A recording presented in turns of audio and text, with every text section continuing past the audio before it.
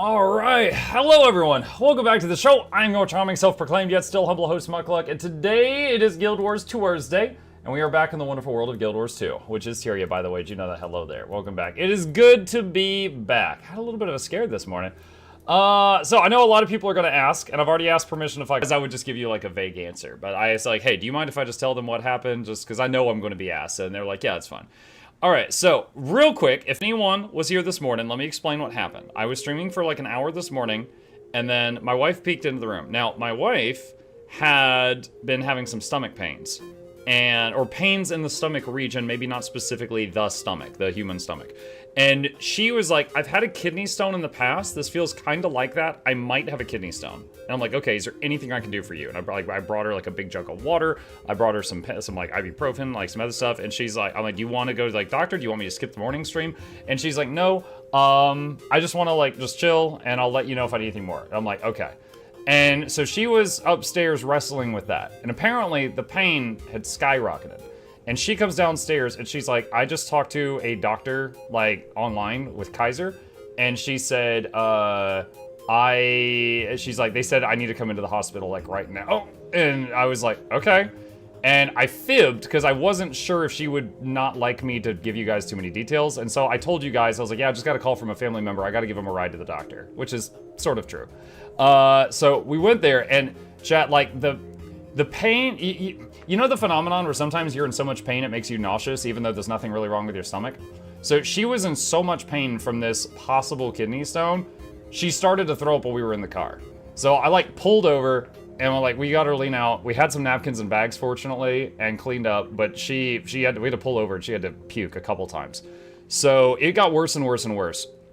And we get there, and she's having trouble standing up while we're waiting in line to visit the counter. So I had her sit down, and I stood in line until we got to the counter, and then we got up there, and then, like, we go into a room, and we're talking to, like a nurse showed us to a room, and we're talking to the nurse, and she's, like, you know, doing the, like, the arm cuff thing, taking blood pressure, all that stuff, like, the early stuff before the doctor gets in the room.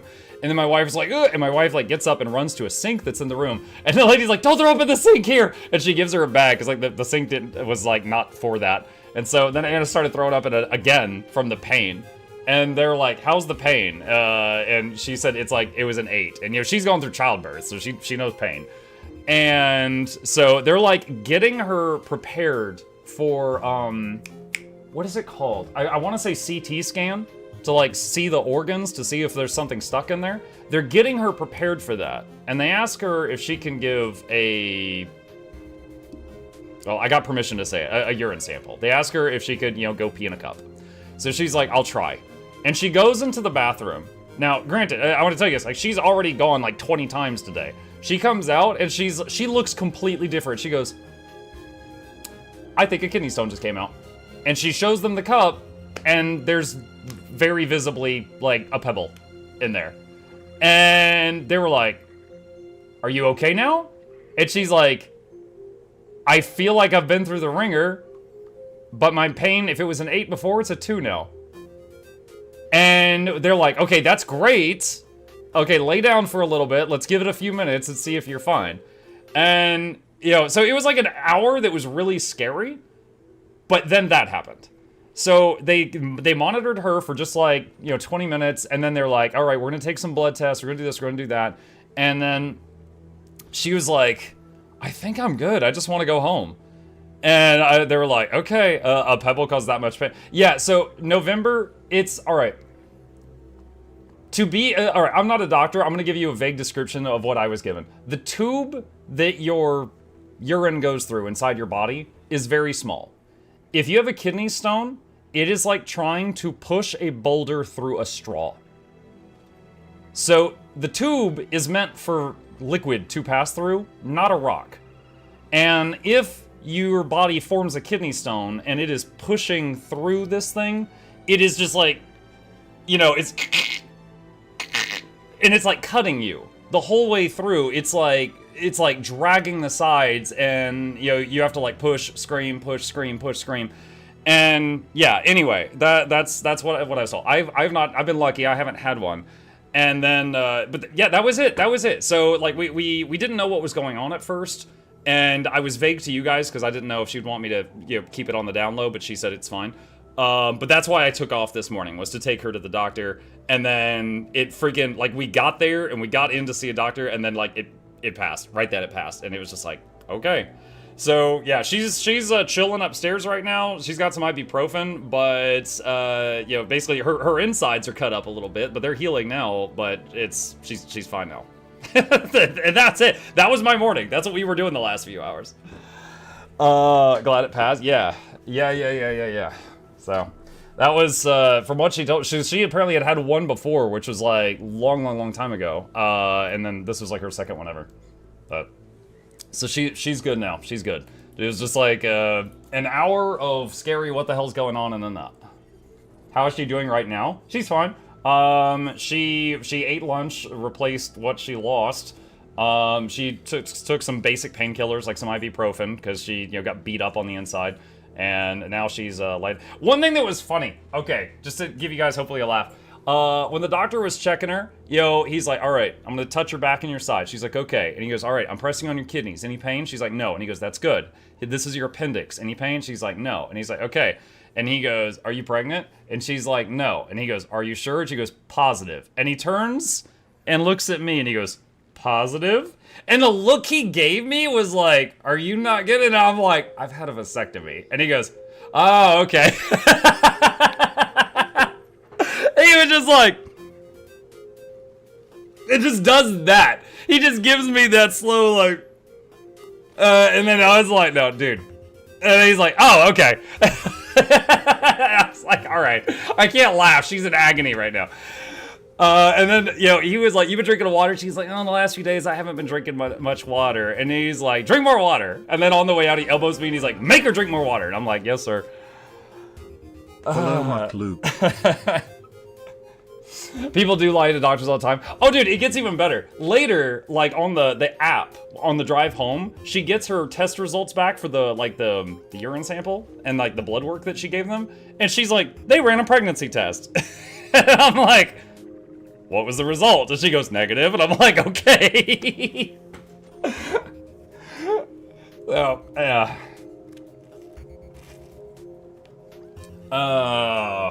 Downing my glass of water. Yeah, everyone chat. Hail hydrate. Don't get kidney stones. Hail hydrate. Chokehold, make her drink water. Yeah. So anyway, came back. We had lunch. I played Dark Tide with the boy for a couple rounds, and then I was like, all right. And I told my wife, and I was like, look, today's the last day of drops. Business is booming.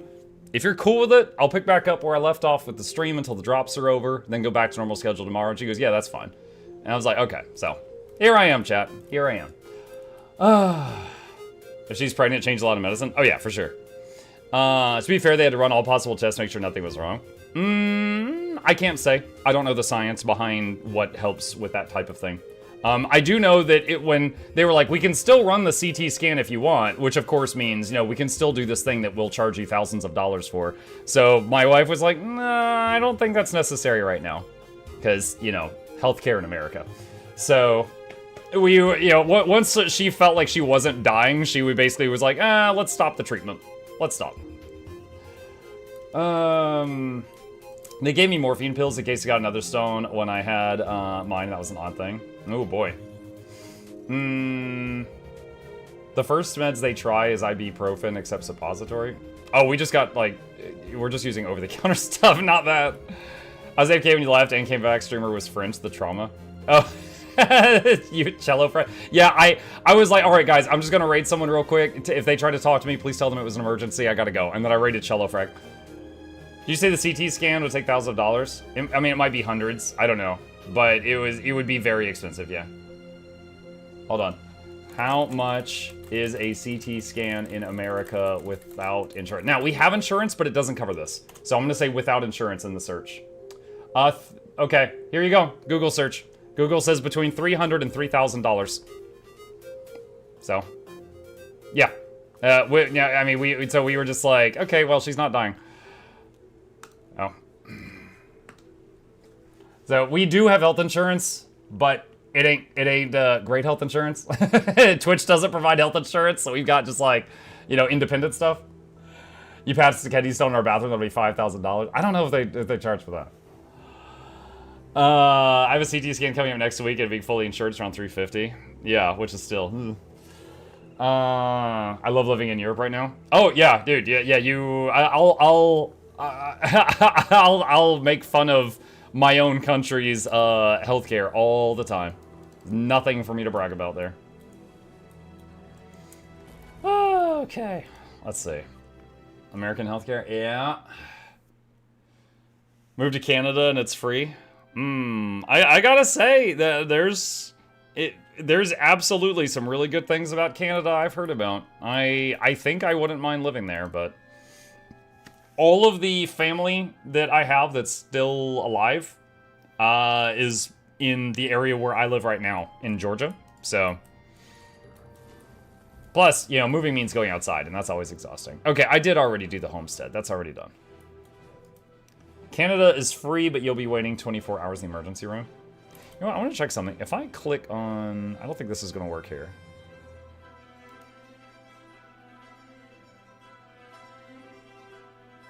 Navigation failed. Yeah, I was going to say, that requires access to the world map. It would have been funny if it hacked out the world map there, but it doesn't. Okay. We're in Georgia. I'm near Savannah. Oh, I've been to Savannah, Georgia. I'm just going to say I live near Atlanta. I live within an hour of Atlanta. I'll just say that.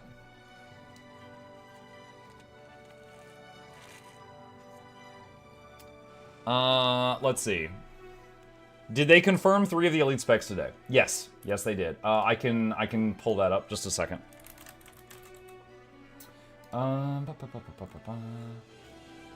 Okay. Here you go. Here you go. All right. So today on Twitter, Guild Wars 2 posted, did you call it? Mesmer, Troubadour, Elementalist Evoker, and Thief Antiquary elite specs were revealed in the announcement trailer for Guild Wars 2 Visions of Eternity.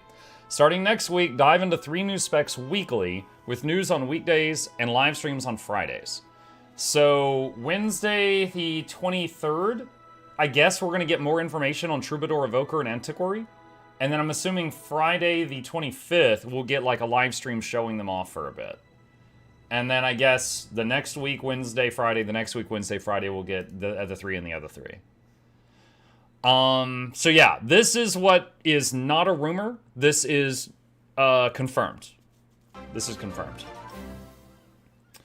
Donating my meager support to the Kidney Stone Fund. Glad the missus is okay. Thank you. Appreciate that, Flourish. Today, 22 hours ago. You're right. I should say yesterday. When is that? So it's like yesterday afternoon, evening. Yeah, you're right. What is it? This wasn't here. What is it? Give yourself an Ultra Fighter Shape Master World. Oh, World v World Rush. This is about World v World Rush. Okay. All right. Yeah. I was gonna say last time I was looking at this was the newest tweet, so that one's new. Yeah, Mesmer Troubadour. And for those who have never heard the word, a troubadour is kind of just another word for a bard. EverQuest used it too. If a bard leveled up enough, it became a troubadour. If you played a shaman and it leveled up enough, it became an oracle. It was just a title change. It was just wordplay, just to kind of show you leveled. A warrior became a myrmidon, and stuff like that. So I've heard it in other RPGs, but a troubadour is another musician type thing. Evoker, they evoke. Fireball. I don't know how Evoker is going to be different from Elementalists.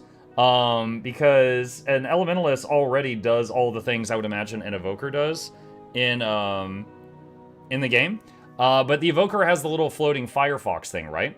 So I don't know if they're going to channel it. I'm kind of reminded of, what is it called? Final Fantasy. You know how in that game they've got their summons, right? But it's not like an actual summon. It's like instead of I shoot a fireball, I summon Bahamut's head and Bahamut spits a fireball. It's like a fancy reskin of Fireball, but the end result is still the same. You got hit by a big ball of fire, right? So I'm wondering if Evoker's going to be like that. Maybe they're going to channel their abilities through the little fox familiar. And also, maybe the fox is just like there for fire. Because it would look like it was flames, right? What if you channeled a water? Do you get like a water snake? Is Earth gonna be a buffalo? Like, I don't know. Maybe the fox is just for the fire one. But the fox was like the class icon. Maybe it's fox for all of them. I'm not sure. Maybe it's always fire, just, you know, no matter what you are. And then lastly, thief antiquary. An antiquarian is kind of like an archaeologist. They steal from dead people. So, yeah, it belongs in a museum. Also, so I got a couple thoughts here. One is Indiana Jones, you know, which the guy in the trailer very much looked like Indiana Jones. Two is, and the antiquarian was a class in Darkest Dungeon, and it was not great in combat, but it had really high magic find. So the TLDR for people who never played Darkest Dungeon is you brought a weaker party member, and they made you a ton of money. So, like, if you did a run with like a whole team of antiquarians, it was really difficult, but they made a ton of cash. And then you would use that money to fund your other parties. Now, I don't think the class is going to have, like, better gold find or something in Guild Wars 2, because this just isn't that kind of game. I don't know. Maybe you're going to, like, you know, dig up something random, and then it... You know what? Maybe it's like forage. You guys remember Ranger... Pigs have the forage ability, and they dig up, like, a random thing. It got overhauled a while back, but for a while, they would dig up a random thing. And then you would, like, pick it up and use the item. Maybe they're gonna excavate something out of the ground, and they pick it up, and it gives, like, a huge buff or something like that. Now, it's a possibility. I'm really spitballing here. I'm trying to think of how do you make someone who digs up, like, archaeology equate to a new fighting style? Throw antiques at people? Yeah, you just break vases over people's heads. Maybe not random. They changed our ranger to be deterministic. Yes, so later they changed it. Let me put this back over here. They changed it to where each of the different, I believe it's called a porcine family. Each of the different pigs always dug up the same thing. So, like, boar was like a bone, and Siamoth was an ectoplasm or something like that. But, like, they always dig up the same thing when you use it. But it's reliable. But there was a time period in PvP where they would do something, it would dig up a random thing. And, like, I think feathers, like, you would throw a handful of feathers in someone's face and it blinded them for one attack. And then the ectoplasm, glob of ectoplasm was the best one. That one, you just crushed it, and it gave you every boon in the game for, like, 5 seconds. So if you could, like, use it right before starting an engagement, it was kind of like a Harbinger had ulted you with the potion that gives you, like, every buff in the game. So it's like you'd have a really strong opener. So that was, like, the best one. And then, like, you could occasionally dig up swords and bones and just throw them at people for an extra hit.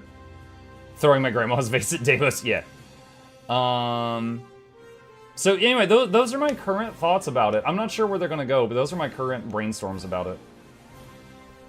You go to Eastern Europe for inspiration, and digging can be very combat-oriented with a number of antiques we have left over from World War II. Wow. Specs are basically different Tyrian cultures, so Evoker can be... You know what? Okay, Captain Crapface, you just gave me a crazy idea. What if the Antiquarian dug up different stuff depending on the zone you're in? Like, if you were in Ascalon, you dug up weapons from, like, one-use weapons from the Char War with the humans. Or if you were in Maguma, you dug up one-use weapons related to the battle with Mordramoth. Okay, I don't think they're going to do that, but that would actually be kind of cool. Like, you know, the spec and, like, what you can expect out of it changes based on the location. That would be wild. That would actually be kind of neat. I don't know if they're going to do that, but that'd be kind of neat.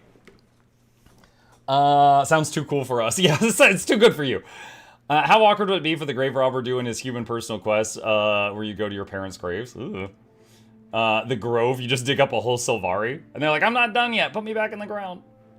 I'm confused as to why it's a playing card. I'm not sure either. And again, I don't even know if it is... Wait, hold on. Actually, they did show the icon, didn't they?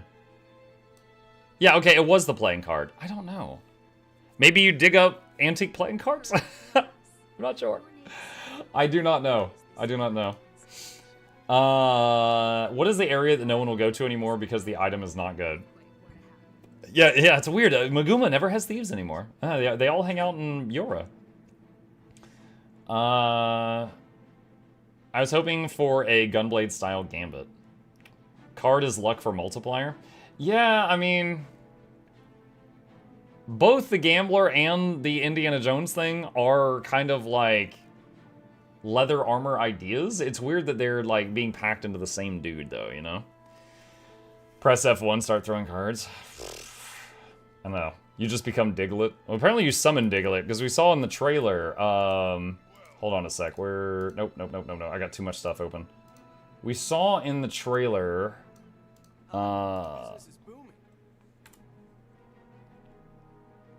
there you go. So you've got, like, a minion. It looks like he's got, like, a pet Skrit or Dredge or something, and he's just like, and he's, like, digging, and there's just gold bags flying up all over the place. So, I don't know. You got people for that. Yeah, I don't know. You've got a guy you summon. I don't know exactly what he does. But you just stand there. Yay for Skrit slaves. Yeah, I don't know what's going on. Imagine commanding a pack of Skrit. I really hope that's not an emote. He better dig enough to pay my rent. Let's see. Gold-based DPS, the richer you are, the higher damage you deal. Oh my gosh. Guild MM gonna come back to the game, just delete people. If I recall in Uncharted, Nathan Drake's health isn't health, but his remaining luck. Yeah, so the way, I've heard that story. Rather than say the health bar is how many hits you can take, what they said in that was, lore-wise, the health bar represented his luck. And basically just assume that you avoid all attacks until the health bar runs out, and then you're out of luck and you die in one hit. Like, he was never meant to be some super tanky individual. It was supposed to be that, like, his luck's run out. Ellie summons Firefox, Mesmer summons Instruments, Thief summons Dude Who Digs. I don't know. The thing that I think is Guardian summons a lamp. Some people saying they think it's Revenant. One of them summons a floaty lamp. Well, I don't know. Roton, thank you for the prime. Ranger summons a bow of air.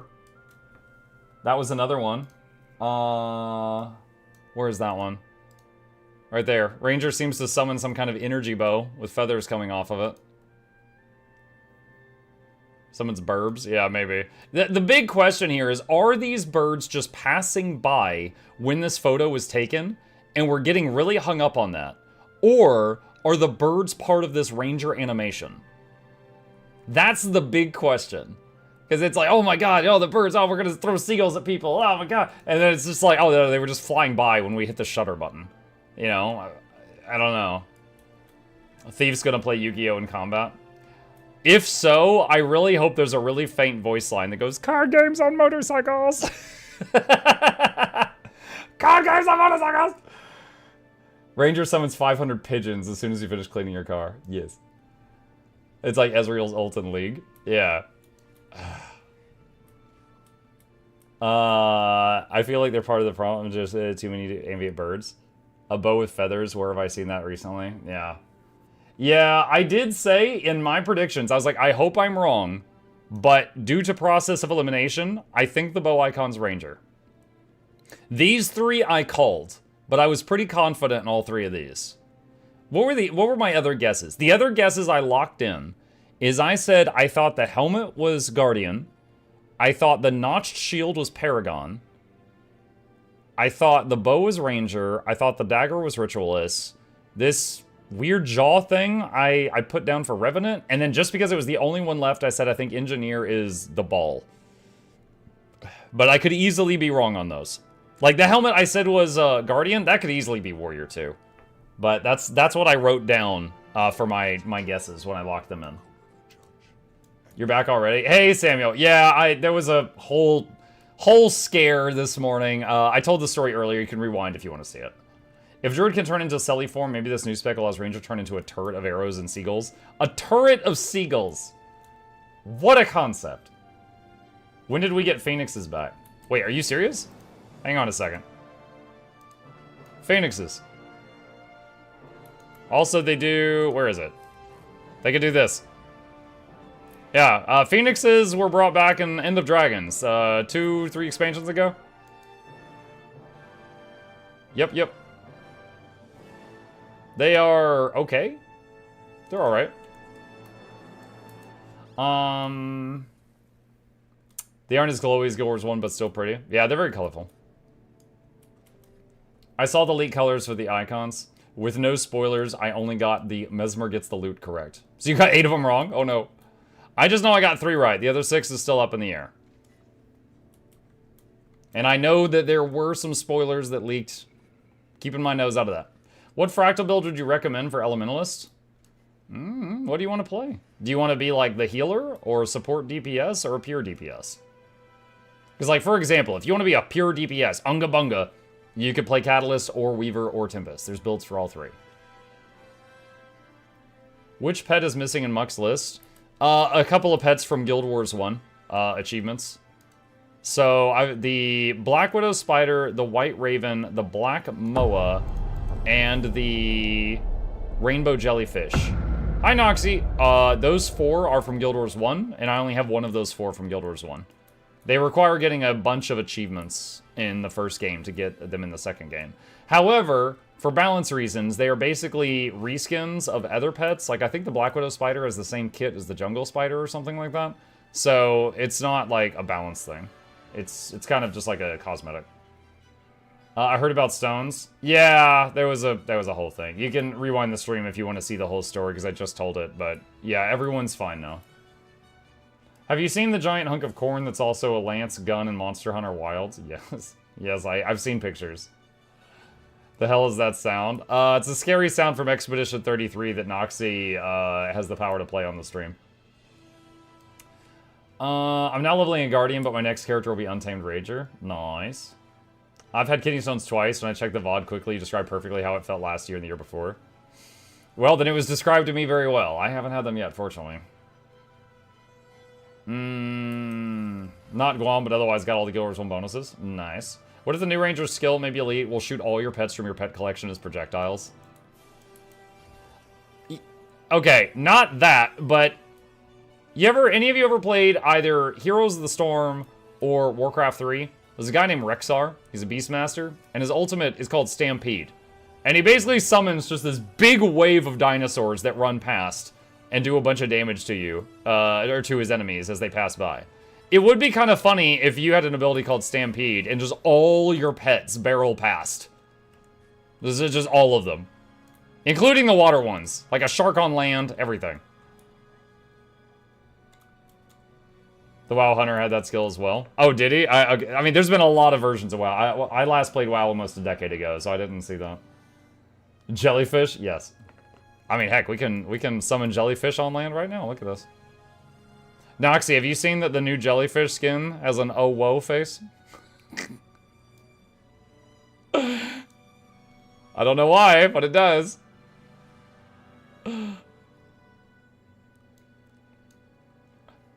I just realized I spoiled something to people who didn't finish Expedition 33. How dare you? WoW Hunter had that. I don't know about now. All BM Hunters have Stampede skill that will summon pets from your stable. Awesome. What's the UI used for mount selection? That is the Mounts and More plugin for Blishhood. Exclamation Blish in the chat, if you need some guides on that. Haven't played since Shadowlands. Last time I played WoW was in Battle for Azeroth. I played for a little bit. But I haven't played since then. And like when I was tryhard playing WoW and I was doing like server first and stuff, that was like Wrath of Lich King and Cataclysm. Those were my top 2 expansions as far as like progression. We're going to be expecting legendary guides as soon as the X-Pack drops. Oh yeah, day 1. Absolutely. Noxxi and I are going to be in a frenzy. What will I try first? WoW Evoker or Guild Wars 2 Evoker? I have no idea how Guild Wars 2 Evoker is going to play different from Elementalist. Is the Straw Hat still for sale? In-game? Probably. It just went up on the shop like a day or 2 ago. Yeah, it's still there. It's in the news section still. Yeah, it's... got a bit to go. Gonna go find One Piece! Mike, do you think we'll have 1 or 3 legendary Aqua Breathers? Currently, I'm thinking 3. Because right now, Aqua Breathers come in 3 different weights. Unless they, like for armor, you have to get it in 3 weights. They could possibly do it to where, like, you get one and you get it in all 3 weight classes, but historically, they've made you get 3. Based on the name Evoker and the concept of Guild Wars 1 Utopia Summoner, most likely it's the one big summon ability. Maybe. Maybe. I just got Janthier. When I Google it, it says the story is 10 hours to complete. Is it really that short? Hang on. I can check. Let me see. Switch account, Mukluk plays, content, playlist, Janthier. Alright, let's see, I did 38 episodes to clear Janthier. Alright, my played through the Janthier Wild story for the first time, doing all the side stuff I could find, took me 18 hours and 3 seconds.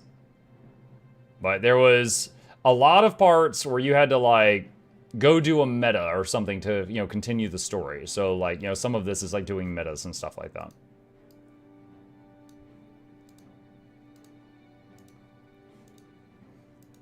Crap, we'll need Rift Essence again for Aqua Breather, won't we? Maybe. Don't have 3 more seconds to spare, my bad. Heal Scourge is pretty broken at the moment. Broken, like, good, or broken, like, you can't get it to work, and it needs a patch. Immediately. Thanks, Mug and Chat. Sure. Staff very good. Gotcha. Yeah, I played it for a day for that one video, and it was pretty fun. I will say, it honestly made me want to try to find a way where I could keep the staff in my hand 100% of the time, because the staff felt better than the other one. It's kind of like when I was playing Warrior. Every time I swapped away from the staff, it felt terrible. And then when I would go back to the staff, it felt great. Like, too much of the good stuff was on the staff. Have to craft 3 different Aqua Breathers. They all look the same or bad in general, then I'll just pretend it does not exist. Pretty much every class in the game could do that. Actually, wait, what did Pidgey say? Anyone know what class would be good if I wanted to get into the support role? Literally any of them. Pidgey, if you're interested in that, hang on a sec. I've got a video called So You Want to Play Support that I'm linking in the chat right now that you might love. Just stay of staff. Are you trying to say on staff or on off staff? You made the perfect typo, Noxxi. You've given me Schrodinger's tip. What's your Asora's height? The smallest possible height. When I made this character, I thought that if I made my character smaller, I'd be harder to target in PvP. But I didn't know that there's a setting where you could have standardized character models and just make all your opponents look human for balance reasons. So, didn't really work out. But he's just a little dude. She plays staff hard? Yeah, that's true. Broken like you could be half awake and carry strikes. Don't ask me how. I mean, they can already do that. To be honest, Mug, I've been doing loads of CMs and I've never had to actually leave staff. Cooldowns are pretty quick overall. I think the main concern was keeping up all the boons while the staff was in hand. There's a setting for that? Yeah. Standard enemy models, standard friendly models. This makes everyone look like a default human with low-level gear, so that you don't lag because 20 people with infusions run past you. Or just so that you don't have like an Asura hiding behind a Char in PvP or something. Hey, Mugajad. Hi, Goddess. Do the Convergence or Rift weeklies between now and expansion launch. You should have a nice stock of all 3 Rift Essence. Yes. Hey, Salon EU. Thank you for the raid. Salon_EU raided my stream with 12 viewers. Thank you. Hey, Salon. Appreciate you. Welcome. That's why I always see everyone human. Thanks, Smuck. Really solved one of my issues. Seriously? Okay. So you had that on by mistake? Glad I could do all that and keep perma boons on staff only on Hailbinger. Noxxi. People told me you only give 24 stacks of might. Basically dead class. You told me everyone was upset with you about that. They missed one of their stacks. Also, when people asked for Fury, didn't you say, screw you, get your own? Don't raids normally have 10 people? Yes. Yes, they do. Noxxi fix that? Noxxi fix that? Let me see. We've got, you know what? We got some time to fill in. Should I learn how to play Heal Harbinger? I gotta find something to do for 8 hours. Where's Spooky Muck at? Here he is. Let's see how this works. Noxxi, which you did multiple videos on Heal Harbinger. Where's one that shows the correct build? Hold on. Noxxi, YouTube. Let's see. Here we go. Got it. Updated Heal Scourge and new Heal Harbinger. Oh god, there's so many. My thoughts on a mighty Healbinger update. A guide to Healbinger. Second one sorta an addition for Might. Okay. Well, there's a 24-minute video, and there's like a 14-minute video, and then there's another... Dude, okay, oh my god. I just need a build. There's a 26-minute video, and a 24-minute video, and a 14-minute video. Alright. Hey, everyone. Hi. Alright, hang on a sec. Let me see. Where's the build? Where's the build? Okay, there's the build. Alright, that's what I need. Alright, we're gonna start from here. I can just tell you. Well, do it. Do you want to get in, you want to get in Discord? Know my voice? Yeah, your voice. You know what? Hold on, we're gonna watch the whole video. Additions into boons. That's like a side I'm gonna even turn you into Again, a chipmunk. I don't really like to focus on might, but this update is also about how you can solve that problem that you have that you generate so little might. So to the people who were absolutely pissing over my entire video. Okay, no. Let's see. Where's Discord? Let's see. All right. I'm in the booth. If you want to tell me how to play this, I'm in the booth. If you don't want to tell me how to play it, then just type to me. Whatever. Let's see. Lion's Arch. Wait. Oh my god. Why is it playing the thing again? That was weird. Because it was Discord. Okay. Hi, Noxxi. Hello. All right. I am on Spooky Muck for the first time since that day where I briefly tried out the staff, which was an awesome weapon. Are you still using the build that I just pulled up in that video? For heal binging. Pretty much the same thing. Let me check. Pretty much? Yeah, there's just a couple of skill changes. The traits are the same thing. I'm just looking real quick. Alright, we're gonna use build 3. Oh my gosh, this is like a pasty mug.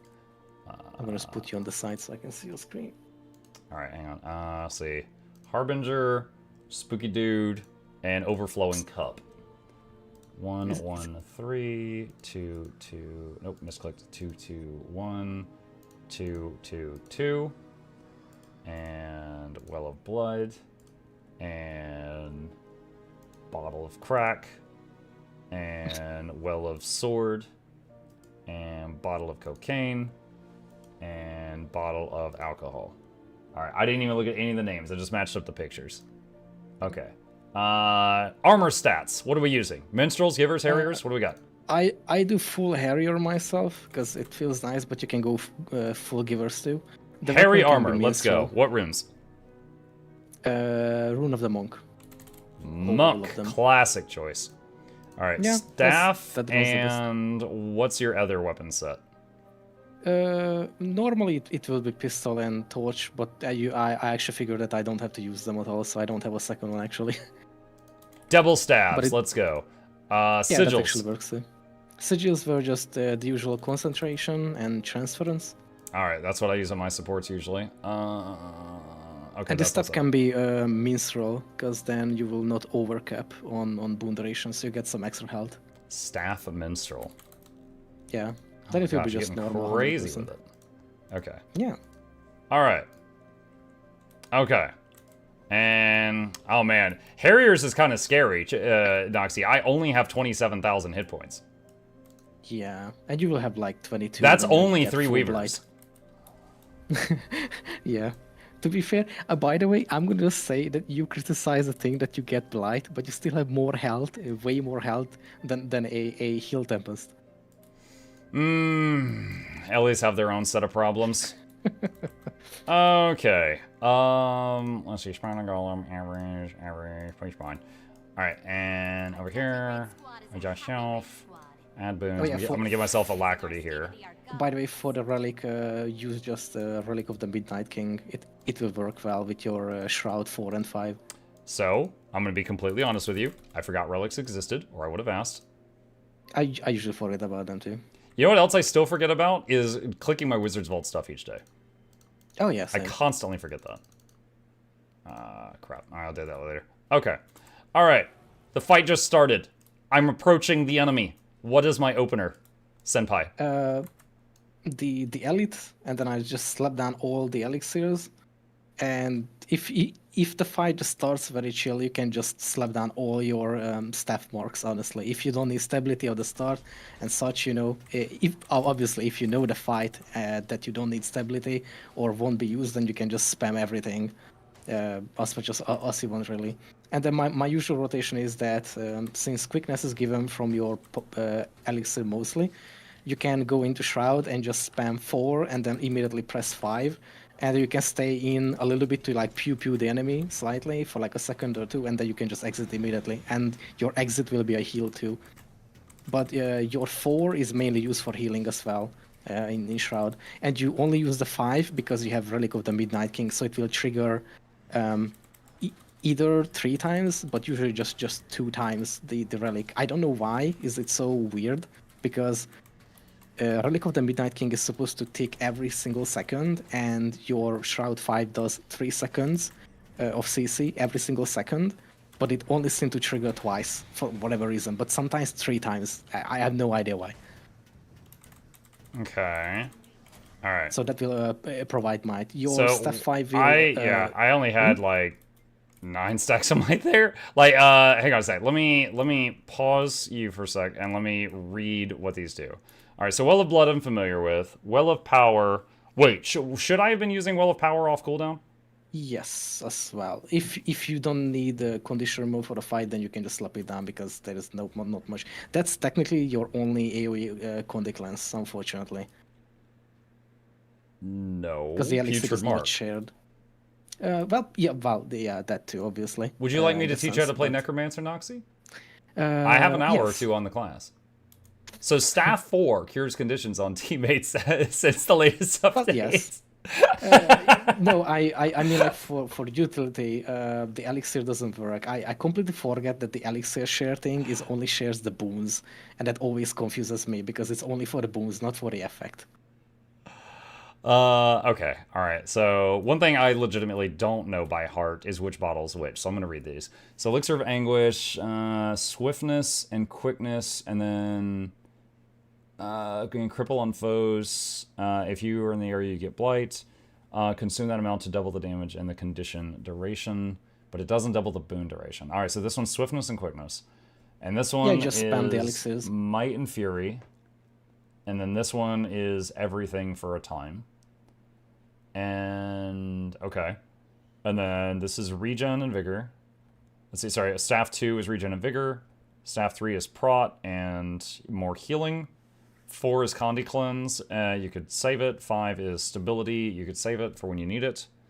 Well of Blood. Do you need to spam Well of Blood for regen, or I'm guessing no? It looks like Mark of Blood's enough. No, just the stuff. I just use it for like bone skinner when like people starting to pop very low, for example. But apart from it, I nearly never use. Okay. All right. So let's see. Can I look at the Harbinger move? All right. Harbinger Shroud. 1 is pew pew, just pure damage. 2 is a blast. Okay. 3 is a movement skill. It's like a short dash. Is it targeted or straight line? It's targeted. Okay. Both. Yeah. Oh wait, no, I hit 4 by mistake. Ah, that was a trick. All right, 3 is a dash, 4 is targeted, and then 5 is the CC around you. I've experienced that in PvP many times. Okay. All right, so let's look at the traits here. Ritual of Life, I'm familiar with that. That's the Well of Blood thing. Life from Death, heal allies when you exit Shroud. Looks like unlike the Spectre one, I do not have to be in Shroud for X seconds for it to operate. It just works. Last Rites, Transfusion buffs the new staff. Marks become unblockable, generate life force. Gain vitality, your incoming healing is increased. Max life force increase. Gain life force every interval up to the threshold when not in Shroud. And we just saw that happen. Gain Prot when you enter Shroud, but that's self-only Prot. So that's just a battery. Enter Harbinger Shroud. Elixirs grant protection. I assume that's self-only. Gain increase. That's actually AoE. What? So your elixirs also provide a permanent protection as well. Okay. Because you will be over the blight, I think, as well. Hold on. How did it work again? Yeah, they just give protection outright. Yeah, that's it. You don't need any specific. each elixir just provides 5 extra seconds of protection. All And right. with your staff and your shroud 4, you will always overcap it anyway, so you don't have to really worry about protection, thankfully. Okay. Alchemic Vigor, gain increased vitality. Heal each second for each stack of blight you have. Twisted Medicine, elixir skills also grant their boons to allies within the elixir impact radius. Gain concentration based on vitality. Gain life force when you enter Harbinger Shroud. While in Harbinger Shroud, gain an aura that pulses each interval to grant boons to yourself and nearby allies. Okay, so my first question is, when I enter Shroud, you told me to use 4 and 5. Yeah. Why am I using those skills?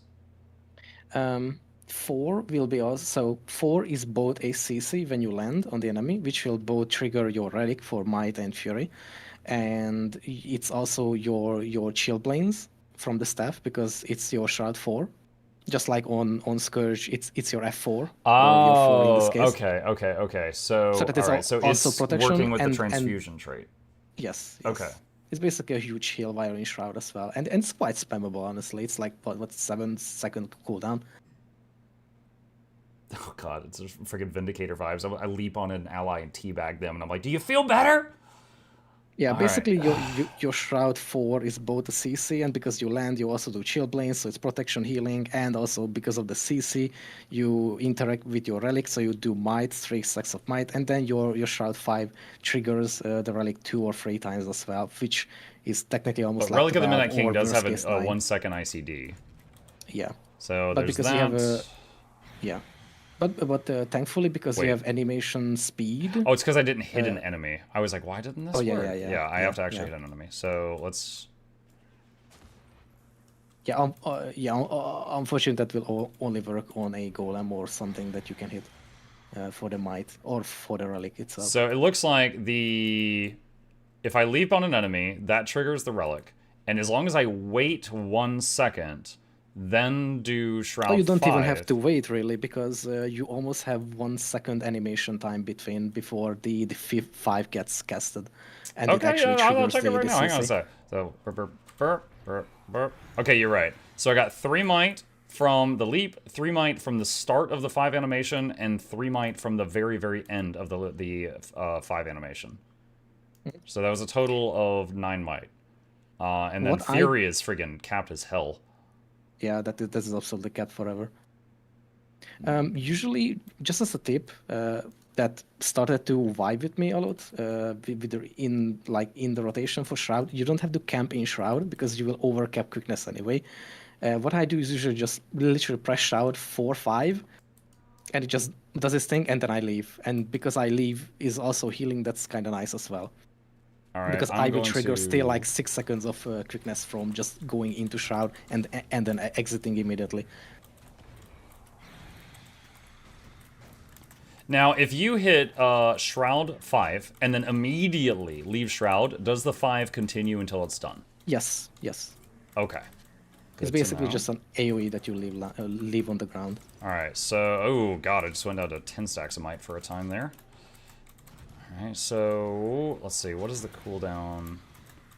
Yeah, basically the Elixir of Risk has the same cooldown with Alacrity that you throw it down, and once the might ends, you can throw it down immediately. So you have like a half a second fall off from the 10 stacks of might from that. Okay.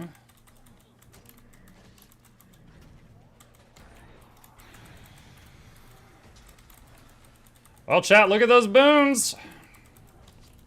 It honestly feels like playing Scourge a little bit, it's, like I said, it's not better than a Scourge, obviously, but it's almost like playing Scourge without the barrier.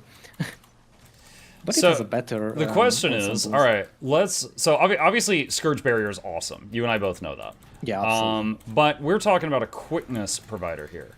So this sucker is competing against things like Heal Quick Scrapper, Heal Quick Firebrand, Heal Quick Chrono, right? So... other than your own personal love for Necro, what do you think makes this like comparable to them or possibly even better than them in some situations? Well, the problem is I haven't played a quick thing, but for example, if I would compare against, for example, something like Hellfire Brand, definitely not the utilities because, Guardian. But in terms of like healing, I think it has huge like healing burst output. To me, at least. Like I have no problem keeping people alive on Bone Skinner, for example, unless the other healer is slacking for some accident. Because I've seen uh, several accidents where my group was still alive, but my healing started to spill over to the other group, and I started to keep those alive instead because they were starting to die because the other healer just couldn't keep up with like healing. All right, I'm going to try this right now. So I just set it to... Oh, that's weird. Mushroom King's Blessing did not reset the cooldown of Elixir Ambition. Yeah, I don't know why is it so buggy that like a reset skill. It also doesn't reset like traits inside their internal cooldown. It's so wonky. Atmuck, what class do you enjoy playing the most? Ranger is my main of mains. Ranger is my main of mains. Crystal says, sorry if you've already covered this. Wooden Potatoes thinks maybe Castora is the island meant for the Guild Wars Utopia. Thoughts? I actually didn't know Guild Wars Utopia existed until like a week ago, and then I've learned a bit about it since then. I think it's possible, but I don't have a lot, like a big well of knowledge on that. So like looking at this situation, like right now I'm facing this agony field, right? I'm very tempted to go Shroud and use the 4 to dive in onto the guy, but then I think if I did that, if I was with a group, my boons would go off before the rest of the party got there. Yeah, I never do that. I just basically run in, and once I see that I'm in combat, so I like can't swap skills anymore, I immediately drop down my elite elixir, and then I just drop the others and just spam staff.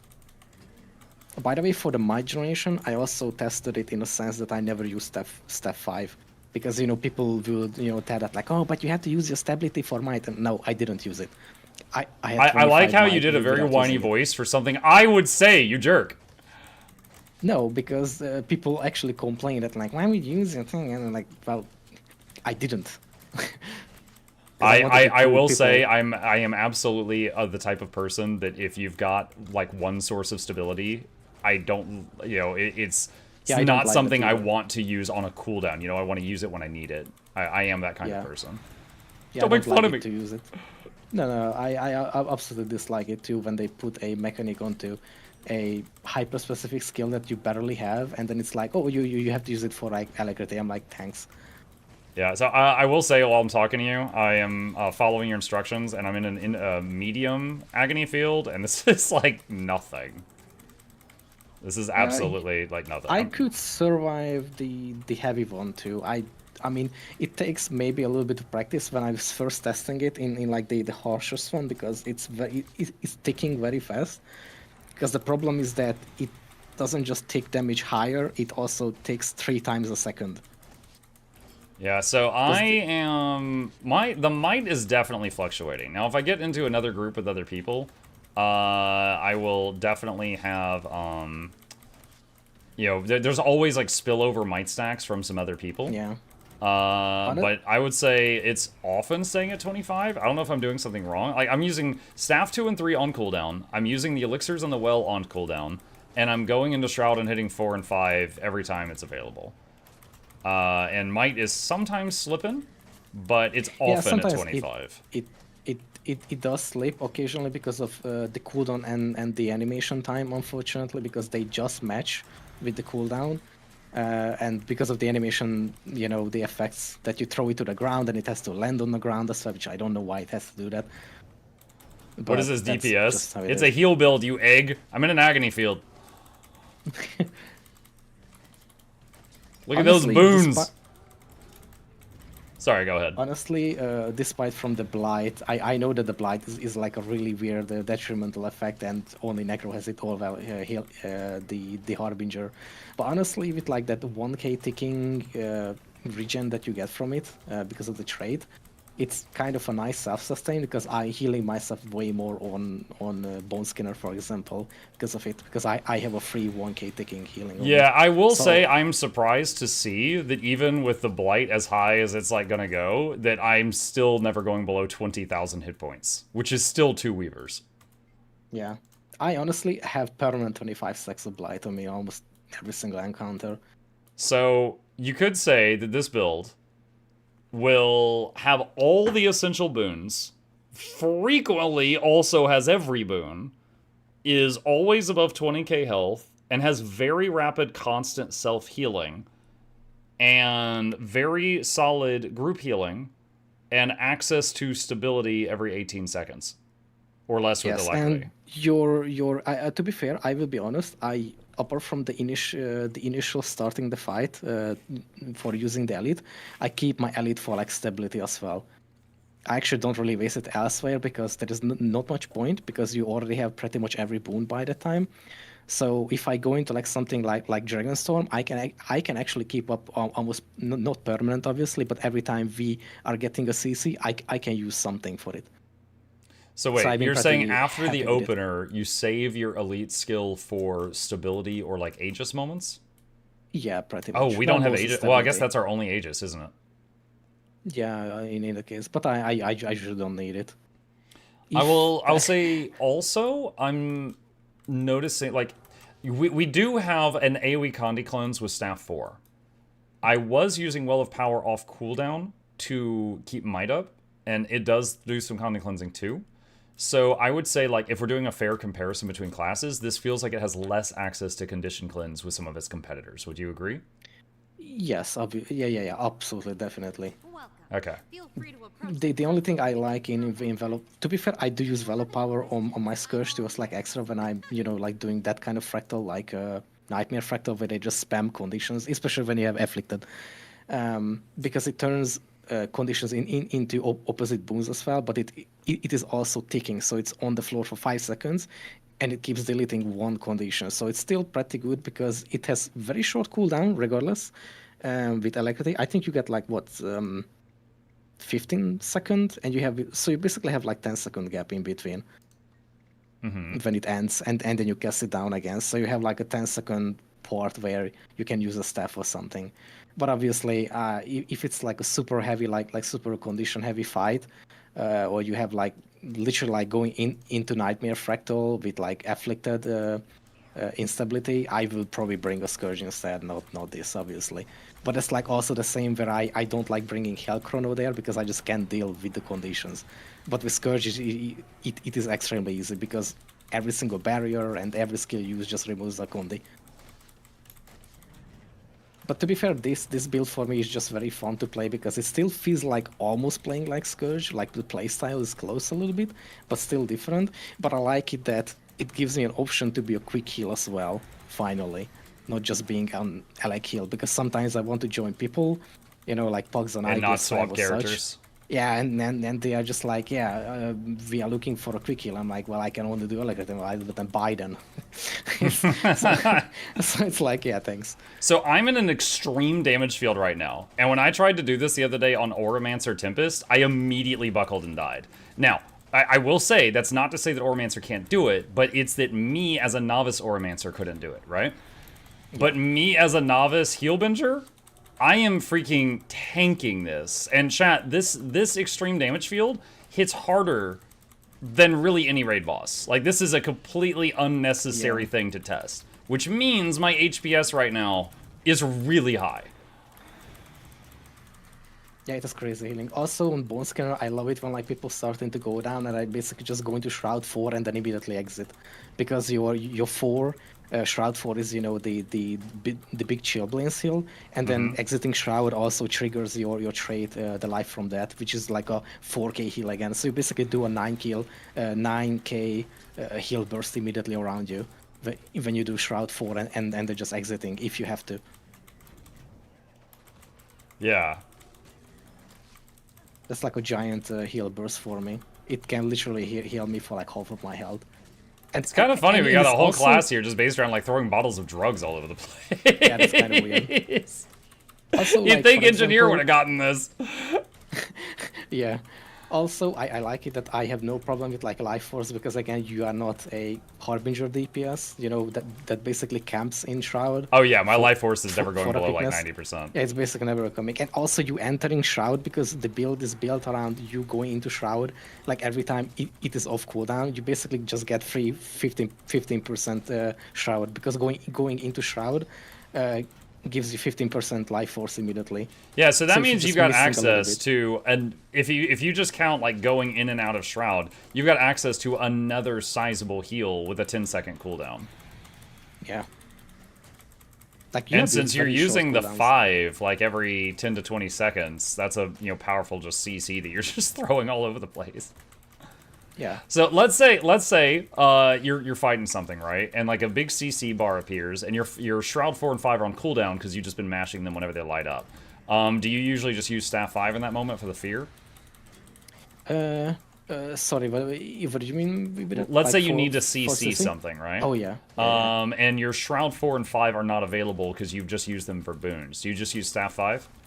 Yeah. I think I did that on Aether Blade Hideout like 2 days ago sometime when I went there, and they do the split phase where you had to CC one of them, and I just go there. I actually checked because I was curious. I was like second doing CC on it, like the second best CC on doing those phases. Beside the Mesmer, I think, or someone, but it probably just like spammed the more signet or something. Okay. Yeah, that is pretty nice. Where's Soul Stats? Yeah. Oh, wow. They're like 3k DPS, too. That's more than many healers. I'm actually surprised that sometimes I like don't even look up my like when I talked about in my video that I'm surprisingly doing sometimes 8k DPS on it when I'm not even thinking about it on certain fights. Maybe the fight is like that, but people were like yelling at me like, why do you care about the DPS? And I'm like, I literally just said that I don't look at the DPS and I somehow did 8k. I'm not saying that I focused on it. And the people yell at me like, why do you care about the DPS? Why do you care about the DPS? I didn't. That's what I'm talking about. Yeah, no, I get it. I get it. So it's like, it's the last, I would say DPS on a healer is one of the last things you should look at, but you can look at it. It is a metric you can use. Like, it's one thing when I'm telling newbies, like, heal Untamed and heal Mechanist. They are, one of their strengths is they do much more damage than other heal builds. That's not to say that they keep up with other DPS, but they do make a fight shorter, which means there's less time for someone to make a mistake. All right, cool. Well. Also, by the way, just like an extra, when the fight is super chill and nobody's dying, and you like don't need super, it's just like doing, I don't know, Shiver Peaks pass or something, where you're basically just fighting a dummy golem. The shroud rotation can be pretty much just going into shroud 4, 5 was typical, and then 2 or 3 like swapped off, and then you can just exit. Like that's all I do pretty much. If you go into Shroud, not much point. if you go into Shroud and you use the 4 and your 5 still has a few seconds left on the cooldown, do you wait a few seconds or Yes. do you do wait? Yeah, I wait. Okay. If I have like 3 or 4 seconds on it, I just wait it out and just press it. Gotcha. Sometimes if it comes out like that and the fight is chill and nobody's like seriously dying like on Bone Skin or something, then I even wait for the 4 cooldown again and then exit. Gotcha. Okay. All right. I think I know just enough to be dangerous. I'll need to try this out on some strikes or something. Could do one of those I tried videos. I'll absolutely plug your stuff. Be like, and if you want to learn from the master, click here. All right, cool. I admit, just because of the knowledge that the class mechanic is I reduce my max health, I was like, why? Like, why would I want to do this? But I think it's an extremely important tidbit to be like, even after that reduction in health, you're still 2 weavers. And you are in Harrier gear, by the way, still. Yeah. That's, oh my god, dude. Hold on a second. I'm just curious about something. Let me see. We got 27k health right now, and we're glass cannon. Let me see. If I do full minstrels, what do we get? There's 29k. All right, and then there's 30. We can get to 33k with this build and have the same healing output if we wanted. It's so unnecessary, but you can. Yeah. So, I mean, I would say, like, that would also make it a strong contender for, like, a new player wanting to heal. Like, you got a lot of extra health to make mistakes. Yeah. I do say, or have to say, that your boon duration will drop down a little bit, but you could accommodate with like food or something to keep maximizing it out to the maximum 100%. Because of the might, because people talk about the might and then whatnot, the might is, I think, is the only one that is like just on time all the time. But I think missing like 2 or 3% boon duration is not really that insane to it, or like that crazy. All right. By the way, I seen not to not bad mouthing or anything, but I seen some people talk about the Hillbinger, like the Snowcross Discord and such, and people are like, phew, I'm so glad I haven't bumped into one yet on my groups, and I'm like, oh come on, it's not that bad. Oh yeah, I mean, back when I tried out Heel Bladesworn so long ago, and then I kind of shined a spotlight on it, there was a lot of people that gave me like really negative backlash on that, both to me and then Erolozen, who showed me the build. And honestly, it was just like, it was a fun build that worked in like 90% of the content in the game. And I even said that in the video. I was like, yeah, there's a few tryhard fights this won't work on, but everywhere else is fine. But a lot of people focus really hard on one thing they don't agree with and then just go off on that. Honestly, I know the feel because I got some extreme hate as well for the Hellbinger from some people, but it got like shadow banned because of what the comment had in them, for words. But I could see them for like a day, and I just like don't understand people. It's for fun. I'm not saying to bring it to some static, Saros CM legendary mode or whatever. Like, oh my god, have a brain, obviously. Yeah. Oh, yeah. So let's see here. Previously, that Harbinger just cannot provide 25 might. Well, it absolutely. Oh. I accidentally tabbed into the window of your video and I started playing it, and then I didn't even realize I did it. So for like 1 second, I thought you were talking to me on Discord. I'm like, wow, she's talking fast, and I was like, wait. Oh my god. All right. Okay. So main points. All right. Heelbinger. Let's see. Provides all essential boons, but might is tight. However, this is often unnoticed in groups because of random might gen by other people. And if you play it perfectly, there isn't any problems anyway. I think it had all. Yeah, I think it had all essential boons. I saw might, I saw fury, I saw regen, I saw prot, I saw swiftness, I saw vigor, and then let's see, access to stability every 15 seconds with alacrity, staff 5. Lower access to Condi cleansing than some competitors. Very high HP, over 20k hit points, even with Blight on. So, even with Blight on and even with full Harrier gear. So, possibly a noob-friendly build, won't immediately die to a mistake. Very high very high hit point generation, and even higher on self due to Blight increasing self heal per second.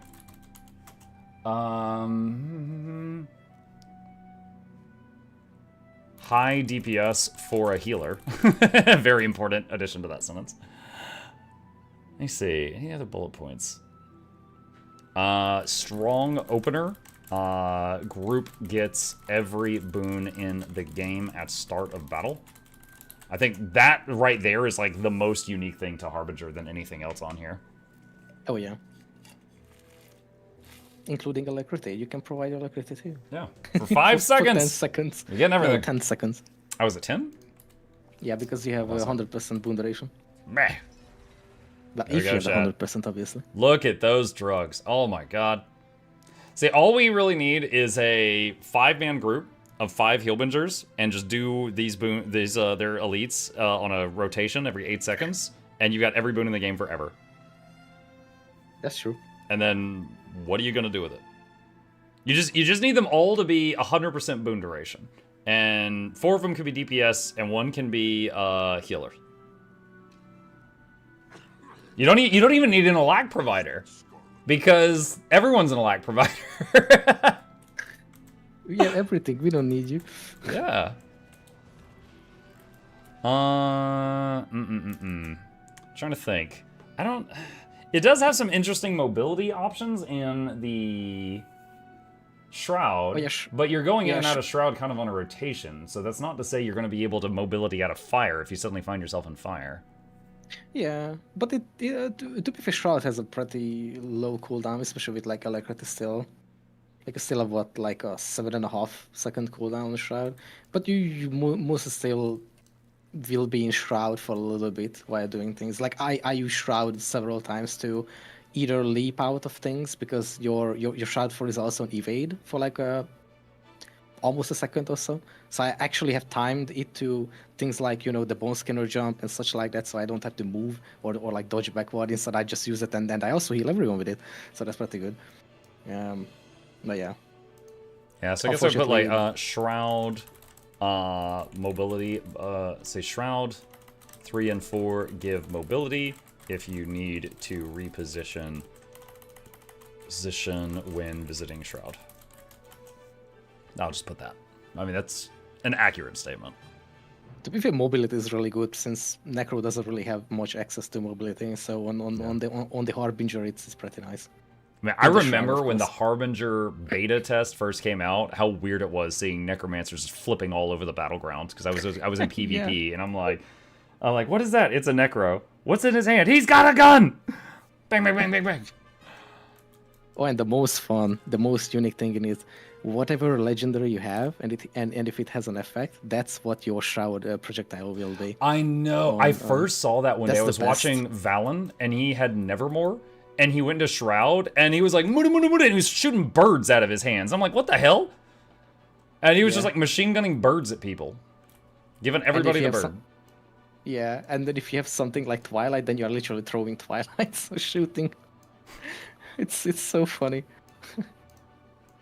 All right.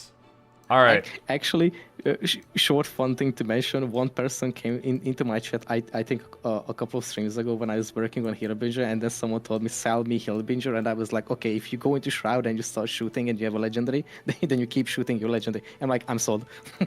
That's all they needed to know. Oh my goodness. All right. All right, well, you have been a big help. Thank you. You can expect an I tried on this heading your way in the near future. Good luck in strikes. All right. Oh, the thing you asked me to re-record today, because I had to go to the hospital, I never got around to it. I will get it done soon. That's fine. That's fine. All right. No worries about it. All right, talk to you later. Good one. Bye. Good luck. Okay. Let's see. Hold on, chat. We're working on fashion right now. This is very important. Gotta figure something out. Guildhall thing. See, this is a light armor character. It doesn't have the same options as my my medium one that I use on everything. It's crazy sleeves. We all play Fashion Wars? Yeah. The wizard hat and the shoulders work on everyone. Dude, that popped collar. Oh my gosh. Duke Spooky Muck. Hope your family's okay. Yeah, we are good. It was a scary morning, but we're fine now. We are good now, thank you.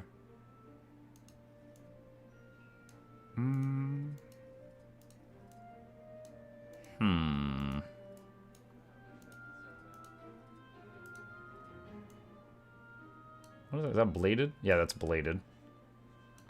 Couldn't quite see it there. The bear.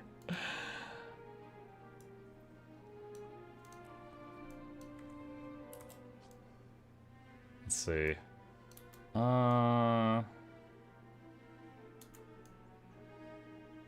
I want to keep the legendary light pants on? I want to change those out. Wait. Hold on. There we go.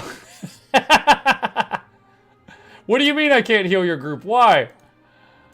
What's wrong? Hello? Return my calls.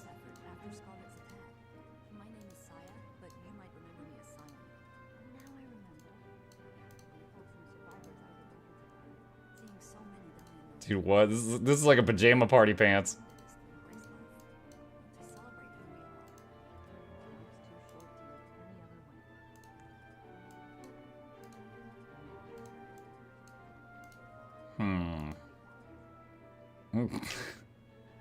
What do you mean it burns when you pee?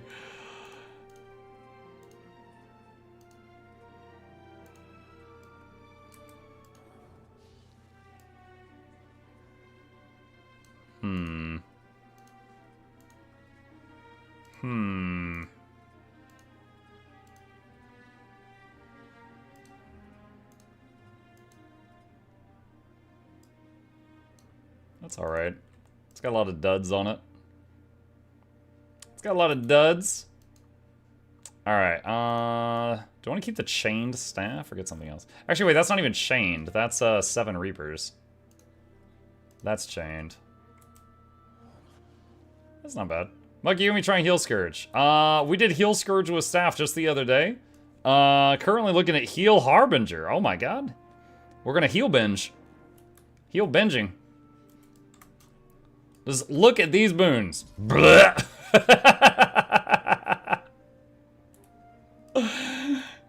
That's the thumbnail. Just blarg boons. Could use scythe staff? On a necro, every staff is a scythe staff. It just adds the scythe blade to it. I heard you like boons, that's right. Alright, let's try this out. Alright, chat, I am on NA. I want to do the daily strikes. I don't even know what they are yet. We're going to find out in just a second. If anyone would like to join me, before I put this into the group finder, here's the squad join command.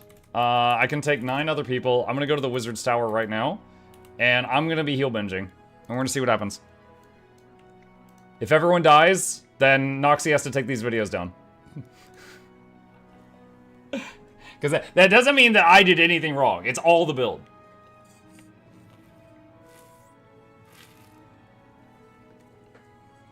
I won't be home for 20 minutes.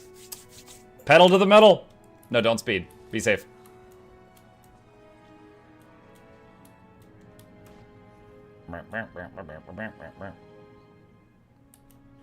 Okay. Alright, so I guess I'm quick heal.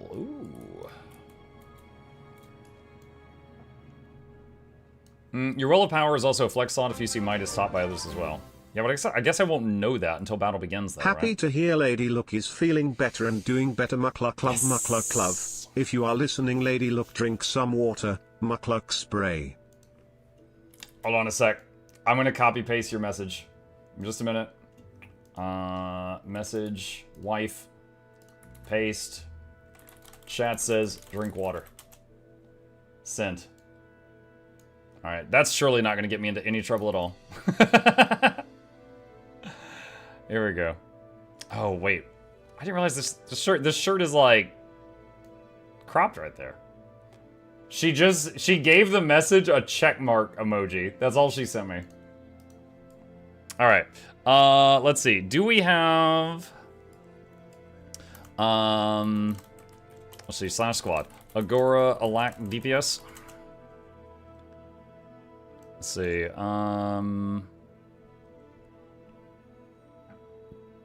Heal Chrono. Okay. Rue there. So heal Chrono, if you could do Alack, heal, and then... what is that name? Submissive Maid? If you could quick DPS. It's gonna be one of those groups. She says my water bottle is on its 2nd refill since we got home. Excellent. She chugging, chat. She chugging. Alright. Hopefully we go another day without the wife exploding. Let's see. Daily strike. What is it? Cosmic Observatory. Okay.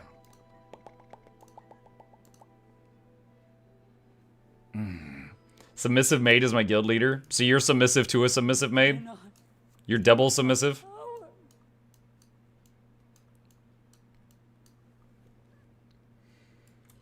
Alright.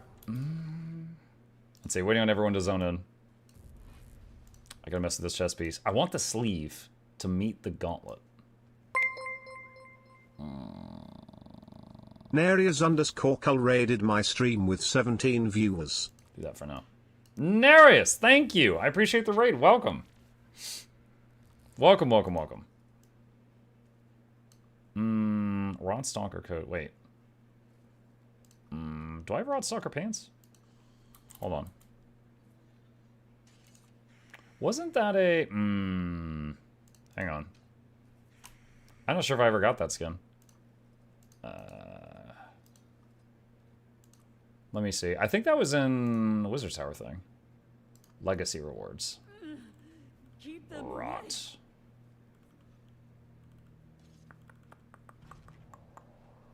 Wait. Oh. Wait, is there no Rot Stalker pants? There's helm, shoulder, gloves. Oh, it's up here. What does that look like? Sure. Fashion!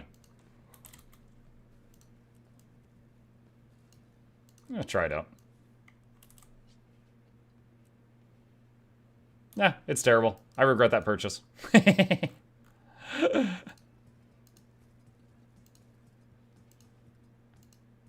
Let's see. What did he have before? These pants. Like something Michael Jackson would wear.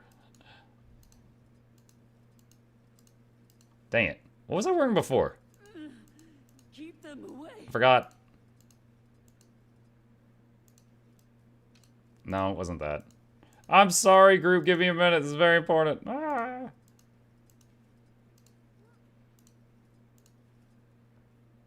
think it was that one. Alright, let's see. What do we got? Boop, boop, boop, boop, boop. Let's do this. So, for this fight, I'm gonna try bringing CPC, which deletes all her projectiles. And we're gonna see if the might is okay on my group.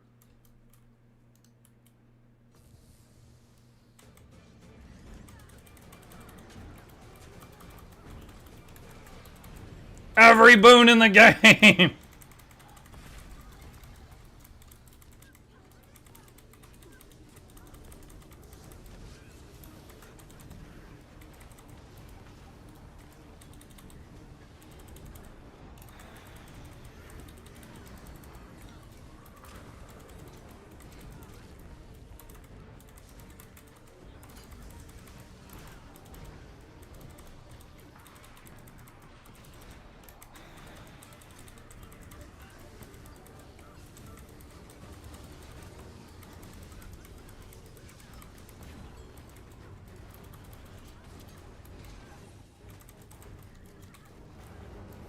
Alright, so I was a second late on that, but did delete it. Alright, waiting on her to get back here. Now I do all of this. Shoot.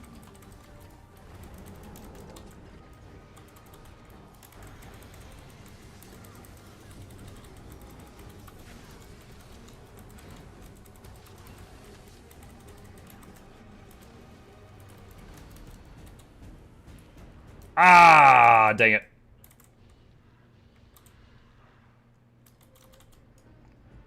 There we go. Skill issue? Indeed. That guy should not have been there.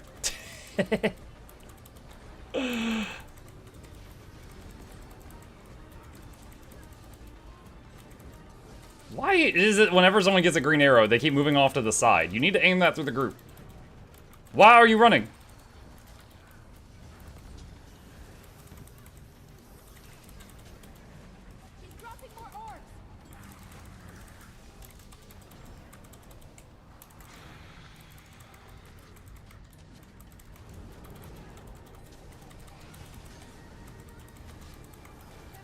Ah, why?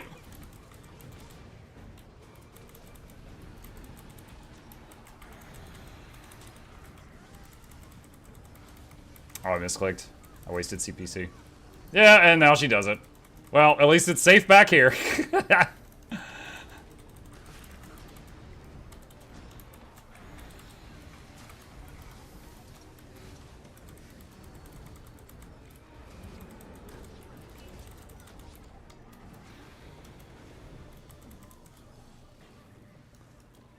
so I'm going to do...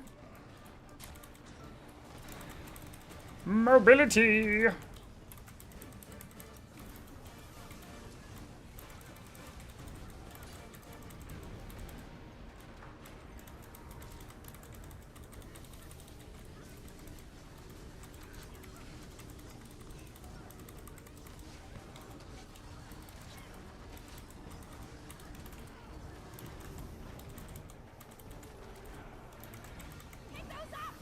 Pick those up!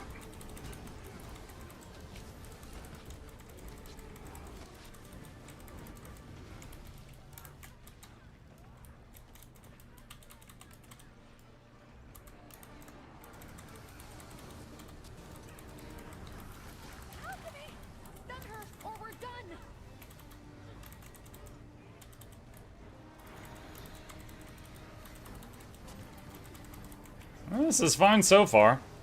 Other than the mistake that I myself made, but that wasn't the class.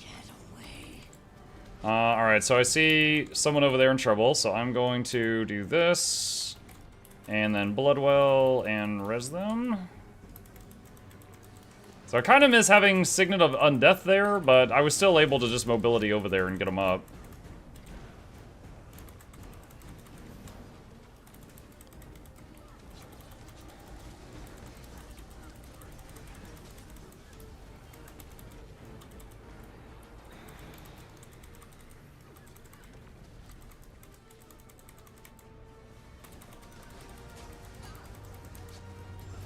Alright, CPC. The spin still hurts, though. I just deleted the projectiles. I didn't stop the spin damage.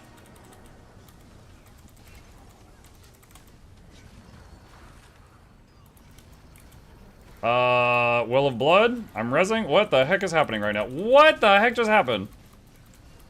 Why did you all get blundered? If you don't stun her, we have no other options.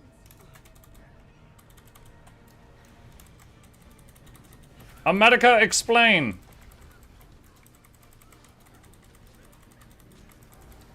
Were you guys in the dark puddle like you got mind controlled?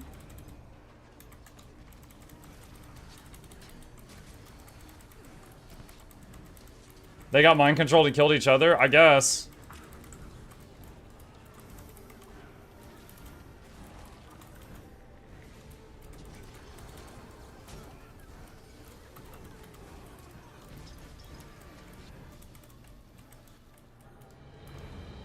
Dude, that was...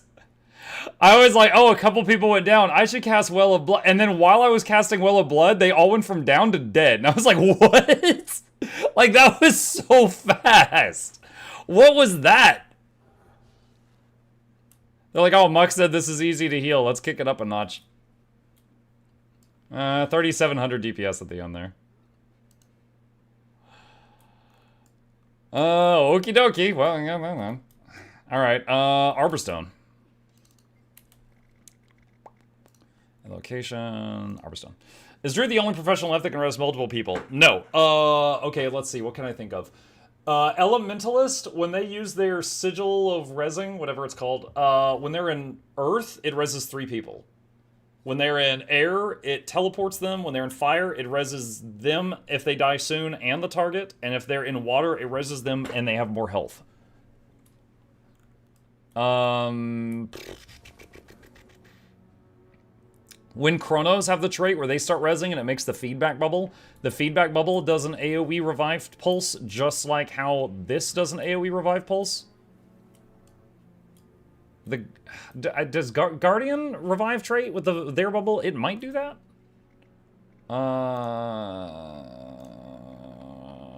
Harvest Temple.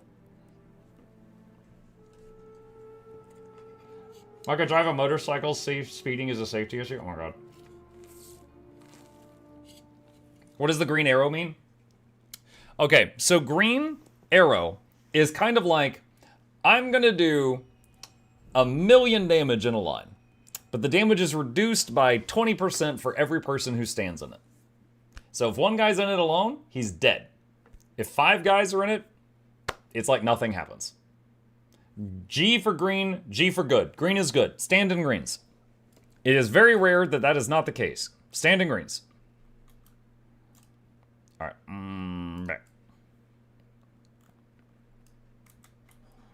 Okay.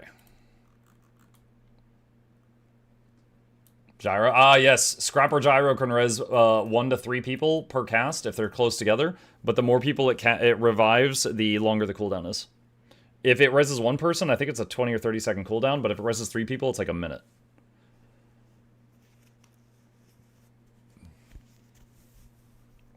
Waiting on Pilm. I think I know how to do it. I'm just blocking the 3rd big bubble, right?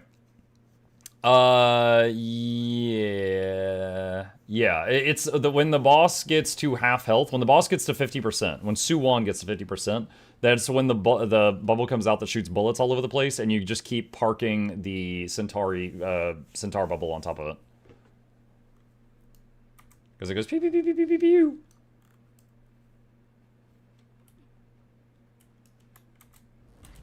No. No. Where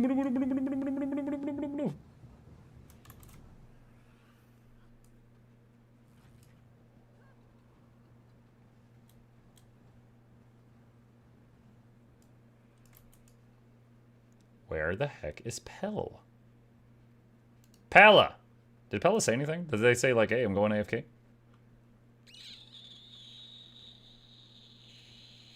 I don't see anything.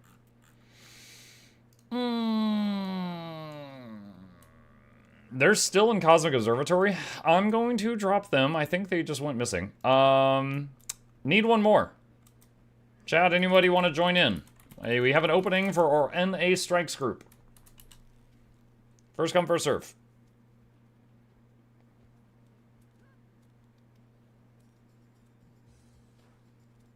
Okay, we got somebody. Get over here. Were they boons? Were they the Alack DPS or just the pure DPS in this group? I don't know.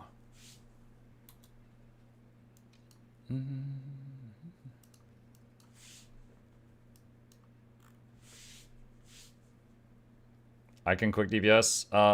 I'm quick heal. Celine's our Alack? Okay. Thank you for talking. Alright, just waiting on new guy to get here. Where's the Bone Skinner one? That's pretty necro, right? Just a little spooky guy. He's just a little spooky guy. How does green and blue gear benefit? Blue is the lowest quality gear. Well, no, like, blue is the lowest quality magic gear, and then green is higher quality than that, and then yellow is higher quality than that.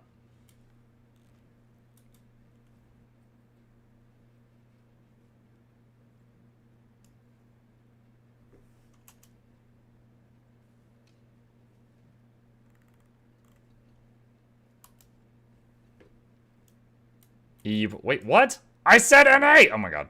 Alright, so apparently we had a European join, and then they just realized we said NA. And somebody else joined. So we're on freaking applicant number 3.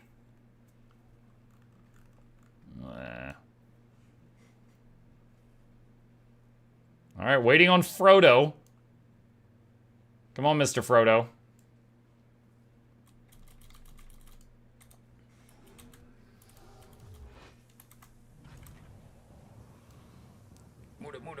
Muda.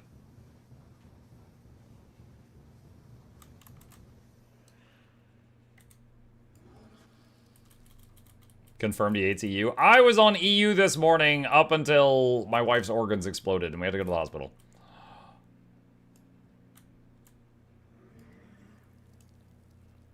I can't TP to friend.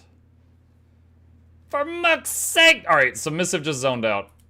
Apparently this guy's never been to Arborstone, which means he's going to do great in this strike. Sam did it all. Well, I mean, Frodo was getting mentally assaulted by a ring that was trying to destroy his mind the entire time, so but Sam was extremely helpful. Don't explode your organs. That's what the hospital said. How is she? She's fine now. She's fine. It was a kidney stone, and it's out now. But it was an hour of scary what the hell is going on.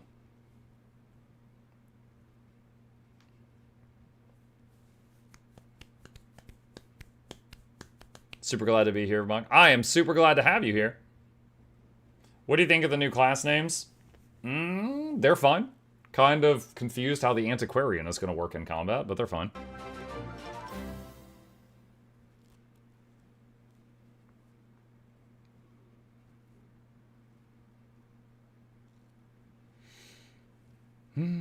Oh my gosh, they're all here. Okay. Wah!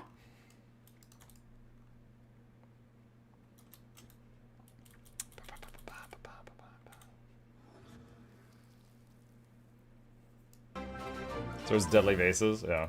Can't wait to play as the British Museum. Then all the thieves will be after you.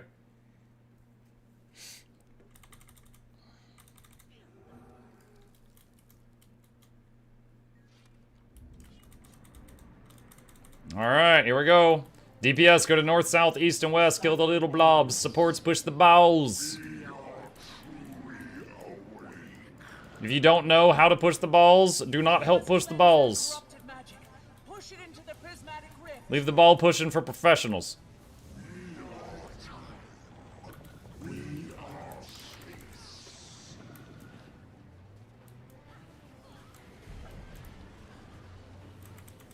Alright, when the ball reaches the white circle... Oh my god, what just happened? So, no one killed a blob. Once it reaches the white circle, we need to CC it. Prepare to CC. There, it's been purified. Break it to send it back. It worked. The Nice. void is exposed. Meow. Alright, get over here on the left-hand side for now. Red circles run out, go boom, then come back. I will set you free.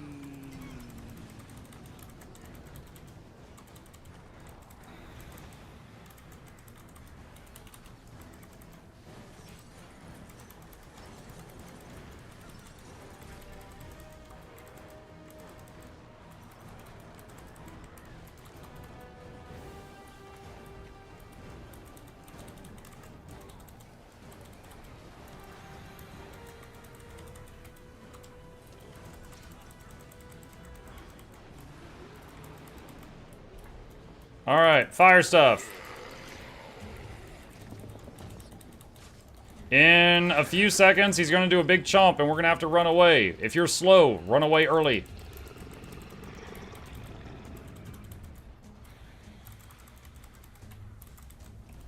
Like now.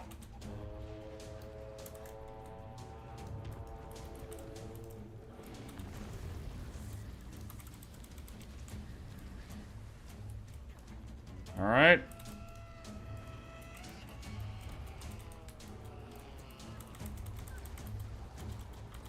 Don't get hit by the chomp.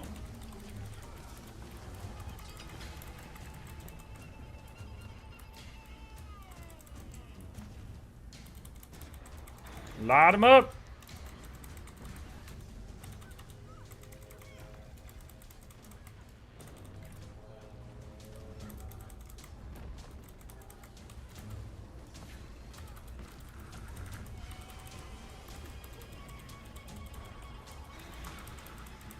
He's almost dead. Alright. Over here. Get in between, get roughly where the heart marker is, and kill the scorpions. Deal with the scorpions first. We're gonna go to the heart marker over to the right after the beams pass, because the right is technically considered his back, and we'll do more damage on the right-hand side. So just keep moving between the right side and the middle based on the beams.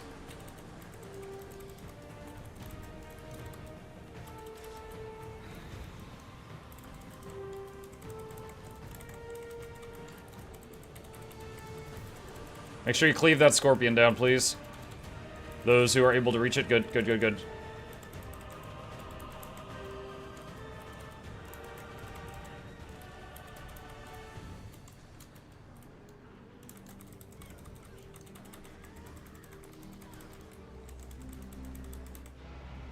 Okay. Is this the salt spray or the dude? This is the dude. Kill the dude! Alright, after he's dead, DPS, go around and go to the 4 spots that spawn the little blobby boys and kill the blobby boys.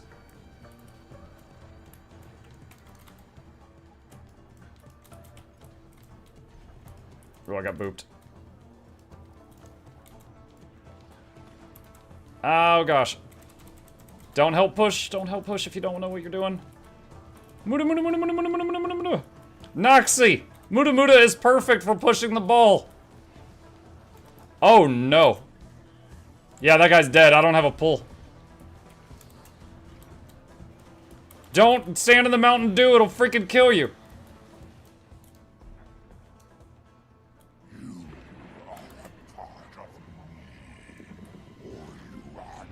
Alright. When we have to split up because of red circles, be ready to jump over 3 shockwaves.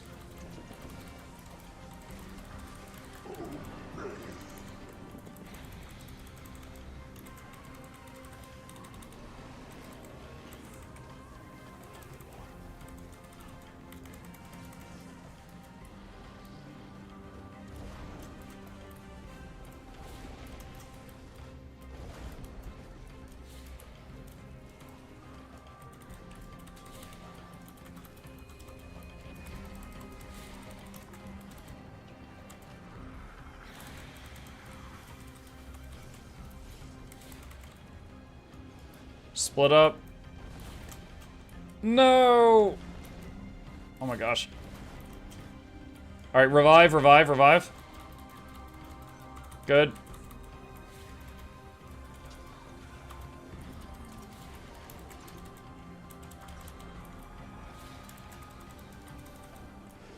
Okay, Zaitan. Do not get near the giants. Do not stand in the Mountain Dew. The giants will give you a bad freaking time.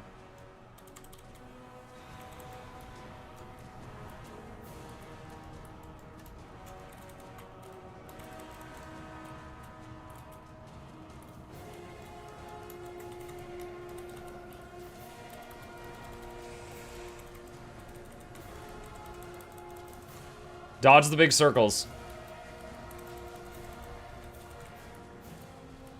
After the last giant, converge on the dragon. I'm gonna go help that downstate. Oh, someone got you up. Excellent.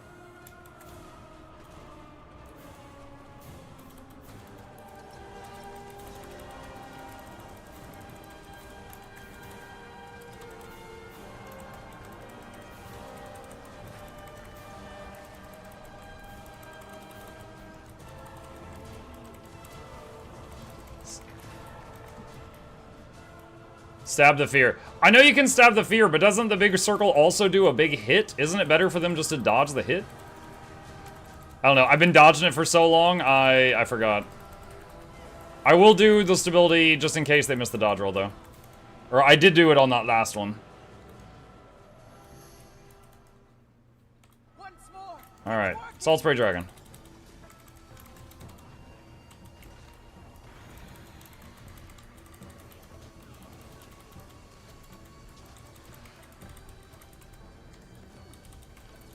Alright, I'm gonna go get in position to push. After you guys take that out, you gotta kill the little blobbies. Get out of the way of the ball.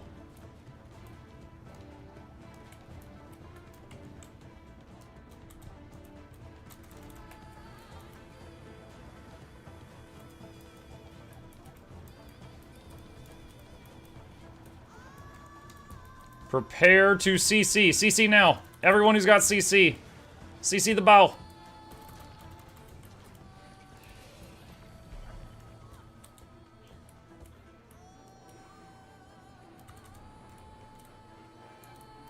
Alright, so it's after this dragon's at 50% that you get the bubble out.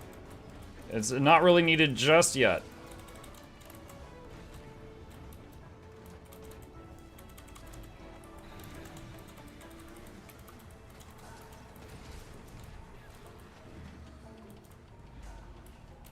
What? Joey, I was home free. You pulled a muck. That's what I did on Dagda.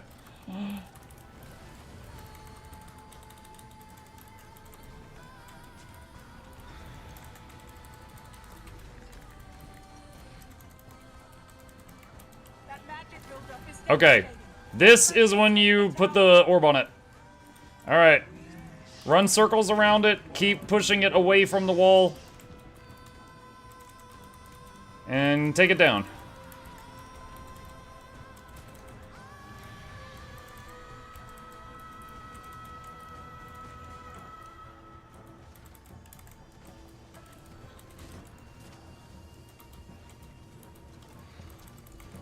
Oh no. I want to do Well of Blood on top of myself just in case. Ha! Preemptive res! Give it a minute. Did a lot of heal ticks.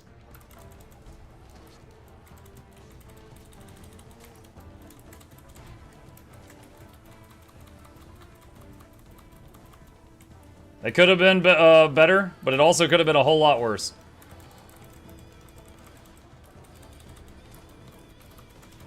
Now's our chance. All right.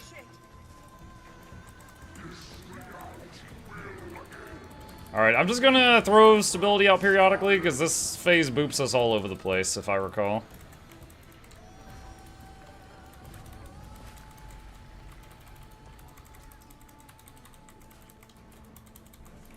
Not sure if Muck ever learned HTCM. I did not. Dang it. No, I never did HTCM.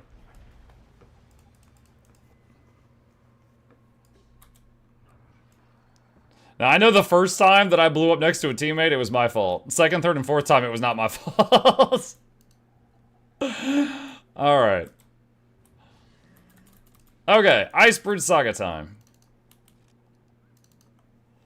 What elite spec Celine uses? Celine. Seems like a nightmare, everything I've heard about. So, I've done Ceres challenge mode. Harvest Temple challenge mode and Ceres challenge mode basically have so many little things going on that the community has kind of made a script in order to do it. Like at the 5-second mark, step left. At the 7-second mark, you step forward, etc. Like there's a script to follow. So if you follow the script, you kill the boss, but it's a very strict script. I'm completely confident that if I put the time into it, I could get it done. I've just never been interested. I did do challenge mode Ceres. I have a video on that. I spent a few hours with a group. They already knew the fight. I was one of the people in the group that did not. I learned the script for the position I was supposed to follow, and we got it done. Mug, I have 2 questions. What's up, Lucid? Let's see. My apologies, Muck. It's okay, Joey. I'm just giving you a hard time.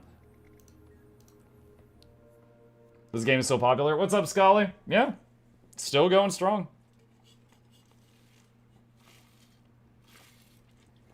It is one of the greats.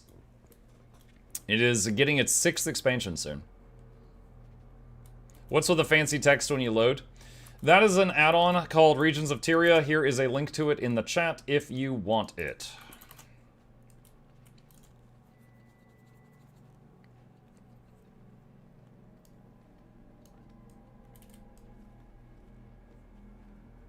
The script thing sounds similar to SIV thing. Kind of. Yeah, I mean, early WoW Mythic raids were kind of like that too. It's just really, really... You know what? Hang on. I'm gonna... Well, no. I'll help you pass the boulder and then I'll show you. I've got something I want to show you on this. Be careful up there.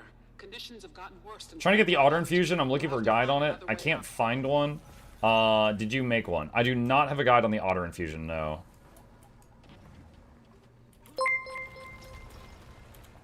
Alright, there's stability for everyone. Stahl raided my stream with 331 viewers. Yo, that's so many! Thank you, Stahl. Really appreciate that. Welcome. Welcome, raiders. Thank you so much. We're too poor to have a raid message. I'll say yours mechanics are way simpler because rotations are harder. Kind of, yeah. Alright, so real quick. So someone in chat, we were telling a new player in chat about Harvest Temple CM. I haven't done Harvest Temple CM, but I've done Ceres CM. And this is... I am just going to play this for a second so you get an idea. When I say the fight has a script, and you kind of have to follow the script. This is a experienced raid leader for this fight, teaching me my role for this fight. To the people in my group, I'm going to tab out for just a second. Alright. I had to stop talking because I had malice. Go to the left, go to the right. And please cleave malice, make sure it dies. This is on Nice. 2 double speed. Next malice takes portal. Everyone else can prepare to spread. And spread. And gluttony, so collect those orbs. Do your best gluttonous impression. Incoming Scourge portal. Take it.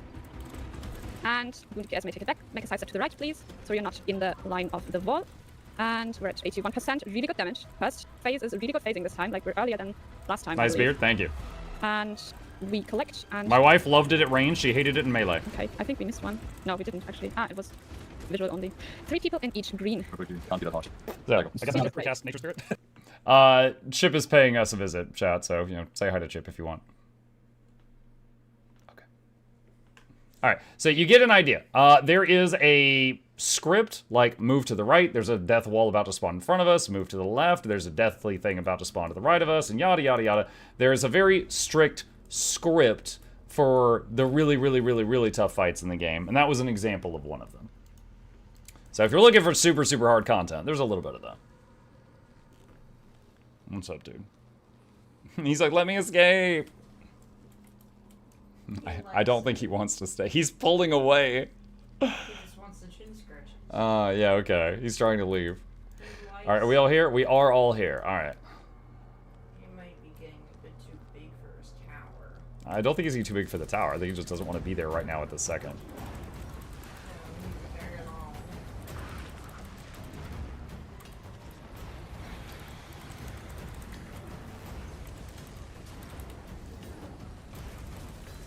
Are those hands AI? No, those hands are boy. I am AI. GPT noises. Chat GPT noises.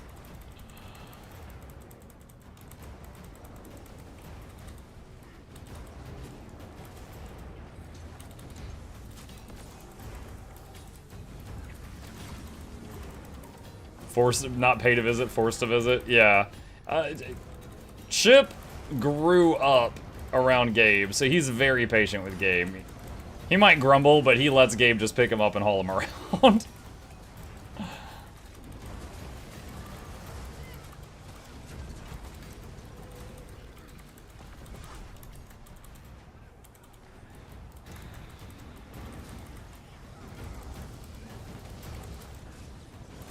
Alright, there's stability for my party. Huh? Well, like, you know the, like, purple sword? Sounds like that. Oh, I don't know. So this boss is actually considered a construct, not a creature in the game files. Because he's like immobile, you know, he can't move. So that might have something to do with it. Also, his head is too tiny.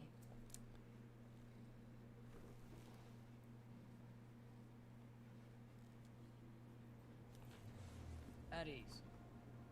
His Majesty, chat. Do you think Chip would Look at like all the- this attention he's getting. Do you think Chip would like the eye patch? No, I do not think he would like to play with the eye patch. He wants to join the Yakuza. The Yakuza. You don't want to mess with him. Yes, chat, me, my 13-year-old who knows the word Yakuza.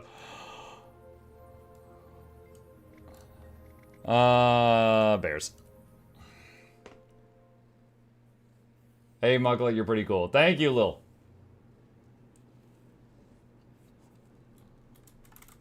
Alright.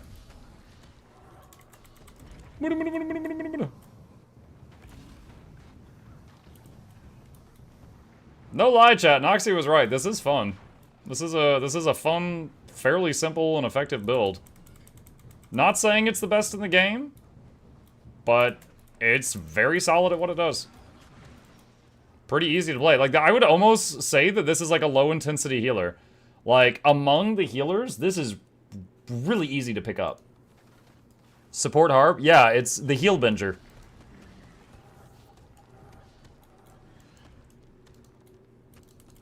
Muck heal binger main? I don't know about heal binger main, but I'd be happy to play it from time to time. What's your favorite music genre? Don't really have one. There's a lot of types of music I'll happily listen to. Like, when I play video games, I almost always have the in-game music turned on. Have you tried a lack of Vindicator? Yeah, I'm pretty sure. I think I have that in queue for Noxxi to work on. So, like, watch this. Watch the boons. Boom!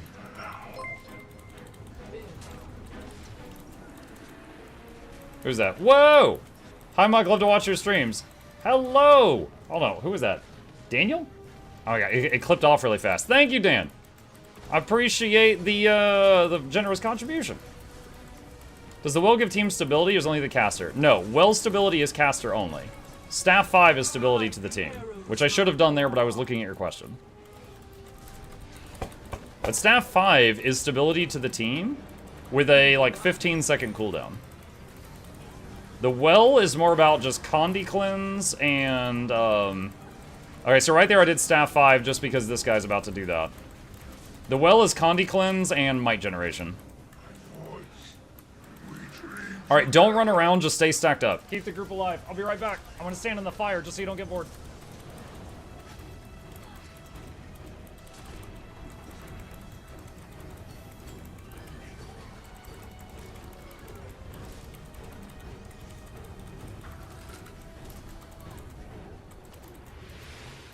Nice. Nice. Yeah, the Well of Power gives you 2 seconds of stability, and it's a stun break, but your team just gets the might from it, and they get the condition cleanses. Heal Vindy was done already. Did we do Heal Vindy already? Hang on a second. Let me see. I had so much stuff in your queue for a while, I forgot what we did. I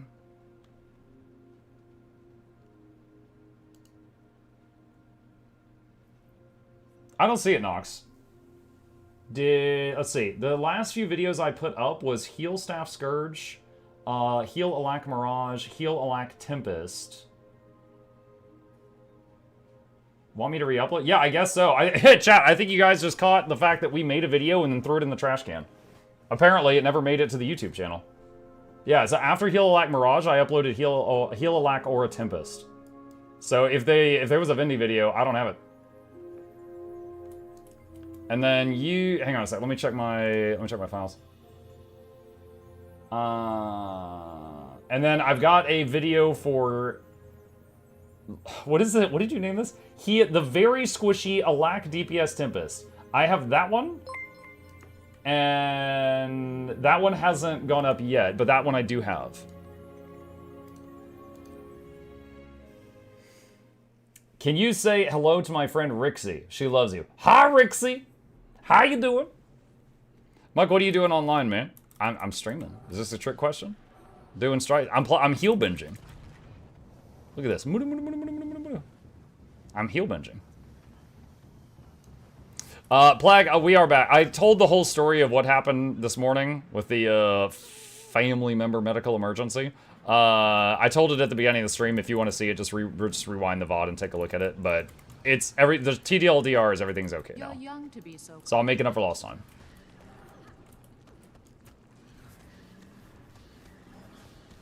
Chat, the reason, those of you that are new here, the reason he's asking is I don't usually stream at this hour. But we had to cut the morning stream 3 hours short because of an emergency. And so he's like, wait, what? Sorry to ask you again. Nope, you're fine. I'm just saying the full story's there if you want it.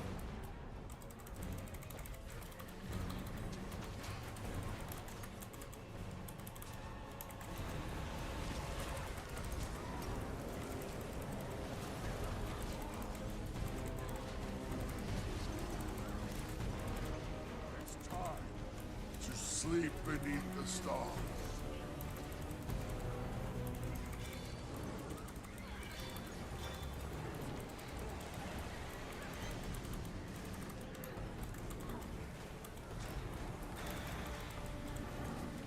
I gave them stability there because half of them are standing in it.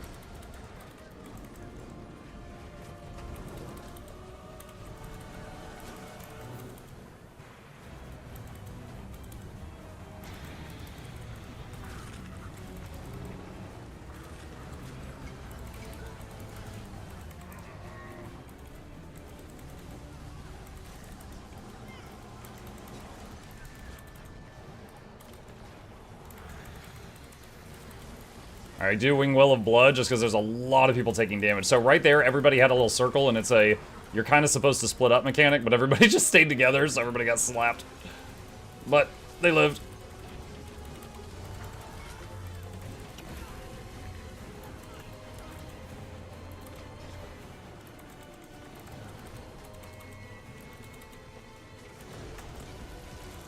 You fought so hard, but your long day has ended.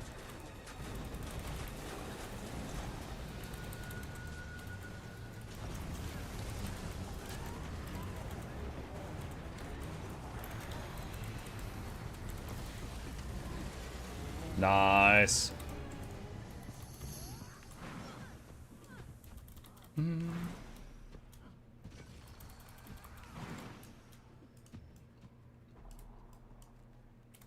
me see. Hang on, let me send a DM real quick.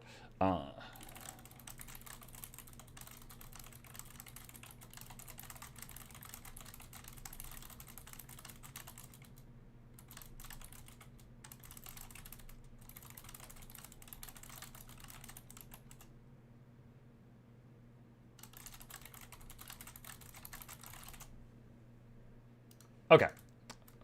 Alright, so we got Frenier done, so Whispers next. Whisper Dromag.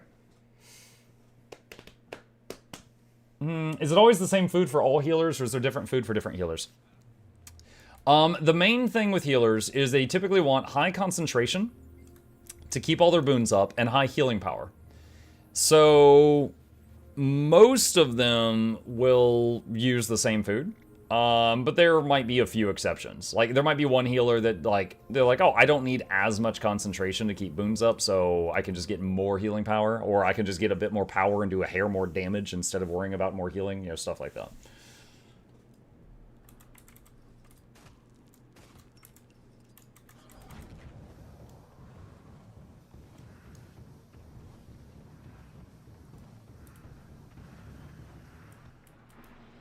We're back at voice. Wait, what? Ah! What the heck? Alright, apologies. I apparently clicked on the wrong thing. Hold on, zone back out. I'll fix it.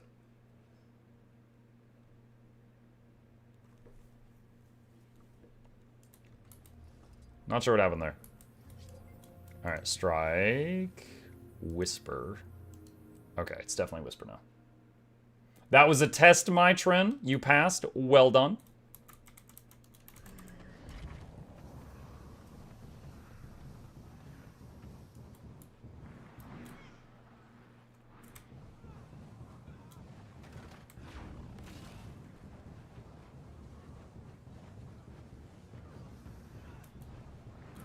Alright, there we go. I have mooted all my buffs. You're young to be so confident. You're young to be so confident. Lady, I have taken down like 3 dragons and 1 god. Alright? I've earned this confidence. You have no idea.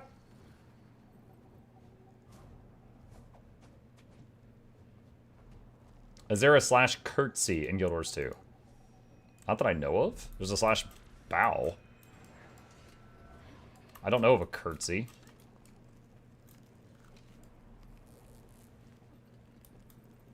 I tune in and see Heelbinger. Yeah, I'm trying it out. Got a lot of time to fill today. Got time to try some things. Watch these boons. Boom! Actually, you know what? I got knocked in the air. Then I used the cocktail that gives every boon in the game. And then I think the fight technically started after that, which then removed all the boons. Which is actually really interesting, because when you start a strike or raid boss battle, you lose all boons at the start so that you don't pre-buff. However, that means that this fight doesn't technically start when you get knocked in the air. That means this fight technically starts 2 seconds after you hit the ground or something. By the way, to the people that just ran the green circle really far away, don't do that, just stay here. We're gonna find the Heelbinger build. Hang on. There.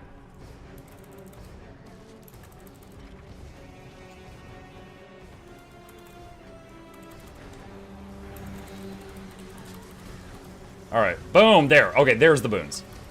That's what got messed up earlier. Alright, since we got some new people in this strike, please listen. He's going to put some chains on some of you in a second. And while those chains are on you, hang on, let me try to revive these. You will not, they won't hurt you, but they will damage everyone between you and the boss. Also, don't be in the middle of the boss's hitbox or the chains will hit you. So if you get a chain on you, do not panic, do not run behind people, you'll cut their heads off. And don't stand inside the boss's hitbox, because you'll die.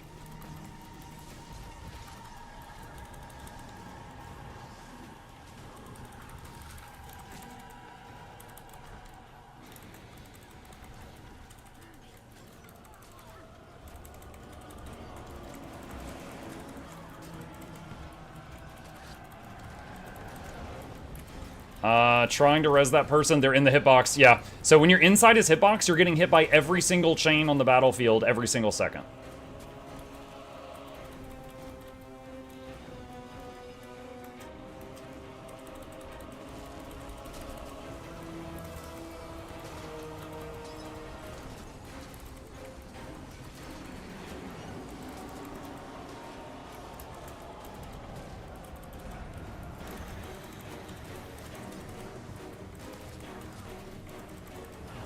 My bad. Nope, it's fine. I'm just trying to tell you for educational reasons. If you know and it was just a mistake, then you know.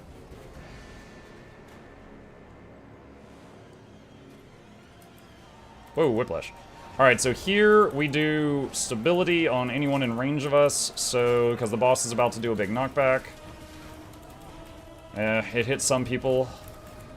Unfortunately, it was just people were really spread out there, so it was hard to hit many of them. Now, when you see all the arrows under the boss, back away. The boss is about to do a shotgun on us.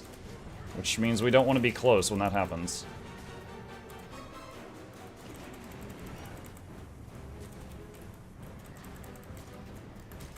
Yeah. Can't res you underneath the boss. Die too quick.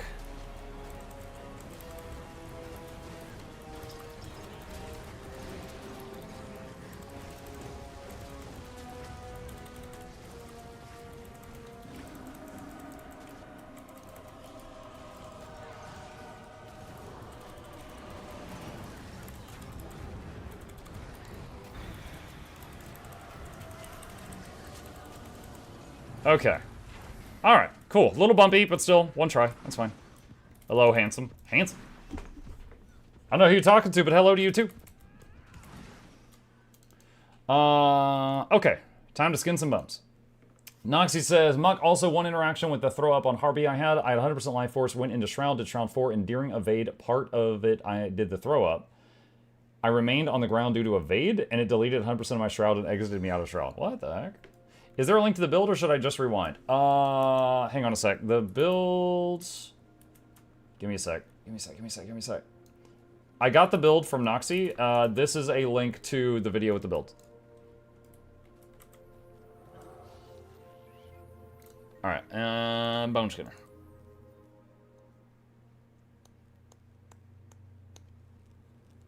Okay.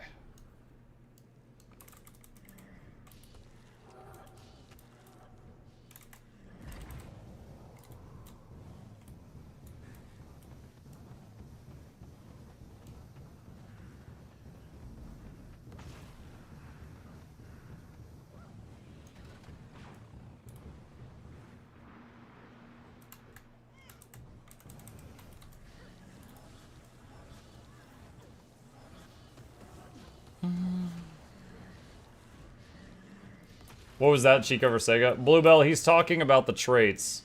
He's saying, like, curses, 113, and so on and so on. He was trying to explain the build. But I sent the video, so it's good. How many accounts do you have? Only one that I play. I've got access to, like, my wife used to play and my kid used to play, and they don't anymore, so I have access to theirs. And I had 2 more that I used for a while for just, like, free login rewards. So there was a period of time where I was logging into 5 accounts a day just for the login rewards, but I haven't done that in a long time. So I just played my main account. Why do I get Harbinger and Willbender mixed up?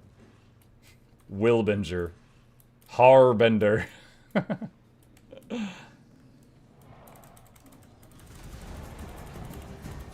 All boons, blarg! Oh no. Oh no.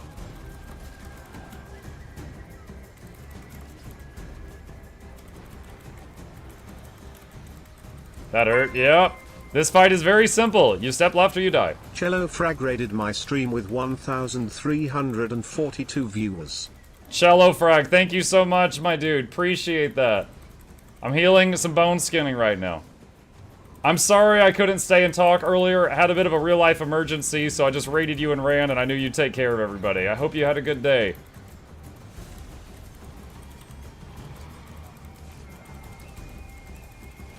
Is everything okay? Everything is fine now. Thank you for asking. We had a family member had a brief medical emergency, and but it is totally fine. Everyone is fine now. There was just an hour of what the hell is going on, you know?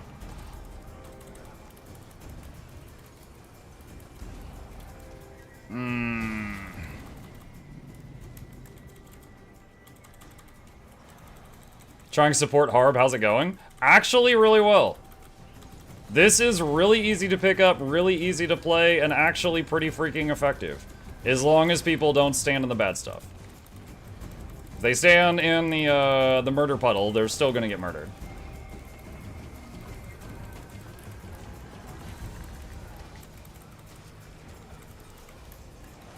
Alright, I'm gonna get this guy up with Lesser Well of Blood, and then jump over here and get these guys up. Good evening, I really hope everything is okay for you. It sure is. Thank you, dude. Appreciate the concern. Yeah, we are good. We are good.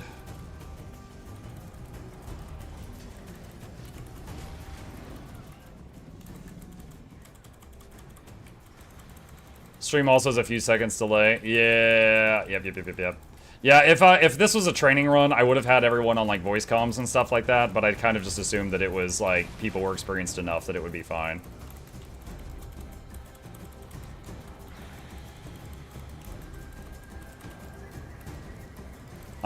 Is the healer for the other group still alive?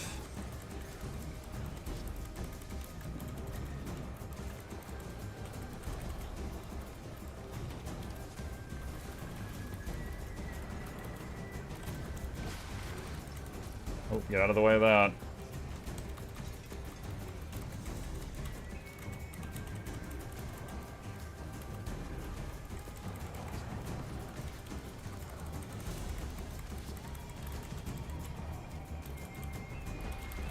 Oh gosh, they were in the puddle. Yeah, I can't out revive that many stacks of puddles that you're in. Well, now we're 5-manning.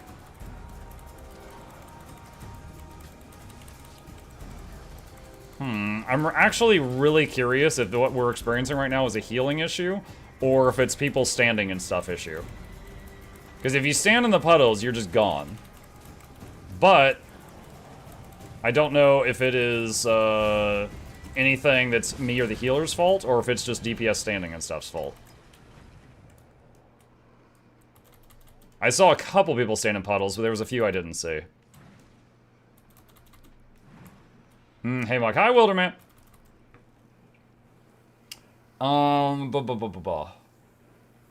Your ER and urgent care is way faster than anything we got here in NC. The full details of it are in, like, if you want to rewind the VOD, it's at the beginning of the stream. The TLDR is, my wife suddenly had, like, agonizingly sharp pain in her stomach, and we didn't know what was going on. And it was so bad that, like, when I got in the car to drive her to the doctor to, you know, get her CT scan, we had to pull over because she started throwing up in the car. So, like, the pain was that bad. And we were like, holy crap, what's happening? We get there, it turned out it was a kidney stone. And literally while we were waiting on the doctor to come in, like, they had her change into a gown, they had, like, you know, an IV in her, and they had her, she was waiting on the main doctor to come in. She went to the bathroom, and it passed right then.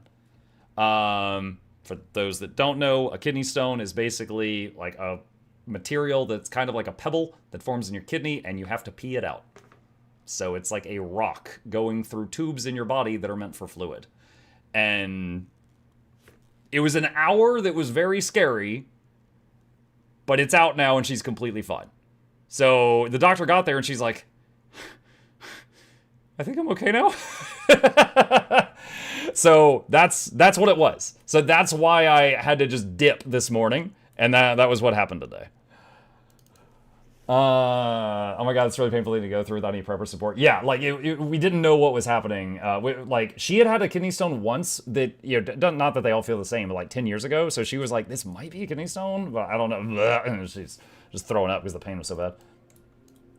All right, to the strike group. That was the last one. Thank you guys for joining me. It was a little bumpy, but we one-shot all of them. Appreciate you. I'm gonna step out of the party. Pebble's putting it nicely. Yeah, like, I've never had one, but the main description that I've heard about it is it's like trying to force a boulder through a straw. It is a tiny rock-like material that is passing through tubes that are too small for it. So it hurts. It's cutting you the whole way through.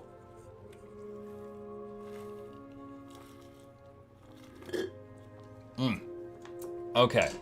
Alright, so next thing is to do an I tried video. I do need a very quick bio break. I am going to go to the aerodrome, and I'm going to do a quick AFK, just a minute or two, chat. I will be right back.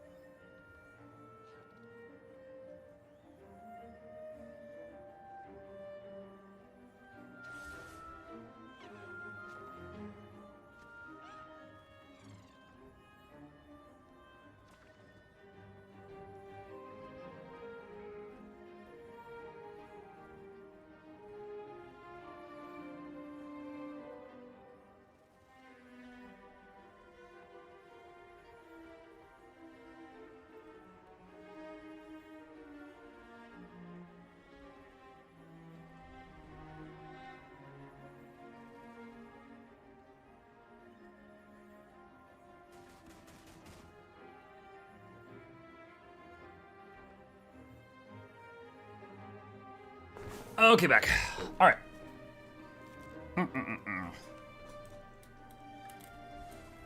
Heal Ritualist incoming? Oh, man. Ritualist better have heal support builds. Like, there was very cool heal Rit builds in Guild Wars 1 and DPS Rit builds in Guild Wars 1, for sure. Welcome back, Mike. Just watched the beginning of the stream. Glad your family members are all right. Yeah, glad there's no surprise mini Mike, too. No. No. Just us. Alright, let's set this up. Spawn a golem. Average spawn. Let's just do that for now. And adjust self, add boons, utility, a lot. Alright. And let's do that. And I'm going to pause alerts for now. Alright. Okay, well, a lot of, dude, there's always so many new folks in chat whenever there's like drops going on, and this is 10 times my average viewers, so I'm just going to over-explain what I'm doing for the new folks in the back. So I have a series on my YouTube channel called I Tried, and basically it's just like I try a class or spec that I don't normally main. So like I'm an experienced player, but I'm trying builds I'm new at. And I try it for like a few hours, try it in different content, and then I talk about my experience. Like, hey, this is what I thought about this. I think it's easy to learn or hard to learn. It's got good CC, bad CC, good cleansing, bad cleansing, yada, yada, yada.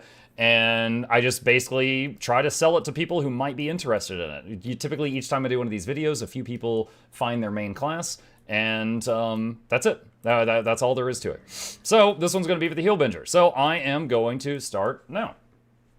Hello Guild Wars 2 gamers, Mukluk here, and today is another episode of I Tried, where I tried a build that was actually shoved in my face by our wonderful Hungarian video editor, Noxxi. Say hi, Noxxi. And we are going to be attempting the Heal Binger. Why is this suddenly a thing? Recently, with a rework to transfusion, they took away its ability to transfuse. So now it's excellently named. And now it is basically staff rework. So when you use this trait, it makes the Necromancer's staff a very different tool, one that is mostly for support. So for example, if I use Staff 2, Mark of Blood on myself, we get regen, we get vigor. Staff 3 is a massive heal, and it gives prot. And it still does all the stuff it did before, but now you can cast it on their allies and, you know, just get boons out of it. So, first off, let's show you the build, and then I'll show you some examples of it in action. So, this is the build right here. We have got Blood Magic, Soul Reaping, Harbinger, Blood Magic, Ritual of Life, Well of Blood, and Lesser Well of Blood can revive people, Life from Death, Big Heal when you leave Shroud, Transfusion makes the staff a support weapon, Soul Reaping, Soul Marks makes the staff attacks unblockable, and they generate more life force, which is honestly doesn't really feel needed. Your life force never goes below like 90%. Shroud skills gain reduced recharge, you gain some more vitality and healing, maximum life force increased, gain life force when you're out of combat. So you notice like right now my life force is up to here, so like if I use some life force up here, and I'm just going to let it tick down for a minute, and then it will... Oh, I guess I should let it go down even further. Hang on a second. So if your life force is essentially below, I think it's like 75%, and you're not in Shroud, it will regen back up to that marker. There you go. You can see it going up a little bit right there. So it just makes it to where you don't ever have to start a fight with 0. And then in the Harbinger line, we've got Elixirs now grant protection, and because of Twisted Medicine, Elixirs now also grant their boons to allies, so that protection, along with whatever else is on here, should also go to allies. And then also Deathly Haste, grant boons to yourself and nearby allies when you are in Harbinger Shroud. So just Fury and Quickness. So, Harbinger, odd choice for a support class. The main mechanic of Harbinger is they reduce their own maximum health each second they're in Shroud, in order to roid out. How on earth is that going to be a good support? Well, first of all, they got access to drugs. They hung out with engineers too much. And they've got one of the coolest elites in the game, which is Elixir of Ambition. When you use Elixir of Ambition, it gives the group every freaking boon in the game. So, imagine your support is a Harbinger, you run in, you start a fight, and he does this. Blah! There's no ramp-up time. You start out at max power 1 second into the fight. That is their niche. That's a them thing, okay? After that, you basically use these two on cooldown. This one gives swiftness and quickness and prot.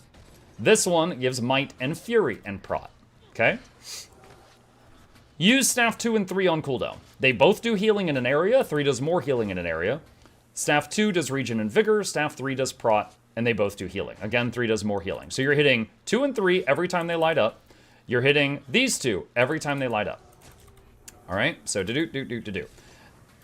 You can hit the elite every time it lights up, or just use it for the opener, and then save it for moments when you need to do Aegis or Stability or refresh all the boons, okay? So right now, I'm doing those two, and these, and also Well of Blood. All right, next thing. Anytime you can, enter Shroud, hit 4 and 5, and then leave. That's it. It's a bunch of CC, and I forgot to go over relics. I'll do that in a second. It is triggering a relic effect that gives more fury and might. So that is the gist of it here. So if you do those things, you are doing a lot of healing when you land the 4, and you're doing a lot of healing when you leave Shroud. You're doing a lot of healing when you do Staff 2 and 3, and also, you have a massive healing skill on Well of Blood when you need to do that as well.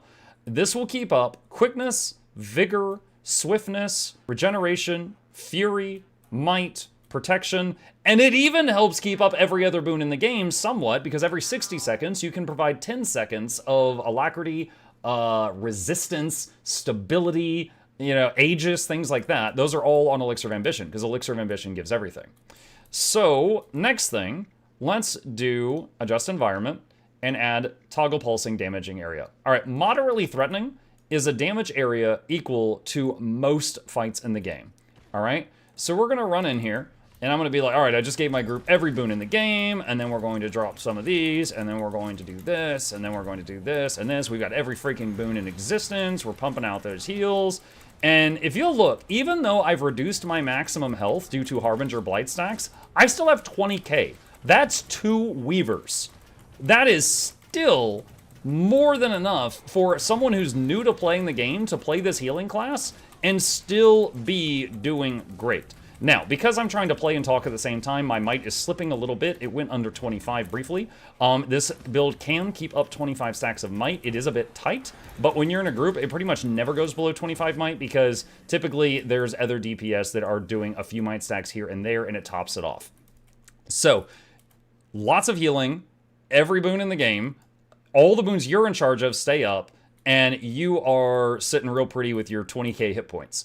Additionally, I'm in full Harrier gear. Let's talk about the gear because I forgot to earlier. I'm in full Harrier with the exception of the staff is Minstrels. So we've got a little bit of tankiness on the staff, concentration and transference on the staff, runes of the monk. This is the glass cannon gear. We got 27k health. If you run full minstrels, you have like 33,000 hit points. That's 3 weavers. And that is before blighting yourself. After you blight yourself, you'll be around 2 to 2.5 weavers, but that's still crazy. And we're using Relic of the Midnight King. Relic of the Midnight King gives 3 stacks of might and 1 stack of fury when you CC something. So right now I only have alacrity on myself from the console. Let's go into this and I use the 4. Boom, there's might and some fury, and then I use the 5, and it does 3 more stacks of might and fury, and again, 3 stacks of might and fury. Now, the 5 does 3 ticks of CC, but there's a 1-second eternal cooldown on the relic. So if you do 4-5, it will do 4 CCs, but because of the internal cooldown, it'll trigger this 3 times. So just anytime you can, enter Shroud, 4-5, leave Shroud. That's it. You don't have to sit in Shroud. You don't have to use the 2 and the 3 unless you want to, but you just enter Shroud, 4-5, leave Shroud. Okay? And that's it. Now, additionally, let's do this just to leave combat. I mentioned that the healing on this is pretty freaking solid. So I'm going to do adjust environments, turn off the damage field, turn it back on as extremely threatening. And I accidentally just used my Elixir of Ambition there. There's a bug in here where the Mushroom King's Blessing is supposed to reset all your cooldowns for doing testing. And sometimes, oh, it worked. While I was talking, I hit it and it didn't work, and just now it did. Fantastic. So it is unreliable with this skill. I don't know why. But moving on. So we're going to run into this extreme damage field. I'm just going to dodge roll in. I'm going to do this, and this, and this, and this, and this, and this. And then I'm going to go into this, and I'm going to do the 4, and do the 5, and leave Shroud. It tops off the health bar. I'm going to do 2. I'm going to do Well of Blood, Well of Power, just to help with the might stacks. And just auto attack a little bit, and then the 2 and the 3. And then we're going to go into Shroud, and then we're going to 4, and then leave Shroud again. We're full health again. When I tried the extreme damage field as a newbie Tempest Oromancer, I couldn't stay on my feet. I buckled and fell immediately just because their hit points are so low. On this character, in full Harrier's gear, the glass cannon healing gear, I'm doing okay, and I haven't used Well of Blood yet. I could, right now, right now it may be good. I might use it right now just to top off, but I, as a newbie of this class, am able to heal extreme damage field, which is doing more damage to my group than the, what is it called? Than, like, any raid or strike mission fight does. And I'm new to this. And I could not do this on, like, Tempest. So it's pretty nice. This is pretty nice. So let's talk about why would you ever want to play this? What can it do? What can it not do? All right, let's be honest here, okay? So, main points. The Healbinger. It provides all essential boons. Might is tight, all right? If you're playing perfectly, you're just barely going to keep up those 25 stacks of might. If you slip up and make mistakes, the might starts slipping. However, this is often unnoticed in groups because of many DPS will randomly provide a couple of stacks of might around them, and they won't even notice it. But again, if you play perfectly, it's not even a problem, as long as you're hitting those buttons every time they light up. You have access to stability every 15 seconds with Alacrity. The new Staff 5 gives 3 stacks of stability for 8-second duration with an 18-second cooldown before Alacrity. So you can save your Staff 5 for when you need to do CC, because it's still the fear that it always was, or you can save it to give your group stability, and again, very short cooldown. That is a really short cooldown for stability. Like, you know, Druid and Tempest have a longer cooldown on their stabs for their, like, one-button thing. And keep in mind, if you only use Elixir of Ambition for the opener, you can also then save it after the opener for when you need any specific boon. Stability, Aegis, whatever, and then just blah.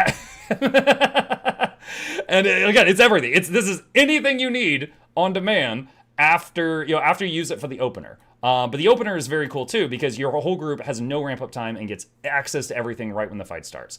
So that's the next thing. And let me go back to my sheet here. It does have lower access to condition cleansing than some of its competitors. So what do I mean by that? So if I'm running this build, Well of Power is a flex slot, but if you don't have anything else, put Well of Power there. It helps with the might upkeep. It does some condition cleansing on your group. With Alacrity, every 16 seconds, you throw this down and it lasts 5 seconds, and it does condition cleansing and might gen. Please note, the stability that is on that tooltip is for you only, not your party. I've seen a lot of people get confused about that. The stability is self-only. It's also a stun break. If you happen to be CC'd right when it's about time to hit Well of Power, it'll snap you out of it, which is nice. The other condition cleanse is Staff 4.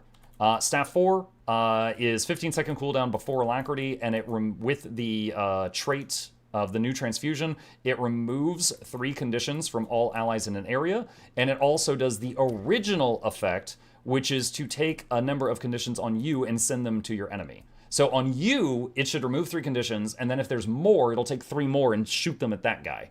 For your teammates, it removes 3 conditions.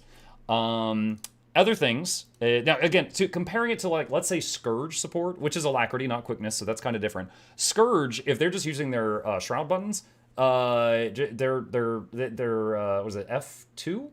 Is it? I think it's F2. I'll be corrected in the comments. Cures a condition like every 4 seconds, like for the whole team. It's it's very carpal tunnel, but they have a lot more cleansing than this does, for example. But we do have more than enough cleansing for most fights in the game. You might move some things around if you were doing something with really, really heavy amounts of conditions, like Slothosaur, or what is another one that's heavy conditions? The Soulless Horror, that is another one as well. But those are just a couple of examples. High DPS for a healer, okay? Now, DPS is not something at the top of the list of what you should care about as a healer, but it is on the list. It is much further down on the list, but it's on the list, because if you're keeping up with their healing and you're keeping up the boons, the last thing is make the fight shorter. Less time for people to make mistakes. And this can do that. When you are attacking the thing, you're hitting it, you're keeping your boons on it, and then you're just you can do that during weird positions. Like if I'm in Whisper of Jormag and I have to kill my clone, no problem. I was able to annihilate my clone, stuff like that. It was no problem at all. Another thing I'll show is, did you? Let me show you something here. Something I forgot to mention. So you see, I'm blasting this guy right now. Do you see the healing? Do you see that? That's not regen. I don't have regen right now. There is a trait in here, and I am going to see if I can find it. Heal each second for each stack of blight you have. Now, you routinely will have about 20 stacks of blight, and that will still leave you with 20,000 hit points, okay? That results in almost 1k healing per second all the time. And that means that on top of having really high life, you've got really high constant self-healing when you're not trying. So again, that's a noob-friendly thing, So that's just a nice perk. You've just got giga regen going all the time on yourself that stacks with your regen. That's pretty neat, actually. One of the strongest openers in the game. Your group gets every boon in the game at the start of the battle if you use the elite skill. Shroud 3 and 4 give mobility if you need to reposition when you are visiting Shroud. So every 10 seconds or so, you go into Shroud, and you do 4, which moves to your target cursor, and then you do 5, which is around you. Also, the 3 is a straight line dash. So the 3 and the 4 move your position, and you can use those. Again, every 10 seconds you're going into Shroud, and you can reposition at the same time for no extra costs. It's free real estate. You can just do that, and it's totally fine. The last thing is, although Necromancer is not the god of revives it once was, it is still much better than many of its competitors. So it has access to last rites, which means as long as you're standing, anyone around you that goes downstate doesn't bleed out. So if you just consider the fact that they're not dropping in health as being countered by you raising that same amount, you're actually doing quite a bit of HPS to downstate people in the zip code around you with no effort. And then on top of that, when you start reviving someone who's downstate, you trigger Lesser Well of Blood, which 30-second ICD, and that will start reviving anyone in the area around the downstate person, and healing the people that are standing around that person. And then you could also use your own Well of Blood. So you've got 2 active revive tools and 1 passive one. So if you run up to like a pile of people and you just do manual Well of Blood and start reviving, which will trigger lesser Well of Blood, that is the classic double well pile that will help you revive the whole stack of people. Or, you know, again, if there's just 1 person down, you could just do it on 1 person. But those are options. Now, you could get rid of Well of Power in this build and run some other options. Hang on just a second. I need to leave combat, so we're going to unsummon the Golem here. And so Well of Power, again, is a flex slot. If you're in a fight where you need to get rid of projectiles, Corrosive Poison Cloud is good for that. I used it on Dagda during one of the strikes today. If you need a pull, you could take Spectral Grasp. If you needed a long-range revive, you could take Signet of Undeath. However, the passive of Signet of Undeath is really going to do nothing for you. It gives you passive life force generation in combat. I never got below like 80% life force because you dip into Shroud, fire off a few abilities, and leave Shroud, and it's just you go from like 100 to 90 and then back up to like 100, and that's it. No big deal at all. I made dinner. Thank you. It's something a little new. Okay. But here's a salt if you need it. Appreciate it. What do we got? It is penne with a tomato and boursin cheese sauce. Okay. Thank you. I will try it out. Food delivery in the middle of the YouTube video. Where was I? Okay. Was that everything? I think that was everything. All right, so I should wrap this up at this point.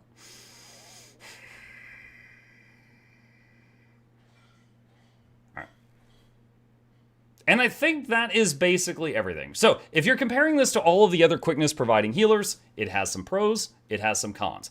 I'm actually surprised at how okay it was. You know, when I first was told about healing Harbinger, I'm like, why would you ever do that? It's like the Harbinger is just like, oh yeah, I poison myself and lower my max hit points. And I was just like, why would I ever? But I didn't really think about like how much their max HP was. It's like even after they blight themselves, they still got 20k.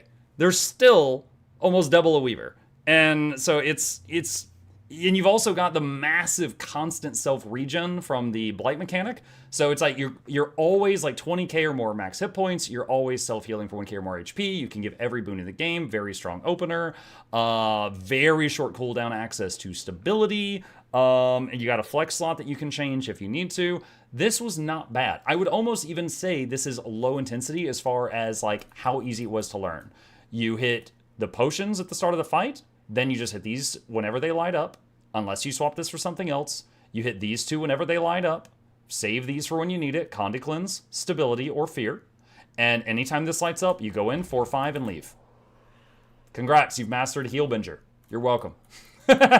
If you want even more advanced tips and tricks on Healbinger, I will link Noxxi's guides in the comment section down below who came up with this. I want to stress, as always, I am not saying this is the best in the game, but it sure is viable. It is absolutely viable, and I think that 95 to 98% of the content in this game could be cleared with this as your support. And it's pretty fun, it's pretty noob friendly, it's pretty, you know, easy to learn, it's not really hard on the wrists, and I think that's it. Yeah. Okay, there we go. That's the end of it. That's the end of it. Yes, click those links. Mutt, you're so lucky she was in the ER earlier, so made you. Yo, Blue, I asked her if I should take care of dinner. She said no, she's got it. So, I mean, she's clearly bounced back after getting the rock out, apparently. Yeah, I did ask. So I guess Harbinger is low as new Necromancer Heal King. I don't know that it's better than Scourge. Like, Scourge still has Barrier. Like, Scourge increases your max health of the party by 50%, essentially. That's insane. What up? Bring it back when you're done with it. I haven't even used it yet. My kid just came in to steal the salt. I heard you. Stop. Yeah, that was pretty neat. That was pretty neat. You'll feel better immediately, so she's probably all right. Yeah. Let's see. All right, what do we got here? She said this was penne.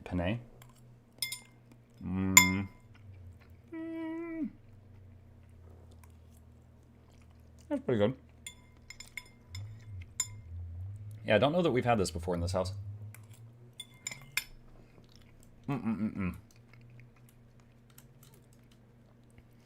How do I reach this spot? It's a target on me, right? Yeah, so... Toter, this That right there is a video where I'm showcasing how to use the damage meter add-on. In it, it shows how to get here as well. But I will show you where it is on the map. But how to use the console and all is in that video. Give me just a second.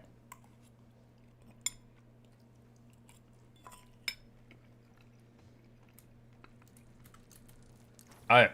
Lion's Arch, Zone Line, Aerodrome, Zone Line, Special Forces Training Area. That's it. But as far as how to use the console and stuff in there, the video. Alright. Cool. That was pretty neat. Legitimately, that was pretty fun. Like, I would say I enjoyed that more than when I recently tried, Heal-A-Lac Mirage and Oromancer Tempest. I enjoyed it more than either of those. It was pretty solid.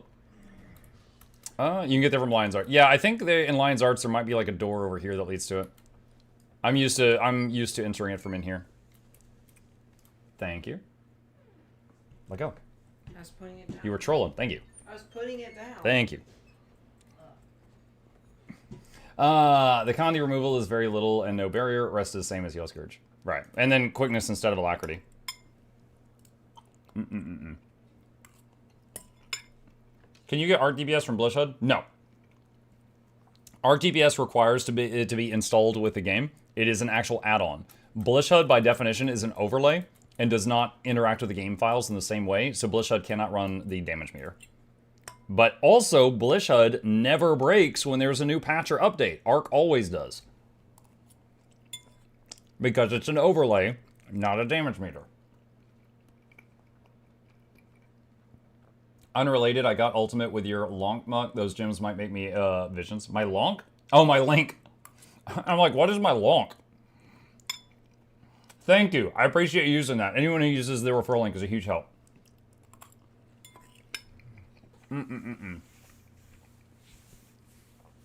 Dex says, I know this is a multiplayer game. Would you say that Guild Wars 2 is something that can be visited by someone that wants to mostly do solo stuff outside of raids and dungeons, obviously? Yeah, absolutely. So, Doc, like most MMOs, there is a story that you can go through solo at your own leisure. There is hundreds of hours of entertainment in this game, even for a solo player. Yes, absolutely. Like, for example, hang on. This is the story journal, okay? Like, this is all of this. This is the single player story, all right? Each of these is a huge section, and each of these is like a mission, okay? There is so much here for you to enjoy. Like, there's so freaking much here. Not hundreds, thousands. Yeah. Oh, yeah. Now, if you want people to chat to about the game, we're always here. So is my, Discord. My Discord has a Guild Wars 2 channel where people talk shop all the time. There's also a questions channel. So that, because there's so many people that are shy about asking stuff, I get it, talking to people. Anyway, we have a questions channel, and it's 4 questions, so people could just go in there and ask anything, and then someone will answer it as soon as possible. So if any of you want to join, I'm putting a link to it in the chat right now. And just abuse us and take our knowledge when you want to. Do you make more from the referral link if we buy the more expensive bundles? Alright. I have to be vague because of an NDA. So I have to say it like this, which is really silly. Yes, the bigger thing that you get, the more support I receive. It's freaking legal crap chat. But yeah, it does. However, I'm not pushing you to get ultimate. I tell people all the time, if you get ultimate just to get the gems, and then you never use the gems, it's stupid. That's a waste of money. Ultimate edition of Guild Wars 2 is just deluxe edition, but it comes with $50 worth of gems for $25 additional cost. So yeah, it's $50 worth of gems for 25 bucks. But if you have nothing you plan to do with those gems, what's the freaking point? So if you plan to spend gems, great freaking deal. If you don't plan to spend gems, don't do that. But yes, if you're going to get anything on the Guild Wars 2 store, on the standalone client, if you use my link, it helps a mucker out. I wish the deluxe edition would go on sale, but I get why it doesn't. Let's get the music back. Yeah, I'm not fighting right now, chat, because I've got dinner right in front of me, so just chatting with you guys.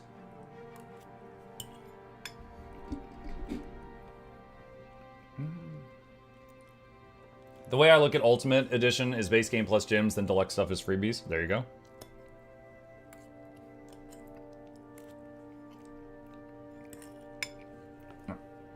Let me put this in the, let me see.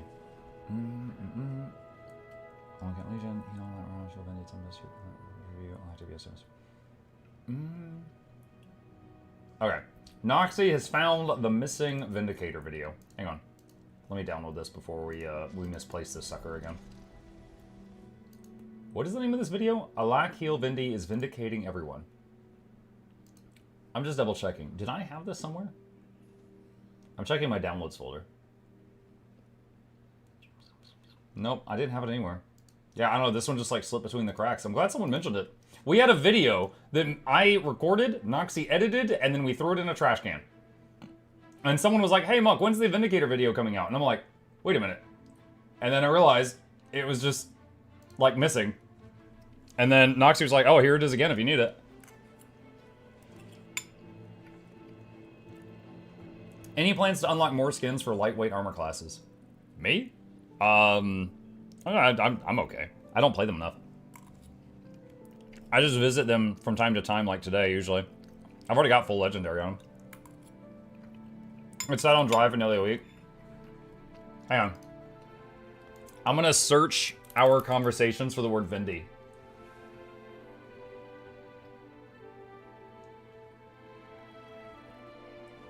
So, let's see. A month ago, you said DPS Vindy video will be on drive.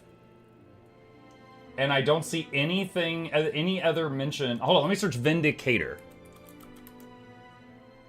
Yeah, I don't see any part. Legitimately, Noxxi, not trying to call you out here, but you said it sat there for a week. Do you see any part of our conversations, our one-on-one, where you said this is ready and it's ready for pickup? Because I don't see it. If I search Vindy, I do not find any messages where you told me the Heal Vindy video is in the box and ready to be taken. If you find it and show me, I will tell everyone how wrong I was. I will tell all of them what a dunce I was.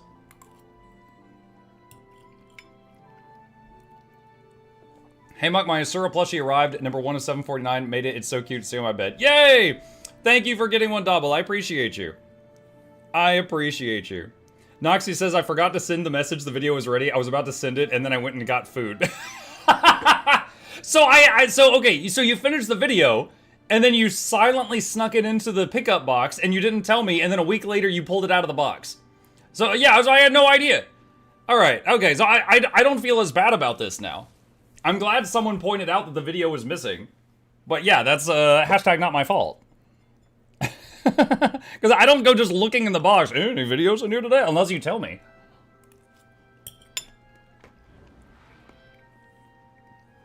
That's funny, though. I mean, it has a happy ending, so I'm not torn up about everything, but that's funny. I remember saying, as I typed it, I didn't send. You know, speaking of people getting the plushies, chat, I've been getting a lot of funny pictures of them, and this is one that I got yesterday that I shared. Someone sent me this, and it was captioned, "The Commander and Traherne battle Mordremoth."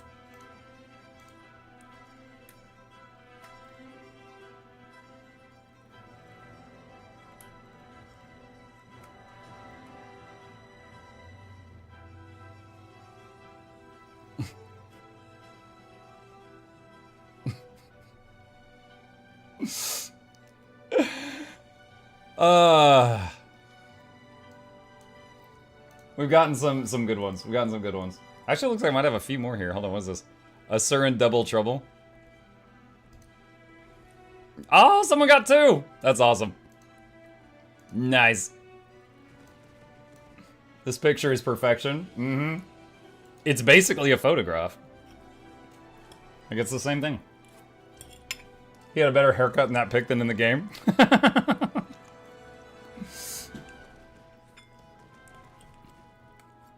What are we doing? We're eating dinner. I'm over halfway done. I'm just chatting and eating food. I'm gonna be here till midnight, so. A historic reenactment, yes.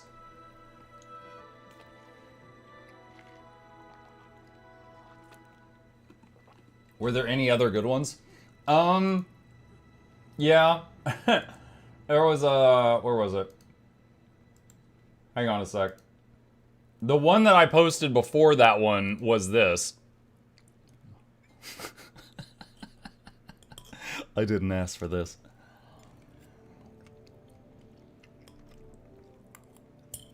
And then before that one was that. I've been getting a lot of him holding knives. Can't imagine why. I've been getting a lot of the ones holding knives.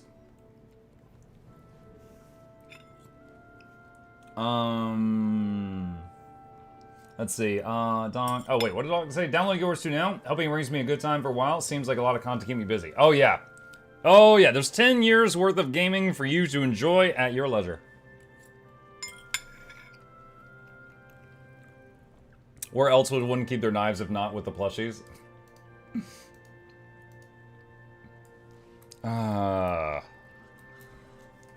Rangers can use 2 daggers. It's true. Funny enough, that guy was modeled after...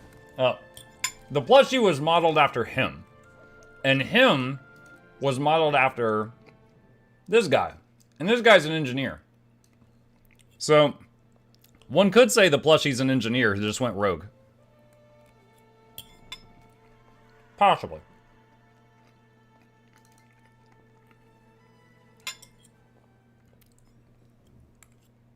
This is pretty good.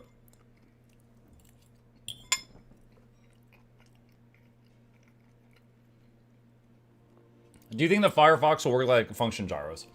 I'm not sure. There's a few things that it could do, right? So, Firefox. Maybe, so... Gets large and becomes combat pet on a cooldown. Very strong. You can somehow channel spells through it.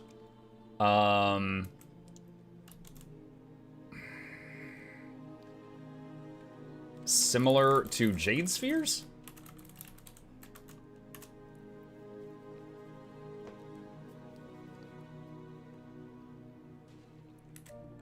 Maybe you send the fox out to do an ability with a cooldown? Gyros? Shoot spells every time you attack? Yeah, maybe. Copies your abilities, but weaker? You fire a shot, it fires a shot? Wasn't there something in League of Legends like that? Every time you shot, there was some other little critter that shot too?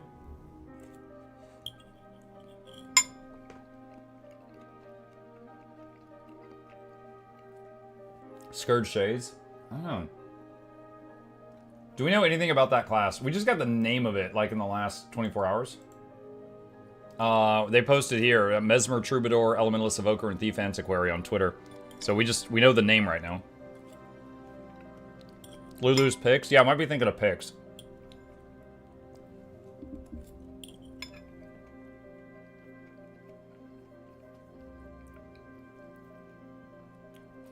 I think someone mentioned earlier, but I think it'll be what the summoner class from Utopia was supposed to be.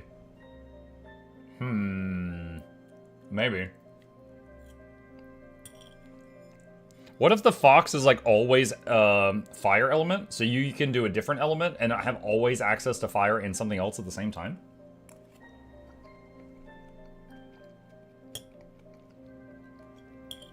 Troubadour, what a name.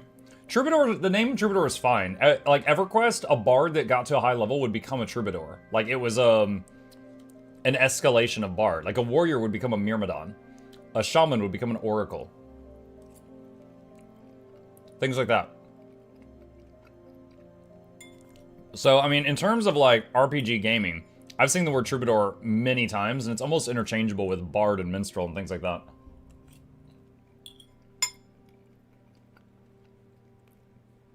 Mug, I just noticed what you wrote on that Adam Jensen plushie picture. Wait, what? What did I write? I don't even remember what I wrote. Okay, I don't know what that is. Who is this? Maya? I am not following that person. Where is it? There it is. I wrote, they keep coming. Oh, I was talking about pictures. Like, I said, look, I wrote, I'm starting to get some amazing pictures. They keep coming. I was talking about pictures. Oh my gosh, you degenerate. Good God. Dude, I had to dig and dig and dig just to find out that you did that. I hate it.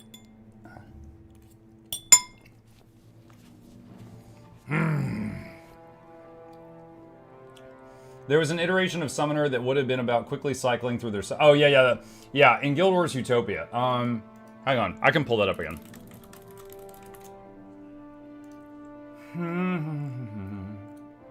Alright. So, chat, the 4th Guild Wars expansion was originally going to be called Guild Wars Utopia. And there was a class in the game that never made it to the light of day. And that reads, there was an iteration of Summoner that would have been about quickly cycling their summoned creatures, compared to Necromancers who try to keep their minion flock going. Summoners would be using up or combining their summons to bring out stronger or alternate versions to suit the situation. So it's like a summon that you constantly like mutate and add new elements and remove old elements and stuff like that. So yeah, maybe the fox is just like a catalyst to, well, not the class, but like the actual word. And you keep just, like, adding juice to it. Like, it's like, I don't know, it could be a pet class, and then when you're, like, when you haven't started ramping up, it just sits on your shoulder. By the way, I absolutely love this artwork that never made it from Guild Wars Utopia. It's like a city on giant cogs. Big gears. It's really cool. Hey. Are you here for dishes? Thank you. Will Summoner make it to the next expansion? I don't know. We're just theory crafting right now. The question is, so for example, there was 2 classes in or Guild Wars Utopia that never made it. Chronomancer was one, which later came to Guild Wars 2, and Summoner, which never made it. So maybe the Firefox thing, the Evoker, is based off the Utopia Summoner that never came to the light of day. Maybe. Maybe. Alright. Just a moment, chat. I will be right back, putting some of my stuff away. Curved glass and ornate steel comprise this mighty installation. I don't know about you, but I wouldn't want to stand under it if an earthquake were to happen. On that note, let's continue.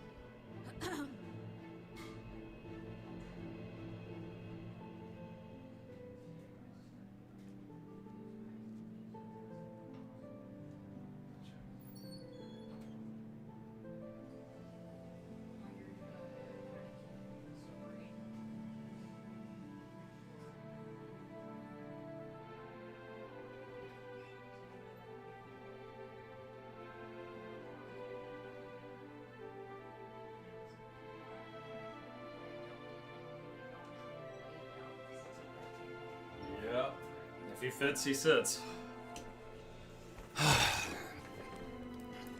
Gabe was doing some arts and crafts with construction paper, and Chip was like, oh, a rectangle, just came over and laid down on it. He's like, oh, I hope you were done with this. This square is mine now. Okay. You know what? I just remembered something I wanted to share with you guys. Let's see. All that's done. All right, chat. Let me tell you this short story here. Okay, so me and my kid were playing Darktide recently. For those that don't know, Darktide is a game where 4 people go onto a mission. They fight lots of overwhelming enemy AI forces, and try to get to the end alive to secure victory. Okay, so there's me, username Mukluk in the game. My son, who has named his character some spelling of Beast Boy, and no, he doesn't know Beast Boy from DC, and Pug 1 and Pug 2, okay? And we're in there, and we're playing the mission, and we're going, and then me and Pug 1 and Pug 2 end up at this door that requires all 4 people there to open the door. And we turn around, and Beast Boy is like, he got lost.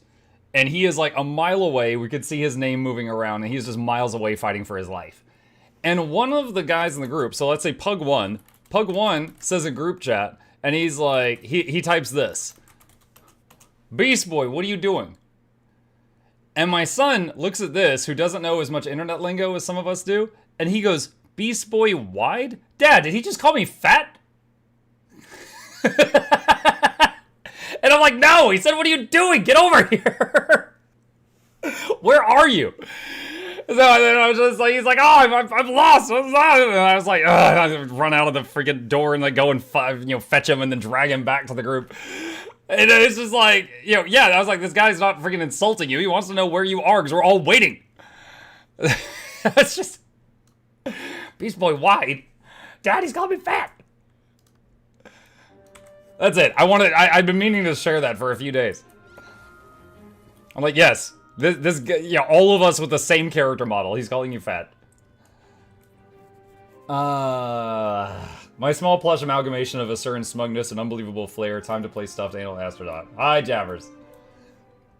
Look in the concept art section for the Ellie new file. The vibes match what Evoker might be. Okay, who? Wait, what now? Dude, there's a lot of pictures in here. Okay, hang on a second. Okay, so this is the concept art section. I've seen this one before. Chat, this was the Chronomancer concept art. Chronomancers, y'all missed out, because that is amazing. This is what you could have been. But you ended up all soft and squishy. Alright, what am I looking for? Ellie new? Hang on. Where is it? Okay, hold on. I'm looking at the file names at the bottom. Ah, there. That's Ellie new. I love the bikini. Very practical. Everything important is protected. You know what's kind of it's kind of funny that he's even got like the heel exposed. That's where his weak point is, right there. I mean, it doesn't. I mean, they certainly don't have to, but it doesn't look anything like the. Wait, what are these symbols? Feather and then like a jade sphere. I don't know what this thing is. Okay, now I'm curious. What else do we have in here? What is this? Golem? Golem Final. Oh, yeah, it's carrying someone. Prince. Chronomancer Girl. Chronomancer Concept 3. Chronomancer Concept 2. Tyrant. Tube Worm. 10X. Core. Female Shaman. Chrono Concept 4. Chrono Concept Art 1. Lady Possessed. Lord Face Possessed. Gwen. She's still got her cape and her flute. Chrono Robots. C4 Dervish Sketch. C4 Dervish Texture Variations. Chrono Cyborg. And Ellie New Summoner. Warrior Ritualist. Coatl Accoster. Coatl Two Legs. Coatl Snaketail. Coatl Larva. Coatl Amelie. Big Mouth. They ran out of names. You're Big Mouth. Aztec Warrior. Saul. Oh, Saul D'Alessio. Mesmer Ethers. Mesmer Tower. Mesmer Starter. Thunderbug. NPC Native Guard. Cut Summoner. Glaive's Corsairs. Mount. Jesus.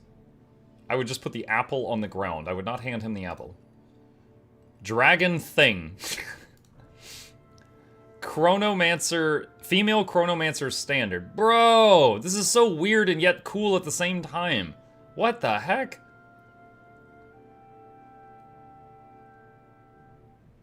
That is wild.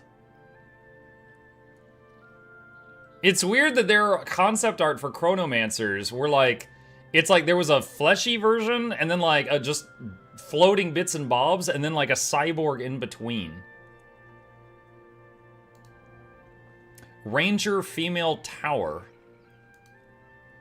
City. Oh, I think, wait, City, isn't that pronounced like Shay? Shay Female? Or is it she? Hold on a sec. Oh, God, I remember hearing this word in Dresden Files. Pronounced she. Gaelic folklore. The fairy folk of Ireland. It's she. Okay. So this is she. So City male becomes she male. That ages well. Warrior possessed. Wizard possessor. Monk F starter. Monk tower. Monk coatl.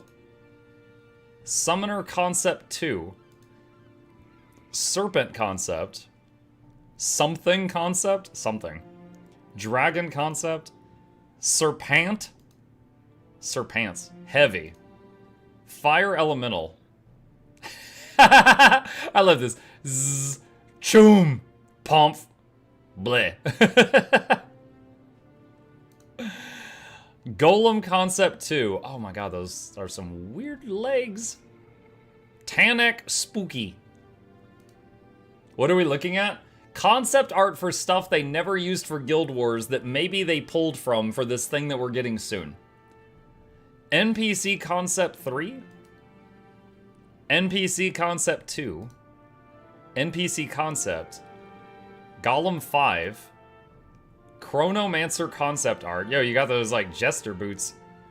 Monk, my plushie boy just arrived. Nice! Thank you for getting one, Seth. Appreciate you. Hope you enjoy it. Chrono 2. What? This is a Chrono? This has got, like, a 2D dragon arm. Insect. Creature. Creature. Creature. Creature. Creature. Meat and eyes under hood.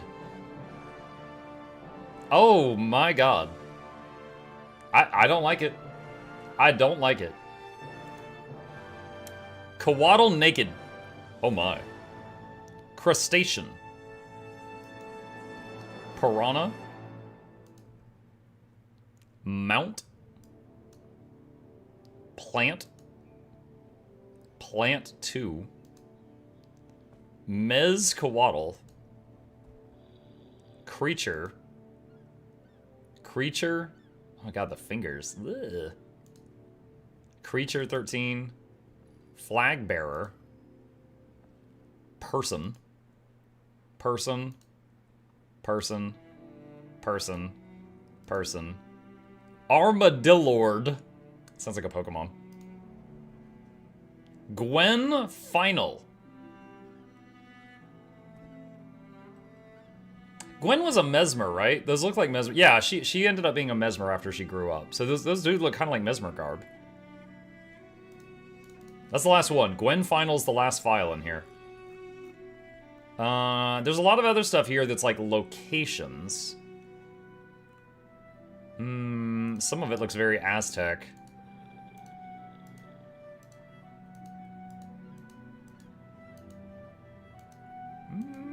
These don't really have the same vibe as what the new place we're going to. Probably not the same location. How much longer are drops up? 5.5 hours? Just enough time for you to get all of them. Wait, did I do the time change wrong? Hold on, let me double check what I just said. Let me fact check myself. Just a sec.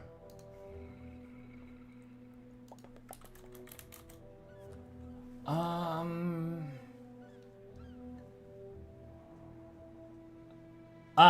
zones. Okay, I need to add 3 to that. So, like 8.5 hours. You're totally okay.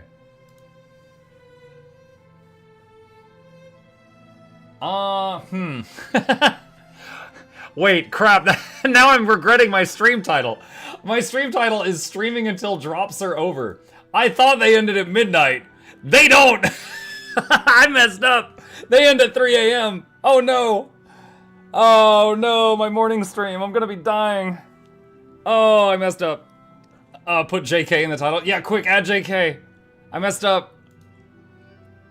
Guild Wars 3. Yeah, it's gonna be Guild Wars Twi Day. It's gonna be Guild Wars Twi Day by the end of the stream. It's too late for the drops. No, you can still get drops on the Twitch side. Okay, all right. That was a nice trip down memory lane.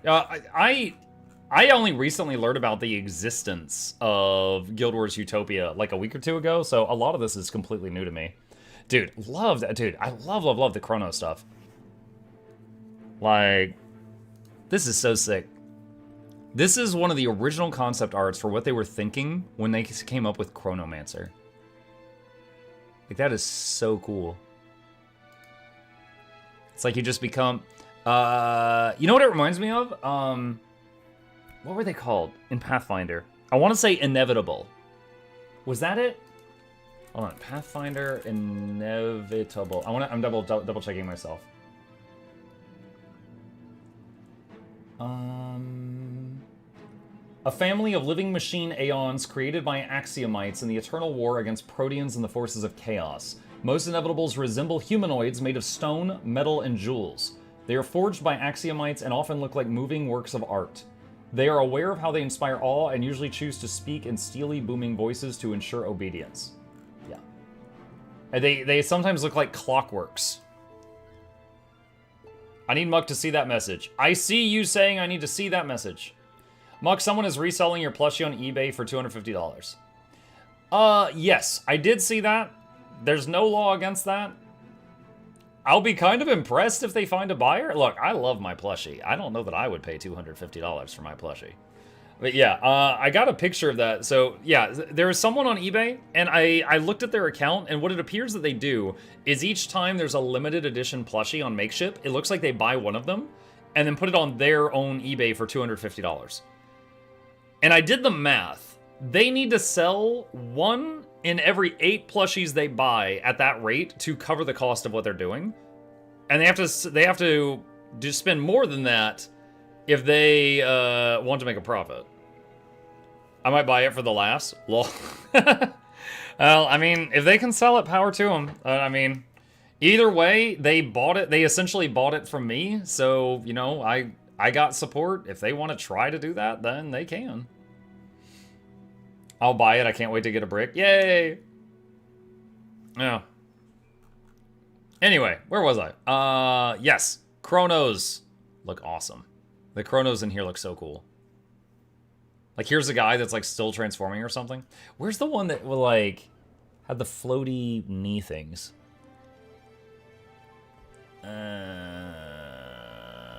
Oh, this one. This one where it's, like, halfway through the transformation. Like, the legs and the elbows make me think of, like, Raymond. That is pretty wild. That's pretty wild. Alright, tab back in. Paragon is the same level as Chrono art type. Yeah, I'm really excited about Ritualist. I'm very confused as to what Ranger is getting. It's like, oh boy, a 3rd bow. Will you be doing more strikes? Maybe after the reset, not right now. Let's see, new item in queue. Hang on a second, let me put a message to future Noxxi. I tried Vinegar, July 17th evening. Okay. Raymond, you mean Rayman? Yeah, sure, Rayman. I didn't have a console as a kid. I never played it. I just knew of its existence. The guy with the floaty arms and legs.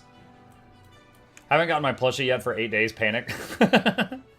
He's out stabbing someone. You're going to get blamed for the crime. Maybe they're getting the 3 other bow types that didn't make the cut. No, we're getting a bow made of wind or something. Hold on, I have pictures. So, this appears to be them summoning said bow, and this appears to be them holding said bow. I don't really know what it can do that our other bows can't do.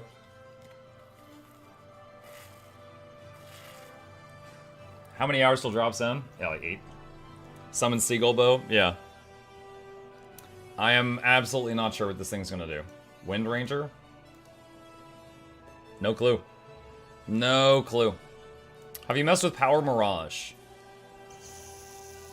I think I did Heal Mirage. It's a melee bow? Yeah! I'm out of arrows, but I ain't out of options. Could be a more castery ranger. I feel like Druid is the more castery ranger.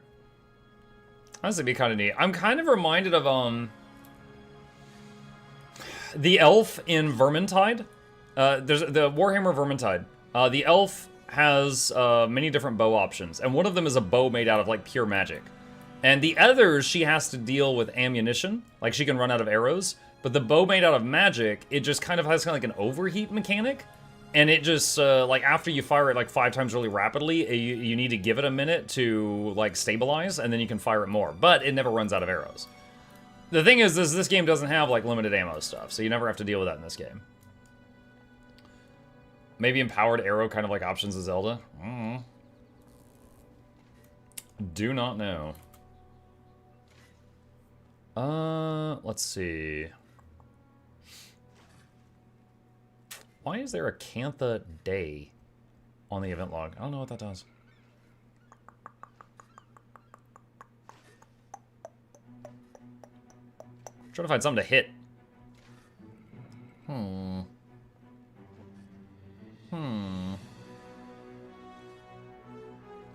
Moonfire bow was insane on launch. They had to nerf it. Yeah, I didn't ever experience it at launch. I tried it later on, and I was like, it's okay. Like, it's been a little bit since I played Vermintide, but last time I played it, my favorite thing on there was the javelin-type attack. It was like, she had, like, a stack of, like, 5 javelins, and after you threw them and you hit the reload button, she just used, like, nature magic, and she just grew a new javelin in her hand from nothing. And she could only have, like, a max of 4 or 5, as opposed to, like, a quiver of 100 arrows. But they pierced through, like, everything. Like, you could throw it, it would pierce through, like, 5 dudes. It hit really freaking hard. 2 isn't, like, playing either of my ranger. Do we know anything more about the elite specs we're getting? The last thing that they told us was that Mesmer is a Troubadour, Elementalist is Evoker, and Thief is Antiquary. Antiquary. That.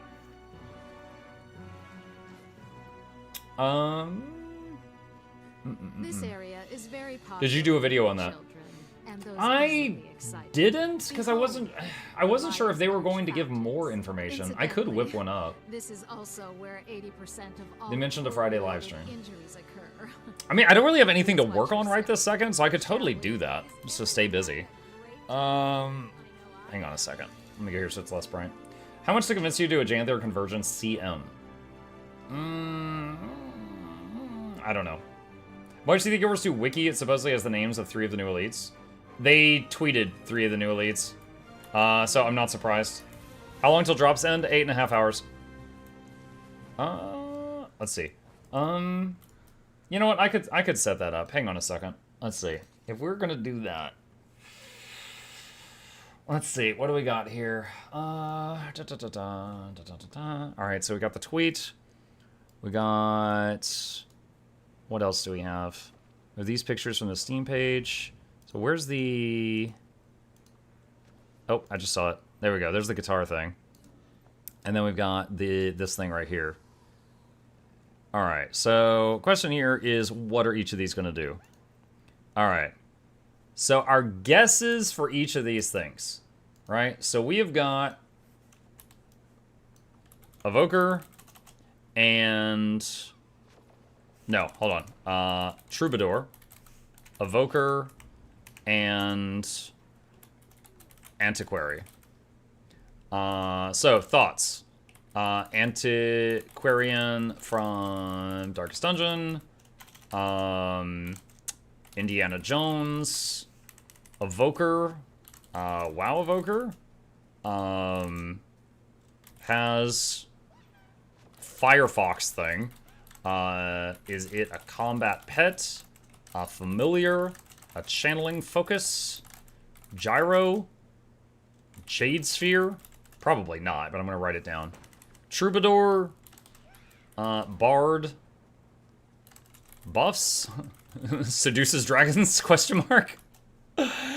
Right? So we got all of this stuff. Alright. So... Alright, yeah, we can whip up a YouTube video. We got 8 hours to burn together, chat. Let's make some news. Alright. Hello, Guild Wars 2 gamers, Mukluk here, and we are in the middle of a, like, 12-hour live stream or something. Time has lost all meaning. It is July 17th, and yesterday evening, they posted this Twitter tweet X. They posted an X, and it reads as follows. I'm just gonna dump this recording, and I'm just gonna wait a minute, and we're just gonna restart completely. Okay.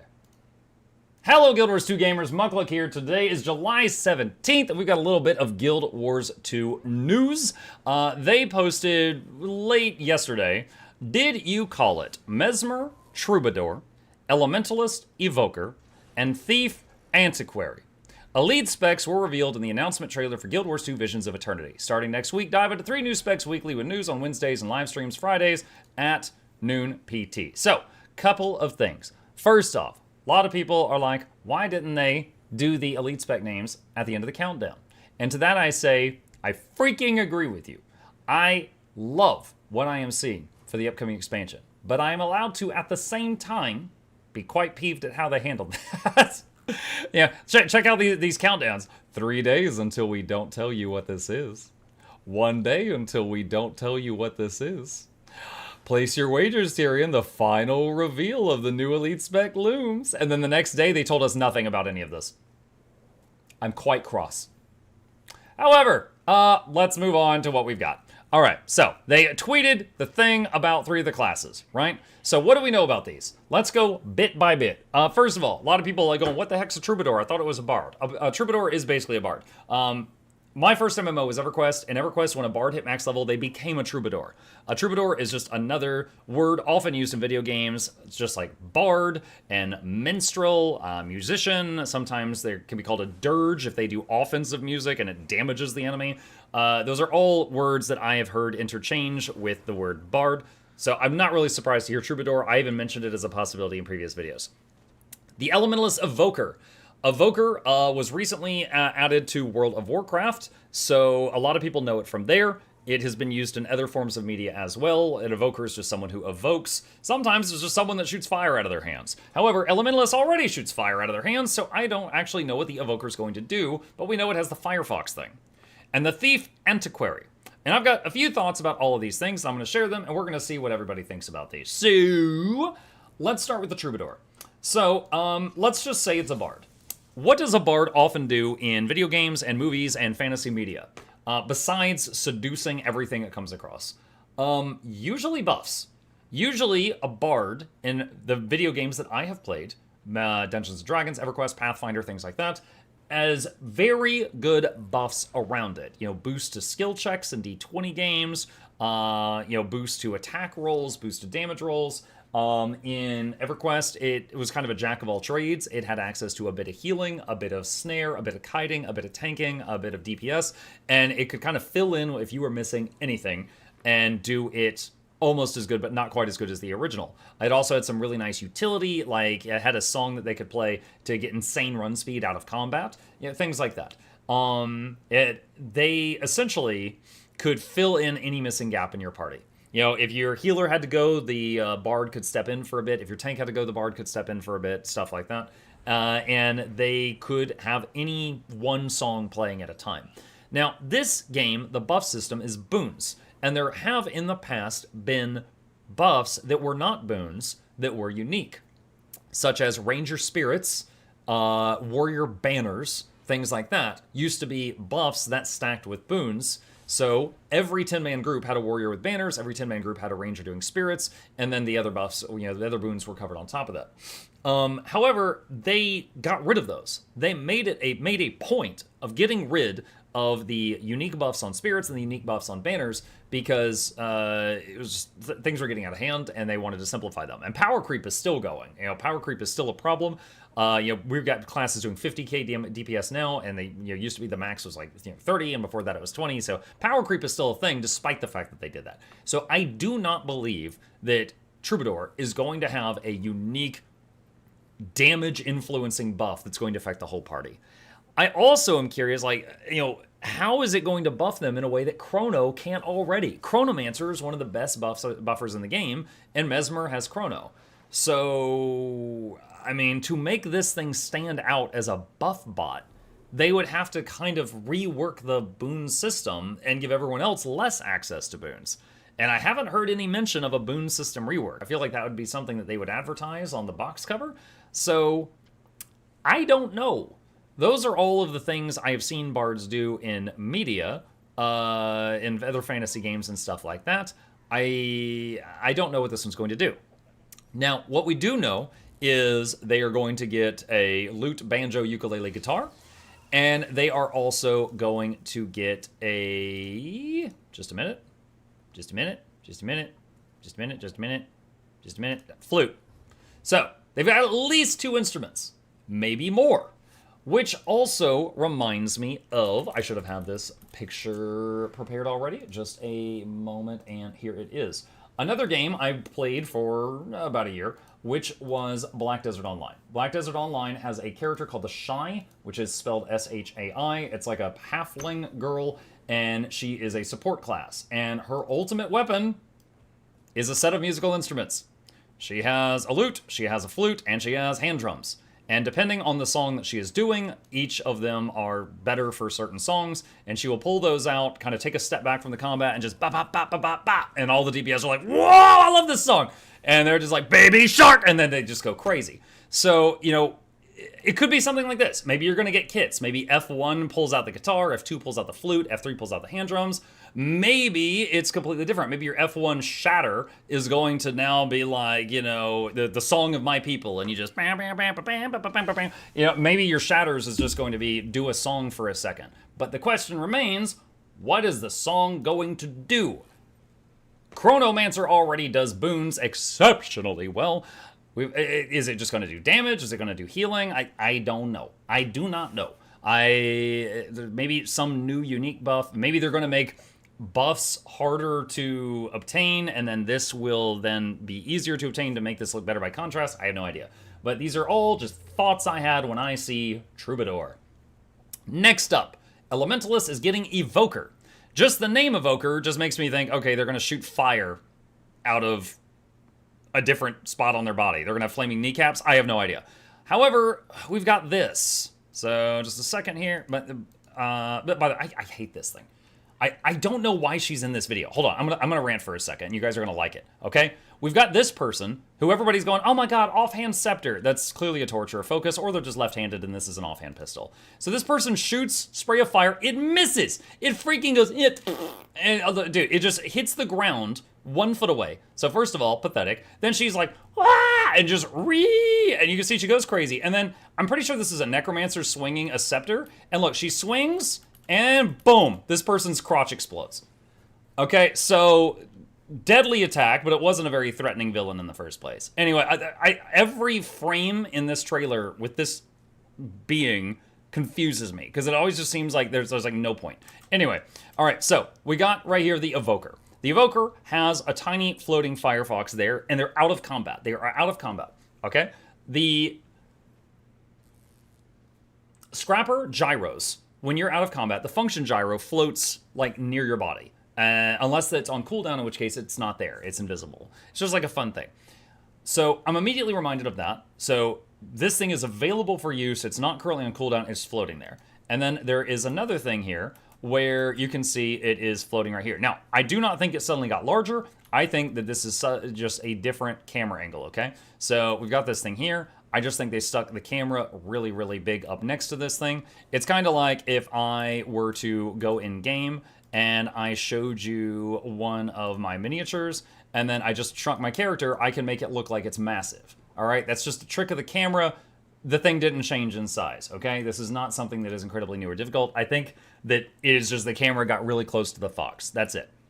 So we got this thing floating in the air, and that's it. That's all we know about that thing, is it's there. So, possibilities. One, could it be a combat pet? As in, when you enter combat, maybe you cast some spells and start juicing it up, and then it gets stronger and stronger and stronger, and it starts fighting, and maybe you have to reset it. There was a class called the Summoner that was that never made it into Guild Wars 1, that was going to be in Guild Wars Utopia, which was the canceled 4th expansion of Guild Wars 1, was going to bring the Chronomancer and the Summoner into the game.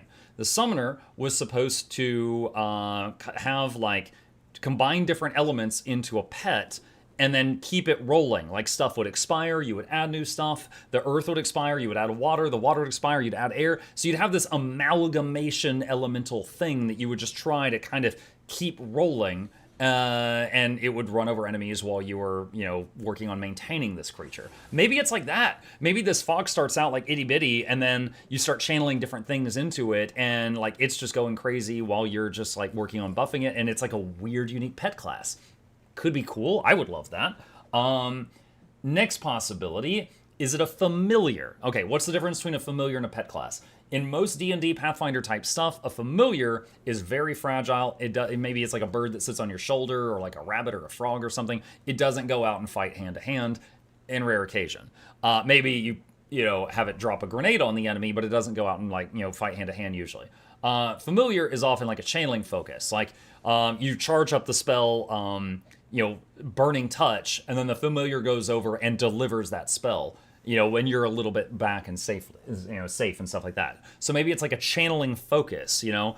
Maybe you cast a spell through the pet, or through the familiar, and it's enhanced in some way. So maybe, like, you could hit the, I don't know, you could hit the 5 button on your weapon, or you could hit F1 to activate the familiar, then hit 5, and then it does something much flashier. You know, kind of like how an Untamed will, like, you know, do an ambush, with just like an energized version of their one skill. Maybe this thing, like, you hit it, and then the next button you use is just juiced.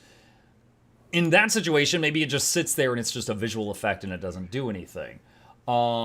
Maybe it's like a gyro, and you send it out to an area and it emits a field and it does something in that area. Or like gyros and jade spheres both kind of share that behavior. You send them out to a spot, they do a thing, and then they disappear and they're on cooldown for a while. These are all just ideas in my head. I don't actually know what it's going to do. Also, we've only seen the Fire Fox. We've only seen the Mozilla version. And the icon for it is a Fire Fox's head. We've not seen a Water Fox, Air Fox, or Earth Fox. So, another question, is this related to element? When the elementalist is in fire, Fire Fox. When they go into Earth, do they get an Earth Buffalo? When they go into Earth, do they get a water, do they get a water snake? You know, is air an air otter? I don't know. Is it always a fox, and it's always on fire, and then whatever element you have out, you have access to that element plus fire? Again, total spitball in here. I'm not sure. But everything we've seen, including the class icon, is a Fire Fox. Nothing to do with the other elements yet. So maybe that indicates something? I don't know. That's all I got for the Evoker.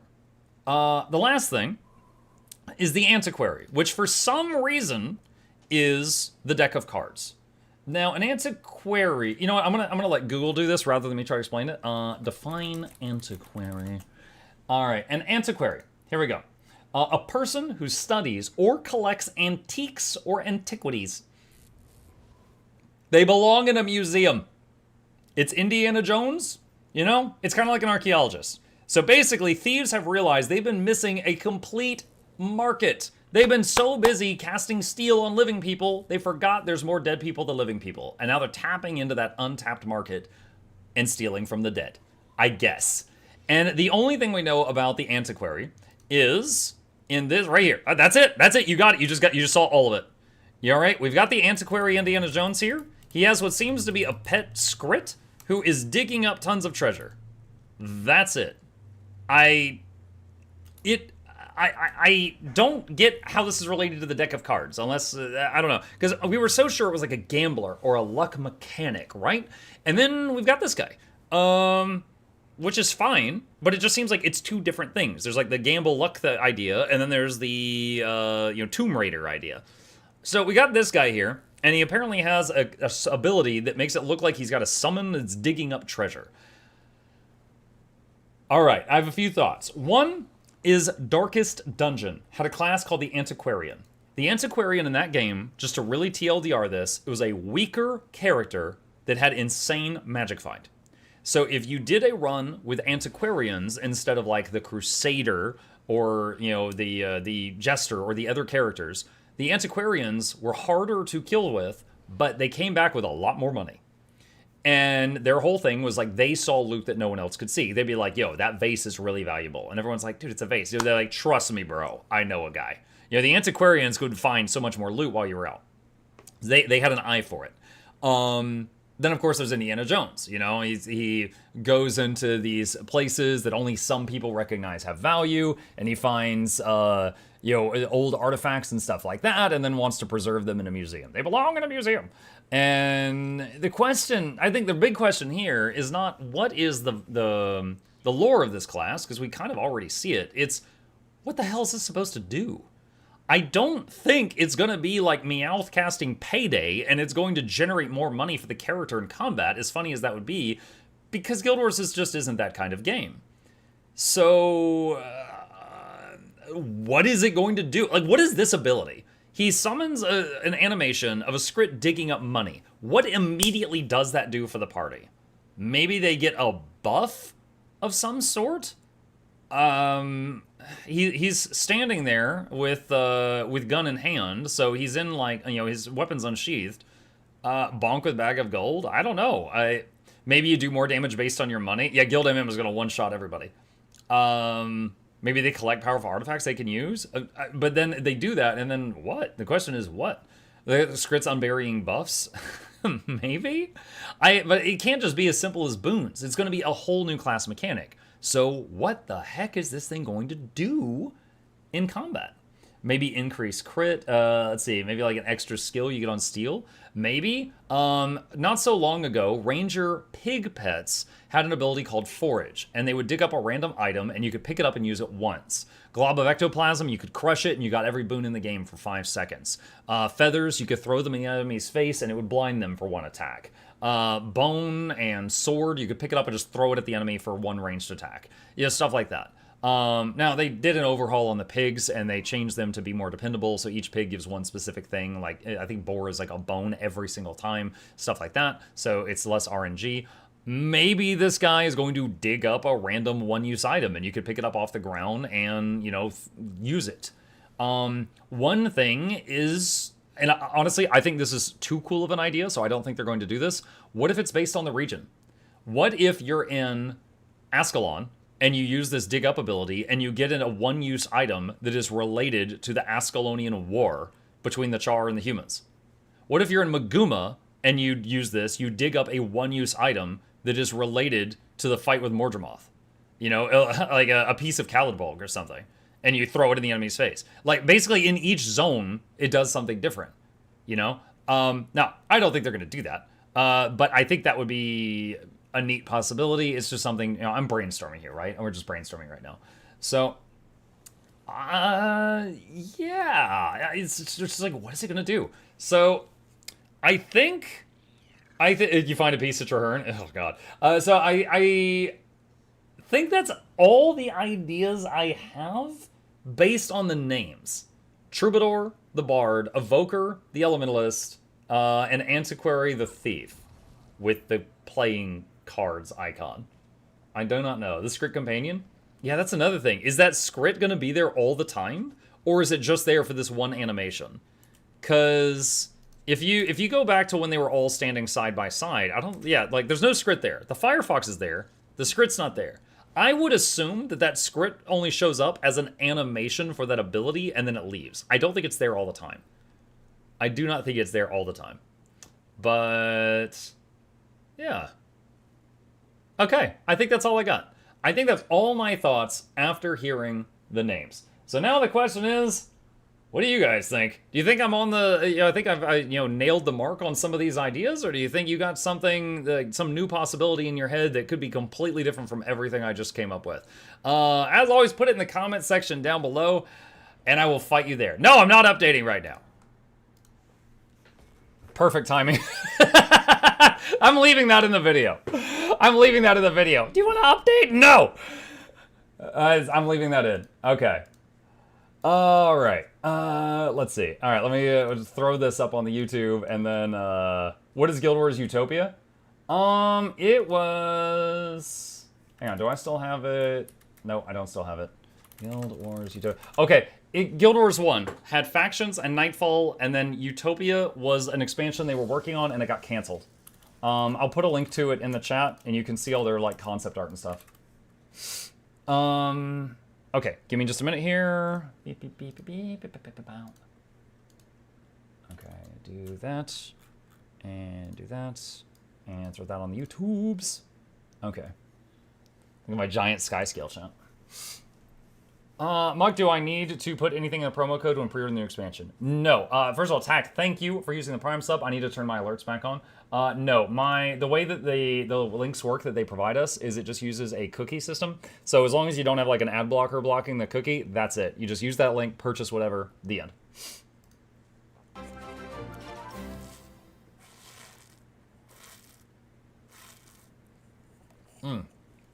Where were the names confirmed?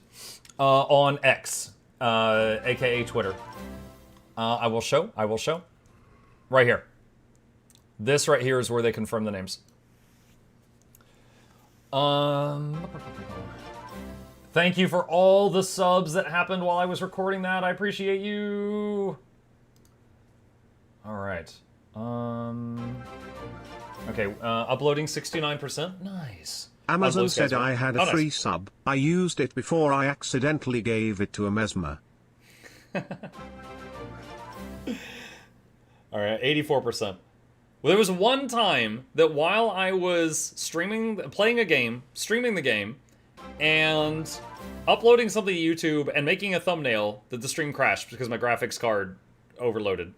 So I'm waiting for the upload to finish before I open the thumbnail editor. Okay, it just finished. Let's move this over here. Hey Muk, do I need to put anything in the promo code when I pre-order this new expansion, or is the link good enough? The link is it. I already answered that one, but I'll say it again. The link is all you need. And I appreciate you using the link. It is a huge help for all of us.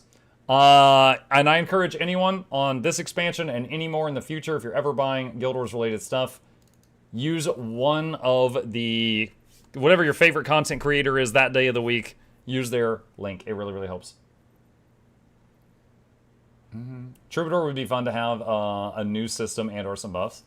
It'd be really funny. Dude, how funny would it be on like day one if it plays like Guitar Hero? And then they're like, just kidding. My favorite content creator for like is Guild Wars to Efficiency. Yo, that's a great website. Okay, this is my thumbnail thing. This video is coming out soon.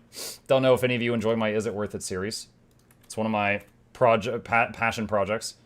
All right, that is done. Get rid of that, get rid of that. This is a Guild Wars video. And... let's see, how do I want to do this?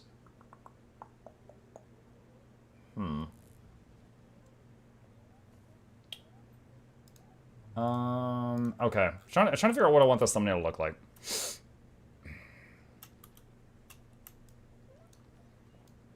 I have a few ideas here. Hang on.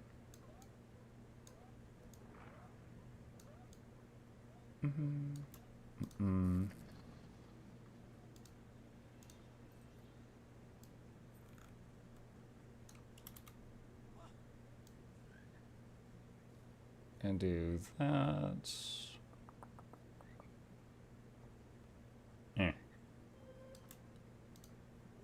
Okay.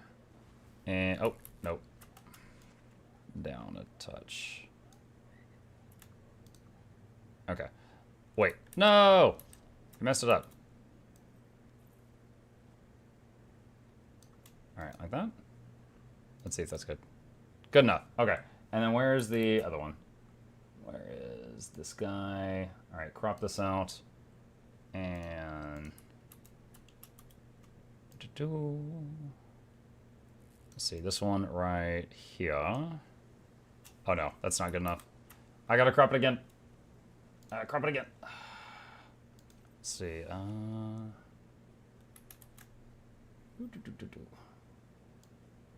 Put that over there. Okay. I don't know if I'm gonna keep this idea. This is just trying things out right now. That was the last one.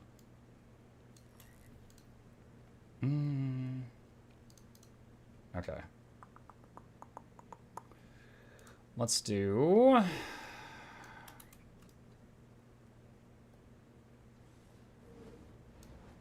Try that.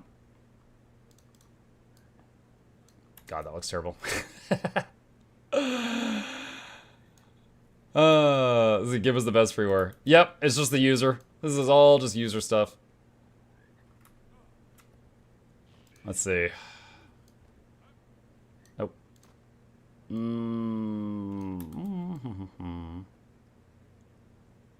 So we can get this lined up here.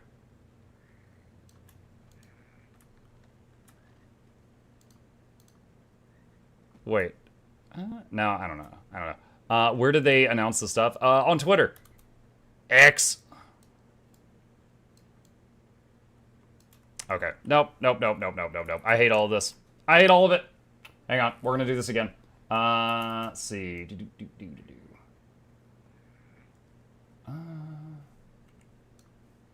Let's see. I might switch to GIMP. I have a toxic Stockholm relationship with Photoshop. Well, GIMP is free, which is absolutely in my budget, right? I can afford free. Let's try just copy the whole image. Is this MS Paint? No, this is GIMP. I'm just trying to come up with a thumbnail idea. Let's see, do that. Let's see. You know what, that's fine. We can have one off the bottom, and then people can guess on it. So, and then let's add some words. Let's see. Do that. All right. 3. Let's just do number 3. Elite spec names. 3 elite specs named. Let's do that. Let's change the text color, and then I'll give it a backdrop in a second. Let's change the word name to have a larger size. And let's do. Let grow, do that, and boop.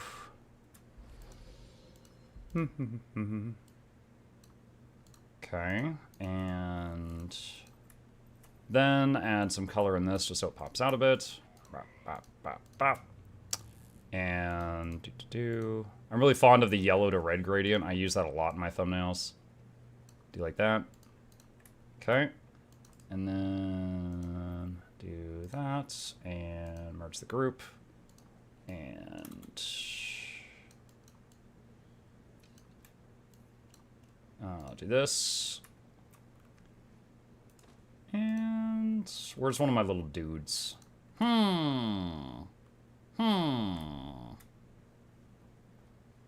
Should he be excited? Oh! There we go. Happy little dude. Do that. I think that's fine. Actually, wait, hold on. Should I use the larger Guild Wars 2 icon? I've got one like that. Nah, that's fine. Let's see. YouTube. No. This one. That folder. Alright. Guild Wars 2 news. 7/17/25. Oh my god, caps lock. That's fine. Right on the second elite icon. Yep. That's because they have to watch the video. If they can get all the information from the thumbnail, why would they watch the video? You know? You gotta get them to click. Welcome to content creation. Gotta get that hook in them. All right, let's do and import. Okay. 3 elite specs named. For the Emperor! Noises. All right, related links. Always provide your links. Okay, where is, let's see, copy link to the tweet. Where is it? Copy link. Here we go. And blah, blah, blah, blah, blah. Related links, paste. And file. Holy, it's 2 a.m. What was that scream?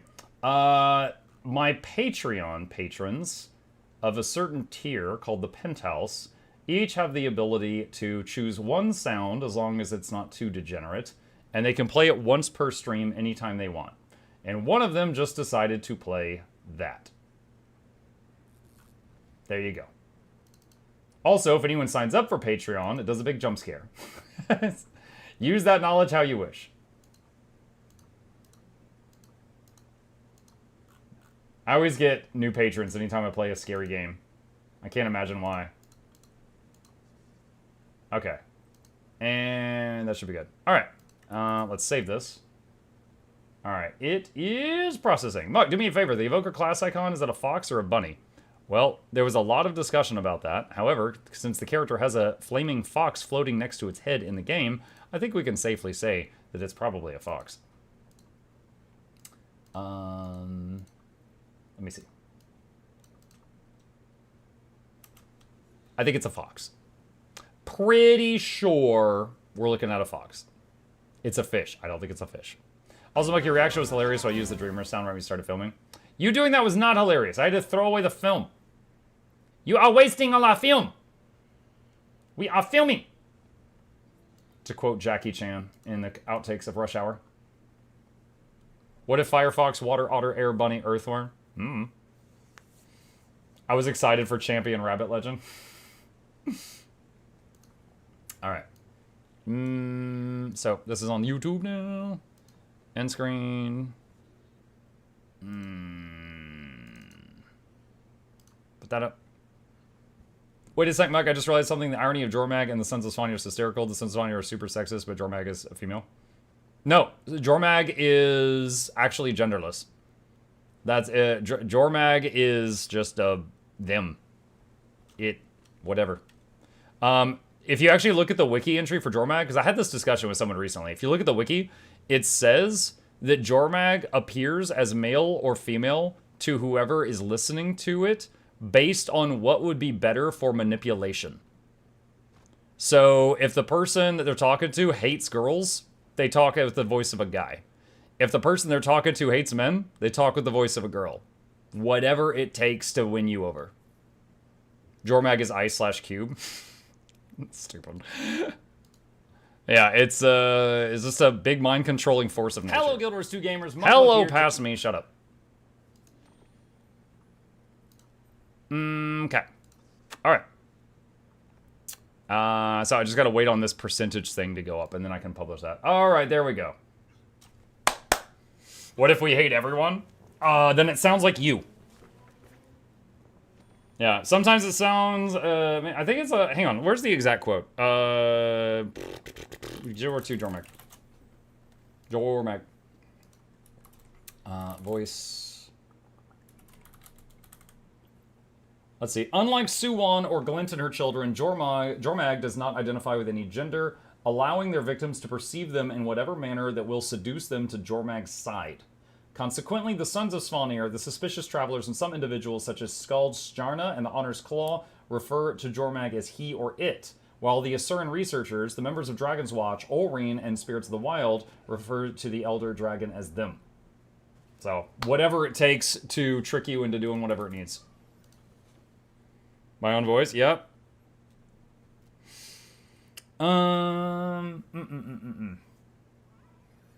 Jormag spoke in a female voice to emulate Olreen and Glint. Okay. That project is done. Elite skills killed the Bormag fun. Bormag? Jormag's pronouns are now were, was. Wait, Jormag's gone now. Ugh. Primordius too. I am mad we never got to see Primordius below the shoulders. I bet Primordius looked like a big goofy frog. We never got to see it. I forgot what happened with past expansion releases. They usually release at midnight or noon. Noon. Typically at noon Eastern time. during my morning streams. Alright, I'm just waiting on that thing to process on YouTube. Alright, in the meantime, when's the daily reset? Daily reset's in 45 minutes. So we can bonk something until then. Oh, Dracker. Let's see if we can join Dracker.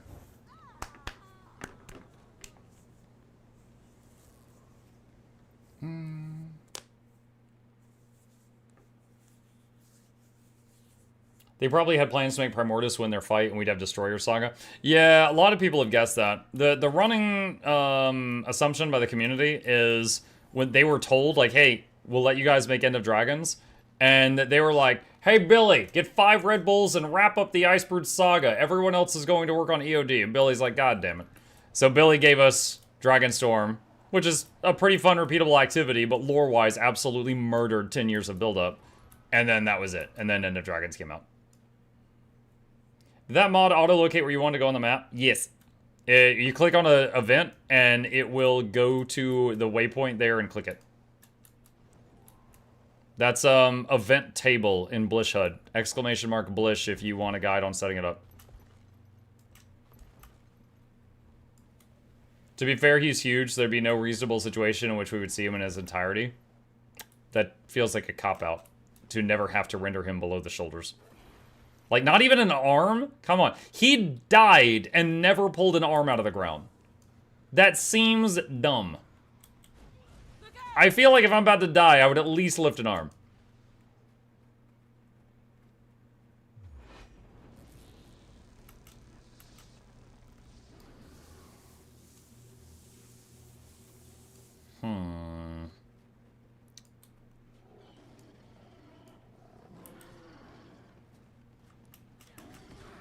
Oh wait, is music still turned down? I think it is. Yeah, there's my spooky tunes.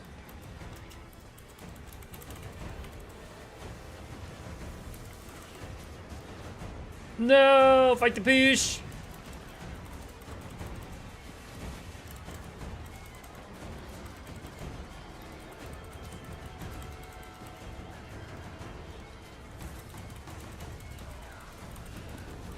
My plushie of your character arrival was away, so I got to come home to a cuddly buddy today. Nice, I hope you enjoy it. Thank you so much.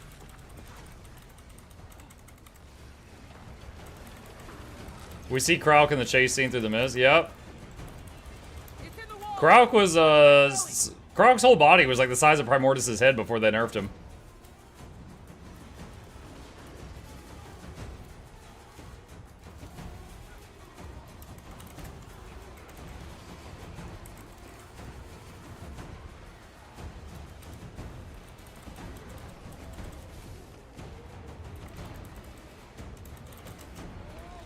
No.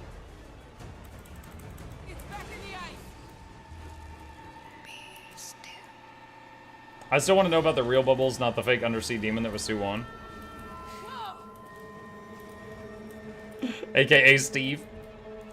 Need some help here. For the New Bloods, there was a long time where we didn't know the name of the water dragon. Many years. And there was this one scene in the game where I think Timey said something like, oh yeah, and then there's, you know, Jormag and Primordius and... I forgot the last one's name. But she said an S, right? So everyone's like, it starts with an S. And there was this running joke of the community that the final dragon's name was Steve. For years, everyone was like, oh yeah, that's Steve.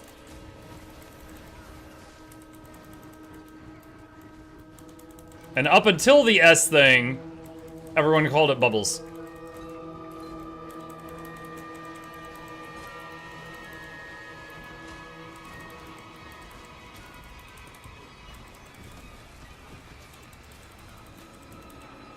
Steve is the chainsaw guy. It was used in both.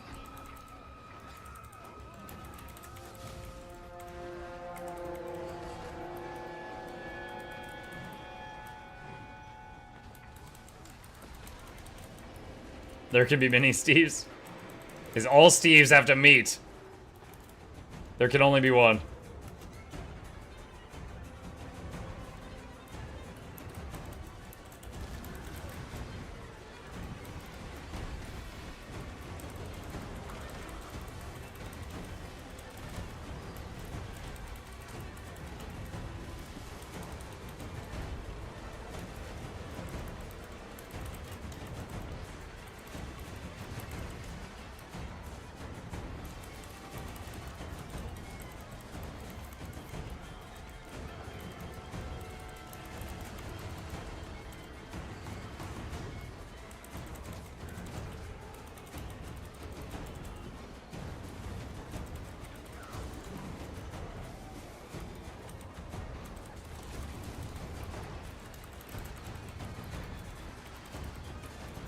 Life has many Steves, Ed boy. That's right.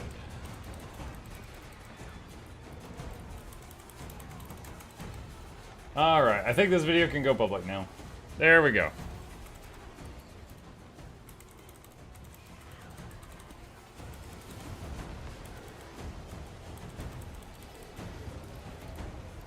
Damn it!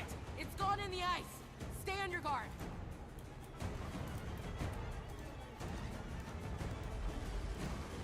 Put on the wizard hat. Hold on, I'm fighting a dragon! Or not a dragon, an almost dragon. Caffeine-free diet dragon. Nice, I got into the corner before he pushed. It's back in the ice! Okay. Meh.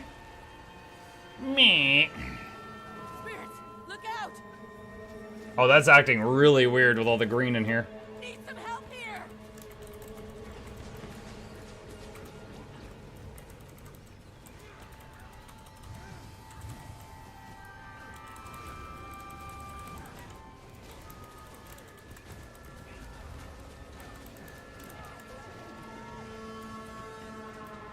John almost dragon Drakar. Channeling the magic on the other side of that Raven Gate. Go cut it off! Alright, I've got the debuff from the last Raven Gate I went through, so I have to wait until Mesmer makes a portal, maybe. The gate's open! Now get in there and cut off the source! Cut off the source.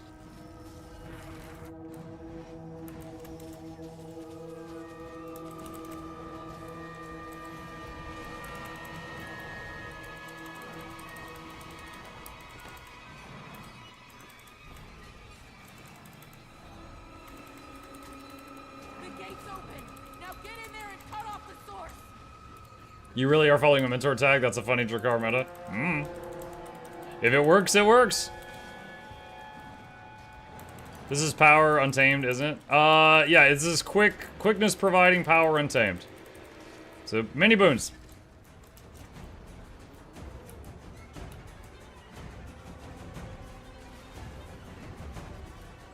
And yeah, I'm currently running hammer and double maces just because I like it.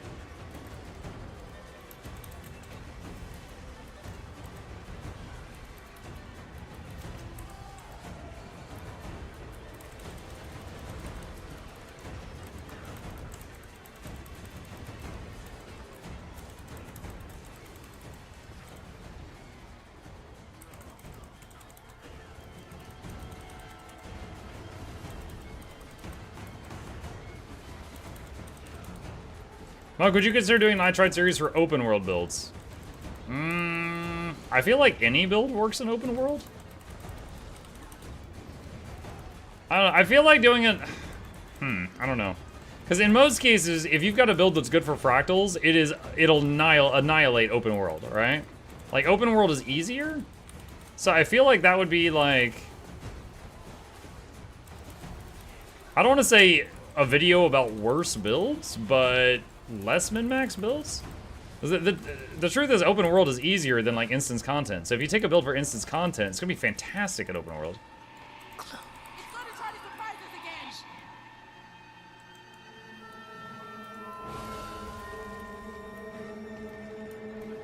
Whoa!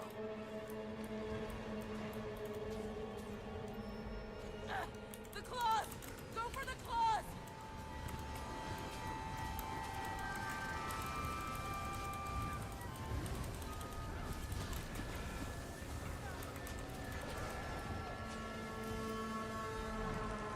Okay, open that Raven Gate and hunt down the source of the spirit magic. Alright, let's see if we got a Mesmer portal for this one. Open. Now get in there and cut off the source.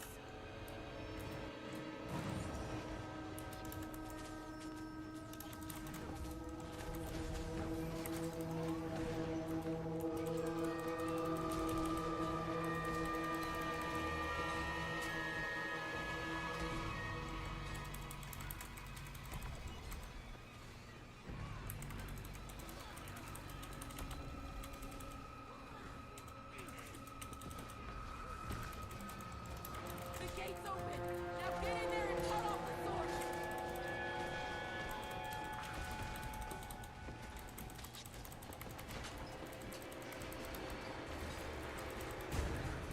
Alright, that was done. Can't use mounts in the big room, but you can use mounts in there. Ah! This is it! Everyone, attack! Attack!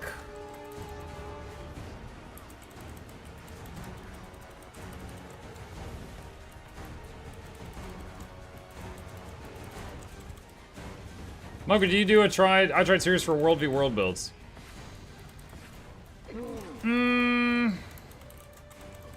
I haven't really gotten a lot of enjoyment out of World v World in some time, so I haven't been in there much lately, so you're probably not going to see me do that.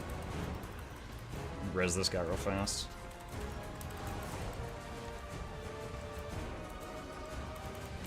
I feel like the enjoyment out of World v World depends on who you're with. Because, like, if you're with a good group and you're fighting against, like, near evenly matched opponents, it's a lot of fun. But if you're, like, with a bad group and getting stomped, or with a group with no opposition and stomping, and there's, like, no one giving you any fights, then it feels kind of boring to me. So it, like, totally depends on, like, who you're with and who you're fighting. But if you're in there with, like, evenly matched opponents and you're with a solid group, it can be very, very fun. It just depends. It's like World v World gives you all the tools you need to have fun, but fun is not guaranteed.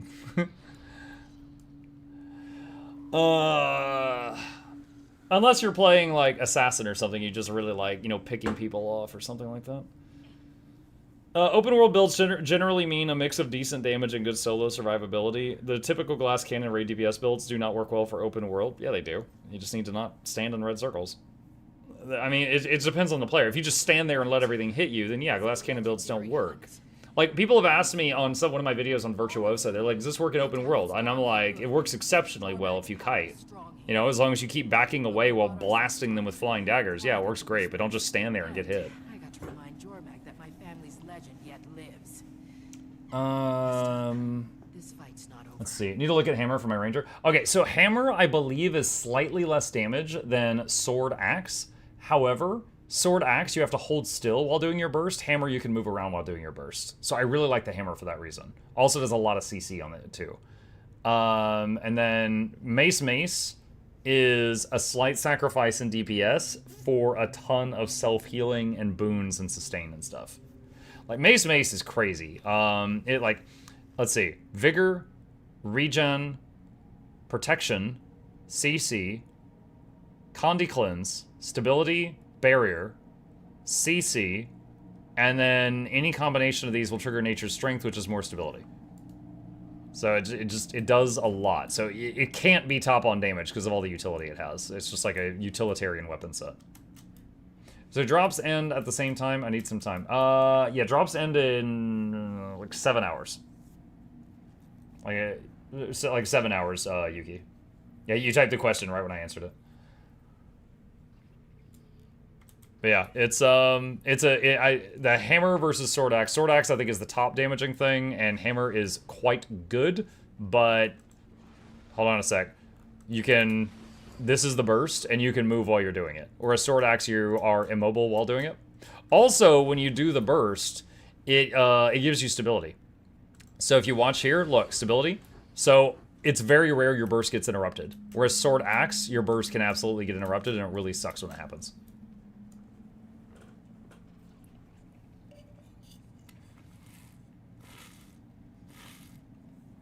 Let's see, the new Hammer Defense Berserker build is arguably on par with Quickness Untamed, massive damage, self-boon, high survivability. Oh yeah? Nice. I haven't played that one. Really struggling getting into Guild Wars 2, I never hit 80. How to find fun in Guild Wars 2 as opposed to something like WoW, which I've played a lot. What's up, Xenox? So, dude, I got you. I played 10 years of WoW before this, so I can absolutely answer questions if you need any, like, comparisons. I have 2 videos you might enjoy. One is a new player guide, and one is called I Just Hit Level 80, Now What Do I Do?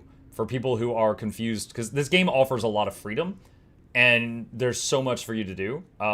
You might find what you need in that second video. Crowley says playing with friends and playing for things you really want are so big. Yeah.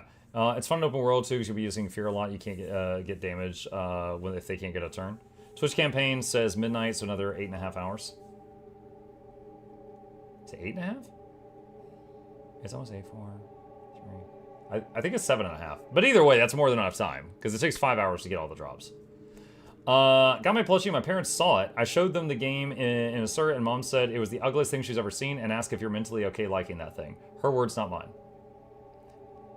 Asking if I'm mentally okay for liking it or if you're mentally okay for buying it. Like, is your mom concerned about your well-being or mine? I need to know. I need clarification there. Oh my god, nice. I need the whole 5 hours. You hear the last minute, Yugi. Both? Both. I mean, I don't know. Tell her thousands of people can't be wrong. And they totally can, but just tell her them. I won the free plushie giveaway, so I didn't buy it. Oh, okay.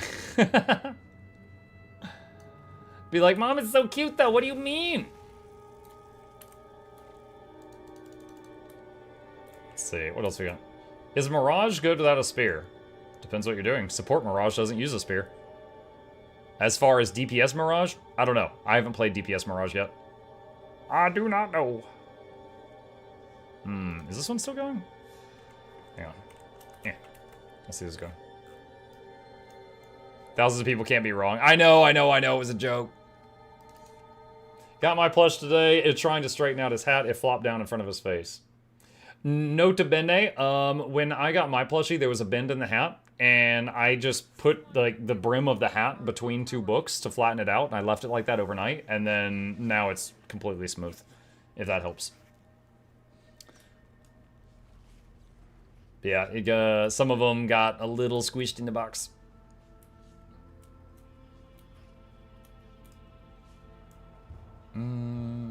I really want to use Mirage because it's cool, but the only builds I see use Spear, and I don't have Janther Wild's only hot and POF. Yeah, I'm not sure. I don't know if we got any Mirage. Like, is there any Mesmer mains in chat? Like, if a Mesmer doesn't have access to Spear, what is the second best weapon that they could use for someone that doesn't have Janther? Like, what were they using before that?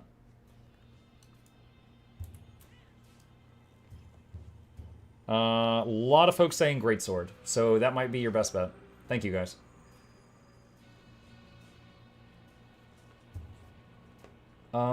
Few people saying Staff. Mike, do you have anything that I could buy the latest X-Pack return from long break? Do I have anything? If you mean like a referral link, I sure do. I'll link it in the chat right now. The Dark Leviathan ship looks like ship in reveal trailer. Could we be going somewhere in the unending ocean? Maybe. I mean, we are going somewhere via water, so it's possible. And thank you, 98. Appreciate the sub. If you're looking at Snow Coaster builds, they usually have a section that recommends weapons if you don't want certain expansions. Thank you. Sure, thank you. All I know is it's Farron that crashed it. Why are we always crashing ships into new expansions? Let's see if anyone's doing this one right now. No, it's too late. I don't think anyone's doing it. Or it's already finished. Allies overrun in 6 minutes. Yeah.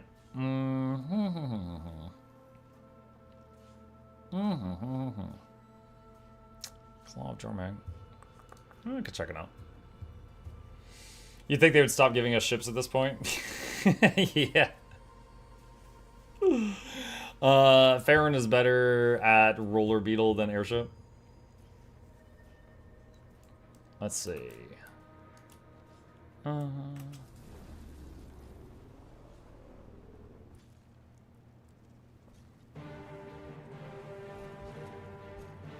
Oh, got here just in time. Oh, wait. Hold on. Can I leave combat? Can I leave combat? Let's do that. Okay. Alright.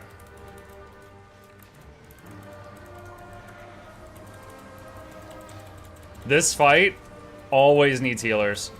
There's always so many people just stacking up here and just taking the hits.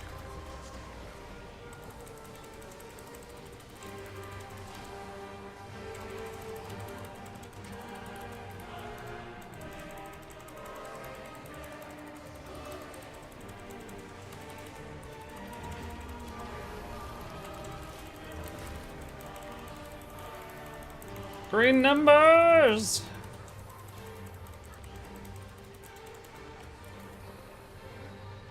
I love it.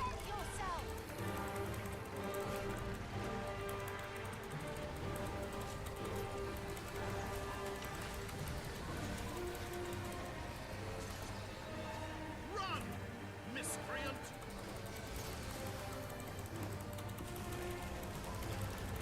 That'll do.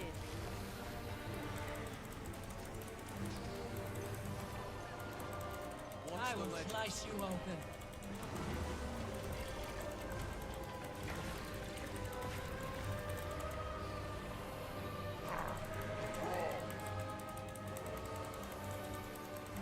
Watch the ledges.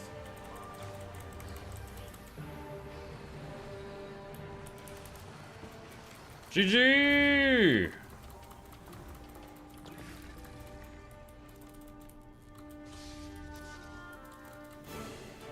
Nice.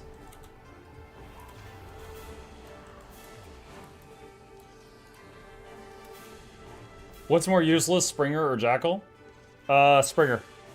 Springer goes up. Sky Scale, after you get it, goes more up. Springer has CC. Warclaw, after you get it, as well as Turtle, has more CC. It is 100% replaced after you get all the mounts. The Jackal is the only thing that can get you through sand portals. So there will always be at least some parts of the game that can only be accessed via Jackal. Also, the Jackal has the unique ability of being the fastest uphill. Because when you use teleport on a Jackal, whether you're going uphill or downhill, it goes the same distance. Whereas if you're on a Warclaw and you do a leap forward, if you're going uphill, you barely move 1 foot. But if you're going downhill, you go for like miles, right? So Jackal has the unique ability of being the best thing at going uphill because of that teleport. And it's always a set distance. Also, there's the, you know, sand shield thing. So I would say Springer is the, after you get all mounts, Springer is completely replaced. Roller Beetle is faster uphill. If you have momentum. Not like if you just hopped on it. I don't believe so. Mugiljan says Sword Dagger, Great Sword. Oh, for the Mesmer question? Gotcha. Gotcha. Does that apply even if you don't have Warclaw Masteries yet? So Warclaw CC comes from spamming the 3 and the 4 after you get the mastery that gives them CC.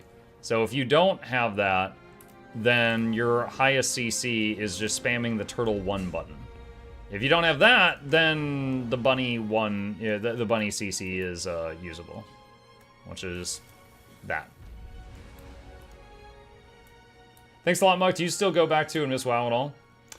In the last... Okay, so I actually know the exact date, because it was right when my kid was born. I told my group, I was like, yo guys, I gotta stop raiding 20 hours a week because I'm about to be a dad. My kid just turned 13, so it was 13 years ago that I stopped doing, like, the server-first try-hard raiding. Since then, I hopped back into WoW, like, you know, for a couple months when Battle for Azeroth came out, but I haven't really played it since then. I admit I felt a temptation to play it when that hardcore server opened, and like the whole OnlyFans thing happened with all the other content creators. That looked really fun to me. That looked like a fun thing to do for, you know, like until my character died, you know, for like a month or two or something. And I never really pulled the trigger on the idea, but I thought about it. But that was like, I would say the retail stuff really doesn't appeal to me at all. But that classic hardcore server thing looked kind of fun. Dodged a bullet there? I don't think so. I mean, there was some drama with, because it was a content creator guild, right? People were trying to make drama because content. But Teapot was in it. Like, I think it would have been fun to like do raids and stuff with Teapot and other people there that were in it. But yeah, there was a few people there that could be considered bad eggs, but I think overall it was a success, right? They still had a massive amount of success with that project. Like, if you just think of like the views of all those videos that happened, I would call it a success. But yeah, there was a few things that I would have not wanted to have been involved in. Also, Cuter Skin makes an easy open world. You can like it. Is drama for concert most of it? Yeah. My plushie is past customs. Oh, he got through. But yeah, like if they honestly, let's say Guild Wars 2 made a server that was hardcore, I would love to do a series where I just try to go as far as I can. You know, I actually have a max level character that's called Mukluk Zero Deaths on one of my accounts that never died. Well, until I gave it to the account to my kid. I think he might have killed it. But the character, honestly, I leveled it to like 50 or 60, and it wasn't even difficult. I just had to be really careful with the vistas. You know what the biggest danger is leveling to 80 when you're trying to not die? Vistas. Falling off a muck and jumping puzzle. That's the biggest danger. Not joking. So, like, that was a thing. And then, like, I got to, like, 50 or 60, and then I parked the character at, like, a treasure chest or something, and it was just, like, that tiny amount of XP you get opening a box every day got him from, like, 60 to 80. Vistas just glide down. You don't have gliding if you're just starting out. You don't have that, Chef. Christopher Weaver says, how good is your gear? I'm maxed out. I've beaten the game. I'm just playing for fun and community at this point, Christopher. I've got everything maxed out. Muck, were you ever able to solo Bandit Executioner? I don't think I've ever tried. If yes, what were you playing? If no, what do you think could do it? Alright, Amoni, when anyone asks me, what do you think could solo, I don't even listen to the end of the sentence.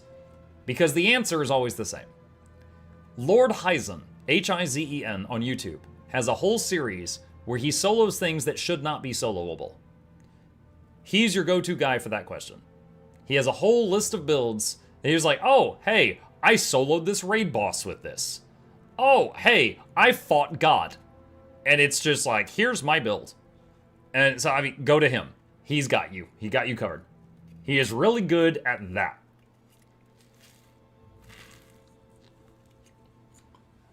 He calls this game a single-player MMO. Has he done Samurag yet? I know that there is a person that did Samurag, and it looked really tedious how they did it, but I don't think he is the... I don't think he did it. You can instantly know who's being talked about. Mm-hmm. Yeah, Hizen is really good at what he does. There was one... Dude, I wonder if I can find it. Because he's asked me for permission to have me star in a couple of his videos. Dude, I kid you not. He made an alt account and made an Asura and got the gear to make it look like me so that he could have me guest star in his videos without him asking me to do it. And it looks like my character. In chat, I want to point out, I've got a couple of pieces of legendary gear visible on my fashion. He got legendary gloves and boots on his alt account just to spin up a fake Mukluk. Which is some wild dedication. Imagine making a new Guild Wars 2 account and getting legendaries just for a fashion thingy. I was like, what? Like, I was pretty shocked. Okay. Can I find... Man, he's just been soloing a lot of other games.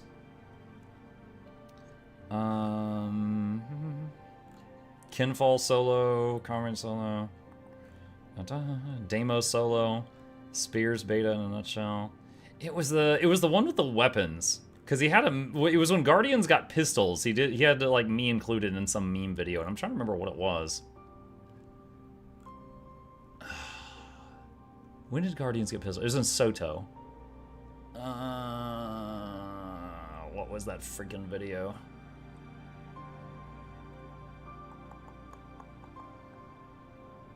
Holy crap. Mordramoth Legend. Okay, that was End of Dragons. I've gone too far. Open world build, Weaver build, open world builds, tier list. Siege Turtle buff, Fractal, Turtle, maybe search Lord Hizen weapon mastery. Hang on. Tier list. Expand. Oh, I think this is it. Expanded weapon proficiency beta in a nutshell. After 3 months of Soto, we finally released the beta of expanded weapon proficiency today, where we give most of the classes new weapons that has both decent strike damage and huge support. I found it. There's a big bump in viewership, right? Yeah, there's me. Okay. All right, so this is when he was trying out when Guardians got pistol for the first time. Muck, look at chat. I see you, Cause. Hello.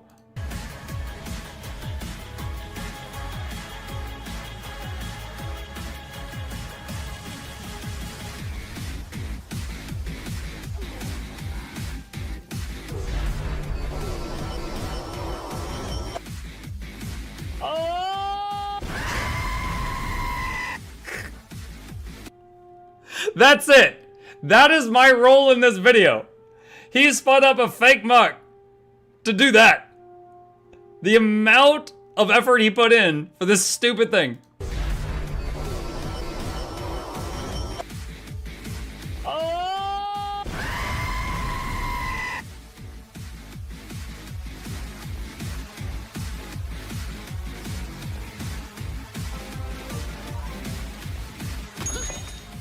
I've got an idea!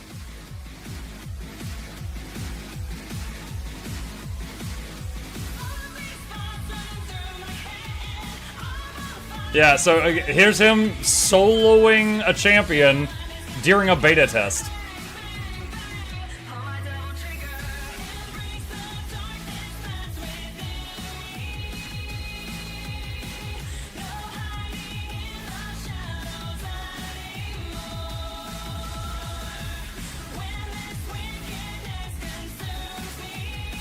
Yeah, I'll link this in the chat. It was a really fun video. Yeah, he does a lot of soloing big stuff and a lot of memes. Very entertaining guy. And Mech is even more powerful now. That's pretty good. It looked like his golem soloing. Well, he was doing damage from range and healing the golem. If he wasn't healing and supporting the golem, it would have died very fast. That was the whole point. The short bow was a support weapon, and he was using it to support the golem. Not just any champ that hero point used to wipe whole HP trains. Yeah, it's a tough one. It leaves those very nasty damaging puddles all over the place. What are the drops for? There are... Here, hang on. I literally linked the video twice. Cool, I linked it a third time. There's a link in the chat for drops. Just check that. Let's see.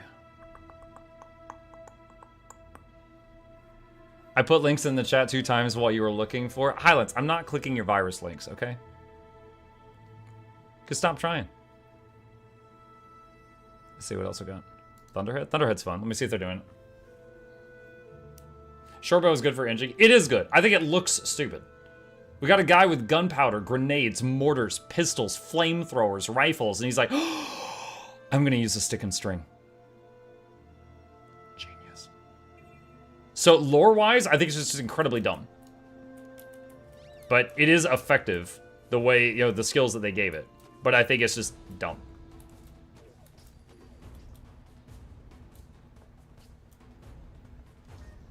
Alright, where are we at? Branded occupation. Time until the brandstorm engulfs the keep. What are we supposed to do right now? Is anyone doing this?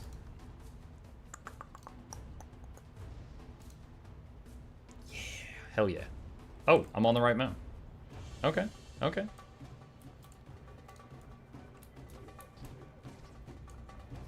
Alright, what's up, boss? Where are we going?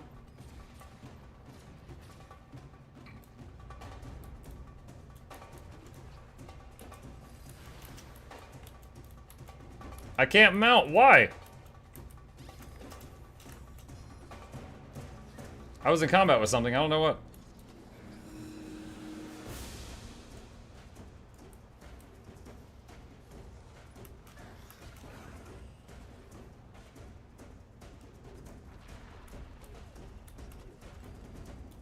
Can we join the squad? Yeah, just use the squad join command. Someone just linked it in the chat a second ago, and you'll join the squad. You don't even have to like whisper me. You just elbow your way in. I'm on NA, to be clear. Any upcoming games you plan on trying out? There's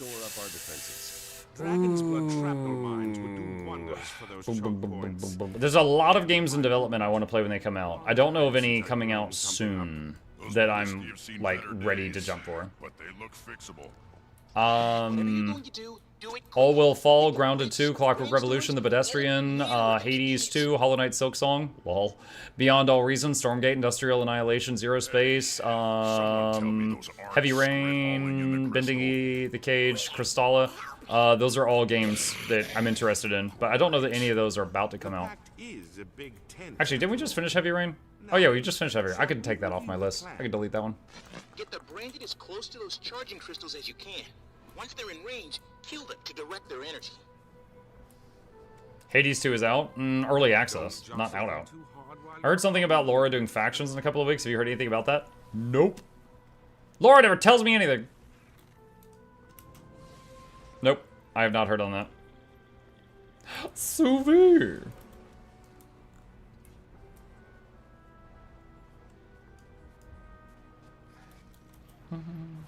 Crate of Mines.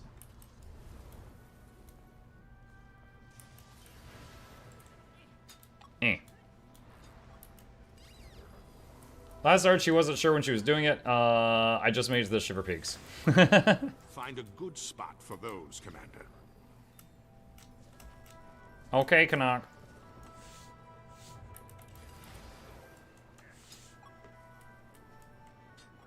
Would you stream take a sponsor from Dispatch? I already played the whole Dispatch beta, and I freaking loved it. So if you're asking if I would let them pay me to play the rest of their game, yes.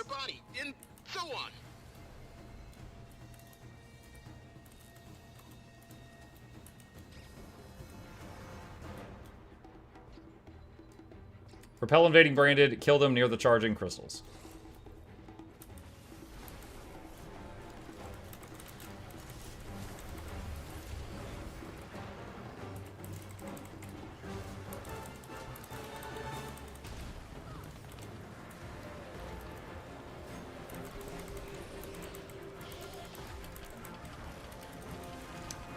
Muck, any upcoming sponsors or Patreon sponsors? None currently on the schedule. The last time we did a sponsored stream was the Warhammer 40k Road Trader DLC, which I loved so much. I started that second playthrough, which we're going to be working on tomorrow morning. Before that was when we watched the thing about Dune Awakening, I think. And I don't have any patrons in the sponsored tier at the moment. Can you do your Canuck Flamboyant impression? Oh, he put me on the spot. What's one of his quotes? I think he does one during this meta where they're like, run away, and he's like, victoriously run away, you mean? And they're like, shut up and run, Canuck!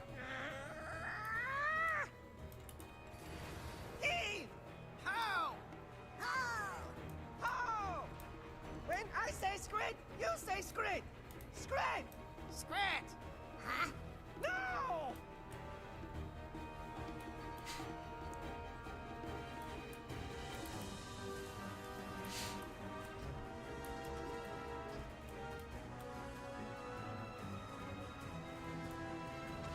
You are a potato now? Not at the moment. Hang on. Let's see, I did that. Plus chip. Sure. Party potato. I'm a potato. I'm a potato.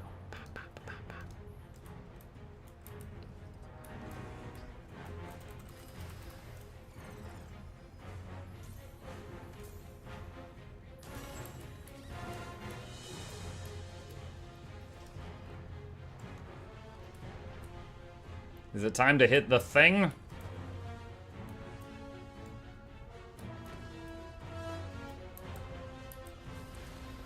Oh wow. I'm just gonna throw an AoE res right there. Oh, he knocked him out of the AoE res. What a punk. He's like, no, you're not.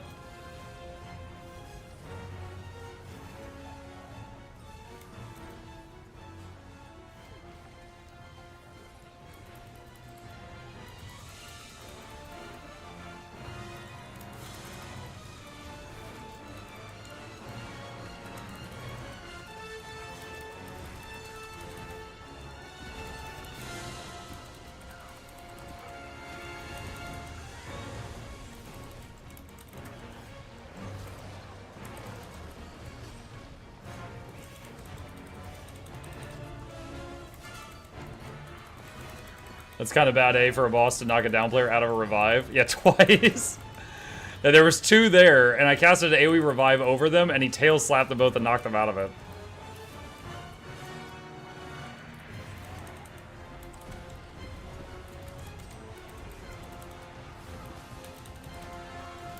Alright, I'm out of Dragon's Blood Spears.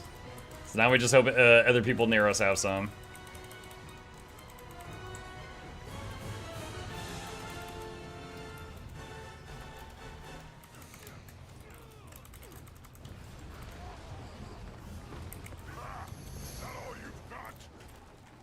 In point of fact, no, that is not all they've got. Flee to your lives before the brainstorm takes you! Victoriously flee for our lives, I think he means. Shut up and run, Canuck! Victoriously flee for our lives, you mean? Shut up and run, Canuck!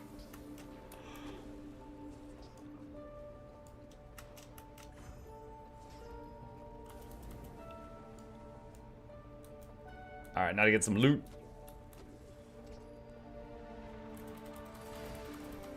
Do we actually have a Dragon Blood Spear as a spear skin? Isn't there like a whole Dragon Blood set of weapons? I confirm. I confirm.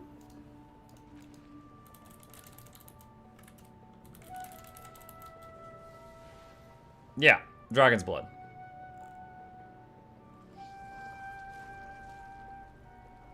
I don't know if there is a spear, though. Sword, hammer, longbow, short bow, axe, dagger, greatsword, mace, pistol, rifle, scepter, staff, focus, torch, warhorn, shield. No. So that was before we got spears as land weapons. Muck, I asked the devs of Brave New Wonders to reach out and give you an invite. Eh? Have they hit you up? No, I don't think so. Hold on. I don't usually have my email open while I'm streaming. I'm opening it right now. Just a minute. I'm trying to. Did it lock up on me? One sec.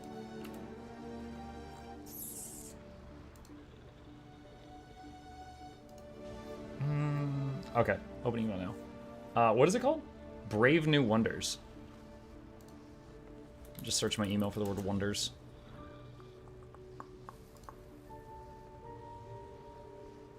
Stoneforge Beginnings. Age of Wonders. Blizzard Entertainment. Oh, okay, they've just got the word wonders in that email. It's something about World of Warcraft. No. No, I have not. Nope. So, what was that? I think I remember you had me like look at that game, and I was like, oh yeah, this looks cool. I don't even remember what the game was. You guys throw so many of them in my face, but I do remember I looked at it and I said, oh, this looks cool. But yeah, if you got a key, I'm willing to try it out sometime. Is there a gem store item that lets you have just one set of unlimited farming tool, but on all tunes? No. No, there's nothing like that. Easiest way to do that I know of is to store your Unbreakable Gathering tools in shared account slots, and just equip them when you log into a character and unequip them when you log out of the character, and then you could reach them from all tunes. But it's a small habit that you'll have to learn. Is there a gem store item that makes me happy? So for that, it's actually not on the gem store. It's actually on Twitch. It's down near the chat box. There's a button that says subscribe. You click. Shameless. Alright. Potato off. I'll try that. Thank you. Thank you. Defensive Ammonitons or Tequanal. Oh, Tequanal's good too. Let's check it out. Meow free, thank you. Appreciate that. Welcome, Joanne1972. Bobblehead Laboratory is top priority. Oh my god. Anything to make Muck happy. Thank you, Rex. We need a Majima and Kiryu-chan a comeback. I have a couple of games within that series that I haven't played yet.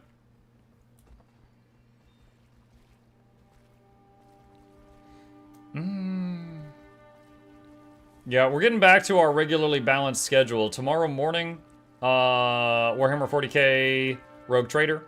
Tomorrow night is finishing up Spider-Man 2, and then starting something new.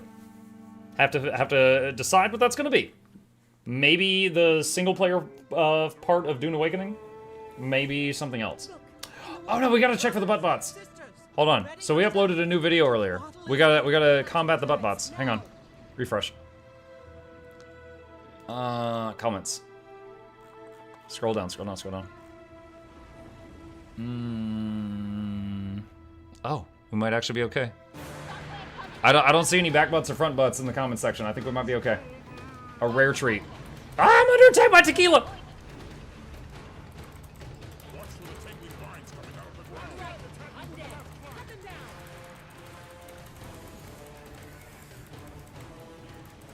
The butt bots have forsaken you? Yo, I welcome that. Oh god! I was casting my heal and he said no and interrupted me.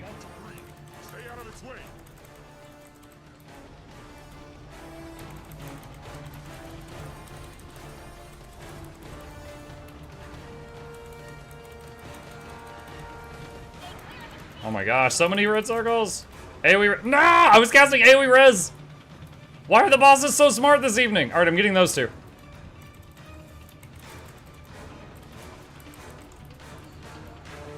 I can't reach it, it's too much bad there.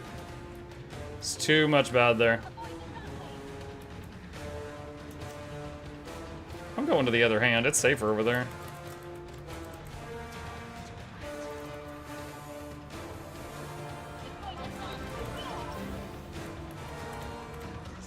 Anything to make Muck happy. Yeah! Wow, that was really delayed. Ah! Oh no.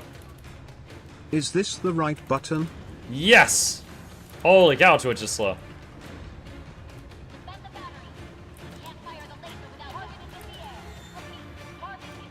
Okay, they got him.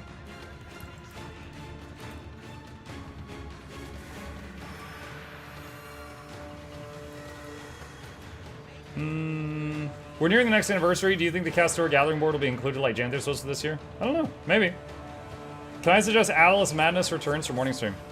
Morning stream is going to be Warhammer Rogue Trader for probably a few more weeks. That's a long game. I'm freaking loving it though. And the numbers have been really good too. So I've been really happy that some of y'all have been enjoying it as well.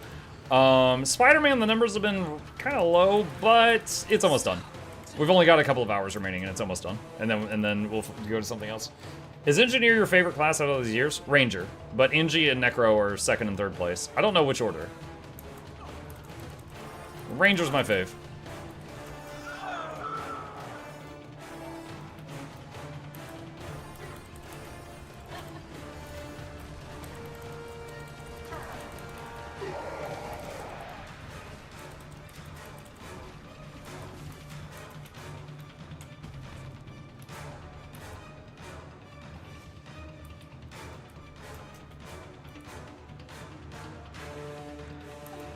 $40 seconds.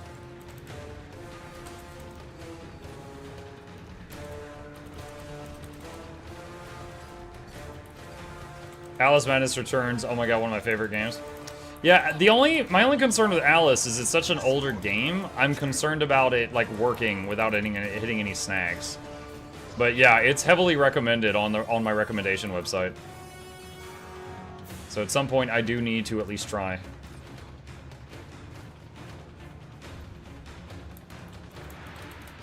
Remember when this meta was difficult? Pepperidge Farm remembers. Hey, Mike, consider making a website for selling ceiling fans and stand fans as rotational fans and call it OnlyFans. Virtue, I don't know if that's if you don't actually know or if you're just making a joke. I actually one day, because I thought it was funny, I made an OnlyFans, an actual OnlyFans, and my profile picture was that ceiling fan above me that you can barely see. And because I thought it was hilarious. You know, it's a dad joke. Sign up for my OnlyFans, and it's just a picture of only a fan. And I told my wife, I'm like, haha, check out what I did. She's like, you take that down right now. And I was just like, what? And she's like, you take that down. And I'm like, fine.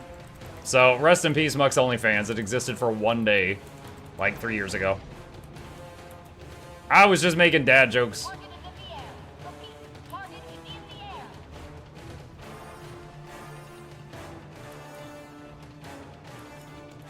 Only Mux. Going till end of drops. See, I said I was going until end of drops because I thought drops ended at midnight. Then I found out they ended at 3 a.m. and now I don't know if I need to change my stream title. But at the very least, after midnight, I'll raid someone. If I don't think I'm gonna make it to 3 a.m., I'll just raid somebody.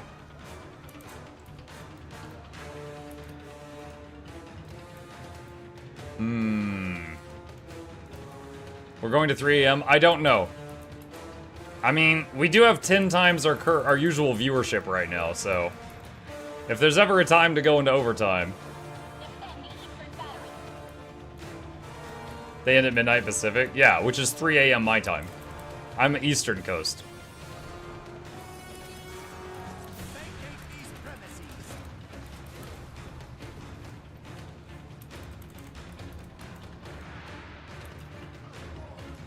Get the boy the Wendy's money.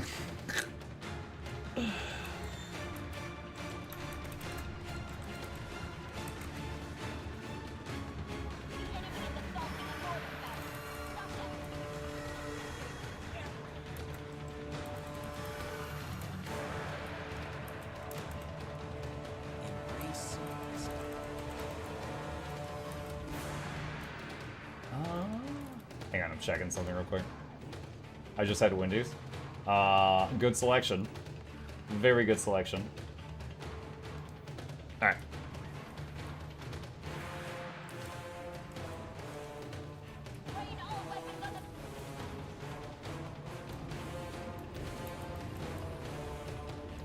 Going to bed, have a great stream. See ya, Ace. Have a good night.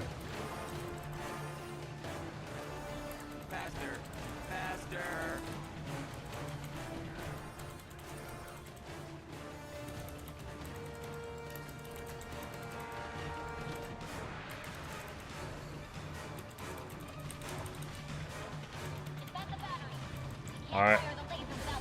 He's immune now. He's taking off again. MuklukYoutube chat, even Guild Wars 2 Day. I know gaming.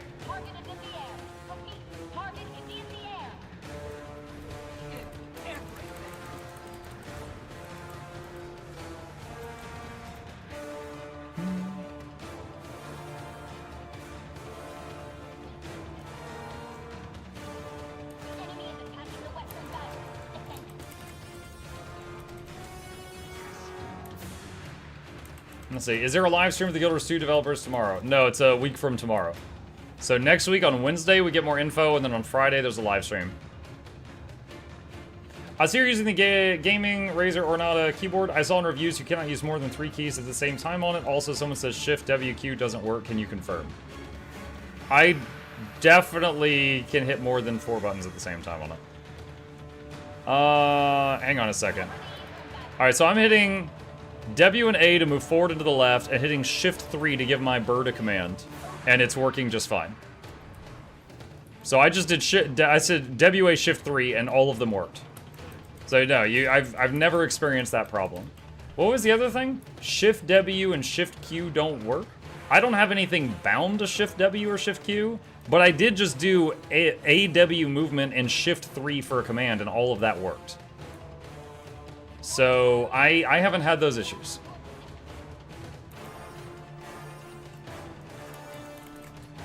I got this keyboard a couple years ago, and I've been extremely happy with it. This was actually my first mechanical keyboard, but I've been very happy with it. Thanks for the tip. Sure. I hope it works out for you.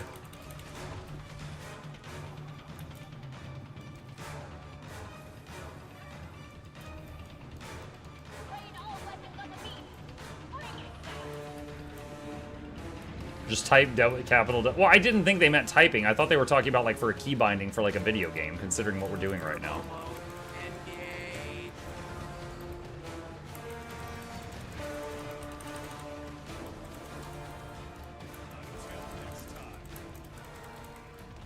Got him. Bing, bing, bing, bing, bing. Nice. It's mechanical. The internet, it says it's membrane silent low profile keys. Well, I mean, I might just be stupid. I mean, I thought this was my first mechanical keyboard. It's not that loud. I mean, here, hang on a sec.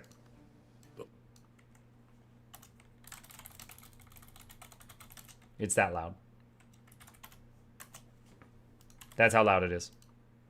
Home for all Hylic. Spread the word. All tribes are welcome here. Evening, Muck and chat from work. How goes things? And did something happen this afternoon? Muck wasn't online when I went to see him. Yeah, Arcadian. Hang on. Hi, Paisley. Thank you for the bits. I appreciate you. Arcadian, there's a whole story that's at the beginning of this stream if you want to scroll, rewind and hear it. The TLDR is wife was in a lot of pain. We didn't know what was going on. We went to a doctor, and it ended up being a kidney stone. She is completely okay now, but there was like an hour where my wife was just in like agonizing pain, and it was like so bad she was throwing up, and we didn't know what was happening, so it was like a scary hour. But everything's fine now. It's fine now. So that was why I had to suddenly leave this morning. It was that. We were like, holy crap, what's happening?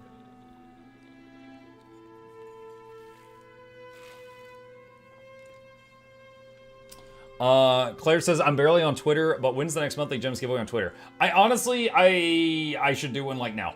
I have been slacking on that. Typically, if there was a long time, I was doing one every month, and then I just got really busy and I lost track of it.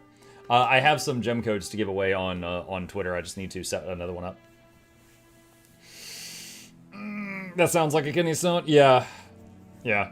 You're the soda addict. She got kidney stones. Well, apparently she's hardly drank any water for like the last 3 days. And we just found out we were there. The doctor elbowed me and was like, make her drink more water. And I'm like, okay. So did they recommend she change her diet? No, they recommended she drink some freaking water. Because apparently she was slacking on it. And it's funny because she is really good about exercising every day. I'm not. And so she went a few days hardly drinking any water, but she kept exercising. So she like wrung herself dry, I guess. And then kidney stone. At least you know the cause. We know the probable cause, yeah.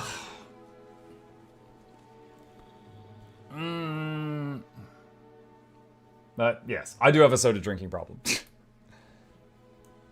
What's water? It's like Coke minus the syrup.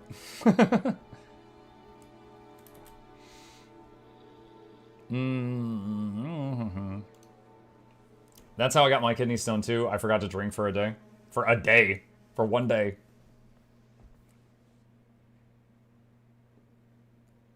Kidney problems is scary. Yeah.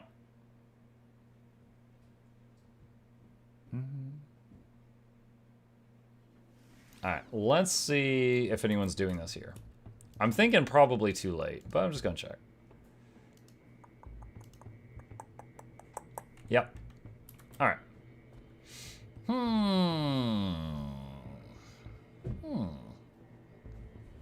The grunting guy is almost up.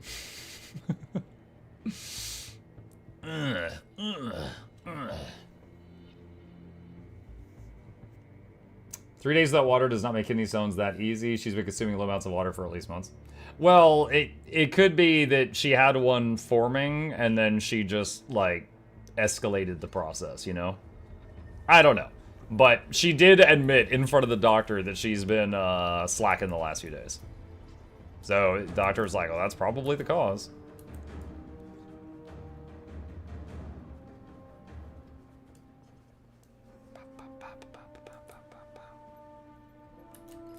Alright, while we're waiting on this, let's see if anyone else had some clever ideas about the video we made earlier.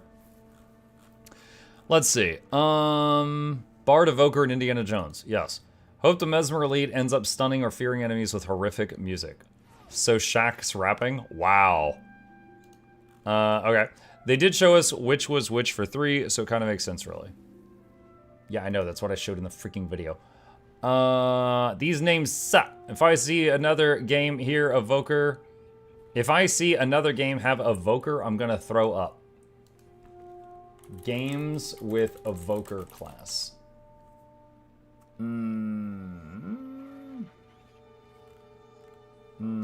Dragonflight, World of Warcraft. What's another game? I want to find another one just to link it to him. Be like, hey, you might like. It's just WoW. Dota? Dota Evoker. Dota has Invoker. That's a different thing.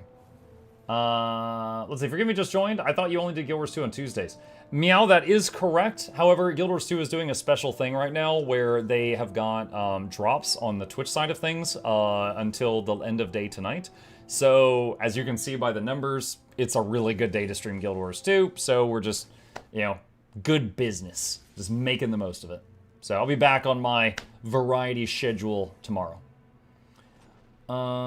Let's see. Sorry to divert attention. Hope the miss is okay. Yep, she's good. Quick question. I just hit level 80 and well on my way to finishing Hot and Pot story. Hot and Pot. Heart of Thorns and Path of Thorns. As for gear, what should I start doing to be raid ready? Rusty Eyeball. Ugh. Honestly, even orange gear, as long as it's got the correct stats for whatever you're playing, is fine. Orange gear or better, as long as it's got the right stats that complement whatever you're playing. I do have a video on like getting ready for raiding in the basics. It is linked right there if you are interested in that. What games have a class called Evoker?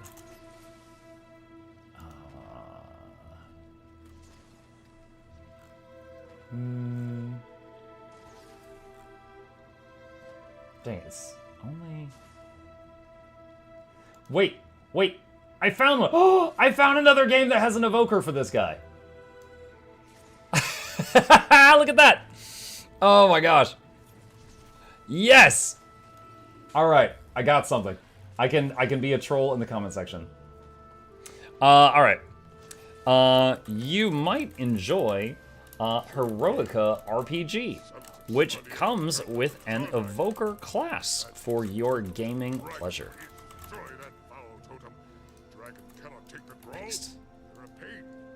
Alright, went the extra mile on that one. Okay, what else? Among these three, I find Antiquary odd. Perhaps I played Darkest Dungeon 1, where a hero is called Antiquarian who specializes in looting good stuff in the dungeon. I guess it fits... Yeah, I said that. I guess it fits Indiana Jones' troop for the thief role, considering we were exploring an uncharted region. Troubadour and Evoker are fine, though. One in Reddit did say Troubadour and why it fits. Evoker is normally a summoner, and we get that amazing fox. I hope a good scratch the FF14 summoner can never reach for me. Maybe the Troubadour will play music so badly it'll torment the enemy and make their ears bleed. That was literally the dirge in EverQuest. Hold on. Ah, what's happening? I missed the totem thing. We have to interrupt the ritual. Stand back, Okta. We can't let the sun finish his ritual. Something first, then focus on the shaman's ritual. Cypher grunting. Yeah! Exotic gear is enough for rating? Yes. Just mind if the prefix of the gear matches your build. Yes. Fine. I can finish this quickly with a little effort. It took a long time to find a game with something called Evoker that they were so sick of seeing. Yes.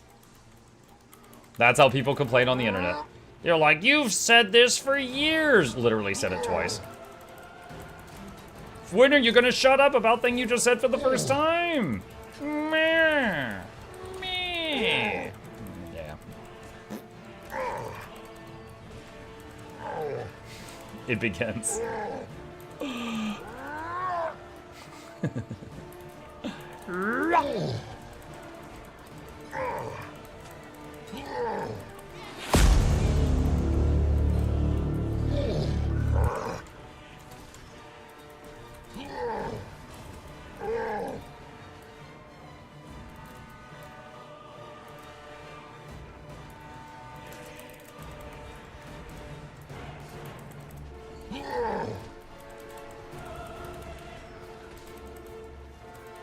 Mom, it's not what you think, really? No.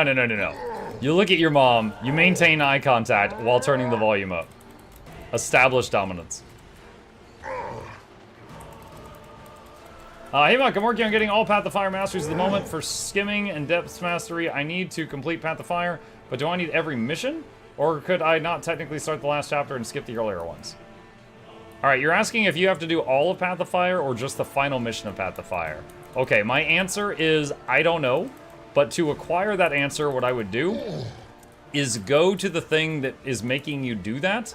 Go to its page on the wiki, the Guild Wars 2 wiki, and see if there is a note at the bottom that has the answer to that question. That's where I would look.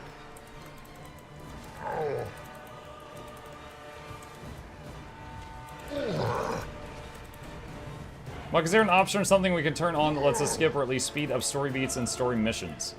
The OG story missions of the game have a skip button for dialogues. The later ones, for some reason, don't. No. However, if you don't want to do the story at all, one thing you can do is have,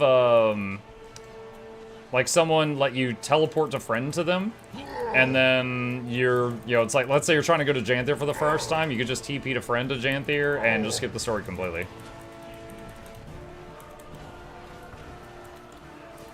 At work, forgot volume is up, unplugs headphones.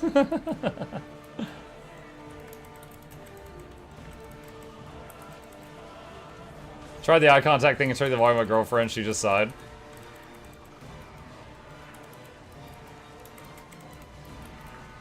She's just sad. She knows she can never grunt this good. Unfortunate, really.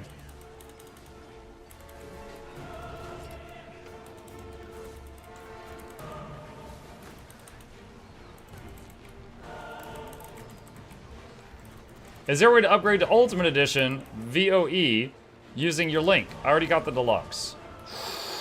If you already got Deluxe? I don't know. If you hadn't bought it yet, I'm not sure.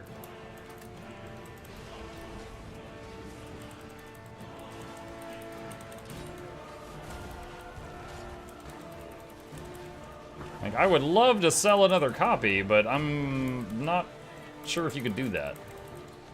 Hope Gen 3 Bacon drops. My man.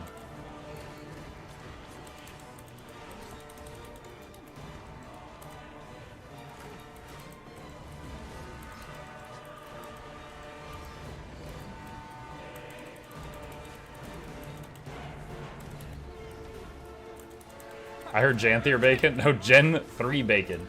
Hold on. This. Gen 3 Bacon. Legendary. Note the purple border.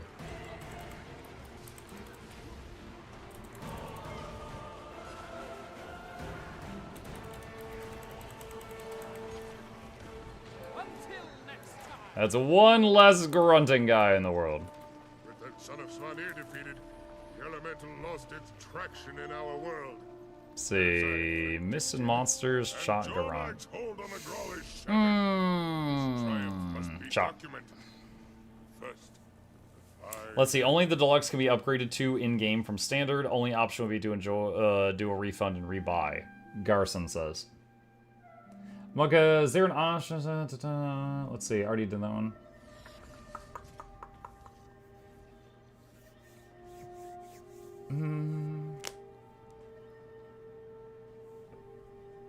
Does anyone remember the dude who founded the term?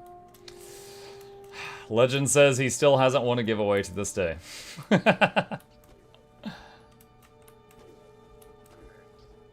What is PvP Stronghold? Stronghold is a type of PvP where the goal is to kill the enemy lord. There's an NPC, and the goal is to kill the enemy lord before your lord is killed. And there are like gates that are in the way blocking him, and players can't attack the gates, and you have to get you have to escort NPCs of your own to those gates, and they destroy them. When does stream end, chat? Minimum 4 hours from now. I might stay longer. But if I end while drops are still going, I promise I will raid someone else so that you still get drops. Stronghold is kind of like a MOBA. Yeah, it's kind of. Kinda.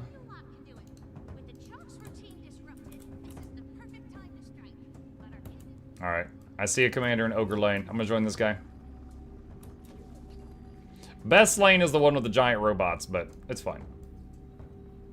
Does your referral link work on ANET merch? To my knowledge, it just works on buying copies of Guild Wars 2 expansions. Spin pride you woo. Hi, Brance. Thank you. Welcome back. To my knowledge, it only works on expansion purchases. But I thank you for considering it.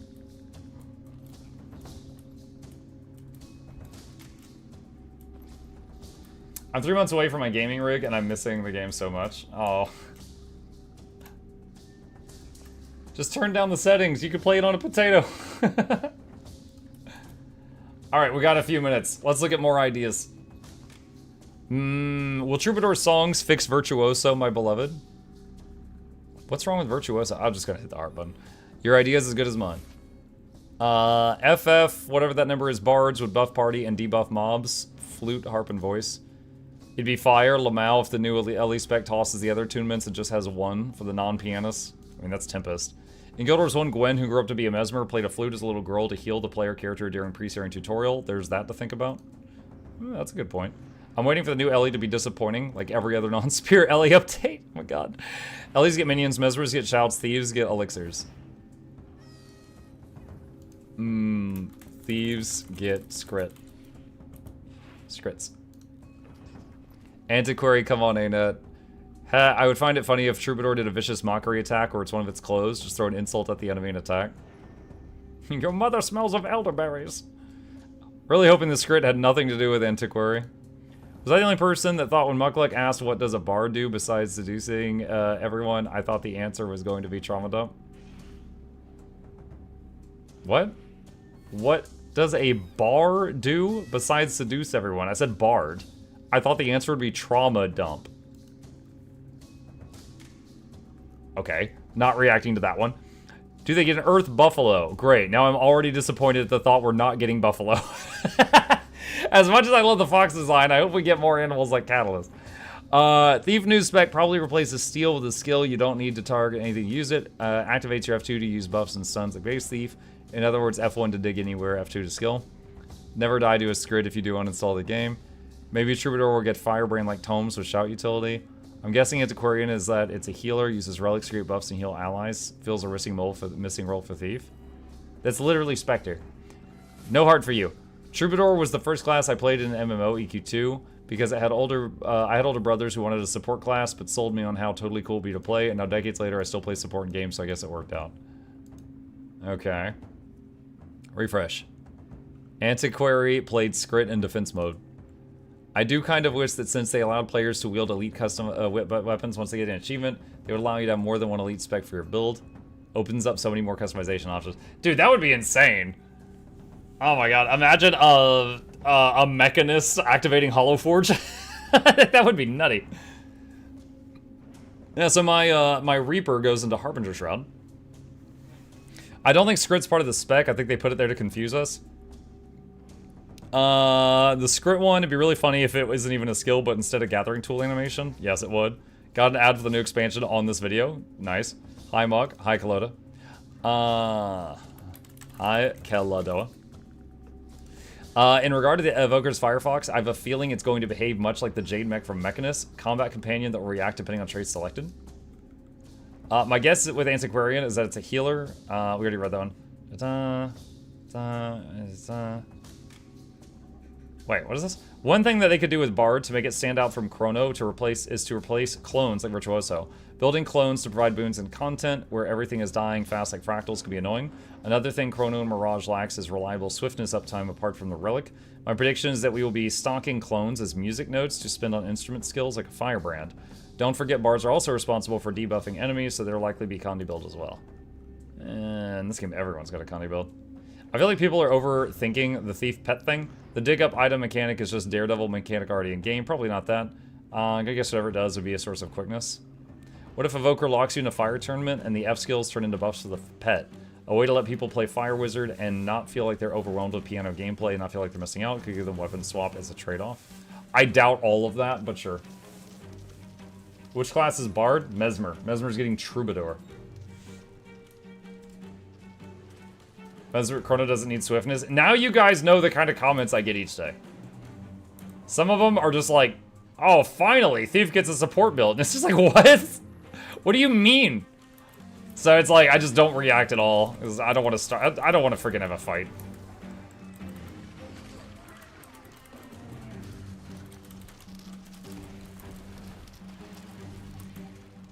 How long till the update comes out? The update. The expansion is October 28th. Like, we're learning stuff about the upcoming expansion.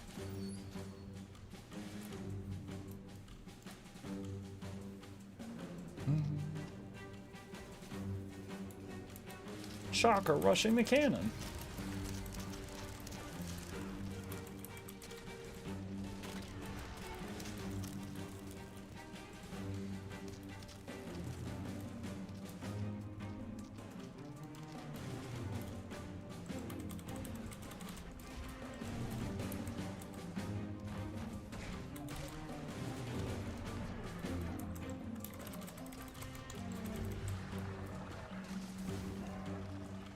You have to stop talking about Heal Fireburn, by the way. I wish less people would play it.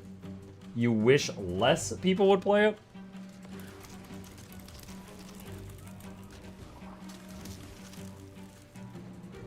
Why does Shotgun take an extra 10 minutes? Because the way they coded it when it first came out, I suppose. So it's like cannons will be fully charged in 14 minutes, right? And if the cannons have not been destroyed by then the cannons fire and you get the loot. The problem is, if you kill the boss with time remaining, you still have to wait that long for the cannons to charge. They never changed that. So, because of power creep, we now kill this boss pretty fast, and then we have to wait the remaining amount of time.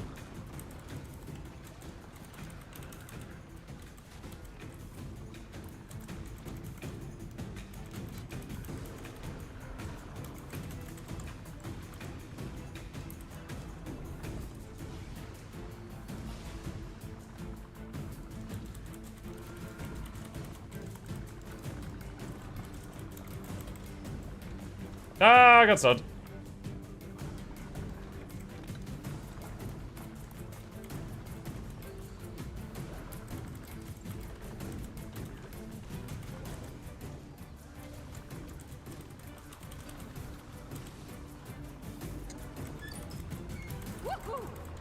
Alright, that's one down. 3 to go. Hi. Is it your bedtime? No, I'm just being good for fun. Okay. My roller beetle won't come out. Skill issue. Gabe, give me back my roller beetle. Bye. Did Dennis get fired at some point? No, the Dennis filter is lost in the passage of time. So now he is just a local legend. We do still have, like, the Wizard Dennis thing, though. He's got some emotes. He lives on in our hearts. Yes. Mark, I need to work on Leggy accessory and leave the other one for the VOE account, which is easier Vision or Aurora. I mean, Vision has a time sink where you have to do some stuff in this one zone for like 2 weeks. Aurora has Chalice of Tears, which is like a 1-hour nightmare. So they both have an annoying step. They honestly both have an annoying step. Vision requires the Path of Fire Sky skill, so if you don't have that, then I guess Aurora.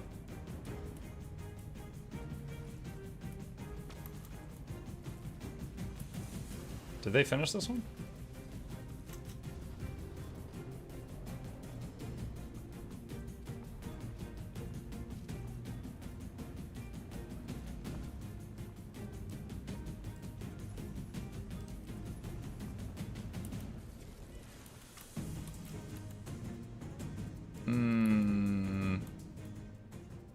Okay, I think the last lane just finished. And now we got 11 minutes remaining.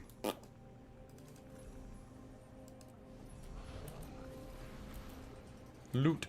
This is the only one that never really auto-loots because it's out here really far away from everything. Let's see. Then it becomes Mukluk lore. Yes. Commission and replacement filter. That is not something I want to spend money on. It's not something I want to spend money on. Let's see. What if Antiquary has a bidding mechanic? Stacks that give 5 of your allies a damage boost that separate from might stacks and count as your DPS. If you're alone, it just goes to you and it works like blight stacks. I don't understand what he said at all. Heart. Now I want to hear Baby Shark when Troubadour plays. Yes. Antiquarian and Darkest Dungeon had some smoke screens and buffs. I vaguely remember watching 4 Antiquarian run that dodged everything but dealing like 0 damage to the boss. It'd be really funny if the new Thief spec had a group of 8 skill that just sat there digging stuff up to use. Throw this at him. Throw this at him. I hope Troubadour has play well and give allies buffs, play bad and give debuffs to enemies. I feel like people are overthinking the Thief pet thing. No, I already read that one. What is this? I think Thief spec would be a kit spec since that's one of the things they do not have. I'm thinking that there's different artifacts or relics that act like kits or a different weapon type. Imagine there was different categories for each artifacts like heal, damage, boon, CC, and elite, which a script will dig up the respective kit artifact weapon for you to use for a limited time and not single use. Imagine needing to CC Samurog during the phase. Thief would dig up a CC artifact like an old hammer and then just CC the crap out of Sammy. In terms of stealing, it could be another dig mechanic or similar to Engineer, but it would help refresh other digs. To include the randomness in gambling, each dig for different categories gives you a different kits with different ability. So let's say there's 2 different CC bundles you could dig, a hammer or a net gun. Having to F1 or dig again, you could get a more favorable artifact or okay, I don't think it's this at all. I think the Thief spec would work similar to kits and alright. This guy has thought out, I like that they have like a big thought out idea. I don't think that that's it though. Alright. It's over here. No, that's fine. Catching up on all the things right now. And... wait, where did I put that? Oh, there it is. Hello, Mukluk. Hi, Gonvo!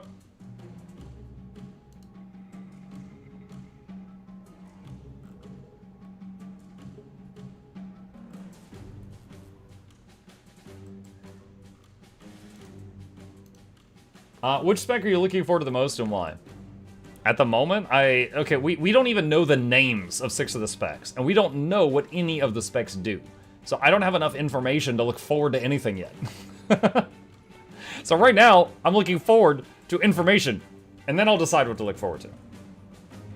We're too in the dark to get really hype at the moment. Hello, Muck. Hi, Yum. Hello, Muck. Hi, Gonvo. Howdy, y'all. Hi, Caludon.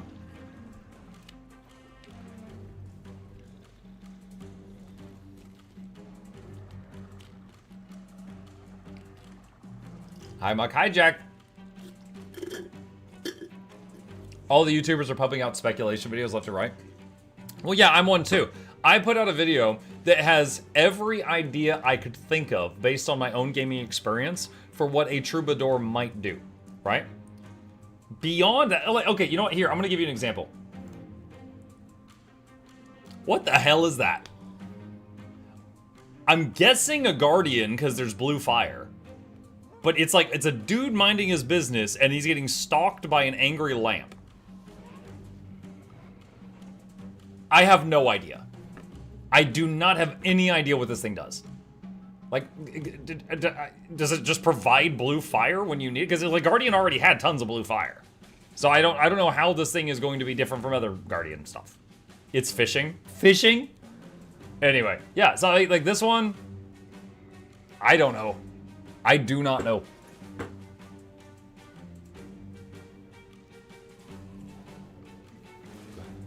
It's the new lamp spec? Yeah, I guess. The lamp brand? The lamp brand. Maybe that's part of the map, something related to map. That would be really fun. Dude, a map, that's actually a funny idea. Chat, what if this is like a new waypoint? And he's just standing next to it. And everyone's like, Guardians have the power of lamp.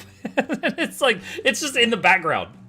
It's like this. I'm like, oh my god, you could summon seagulls to throw them at people. And it's just like the picture was taken when birds were flying by and they have nothing to do with the character at all.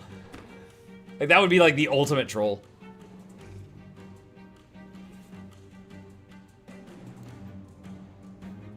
Soul's lamp to guide after death. So he's a Ghostbuster. It's a Ghostbuster. He just captures Slimer in there. If it is a Ghostbuster, I'm gonna need to adjust that music mod in Blishhood to play the Ghostbusters theme song whenever I play that character. I ain't afraid of no ghost. What if the ranger loads its pets in the bow and fires? I mean, Chuka and Champawat, you shoot tigers out of the bow. Why not? Someone's like, yeah, they told me this new build, bear bow, is just firing bears. And like, that's not what they meant, bro. That is not what they meant.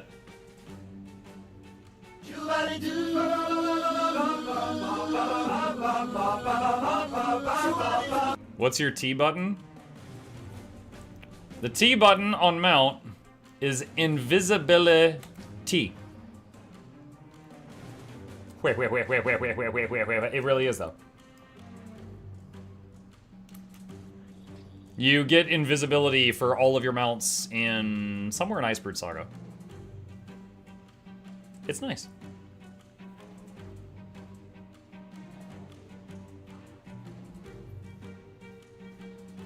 The bow of seagulls to consume food from other players in PvP. You answered my question, thank you. You're welcome.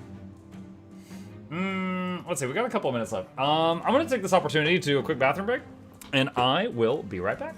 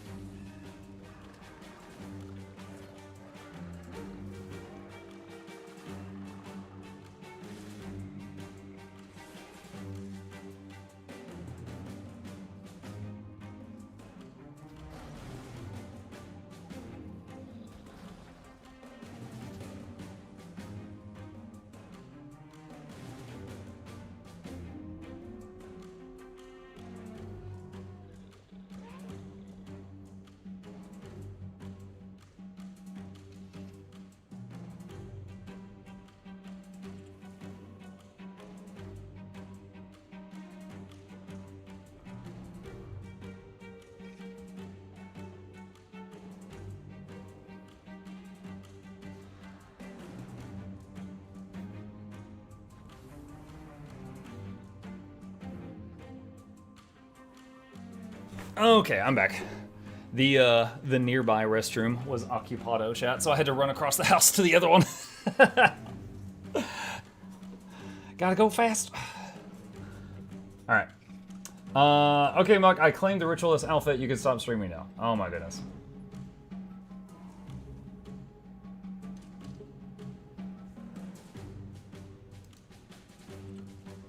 Are you guys trolling me? Hang on.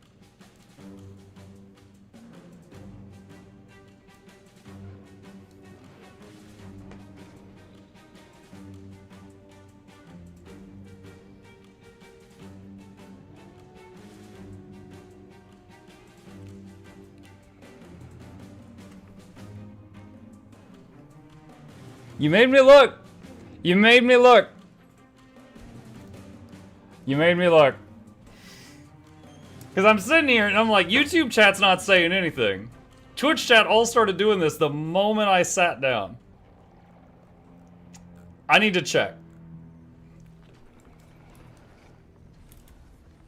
A younger Muk streamer would have been panicking. But I was like, alright, let's go check. Let's go check. You made me look. You know, the whole idea of everybody spamming F in chat to make the streamer panic, you know, something similar I've done recently that I've been having fun with is like during the drops, we streamers have like way higher viewership than normal, right? So if I raid someone, it's insane. Sometimes when I raid someone, it's the biggest raid they've ever gotten in their life. So like I'll finish a stream off and I'll raid Fandral and I'll drop 2,000 viewers on him. And he'll have like 50 and go to 2,050. And he's like, oh my god, oh my god, oh my god. And then before anyone can say anything, in all caps, I'll be like, Fandral said he's adding 1 hour for every new follower. And then it's like, new follower, new follower, new follower. And he's like, no! Dude, I love doing that. I love typing that message right after I raid anybody with a big raid. Because they, so often, they're like, I did not say that. Like, yeah, sorry, you have to, it's the law. You have to stream for 75 hours straight now. It's the law. Sorry. I don't make the rules. Poor Fandral, yeah. He's good people, though. He's good people. Muck 1 hour for each new sub. Up to a maximum of when the drops end. I am really itching to play Warhammer 40k Road Trader tomorrow, and I fear that staying up until drops end is going to make me not able to get out of bed in the morning. I don't make the rules, I just make them up.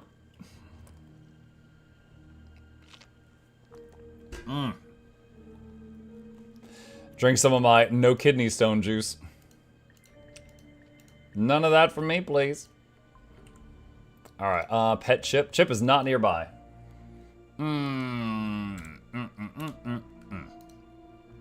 Okay. Let's see. Is anyone doing Octo?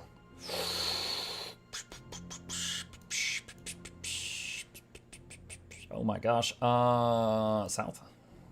Oh, I'm on the right map. Nice. Alright.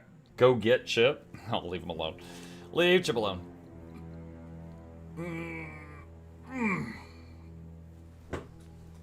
Is Chip with Boy? No. He is... Hold on, I'm looking out into the living room. He's in one of his spots on the far end of the living room. He is currently snoozing in a crater he has formed in a little beanbag chair type of thing. Okay.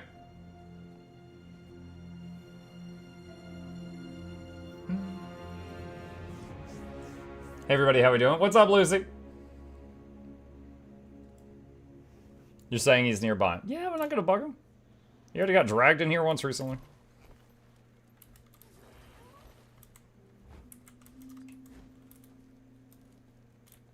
Alright, well, we got a few minutes till this thing starts. Mushroom. Budger.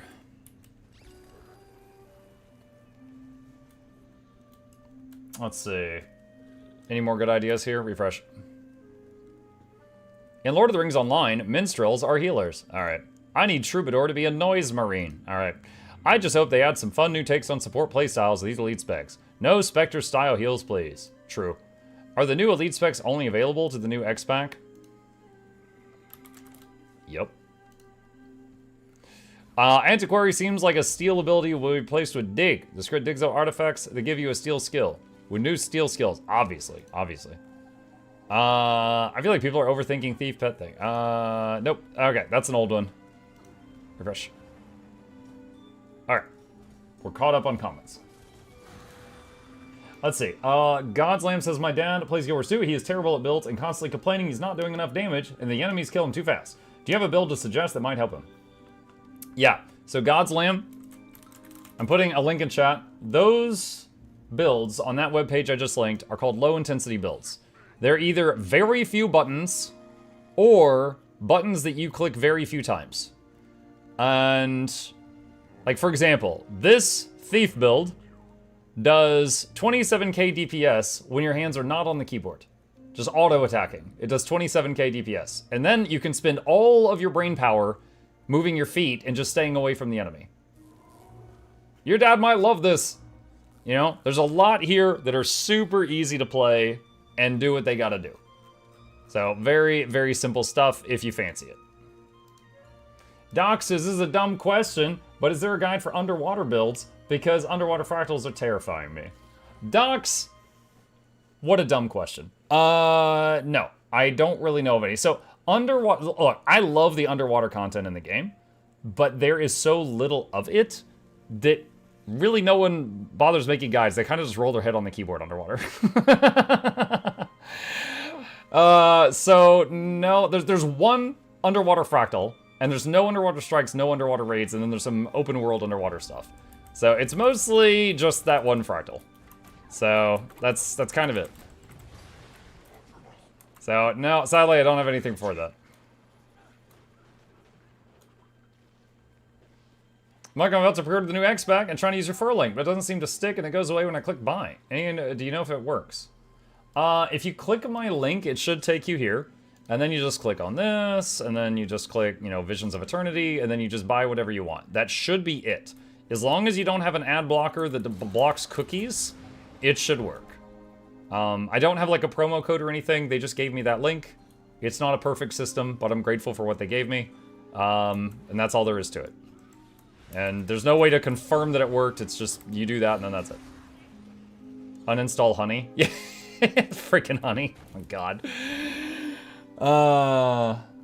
Gotcha, thanks. I'll go with random stuff, go burr. Okay, docs. Do the titles in some MMOs give bonuses? Should Guild Wars do that? Do the titles give bonuses? Okay, so by titles, I think you're talking about like these right here. No, they do not currently give bonuses. Should they? I mean, it could be fun. I mean, so for example, there's a guild hall buff, and you can pick like plus 10% to almost any weird reward. Like I have currently gain XP by 10%, and you can change that to more world v world loot by 10%, or reward track gain by 10%, etc. So I mean, if you had something like that in titles, you know, like the archaeologist title, because it could increase like gold find by 10%. Yeah, something like that. Yeah, it could be fun. Should they do that? I honestly am not really super excited by that idea, so I would say don't devote too much development time to it. Mukluk, hi, Mukluk feels good, Mukluk feels good, Mukluk feels good. Hey, Axer. Welcome, thank you.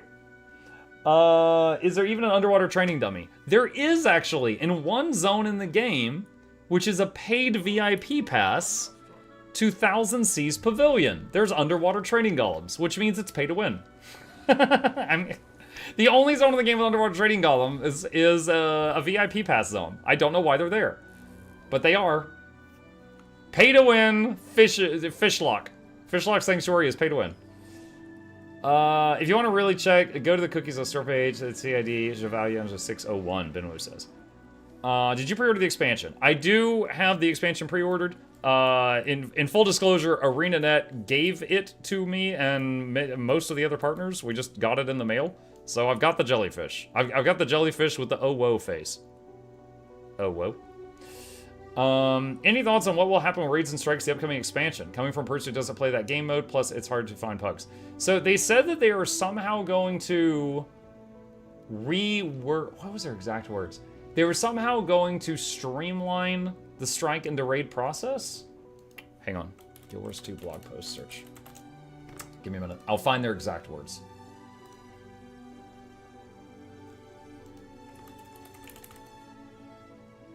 In 2026, Raids and Strikes will be unified under the same structure, improving access for new players and streamlining rewards. We're also investing in systems that help facilitate group content, which we'll talk about more in the future. 2 new raid encounters, including Challenge Mode and Legendary modes, will be added in the major updates to Guild Wars 2 Visions of Eternity next year. In addition, a new Convergence and Fractal with the Challenge Mode will also release in the final expansion update next year, giving players lots of obstacles to tackle and overcome. So I don't know what they're doing exactly, but it's something that is supposed to help streamline the new player experience for going through strikes and then into raids. And then also they're adding new raids. It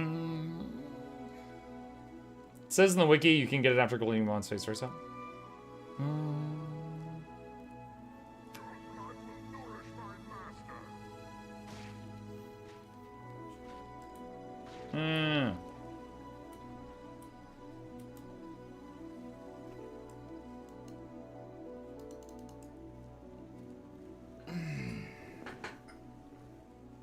Just catching up on the different chats right now.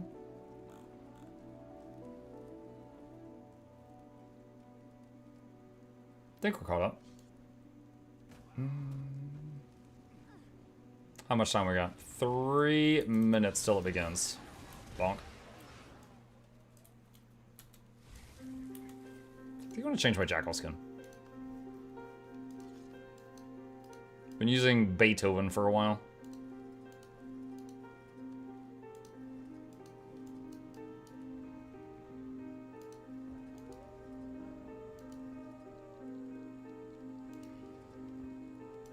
Floof. The big floof. This one is trippy to look at for too long. It's like being underwater in a community swimming pool.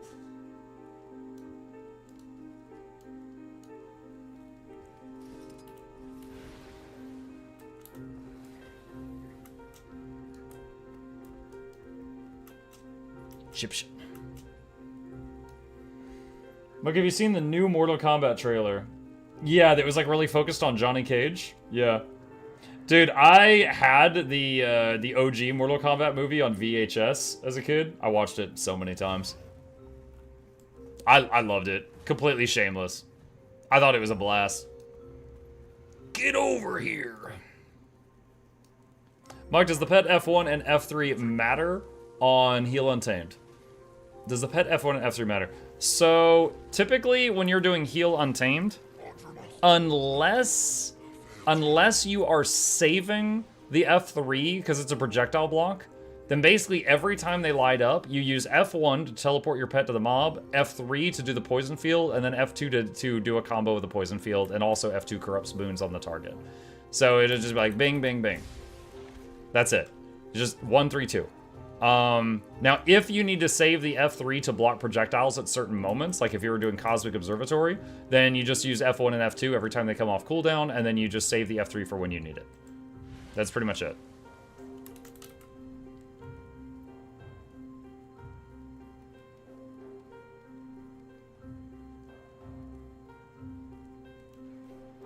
Someone says, yo, are you the famous YouTuber? Yes, you are currently live on TV. You can say hi to your mom if you want.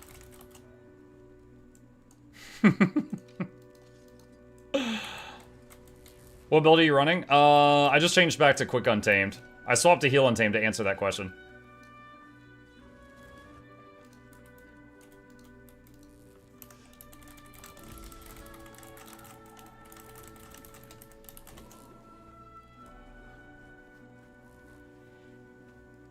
I thought you were the humble Mukluk. The most humble. The humblest. Charming, self-proclaimed, yet still humble.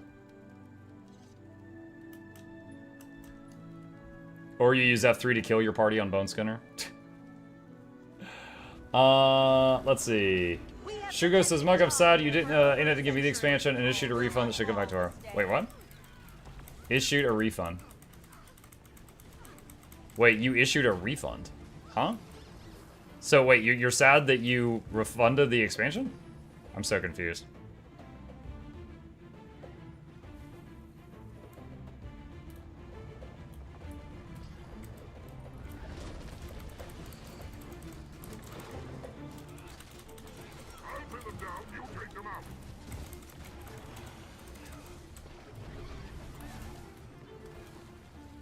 Here's another. Make it count. I don't see it.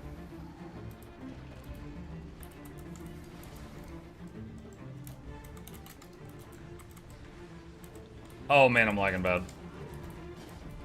Lagging bad right now. I'm trying to do weapon swap ambush, and I can't get the ambush to go off before I lose, like, the opportunity. Here's another. Make it count. I would like to play Guild Wars. AoE res. Alright, that got 3 people up. Dude, my buttons are not responding well. Freaking Sugar Blossom, hang on a sec. That's already set the lowest. That's weird.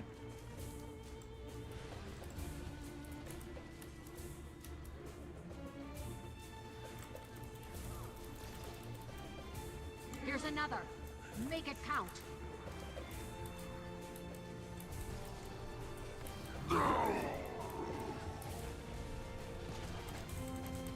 Using Mystic Forging and Mystic Clovers makes sense. I mean, it's an option. A lot, like, I call it gamble forging because it has a 30% success rate. Like, on average, if you do the recipe to make Mystic Clovers in the forge 10 times, you'll get Clovers 3 times. On average.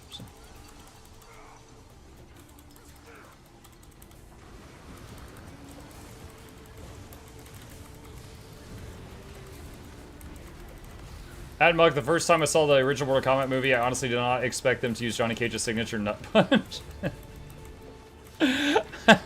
On, what was his name? Started with a K. The guy with the 4 arms.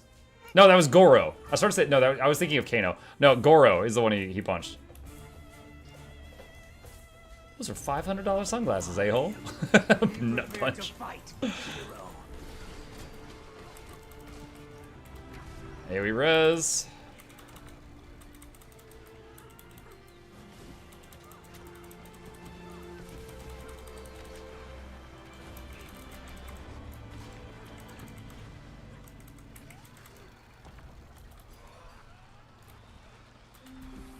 Dude, I don't know if it's all the people here. I am getting some lag. The likes I have not been getting tonight. Drop squad, thank you, Buck. Thank you for getting them here, Daisuke. Appreciate you. Excellent taste. I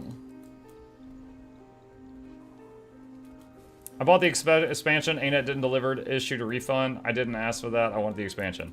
Oh, so like the refund just happened on its own? I thought you like bought it and then before even getting to play it, you're like, I am unhappy with my purchase. And then you refunded it. I was like, what?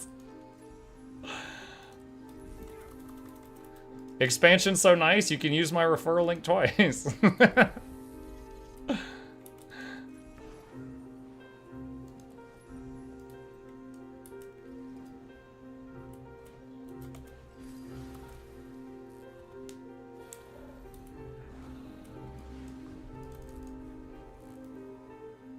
I will need to do that. Yeah! Are daily Rex worthwhile if you don't need the extra relics? Probably not. The daily fractals are the big money ones. Rex give a little bit more money, and then they give you currency, which is used for getting the titles and working on things like the Ad Infinitum Legendary Backpack. But if you don't care about any of that, you could just do the 3 dailies and then just dip. But so it kind of depends what your goal is. It depends.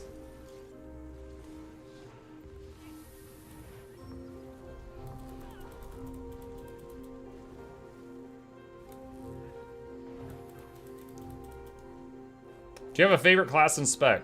Ranger is my most played, and currently I play a lot of Untamed and also Druid. Second to that is either Engineer or Necro, and the other 6 classes I don't play often.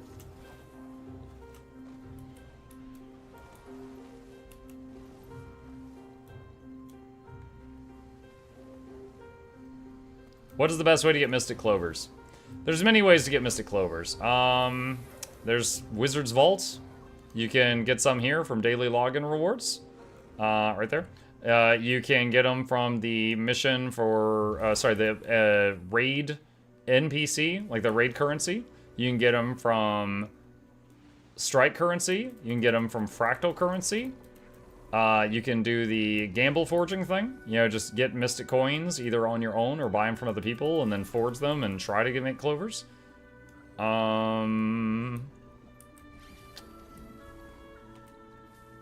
That's off the top of my head. Reward tracks? Reward tracks in Drizzlewood Coast or in PvP or World v World will give clovers. So it's not really that you just get a million clovers from somewhere, it's that you can get a trickle of them from many different sources.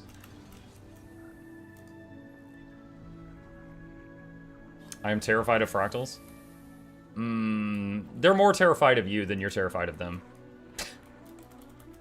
It's like a bumblebee. Muck, what's one TV series you can always go back and watch over and over again? There isn't one. I watch most things that I watch once, unless there's like a really cool fight scene, then I'll watch the cool fight scene 25 times on YouTube.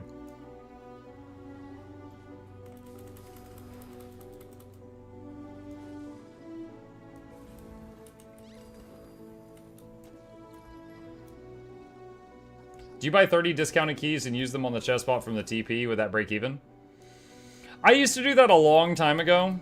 I haven't done that in years. I do not know if it is currently worth doing that. I would say fast farming community might have already done the math on that. I don't know.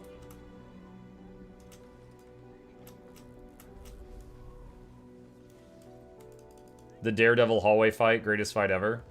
Oh, with, is it Luke Cage and Jessica Jones? Daredevil and, what was the last one? Iron Fist?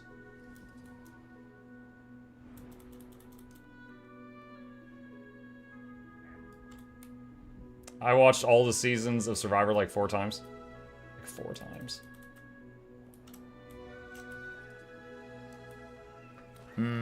His first solo season. Oh, okay. Yeah, do you guys remember, oh gosh, I don't remember if it was the second or the third Matrix movie. There was a scene where Neo was in, wait, I think it was the second one. Neo was in like a courtyard and like 100 Mr. Smiths came at him. And he pulls like a volleyball pole out of the ground, and he just starts like friggin' taking them out.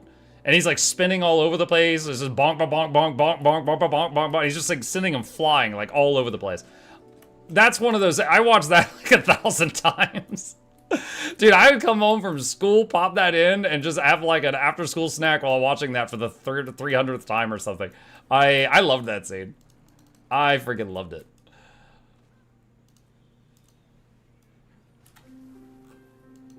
There was a few others, like, you know, when I first got exposed to anime, and I watched Naruto on Cartoon Network. Any of you remember TiVo? It was that thing you could, like, my parents had TiVo, and so you could, like, set it up to record programs that played on TV, and then you could watch them at a later time. So I had it, like, recording pretty much all the anime that Adult Swim was spitting out, you know, Outlaw Star, Trigun, the early Naruto, stuff like that. And the fight where it was like early on in Naruto where Naruto fought Gaara, and it was like in the woods.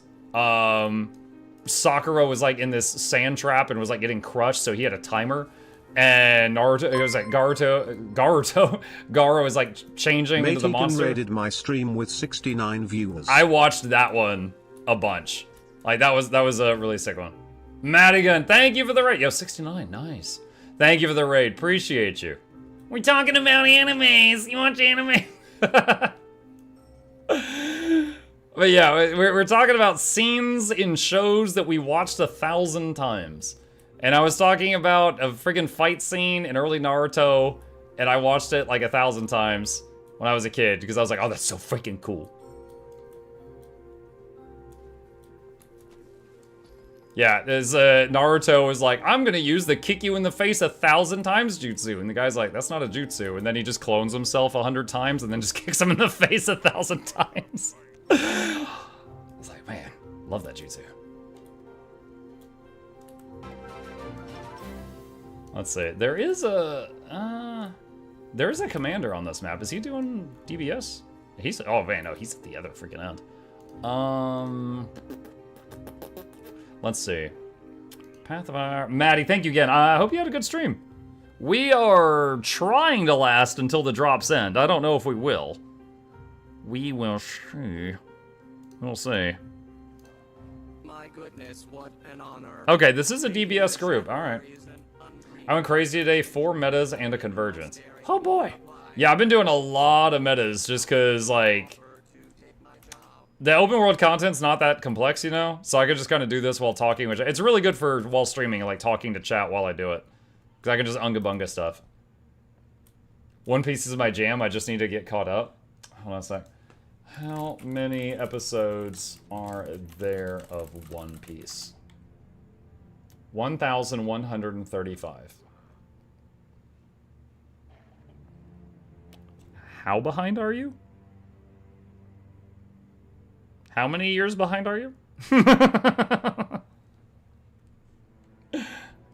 I actually watched One Piece up until the end of the Doflamingo arc, and I forgot about it, and I'm there. So I'd have to pick back up from there. Look up Detective Conan. Dude, I actually used to watch Detective Conan I watched a few hundred episodes of it.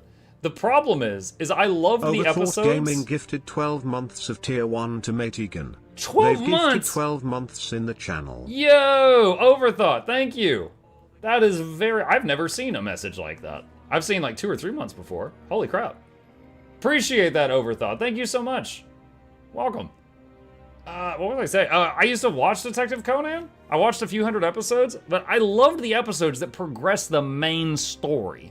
The problem is there was like 50 episodes of just filler between each episode that could advance the main story. Like, okay, I say filler. Most episodes of Detective Conan is like a standalone episode, and you can watch them in any order at all. It's like there's a case, and by the end, it's case closed, right? And it's like a Scooby-Doo episode. You can watch them in any order. But then like every 50 episodes, there will be one episode that progresses the main story about like the assassins that are trying to come after this guy who is trapped in the body of a child. And those were amazing. I love those so much, but they were so few and far between. As a kid, I could just endlessly rewatch some stuff. The only thing I have watched multiple times as an adult is probably Total Biscuit and Jesse Play Terraria. Oh, TB. Case Close's actual name. Yes, I know that was a pun. Ogre JD. I remember when Guild MM opened it, I didn't know how many chests it gave you one key and you got that chair. I remember that also. Anyone having issues logging into a net site to buy the expansion? No? Hold on. I'm going to plug my own referral link in the chat just so I can click on it. No, it opened immediately. Nope. It's working for me. And what a great referral link it is. At this point, One Piece is like Wheel of Time. Even if it gets as good as the fans say, it's a decade-long project. Get into it. Oh no, I enjoyed One Piece even from like the first couple of episodes. Even episode 1's fantastic. If you like it at the beginning, it just keeps getting better. But yeah, if you don't like it at the beginning, don't keep watching. It's more of the same style. I like the episode where everyone became suspicious of Detective Mori because the way he feints while solving cases became too convenient. Yeah, it's the sleeping detective. It's so silly.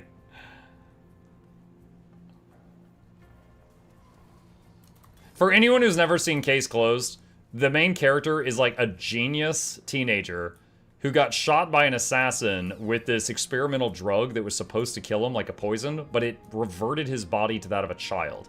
So he's pretending to be dead or missing because there's people trying to kill him, and he's maintaining, you know, the ruse that he's a child, so he has to go to like elementary school and stuff like that. But he's been going to elementary school for like 20 years. And occasionally, his guardian is this guy who's a detective, but he's a crap detective. And so he'll be there, the kid will be there with him when he's solving a case, and whenever like he gets all the facts, he has like a James Bond watch, and he shoots the uncle with like a sleep dart, and the uncle's like, and falls down. And then he starts talking through this noise modulator, and he's like, I have solved the case. The killer is... And then he'll like do it. And people have been like, oh my god, he's doing it. He's the sleeping detective strikes again. And like no one ever notices like how freaking absurd it is. But that's basically how it is each time. Like, the uncle just slumps down into a sleeping position and then just spouts off everything that they need to know to solve the case. And it's just the kid talking through, like, a little speaker. It is an entertaining show. They always give you like all the clues you would need so you can try to figure it out before they do the big reveal, and then, you know, they reveal it at the end. I'm watching One Piece right now. Some parts really cool, but I'm not 100% onto it. Yeah, it's up to you if you want to continue. I like the part where he stretches and punches people, and let me tell you, there's a lot of that. Gamu gamu no!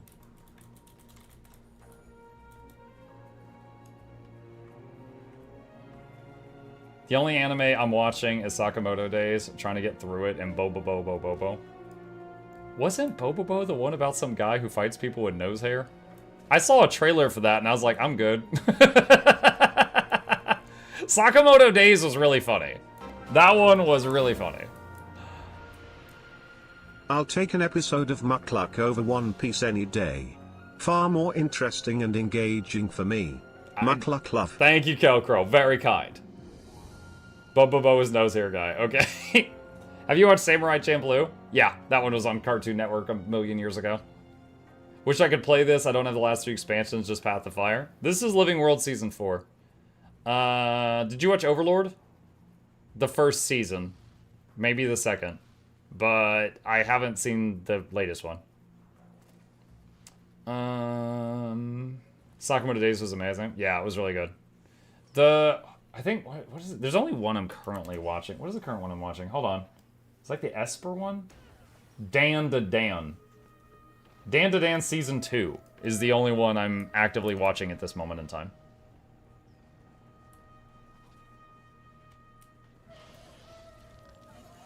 Lazarus just finished airing, and it's phenomenal. Same guy that did Cowboy Bebop. I haven't seen that. Dan to Dan isn't family friendly. I didn't say it was. Yo, just because I do a family-friendly broadcast doesn't mean I can't laugh at, like, Rose's content when I'm not on air. You know?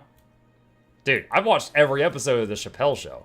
Okay? Like, I enjoy some content that I wouldn't broadcast. It's a rainbow jellyfish. I'll get on mine too.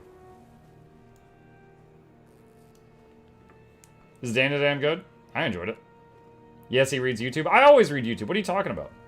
Are YouTube comments read? I have a hard time learning new games. A guide would be really nice for dummies. What's up, Erickson? Eric, if you are learning Guild Wars 2 for the first time, here is a new player guide. And here is a miscellaneous tips guide for Guild Wars 2.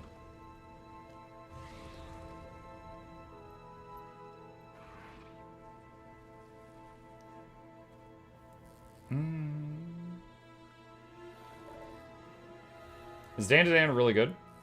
Yeah, I mean, like I said, I really enjoy it. The episode with Acrobat Silky. Oh god, dude, that was heartbreaking. Yeah, there was not a happy end to that one. What's the most ridiculous anime you've seen? Ridiculous? Toriko comes to mind. JoJo? Oh, yeah. Yeah, JoJo. Oh my god. Dude, the freaking powers in JoJo. Like, dude, there is so much absurd crap in that. Like, oh my god, he stopped his breathing technique by stabbing him in the lungs. And lungs are vital for anyone who uses the 8 stars breathing technique. Yeah, lungs are vital for anyone, guy. What do you mean? You know? Like, oh my god, he used his power to open a zipper on the other man's face and pour poison into his mouth against his will. Oh, he's poisoned now. Like, what? He zippered him? Like, what do you mean? Like, dude, they have the freaking craziest powers. Like, oh, if you don't jump on 1 foot by 1 p.m. on Tuesday, you'll die. It's like they literally just make up powers. And it's absolutely bizarre, you might say. It's so crazy. Oh my god, he turned his mind into a DVD and ejected it from his head. And until we get the DVD back, he's brain dead. What? And so now for the next 10 episodes, they're chasing a guy running from them with a DVD. Keep this candle lit or die? Yeah. Yeah. Dude, it's extremely entertaining, but yeah, it is well named. It's bizarre. Is this JoJo plot? Okay, you know what? Hold on a sec. True story. There is a scene in JoJo where a man holds up his hand and it shapeshifts into a squirrel, jumps off of his wrist, runs at another guy who is a, what is he? He's a Soviet cyborg? And the squirrel then spins like a drill and tears through the guy's robot stomach and out the other side. That is an actual scene. Yeah, he was a Nazi cyborg. That is an actual scene. And the thing is JoJo starts normal, right? And it trickles in, it sprinkles in the weird stuff. And you don't really notice it until you're 20 episodes in watching a man's hand turn into a squirrel and kill Nazi cyborgs, and you're just like, yeah, this totally makes sense. and you have to kind of take a step back and be like, wait, what the hell is happening? We don't talk about Baby Bobo. Yeah, dude, it's crazy. Absolutely crazy. Squirrel Girl would like to know your location. Oh my god. Dude, oh my god. Dude, oh, you know what I just remembered? The freaking jellyfish tooth scene. There was this one scene where these guys were like hazing someone who joined a gang, and they're like, yeah, why don't you drink this cup of tea? And he looks at it and it's yellow. And he's like, they probably like peed in this cup. And he's like, all right, they're hazing me. I have to drink this or else they're not gonna let me into the thing. And he transforms his teeth into jellyfish. And then he goes to drink it, and the jellyfish teeth absorb it all. And then he turns them back to normal. It is absolutely, I cannot stress enough how absurd the show is.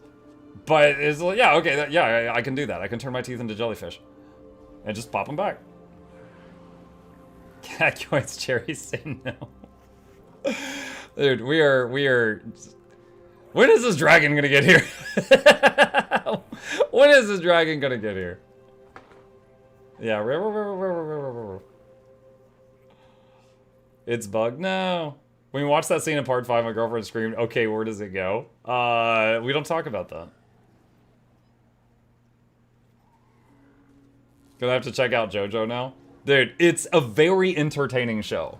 But calling it a bizarre adventure is not wrong. It has some of the hardest one-liners in that show, though. Like, oh, you're approaching me? Well, I can't kick your ass if I don't get any closer. Oh, then approach. The way that he says it, too. Oh. We got some of the silliest lines.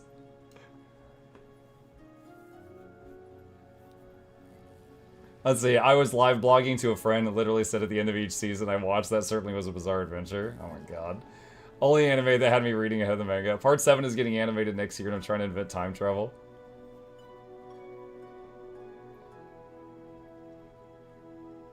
Nichijou is unhinged. Man, is it boat? Hopefully. A lot of people here giving up. Someone says, I don't think he's gonna show up today. Cry.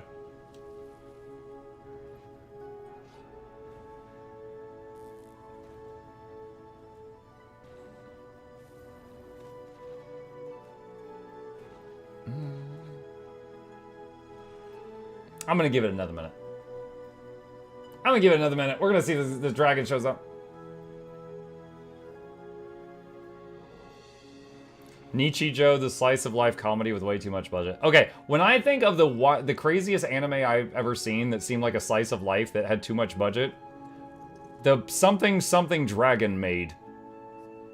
The fight scenes in that, which were like not even the main thing for the anime, were like better animated than most anime that focus on fight scenes. It was crazy. They went hard. Yeah, it was absolutely like way over the top.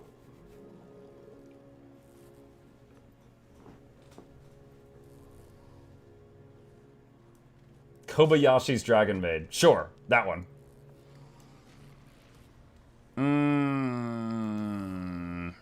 Alright, well. Seems like the map might be bugged. It might be bugged. Alright, Bavanesis. Let me see if anyone's doing that one. I need something to bonk. Nope, that's not it. Over here.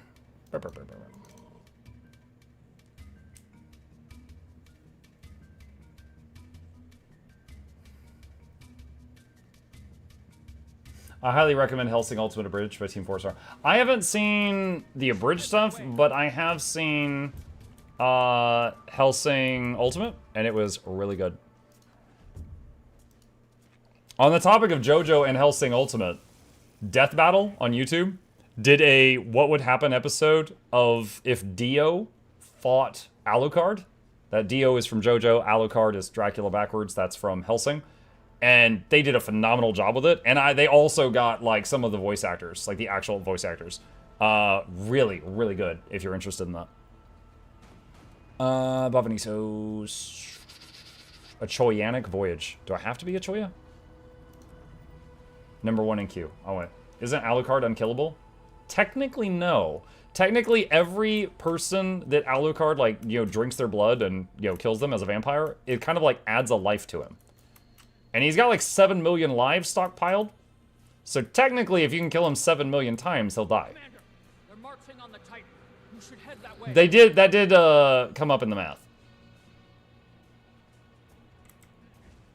He has major hacks, but he's not technically like unkillable. There are ways. They're just bonkers. I'm back from hell. What's up, Charmant?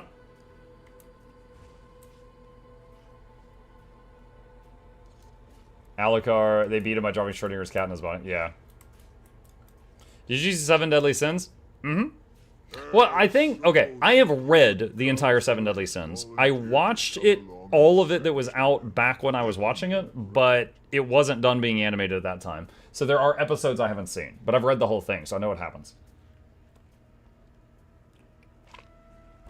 He still came back, though? Well, yeah, okay, so in the story part you're talking about, he came back by killing all the other lives. Because of friggin' Schrodinger.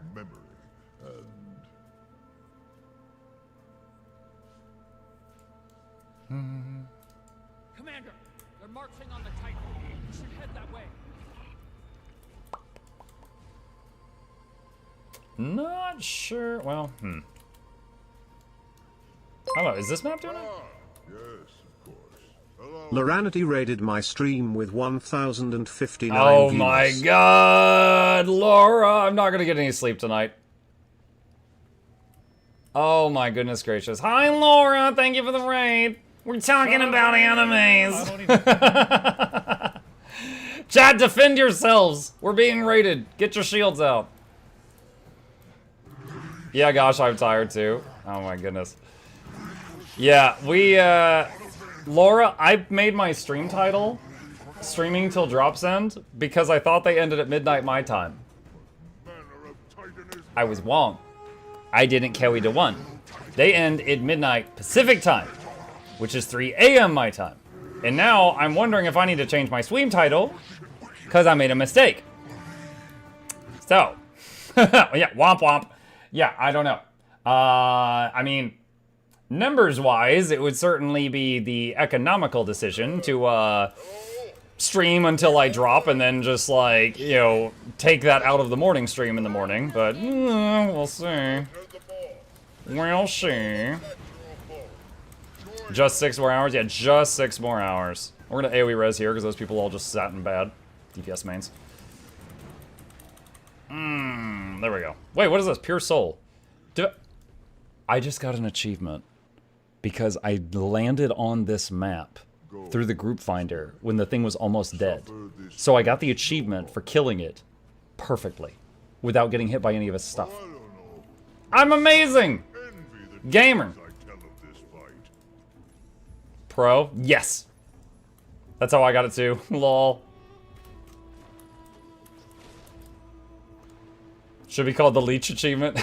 I mean, I was in queue to join the map. I wanted to help them as early as possible. I had to wait. That's the most innocent leeching ever.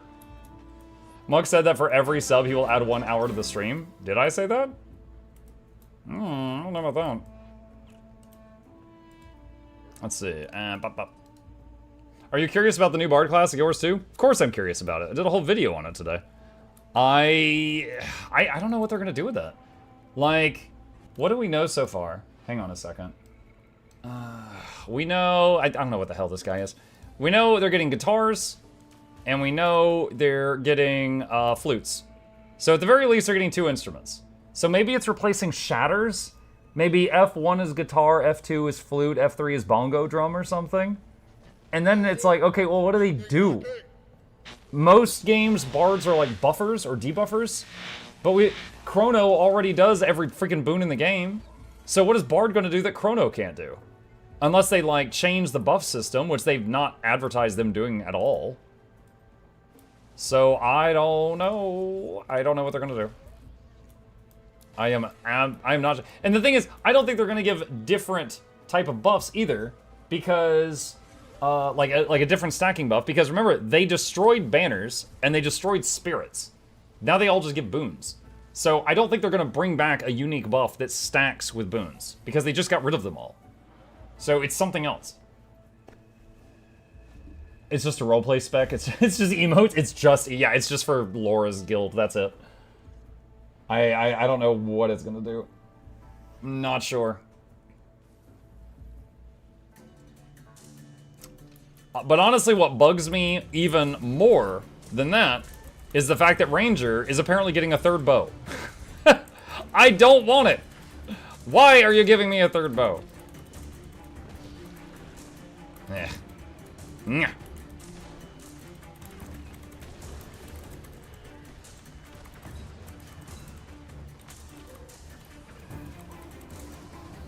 The bow trifecta, yes. Because it's called Ranger. A range is a stretch of land. A ranger is someone who guards that land. Like a forest ranger in real life. It doesn't have to do with ranged combat. If it did, then a warrior would be a Malayer. Which sounds like a fedora. Malay? Alright, now I'm imagining some weeb. They're like, hey, what's your chosen combat style? Malay?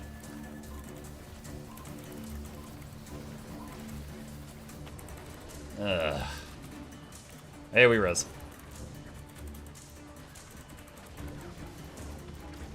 What, you got interrupted? What? Come on, dude. There we go. Alright, got him up.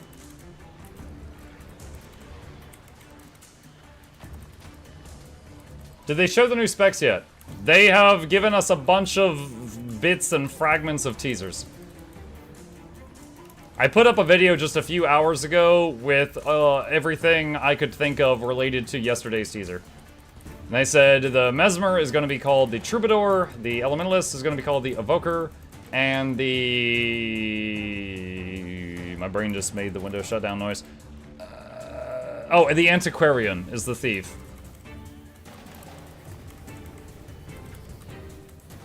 Muk, is the build you're playing the quick Untamed build from your website with just a hammer? I'm playing Heal Untamed right this second. These turtles need healing. Green numbers! I'm just healing right now. Antiquarian, does that mean Word Stack Thief is gonna be meta? Antiquarian is like Indiana Jones. It belongs in a museum. I don't know how they're going to turn archaeology and grave robbing into a combat spec. That is an honest statement. I don't know how they're going to do that. Unless you're going to dig up a vase and throw it at people. And then cry over the lost value. With playing cards. Also, yeah, playing cards. I'm not sure.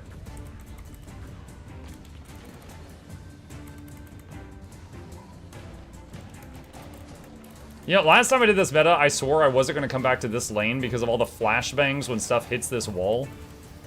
Like, you can actually see it on my face every time it happens. Like, I'm going to get seizures playing this lane. I gotta go to other lanes. And yet here I am again, because I forgot.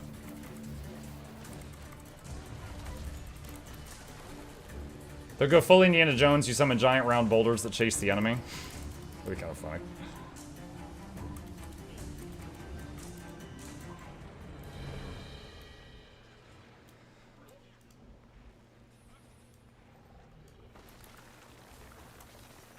How's it getting another bow? My misunderstanding. We have 2 pictures about Rangers so far. Picture 1 is this right here. The Ranger is casting or summoning something into their hand. We got birds flying around. Maybe they just happen to be passing by. Maybe they're part of the spell animation. Little feather particle effects are in the air. The second picture we have is this one. She's holding a bow made out of energy. There is the same feather particle effects in her hand. It appears that she summoned this into existence. So I'm guessing that class mechanic is going to somehow summon this bow made of magic in her hand. No idea what it does. My hope with the seagull thing is that we can throw french fries at people and they'll get swarmed with seagulls. Like the homeless guy in Yakuza Like a Dragon. But I don't know if that's actually going to be a thing.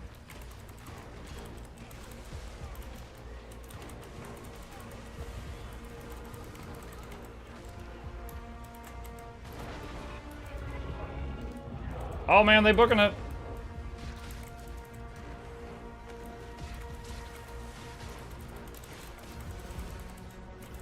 We did not stop that in time. Maybe it's a legendary bow with bird effects like Nevermore? I don't know.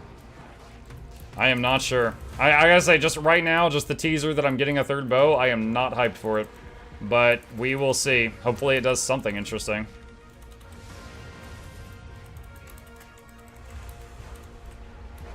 Oh boy. Alright, Pet's rezzing that guy.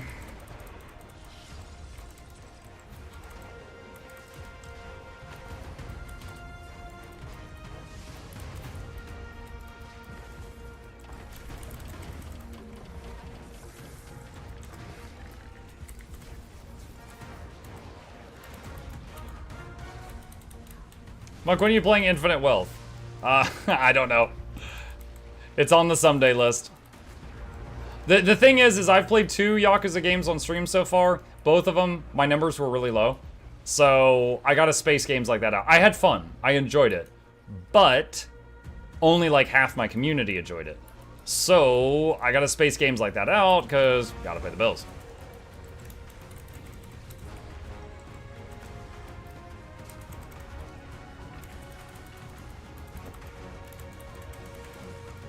I wonder if they'll introduce a new mechanic where you have to build up a resource to use the new bow and it's really strong.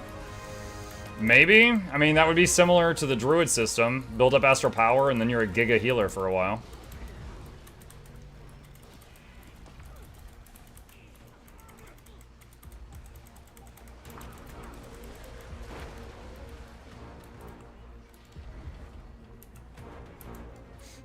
Yakuza is definitely not a game I watch someone else play, I'll say that. See, there's an example. And that's totally fine. That's totally fine. I mean, as a content creator, one of the things that's part of my job is to find things that people want to watch and then trying to deliver on that. And if there's something I want to play but people don't want to watch, I have to, you know, do that as, you know, do those few and far between.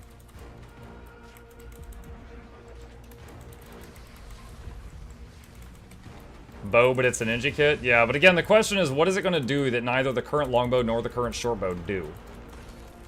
Wow, that was a knockback. AoE revive. Got a few up. Damage. They do damage already. I get the joke, though.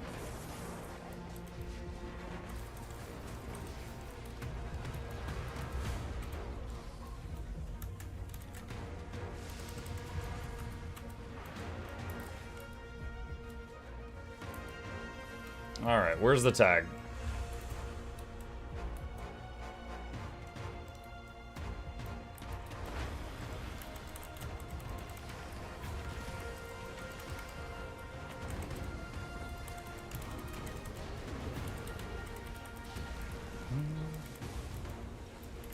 Is this the Janthier raid? No, this is the Janthier...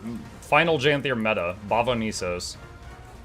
You're fighting organs inside of a giant titan. Punching them right in the kidneys. Would you ever play a MOBA like Smite? I don't think I've cultivated a community that wants to watch MOBAs. So, like, am I opposed to playing it? No. But I probably would not, like, go hard in it and play it for thousands of hours or anything.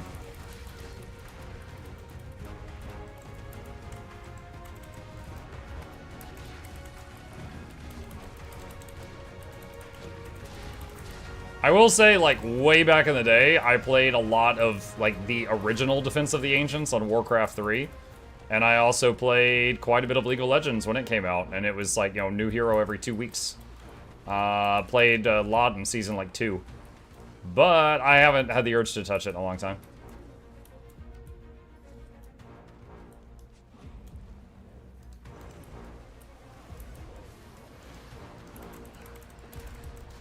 Dude, I can't target the freaking note. There we go.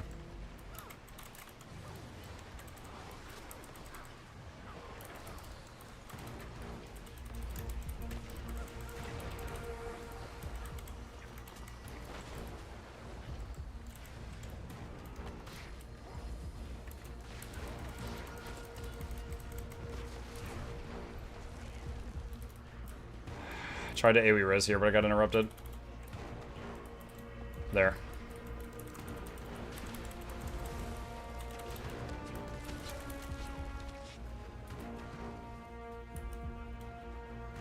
Shattering arrows, bouncing arrows, or arrows, maybe special magic arrows are gathered in some way for Ranger. I'm not sure, but if it all just equates to range DPS, then I'm bored. And then I might end up, like, maining a different class for the new X-Pack. Like, during End of Dragons, I thought Untamed was really boring, which is kind of funny because I'm playing it right now. But I thought Untamed looked really dumb. And I was like, alright, I'm gonna try this Mechanist thing out. So I played Ranger during EOD. Dude, I am getting non-stop stunlocked by these things. Holy smokes.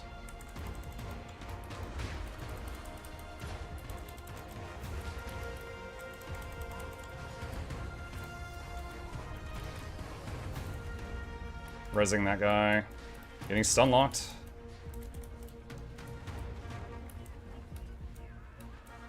Mechanist is the best Ranger class. It's pretty good.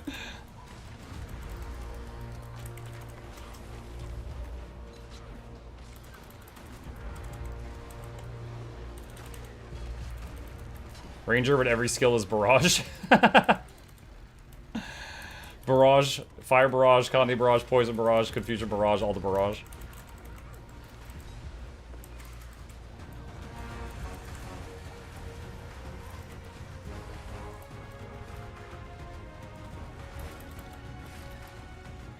Stunned again, stunned again. Oh my god. Dude, what? I've done this meta so many times. I've never gotten CC'd this much. What the hell?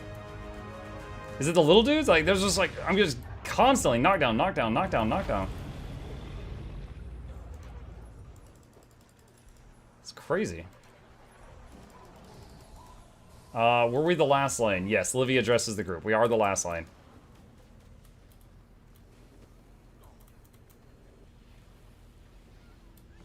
I will laugh as Elementus ends up being a better pet class than Ranger. That would be weird. Have you ever seen those melee range bows before, though? Like, they are cool movies where the bow is used like a melee weapon. I've seen movies like when Hawkeye runs out of arrows and starts bonking people with his bow in the Avengers. I've seen it. I always thought it looked really silly. Waiting to see what Warrior is getting. Well, we're pretty sure Warrior is getting Paragon. The question is, what aspects of the Guild Wars 1 Paragon is Warrior going to inherit? That is the big question. Like, spear and shield? Like, can he use a two-handed spear in one hand? Some special form of shout skills? Because they've already got shouts. I have no idea what that is. I never played Guild Wars 1. Guild Wars Paragon. Just a sec. Alright. Guild Wars Paragon. The Paragon is a battle commander who wields a shield and throwing spears. Paragons use verbal commands to provide temporary boosts and can, through his insight, help aid allies against hexes and conditions. Paragons are guardian angels of the Elonian people and serve as that land's champions against malevolent threats. The Paragon uses short throwing spears in combat, but his best weapons are mind and voice. He is continually aware of his surroundings and can direct others to the best use of their own abilities. Their armor is ornate, indicating their status as a natural leader. It is protective, but not as protective as that of a warrior, and made of a mixture of metal and leather, inset with ivory, mother of pearl, and other semi-precious metals. Their armor has an angelic motif, usually in the form of wings engraved onto metal plates. Also, they carry a shield for added protection. They are touched by the gods, chosen by them to serve as emissaries among mortals. At some point in their lives, each Paragon has experienced an event in which he could have died, but did not. Paragons ascribe their survival to the gods themselves and dedicate their lives as the gods' servants in the mortal world. And it goes on, but that's to give you an idea of it. If you're interested, I'll give you the link to the Guild Wars 1 Paragon wiki, and you can read more about it. That's the gist of it. Muck Reed, just seeing if this still works. I guess not. But hi, Cass! Muck linking viruses in his own chat. Oh my gosh, shut up. Gasp. I never took it down. I guess Flute broke it. I don't know. Actually, you know what? I think there was a day that Flute or someone else that I had given permission to use it was abusing it, and so I broke it because someone abused it. I don't remember who it was, though. It might have been Flute. Like, they were just like, ping, ping, ping, ping, ping. I'm like, shut up! That's not important! That's for emergencies! It's almost certainly tied to the new spec. Somehow the bow is too tied in visually to what's already shown in the icon. To be clear, people are talking about spreadsheets, not just the bow logo. Do wish we got more areas of the world open back up that we know it wouldn't be a small feat, but I would love to play canonical Elonian rather than a Crichton. Shame on you, you know better than to give Flute that power. You trained her. It could just be the new legendary. So, okay, so the reason I don't think that that energy bow is the new legendary, one second. Some kind of casting animation with feathers. See? The feather and the feather. Same feather, same feather, same feather, same feather. So I'm guessing this is summoning this bow into existence. I don't think that's the legendary. I think that's the casting animation, and this is it in hand. I could be wrong. That's always a possibility. That's what I think, though.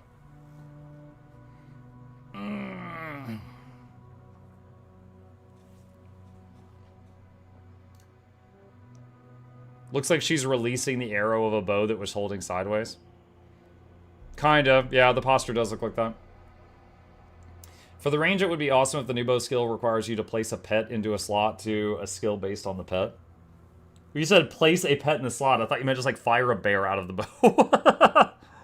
Yeah, you said play bear bow. Meh. Oh my god. I would love to get back the always floating guardian spirit weapons. Well, you might be getting a floating lamp. I don't know what it does. Your pet becomes a bow? Not that I've heard of. Could be Celestial Avatar, you just get really powerful energy bow for duration after building up power for it. You could be right, and I pray that's not it. That sounds so boring. Sure, you've got short bow, and sure, you've got the long bow, but what about the better long bow? Really? That's all you could come up with? I'm excited for Troubadour. Me too. I'm curious what it's going to do. Does the Phoenix in that image look huge? It's just perspective, man. Like, hold on. Let me show you something. Let me show you something. All right? This is a miniature sky scale. Now it looks huge because I changed the perspective. It's just perspective. It's just a juvenile Phoenix companion. That's all it is. Isn't everything huge next to Sir Captain SC? You are very hateful, but there is no Asura in this picture. It's a salad. And a Phoenix. Can you tell my wife it's about perspective? Ha! Sure, I'll let her know next time I talk to your wife. Awkward. Alright, what else we got?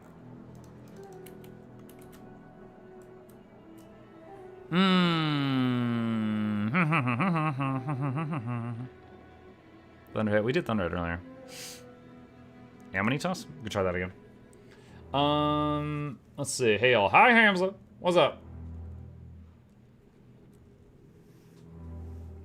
He doesn't want to tell you. Wait, what? What don't I want to tell? Mug, what happened to the beard? I had it for like a year, and my wife was pretty much done with it. I've said it many times. She liked it at range. She hated it in melee. So I was like, all right, happy wife, happy life. And let me tell you, I was greatly rewarded for shaving it. So I'm like, all right, I'll keep it off for now. So it's gone for now. But it's nice to know if I want to, I can grow a majestic beard. So I've got that in the back pocket. Can we get access to that huge schedule Excel thingy? That's sick. This thing? Yeah, this is the event table add-on for Blishud. That right there is links to it. Majestic. Hey, I'm quite happy with it. Mike got rid of the beard so he can stack and get boons. Nice. I told my boyfriend no beard. I okayed the goatee. Lol. Rip beard. Yeah, someday it will return, but today is not that day.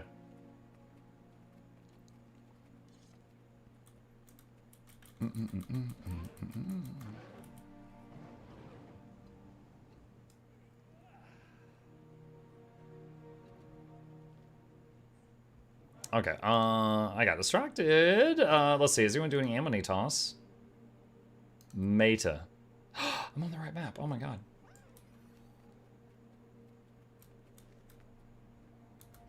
That is peak male performance, chat. Look at those shoulders. Oh my god.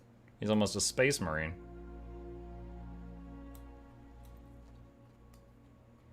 I feel naked without my beard. Dude, when I first grew beard, I looked in the mirror and I was like, man, this looks so weird.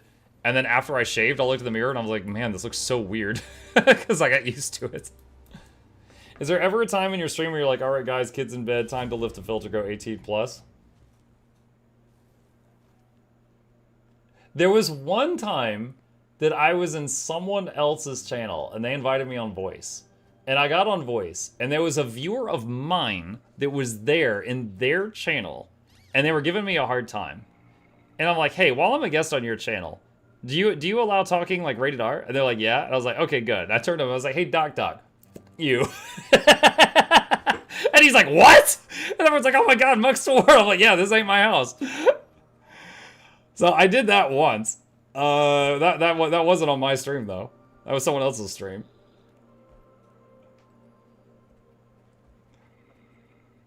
It was Disney humor here. Yep.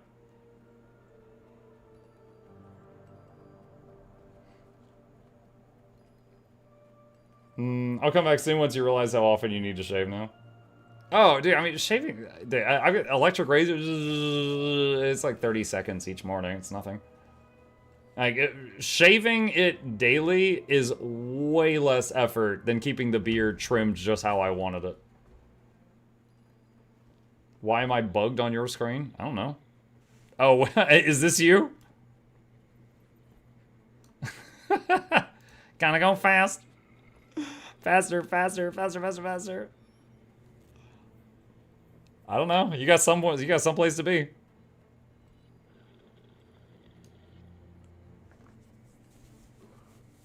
Yo, dude, saw a post on Facebook about GW2 content. What's that releasing? What's up, Boar? How you doing? They announced on Tuesday that the next expansion comes out October 28th. So the 6th expansion is on its way out. And they are teasing the content right now. What are you doing? Choking you. Yeah, obviously. That wasn't a good night hug. That was just attempted murder. So let me tell the boy good night. I'll be right back.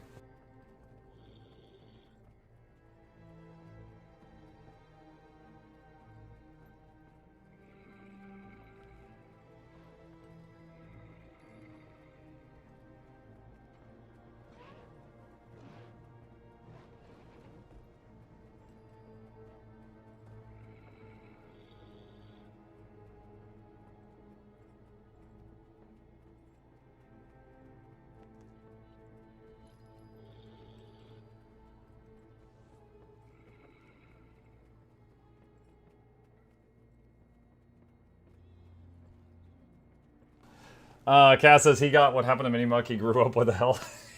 He's 13. When the stream streak started, he was 6, and now he's 13. So he's doubled in height and age and weight and everything. And he's off to bed now.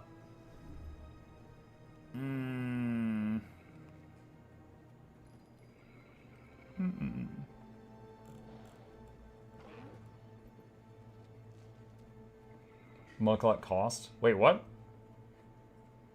Oh, cost. Oh, cost. Doubled in cost, yeah. What are we talking about? My kid.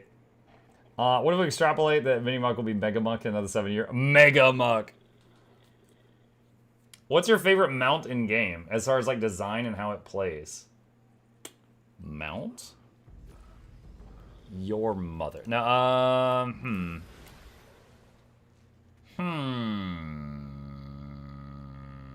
Sky Scale is really good for getting around and stuff, but I hate when you start to go up, that little bit right there. Right? So like, lift off, pause, and then it goes up. Like that really slow acceleration moving upward. It feels awful. I hate that. It feels so bad. So I'm not a fan of that one. I think the Jackal actually is a lot of fun and feels really smooth to pilot around, but it's overshadowed in a lot of ways, like depending on what you need. Skimmer on water feels fun because it always feels really fast. Warclaw in World v World is fun, like tearing gates off of their hinges and stuff with the chains is pretty cool.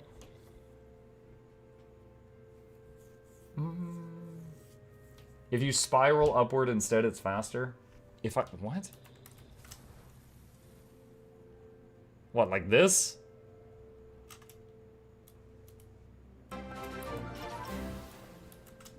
If that's what you mean, I've never heard that. A tier 1 sub to Casual I don't know if I'm doing Geeky that Girl. right. This is their first gift sub in the channel. So this is straight up.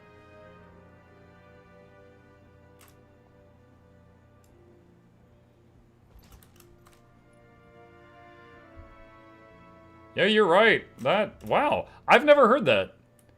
It's kind of weird to steer, but yeah, I've never heard that. That's dumb. They should fix the normal acceleration going up to be the same. Thank you for the gifted sub, Kolki. Appreciate you. I have to say his name very carefully.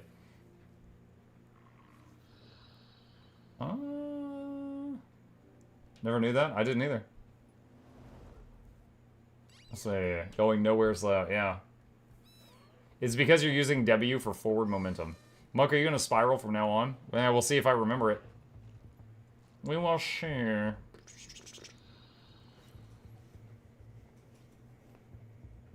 How late you gonna be here? We'll see. Depends how many follows I get tonight. We're at 96,998 followers, chat. Getting there. We're 2 followers away from 97K. Hey, 2 of you. Not 3, not 1. 2 of you. Follow right now. Hit the button. I'm influencing you. Cass says, I actually had an itch to play Guild Wars again, but my PC hasn't been plugged in forever. Are you, like, on your phone right now? Which 2? You and you. Nice! We hit 97K! Hold on a sec. Influencing! I'm unfollowing. No! No! Yes, I was here. No!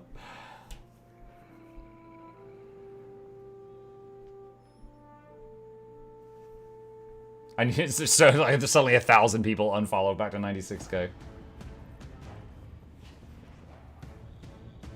Wish we could join other servers during off times for meta events, fractals raids, since they just wake up 4 in the morning. I don't know what to do.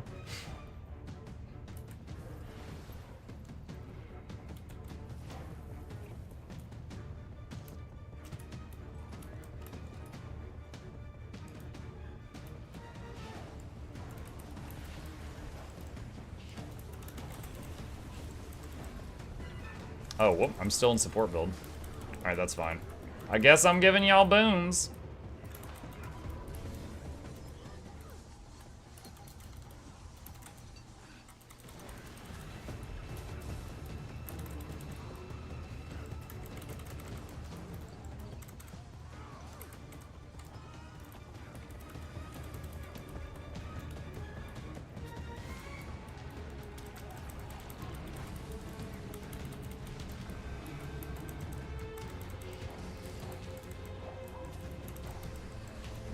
footsteps are growing less. Now we focus on the Oh my god, so much knockdown. Freaking 4 in a row.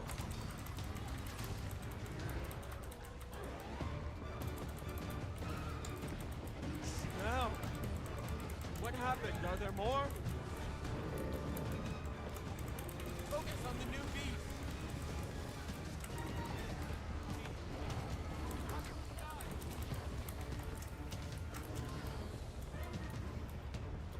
My 15-year monitor crapped out today, right in the middle of work. Walmart to the rescue. Walmart to the rescue.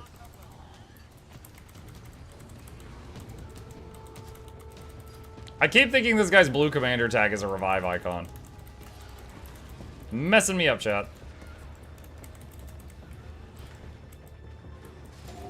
Incursions imminent. Rift warnings everywhere. Blue commander tag should be illegal. Head to your designated spirits. Over the spire. What is that? Before another breaks through. One thing at a time. All available ward to your bastions immediately. Search and seal. Close those rifts. Go. Whoa, lag. But the beast writhes throughout the bastions. We must aid the others.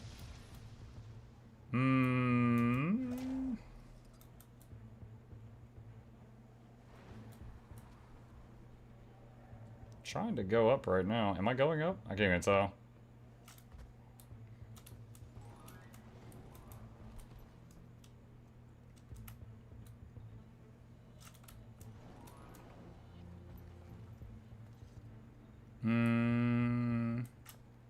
Where'd the commander go?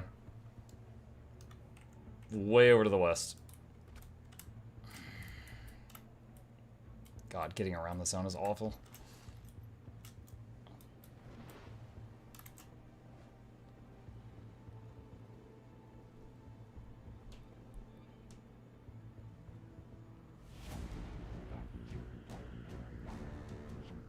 There we go. Okay.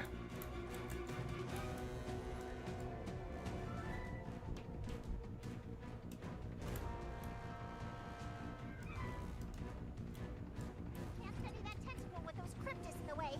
They must be addressed first. By addressed, I mean eradicated. That's clear, yes?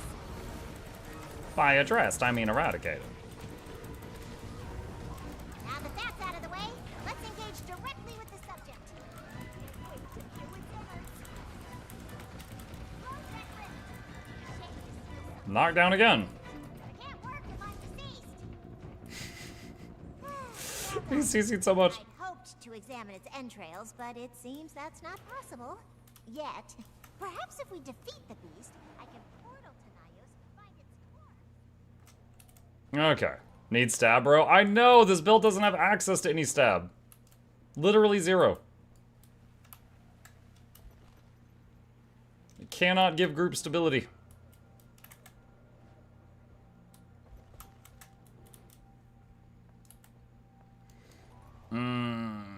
There. Here's my stability pet. If I had one, yeah.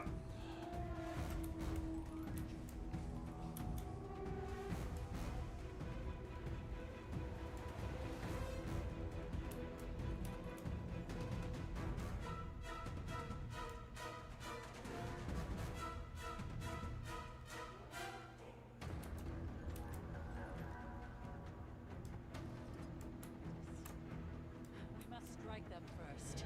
Then we stand against the tentacle. Stay out of its way and destroy them. Alright, where to now?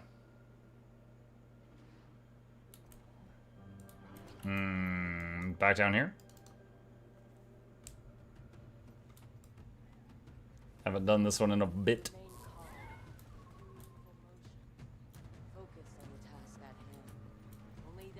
All of the bastions have been secured. Asteroid has returned to the bastion to plan the counteroffensive. 2 minutes, 30 seconds. Okay, so we're waiting on that.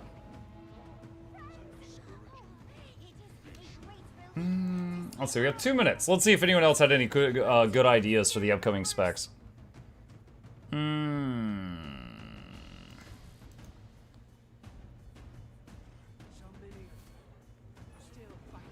Not you too, Mukluk. I thought you were a grown man. Why complain about a teaser countdown to the date of the expansion reveal? They never promised to tell the spec names on the 15th, they just gave a preview of the content coming, and which they are talking about bit by bit to fill in the waiting time until October 28th. Options, Dagda. It has to be Mosaic Wrath. It was misleading. It was very misleading how they did it. That's why I said that. Like, there's like, oh, here's a shield icon, countdown 5 days, and then 5 days later, they didn't say what the shield icon was. I thought you were a grown man. Hold on a sec. Let's see. There was a... I only hope we're not too late already. Can you and Lear buy us the time? Here we go. Either we do, or we're all dead. ArenaNet, having your 2-week lead-in to the new expansion announcement feature e-spec icons, then not giving us names day of is certainly a choice. 1.4 thousand upvotes. This is not a rare opinion. And there are fates worse than death. There is a parasitic subspecies called a puppeteer ooze that can enter the skull through any open orifice. Entitlement? What do you entitlement? It's just, dude, it was like, they were like, hey, in 15 days, we're showing you this. In 10 days, we're showing you this. In 5 days, we're showing you this. And then on the day of, they're like, you like that? And it's like, yeah, I do like that, but what about the thing you promised to tell me about for the last 2 weeks? It's not entitlement. It was misleading advertising. The north platform is compromised. Let's see. Take the east platform. In Alod's Bard, would use the guitar to summon note daggers and swords, use the flute to charm and lead enemies, drums to AoE. I'm assuming the instruments are going to be F1, F2, F3. That's good feedback. Speculation makes people talk about the upcoming expansion. The longer people speculate and make videos about it, the more it generates free advertising. My thoughts based on yours. Troubadour could give temp HP, which means barrier. Evoker could do the opposite of what Ellie usually does. A mechanic that encourages you to stay in the same element longer to increase the power of the pet. Antiquarians usually don't do field work, contrary to an archaeologist, as far as I know. They could get F1 based on what the script finds, a whole lot of F1s, or maybe kits. Kit scripts. But I think something that changed your F1 based on what the script found. I don't care, it doesn't bother me. Okay. What? Why would you even say that? You just, like, you join the conversation. Excuse me, everyone? Everyone, please, can I have your attention? I would like you all to know I am not bothered. Thank you.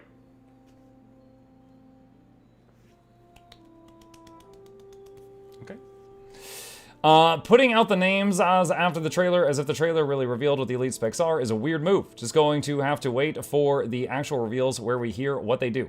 The best part of the names being revealed, though, is probably that people with small vocabularies can start processing the Mesmer not being called Bard. They seem like they're going to need a lot of time on that one. What? Let's see. The Evoke Firefox will just surf the web for the best way to kill your enemy. They'll make it distracted by ads. Oh my god. Troubadour, maybe unsated, just a clone of himself. The clone get other players, maybe even clones of the enemy to fight. What? I can't even read this. I'm not reading the rest of that. I hope Evoker makes Ellie have more variation in piano gaming. It feels like you have to press a million buttons at once to do what Mesmer and Necro do in a single button. That's true. Unless you play Tempest. Tempest is pretty straightforward. They're finally embracing the player base who just want to heal support and not be required to DPS. They have... What? This is a... I think this is a silly comment because they've given supports to all 9 of the classes. Mukluk Karaoke win. Yeah! They get money and bribe the missions to join you. Yeah! Okay, let's see what's going on. Hang on. I gotta catch up.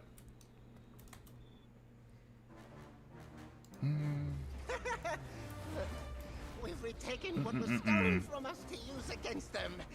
Again. How is it? If it works. To the spire! You're right, I should be upset that I don't have all the details to the expansion at once. Oh man. You're looking for drama where there is none.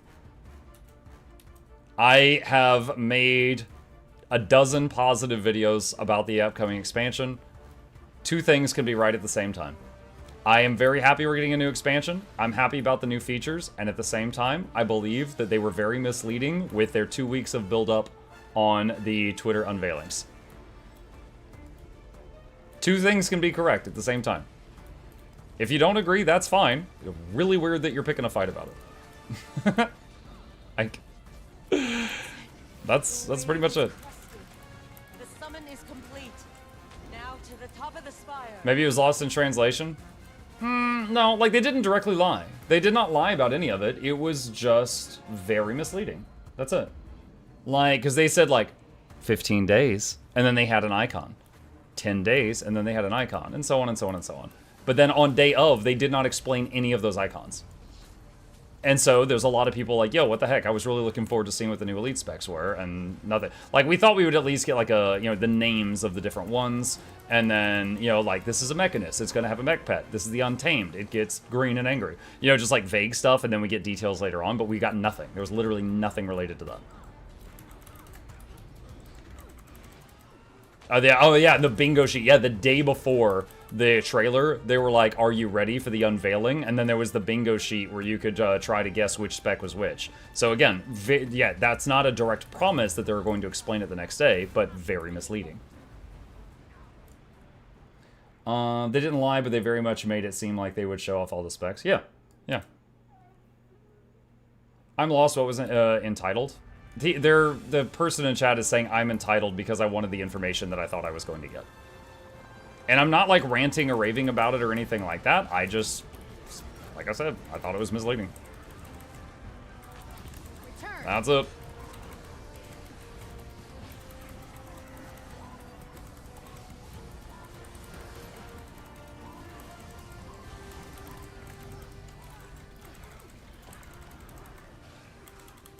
Unfortunately, blunders like this will really affect sales.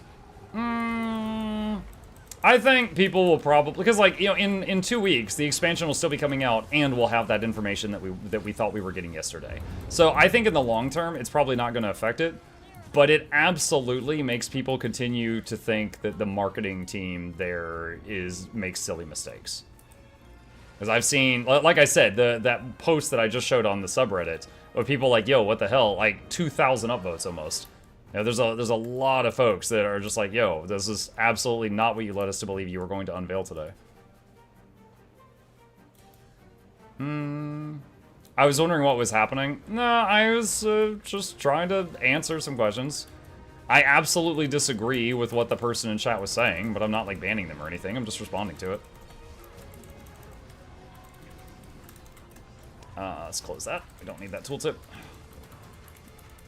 I feel like ANAT Guild Wars 2 doesn't market as much as their MMOs. Started playing through word of mouth. Yeah, they do some marketing, but it's often, they've had a lot of times where people in the community have been like, yo, what the heck are you doing?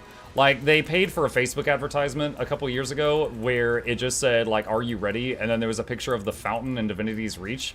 And it's like, you couldn't even tell it was a Guild Wars 2 advertisement. And then there was the Quiznos Ogre. Like, if you go to Quiznos and order a sub, you got, like, a code, and then if you punch it in the game, you got, a fun pet that was like a miniature ogre, and it was like, oh, what? Okay. So I myself called it the Quiznogre. There was a lot of really weird marketing things that to where, lots of people are just, like, confused by Guild Wars attempts at advertising sometimes. But I help how I can. Like, I'm not allowed to tell you how many referrals I've done, but I know the number, and it's a stupid amount. Like, the most popular video on my YouTube channel is Why Play Guild Wars 2 Explaining the Appeal. And it's got, the 2 videos in that series have almost 700,000 views. Like, we've gotten a lot of people in this game on this channel. Love the hell out of this game. But, at the same time, I can also go, the marketing could do a lot better.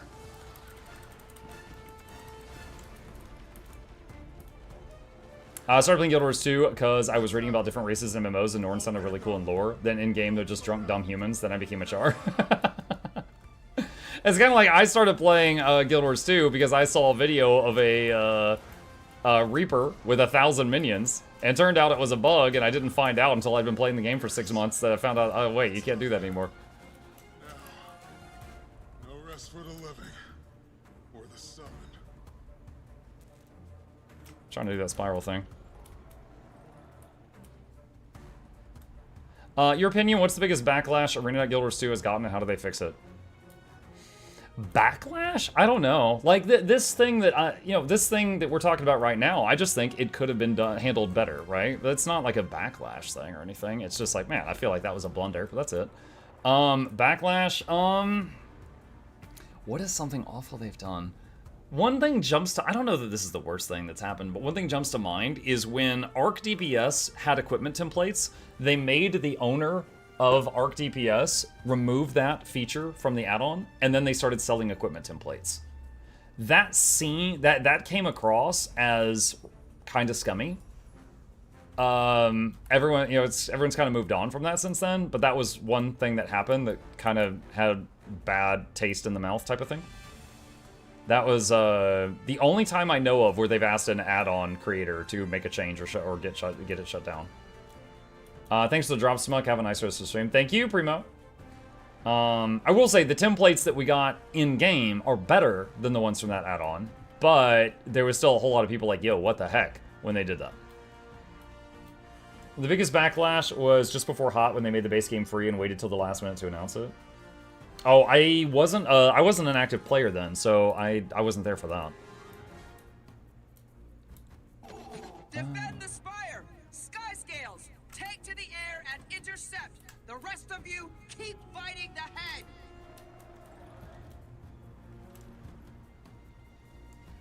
I don't know, a lot of people got real mad at Season 1.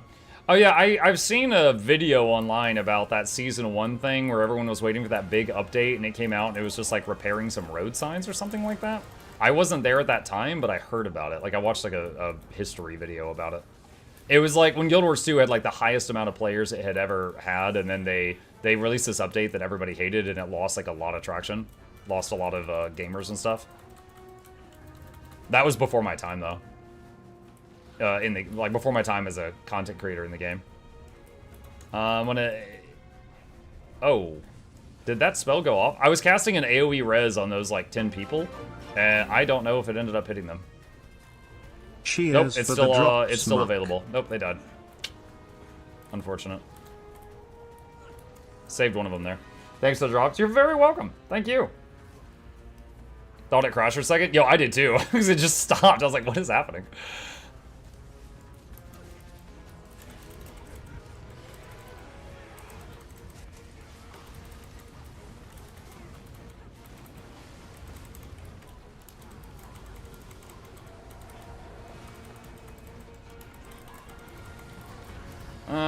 Let's say we res. Get a few.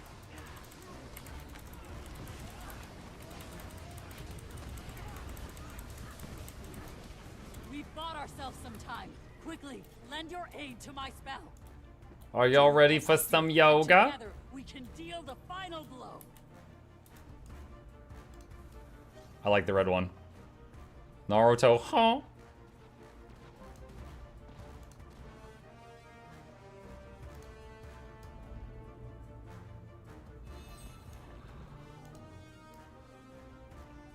Poiple. Is this, is your I Do This Daily Guild Wars 2 video still up to date? That's still how I got most of my money. I, went to the mailbox yesterday, got like 320 gold out of the TP, all from stuff I sold from that routine. Yep.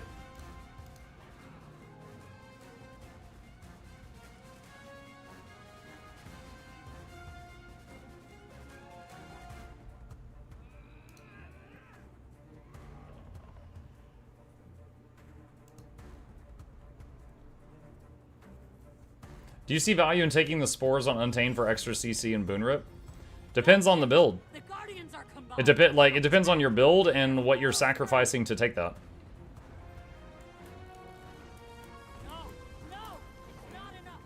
This is my least favorite part. A million players' wings beating in my face.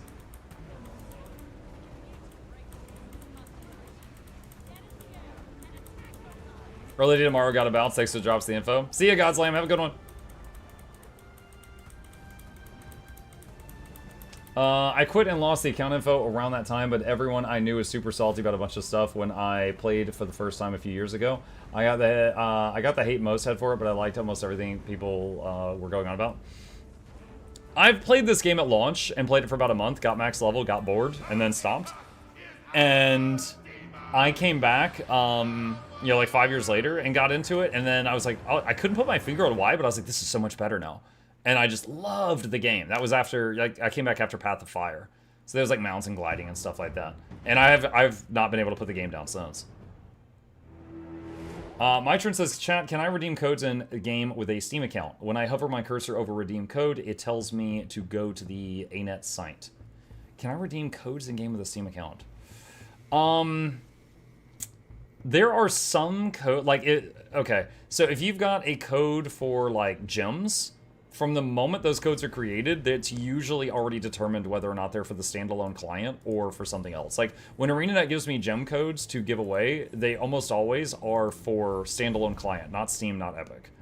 So it depends what kind of code you're trying to redeem right now. Treasure chest.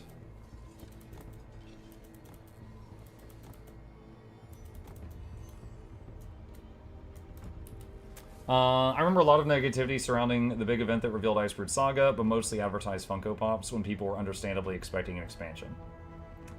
Yes. Yes, there was... That was kind of weird. So, for those who weren't there for that, I was a player during that. They had this whole thing. It was like they had a venue, right? Like, people could physically go there, and there was, like, a little auditorium, and the seats were packed, and there was a bunch of content creators in the front row. I couldn't afford to go, so I was watching from home, and they had this, thing that they were showing off, and it was they were going to announce the next big thing. And the last time that they had a venue was when they had announced an expansion, like Heart of Thorns, Path of Fire, okay? And at this point in time, it had been a few years since the last expansion, so people were really, really hyped. And they unveiled the Icebrood Saga, which was not an expansion, but they also said it's not a living world. It's a saga. And as we all know now, it was a living world. So it wasn't an expansion, but also the thing, like the presentation they did, it was like a few minutes of like showing the product, and then a few minutes of like, buy this shirt. And then a few minutes just showing the product, and then a few minutes of like buy Funko Pops, and then a few minutes to show the and on and on and on. So there was a lot, like the ratio of product info and the ratio of check out this stuff we're selling was too high in the wrong direction, and a lot of people really didn't like that. And I remember like at the end of the broadcast when they showed like everybody standing up to leave, I remember Roy was on the front row and he stood up and he looked so depressed. I'm like, that man regrets flying out there. Like, oh my god. That man regrets flying out to that event. So it was a lot of people that's like, okay, alright, that's it? That's it? Like, this is just Living World, Season 5. And that's it. That's all it was. And even now, look, they eventually, it took a long time, but they changed the name to Living World Icebrood Saga. So it didn't really, that one didn't really age well. When we try to use your referral link, does it take us to the store page? Yeah. Yeah, if you click the referral link for any of the content creators, it just goes right here. And then you just click here, and then just click on what you want to buy, and then that's it. As long as you don't have a ad blocker that's blocking cookies, that's all there is to it. I didn't know they ever changed it. Yeah, they did eventually change it, because it was confusing people. It was confusing for new players when they're looking at the... when they're looking through the story, and they're trying to figure out what they're supposed to buy.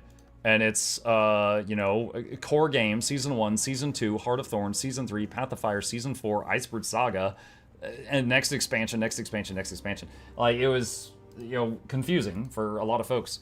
So now, in the group finder, it says Living World, Icebrood Saga. Yeah, so I guess that was kind of a miss in the past. And...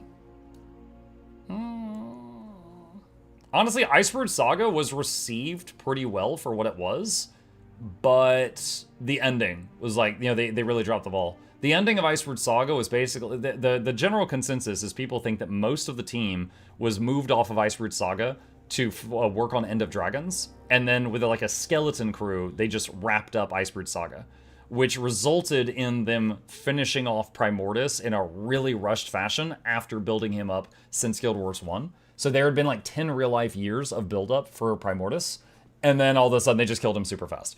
And it was just like very rushed and out of nowhere, and everyone was like, huh?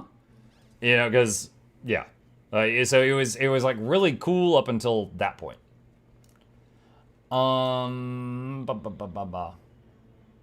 I'm guessing because of the yearly X packs, there won't be any more living worlds. Yes. That is the current thought. Archer says, I'm going to vote again for the biggest backlash was the hot pre-launch pricing structure and the base game becoming free. The GW2 Reddit became the most toxic it's ever been. Genuinely the most controversial post for years where multiple posts were trying to ask the community to be more reasonable. It's also one of the very few times ANET caved. All accounts that were active before that date were given one free character slot on top of the one you could get from Ultimate.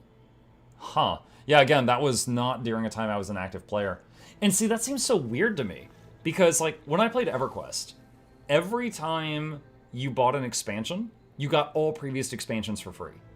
So, like, the base game came out, and you had to buy it. Then later, Ruins of Kunark came out. You buy Ruins of Kunark, you get the base game included for free. Then the next game came out, which... Scars of Velius, I think? Doesn't really matter. The next one came out, so let's say Velius. And if you buy Velius, you get Kunark and the base game for free. And they just did that. That was their model since, like, 1999. Was every time an expansion came out, you get all previous expansions and the base game included. And, you know, it was... No one had beef with that. So it seems so weird to me that here, that this community, which by and large I think is a nicer community, had an issue with that. How do you successfully announce that you're going free to play? Like, is announcing it day of the only fair way? I mean, if you say that, like, you know, we're doing Heart of Thorns... so I would say, like, you announce that, you know, this is the new expansion, and the previous game will be free to play, but the expansion will still cost if you want to get that. Also, anyone who already bought the previous game is going to get all these awesome things for supporting us from the beginning. Give them some goodies, right? Probably something like that. I think if I was in charge of a game development, that's how I would do it. Like, you give them some kind of prize for being a supporter since the beginning. And then, you know, and then they, you know, in the future, the stuff's free. Nice, Miss Young, yeah. Let's see. I'm sorry to hijack the convo. Sure, codes don't expire, do they? The guy who was supposed to win Emmy's giveaway came in a second too late and got the code instead. After finding out Steam accounts can't claim the code, I wanted to give the code back to the guy, but they had their whispers blocked, so I can't send it to them. I'd rather give it to you, Mug, for a giveaway if codes don't expire. They shouldn't. I usually encourage people to use them as soon as possible just to be on the safe side. But I have been given codes for giveaways and sometimes held onto them for months before giving them out, just because I was saving them for certain events, and I've never had one expire. So I think it's safe. If you want to give it to me, like, one thing, if I ever have doubts on a code, sometimes I'll just redeem it myself and then use the gems to buy someone something and gift it to them. And that way, if it doesn't work for me, it doesn't inconvenience anybody. I feel like this community spends a lot of time complaining about the pricing, but if you tally up the total upfront cost of buying everything when it released, $265 for 13 years plus years of content. Yeah, I will say, Runex, I agree with you, right? I agree with you. At the same time, it could be clearer. Because, like, for example, if you go in here and you look at collections, so the Elder Dragon Saga Complete Collection, I have talked to hundreds of prospective new players that thought the Complete Collection had everything because it's got the word complete in it. And then I have to explain to them, no, it's just the Elder Dragon Saga, which doesn't include Soto and Janthier, because those weren't part of the Elder Dragon Saga. So you have to get the Complete Collection and then also get these two things. And they're like, what? So I've had that conversation so many times. And again, it's just kind of confusing wordage on the website that a new player wouldn't pick up on. So this is technically correct. This is the complete Elder Dragon Saga collection. Elder Dragon Saga ended with End of Dragons. But new players get confused by that because they just see complete and they're like, ah, this is the package deal. Okay, it's $100 to get everything and catch up. It says right there what it includes. Some people can't be helped. Considering the amount of people that can get confused by this, I think it's safer to say that the problem is not with the buyer, it's with the website. Like it could be like, for example, like here's something else on here. If I go to like, there's a lot of little things I would do to improve this here. If I go to Janthier Wilds and I'm like, what do I get for standard? Get this. If I get the... Oh, actually, Janthier Wilds is a bad example. That one's messed up too. just a second. Where's one that has it? Is it Soto? Here we go. Soto. Standard, you get this. There's a picture. Deluxe, you get this. There's a picture. Ultimate, you get this. There's a picture, right? But then we go, I'm hitting the back button here. Then if you go to the new thing, Visions, it doesn't change over here at all. Okay? And there's some wordage over here, but a lot of people miss this stuff, which is part of the reason I answer this question 30 times a day. Okay? So it's like, yes, you can click compare, and it is there, but for every additional click you add for a customer, there's another massive percentage of people that miss it. So again, there's a lot of little things that could be improved upon here. The in-game store too, like the in-game store as well. All right, so I'm in a rare position that a lot of you are not in. Because of what I do and all the giveaways I do, I have spent thousands of dollars each year buying things off the store and gifting them to people who have won giveaways. I have a monumental amount of experience with buying things through this in-game store. And I know about 30 bugs that are involved in this store. For example, if someone is online and I want to send them a prize, I have to send it to their character name. If I send it to their account name, it will not work. If they are offline and I want to mail them a prize, I have to send it to their account name. Character names will not work. I have no idea why, but that's how it is. Second problem, if I want to mail them something from the in-game store, I have to be friends with them or in a party with them. I cannot friend anybody because your friends list plus the list of people who have friended you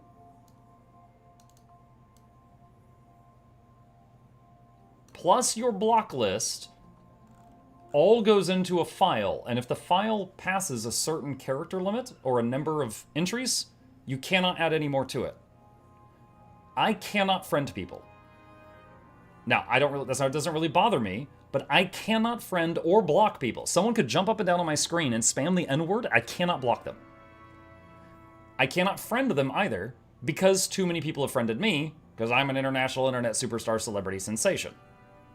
So because I cannot friend people, I cannot send people prizes from the gem store by friending them and then mailing it. So I have to invite them.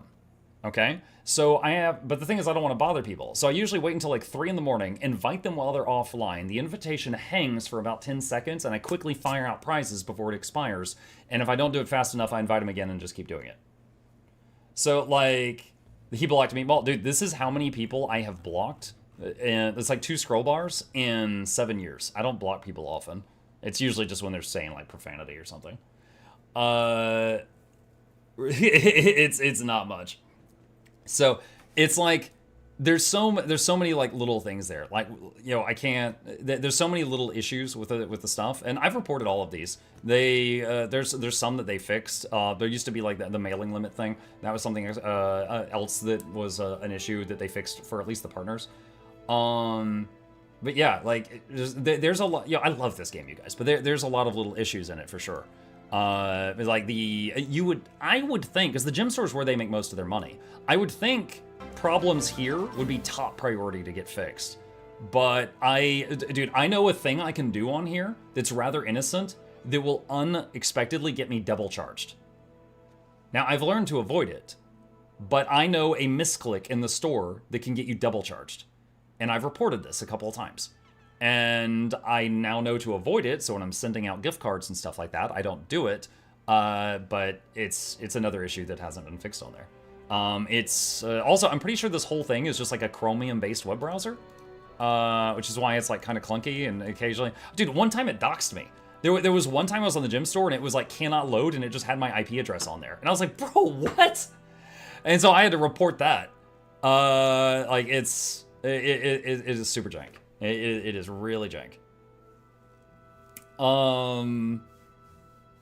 Gym store is so big. What is the double charge thing and how do you avoid it? If you are buying something, if you like go to an item and you click buy, and you're waiting and it's taking a couple seconds and you're like, and you click it again, it will, when it finally resolves, it will buy it again for every click you do. So if you click buy anything and it hangs up, what you need to do is just close the window, then go to the gem store again, go to history, and see if it purchased here. If it didn't, then do it again. But if it did, just stop and wait. And it will come through. But if you like click buy and nothing happens and you're like, did I click it? Did I miss the button? And you click it again, it'll boom, boom, and it'll hit you twice. And then you have to like open a ticket and you have to get it like refunded and stuff like that. It's like this right here. These are all prizes I've sent out. Like these are all prizes I sent out to giveaway winners on the 27th. Like I've sent back so much stuff. They can't make the positions of the weapons on your toon's body sit at the correct place. The katana's great sword skin resistant when you have to buy. It certainly could be made clear, but I don't think the current wording rises quite to the level of misleading. Again, Benwoo, the amount of people I have talked to about that have been confused by it is my experience I'm pulling from right here, right? This isn't just like, this is my opinion. It's, I have had this same freaking conversation 1,000 times with folks, so I'm telling you, based on my experience, they are confused. There's a lot of folks that get confused by it. Support's often really good. They are really good. Support is super nice. Like I often call it like Chick-fil-A levels of support. They're super nice. They're very polite. They're a pleasure to work with. I don't like bugging them. But yeah, there's a lot of issues in the store that, you know, it could be better. For sure, it could be better. But a lot of these issues I have found are the type of things that someone who just rarely buys like one thing from the gem store, they will never hit. But someone like me who has like, you know, experience after experience after experience on the gem store, thousands of dollars in there, it's just like anything that can happen 1 in 10 times, 1 in 20, I've hit those problems like 50 times. Could be worse. It could be like GTA Online, where any issues involving cash store get fixed at light speed, but the bugs that actively hurt the player experience go unfixed for years. Can't speak on that. I haven't played GTA. Play dropping $1 bills, take out the kneecaps, with player blowing up every player in a server, repeatedly cricket noises. When do the drops end? 4.5 hours from now, I believe. Happened to me recently in the new expansion. I bought it twice. I got my money back for the second one, but neither one showed up in my history.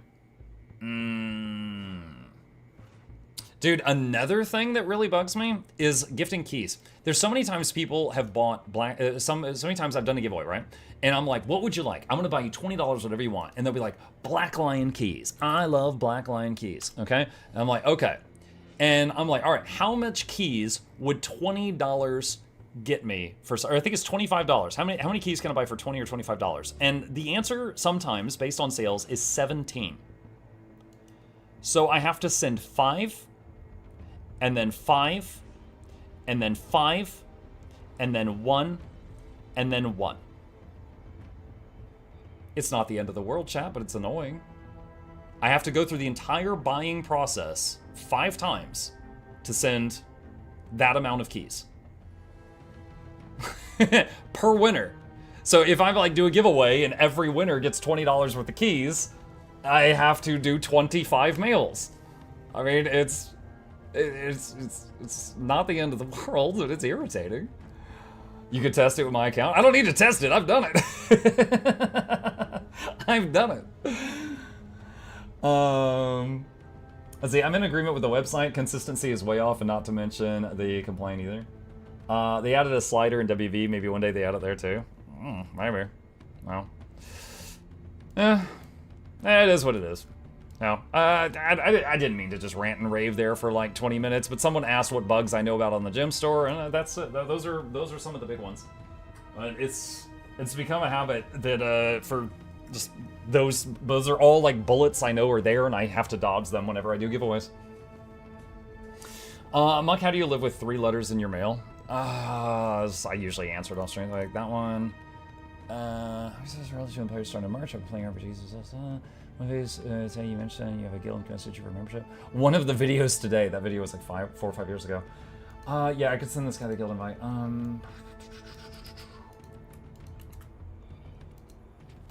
Alright, there's that, and then that, and then Jersey and that. Let's see. Thank you. So this guy's giving me something for the giveaway vault, which is awesome, and I still need to answer that one. Misslot. Have you tried Quick Heal Berserker since they made it less spammy? I didn't hear that they made it less spammy. I have not tried Quick Heal Berserker in some time though, so probably not. My OCD thanks you. You're welcome. Let's see. Hello again, Chance. How you doing? What's up, Black? Yeah, I remember a while back, I spent like $1 on some weapon skin I wanted in Path of Exile. And it was just like, ding! And it just instantly processed. And it was like a single tear rolled down my cheek. And I was like, is this how it's supposed to be? I kid you not, I remember thinking that. I was like, oh my god, that was beautiful. It just went. It just did it. Like, I'm just, oh my god. I'm just like, okay, is Bob online? Okay, let's see. / invite Bob. Okay, no, okay, he is online. He's on a character named Agatha. Okay, so I need to go to the gym store, and then I need to go here, and then he wants keys. And okay, he left the group. Hold on. / whisper Agatha. Hold on. I need to stay in the group with you to send you the keys. Invite Agatha. Okay, I'm so sorry. Please wait just a minute. All right, gift key. All right, Agatha, and then mail key 5, complete purchase. Leaves group. No, whisper Agatha. Hold on, I got to do it 4 more times. Invite Agatha.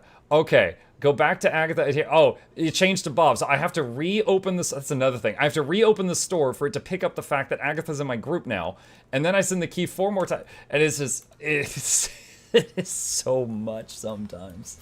It is so much. Bob Agatha isn't worth it. It's just not worth it. Just leave her. Honestly, it's part of the reason I'm glad they're doing a big focus on fixing up the core game. It'll be very interesting to see how the changes go over the next few years. Yeah. Monk, will you play it Heal Hard more often? Looked fun. It was fun. I don't know that's like a new favorite, but yeah, it was enjoyable. The pain muck goes through for all this year. Yeah. Dude, you know another one? Hang on a second. Let me go here. Hold on. Okay. Chat, I want you to look at this. Okay, the same giveaways I do. I'm like, chat, I'm giving out $100 today. 5 winners, $20 each. Each winner can choose a $20 Steam gift card, or they can choose $20 worth of gifted items from the Guild Wars 2 gem store. And I'll be like, here's the rules. If you want Guild Wars 2 loot, if you want a Steam gift card, okay? Someone wins. They're like, I want a $20 Steam gift card. Check this out, okay? Right here, Steam gift cards, $20, $50, $1,000. Click it. Send gift card. You cannot send increments of 20.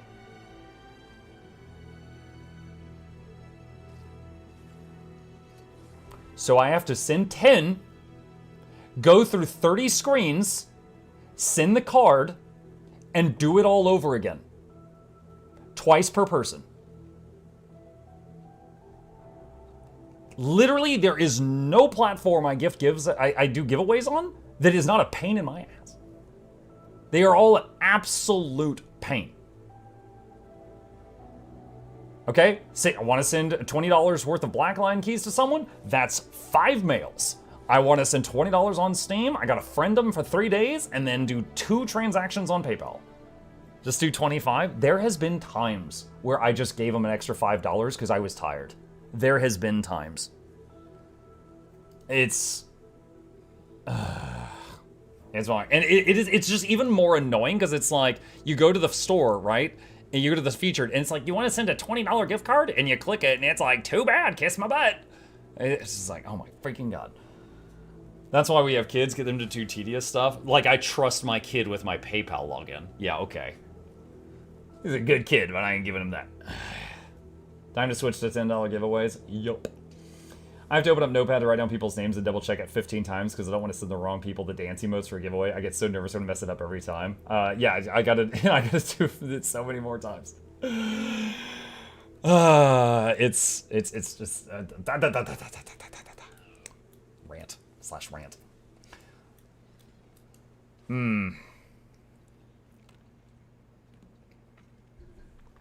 Let's see. Muck has rotations for giveaways, dude, and so much. Do you play Guild Wars 2 through Steam or standalone app? Standalone app. I've been playing Guild Wars 2 since before it came out on Steam. Thanks to the Rambuck. You're very welcome. To let out some stress, want to hear a joke? Yes. It's okay, Muk, we still love you. I'm glad that hasn't changed. Someone whispering, what is this?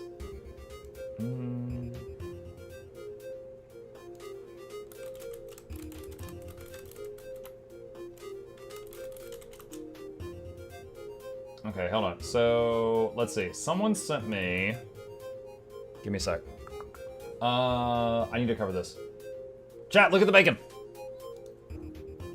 Alright, redeem code.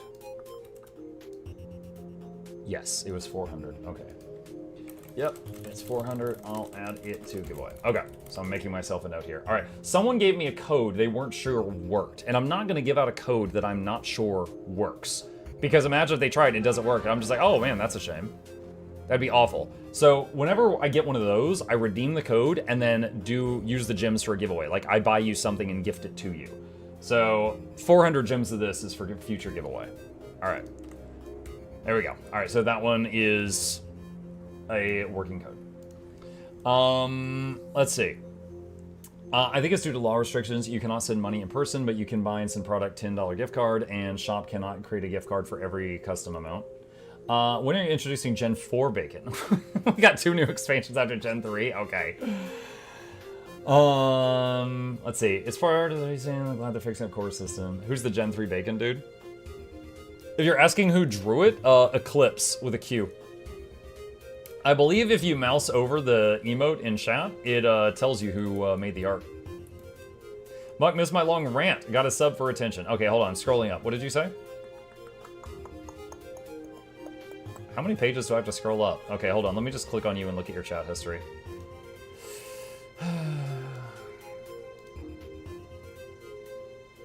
So ANET really pissed me off. I got the Frost Infusion as a drop a little over a month ago. It barely never sold. Then they not only added it to the Fractal NPC, they screwed up as well when doing so. First it was bugged and it could be sold multiple times. Then they increased the price from 250 ectos to 5,000. Panic sold mine because they were suddenly sold for a few hundred gold. That sucks. I'm sorry to hear that. Do you think there's a chance of ANET giving me back my gold? I honestly have no idea. I mean, you sold it, right? So someone else has it. So unless you convince them to give it back to you, probably not. Where can you buy the infusion? The infusion is, I believe, on the Bling merchant in Fractals. However, it wasn't supposed to be tradable. It's like you buy it for yourself and it's yours forever. But there was a day where you could buy it and trade it.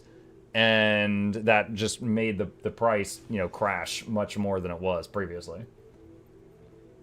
Do a giveaway to prove your point. I mean, I've only got the 400 right now. Yeah, fine. Let's do it. Let's go. Chat, I'm doing a giveaway. One single winner of 400. They get 400 gems of whatever they want from the store that can be gifted. It has to be something giftable. I have to be able to mail it to you. If you want to enter the giveaway, you have to be a follower if you're on Twitch or a subscriber if you're on YouTube. And I need you to enter your Guild Wars 2 display name in the chat before that timer hits 0. One time. Don't spam it or the bot will remove you because I think that's hilarious. So keys, yeah, it's worth a couple Blackline keys. I could send a few keys if you want. Anything that's 400 gems. So here, hold on, just to make this clear. Anything that's 400 gems and it has this little present symbol can be gifted. If it doesn't have that symbol, it cannot be gifted. So you know, double check. And if I call your name and you don't know what you want, if you take too long, I'm gonna draw someone else. Like, please already know what you want. Yeah, if it's something I can buy and gift to you, would do it. How much is the hat? Can't quite gift you a hat. I think the most popular 400 gem thing is bag slots. Sublime! I have gifted so many bag slots. Like, I have funded hundreds of dollars of bag slots. Crazy amounts. Hey, look, it's the Tree of Birds. How are you? Hey, Bird Tree. We're doing 400 gems giveaway, Bird Tree, if you want to enter. Welcome. Dancing lessons win. Wish I remembered my account number. Yes, you do.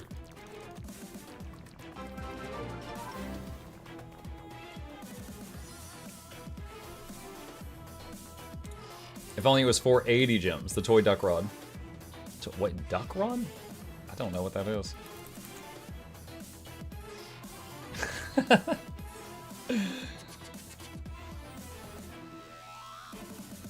Fishing. I don't have the energy time for giveaway, just popping in. Gotcha. Well, you have a good one, Bird. Good to see you.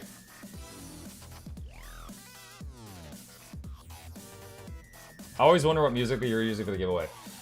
God, I don't even remember. This was some, like, stream-safe music I found years ago. And I've been using it for like 5 years. I don't even remember where I got it. I've never been DMCA'd before, so they were accurate. It was supposed to be just something safe that you could use on stream.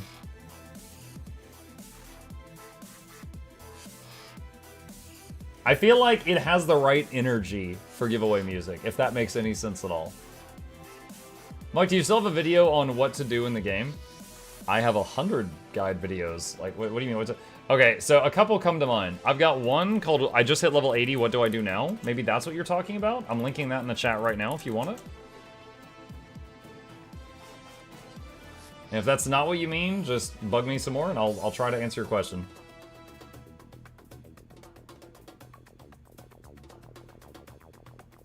How are we doing on time? 2 minutes remaining. Again, we got 400 gems, and we're doing a little giveaway. One winner, and they get 400 gems worth of anything that I can gift them. Wrong number first time? That's fine. I just happen to be hitting follow at this exact second, and I'm not entering the giveaway. I'm not mooching.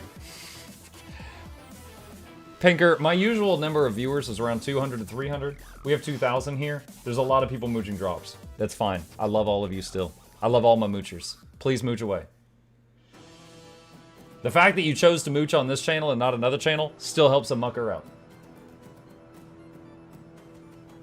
I send something for the giveaway, either this one or Tuesday. Yo, right on! That's awesome. People love weapon skins. Thank you so much. What does this one look like? Ooh. Snazzy. Got like a little dragon around it. That's pretty rad. I will go put that in the giveaway vault.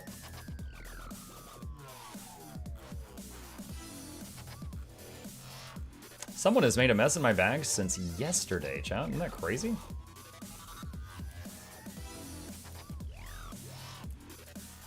What was the name of that weapon? Dragon Essence Spearskin.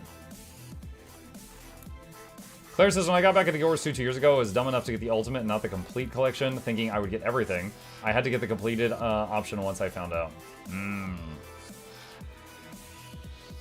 Let's see. Claire says, why not do a workout with Miss Mug? A workout with Miss Mug? Who says I don't do workouts with Miss Mug? But that's not for you to know about. Why does this man have so many empty bag slots? More loot? We have so much more space to fill, yes.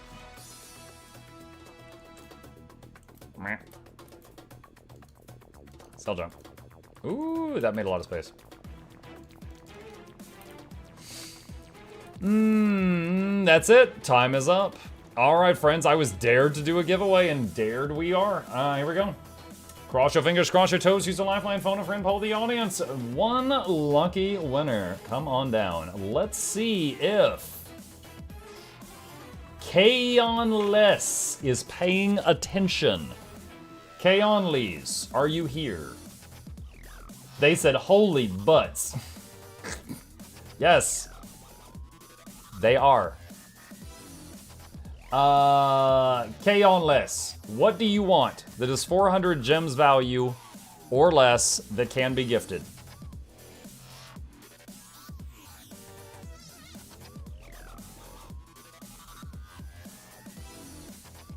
Let's see if they're ready, chat.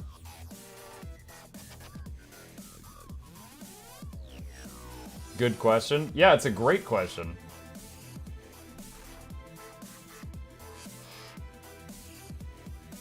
Black Lion keys, bag slot, give me something fast or I'm gonna draw someone else. Just, something's better than nothing. Get the Luffy that's too expensive.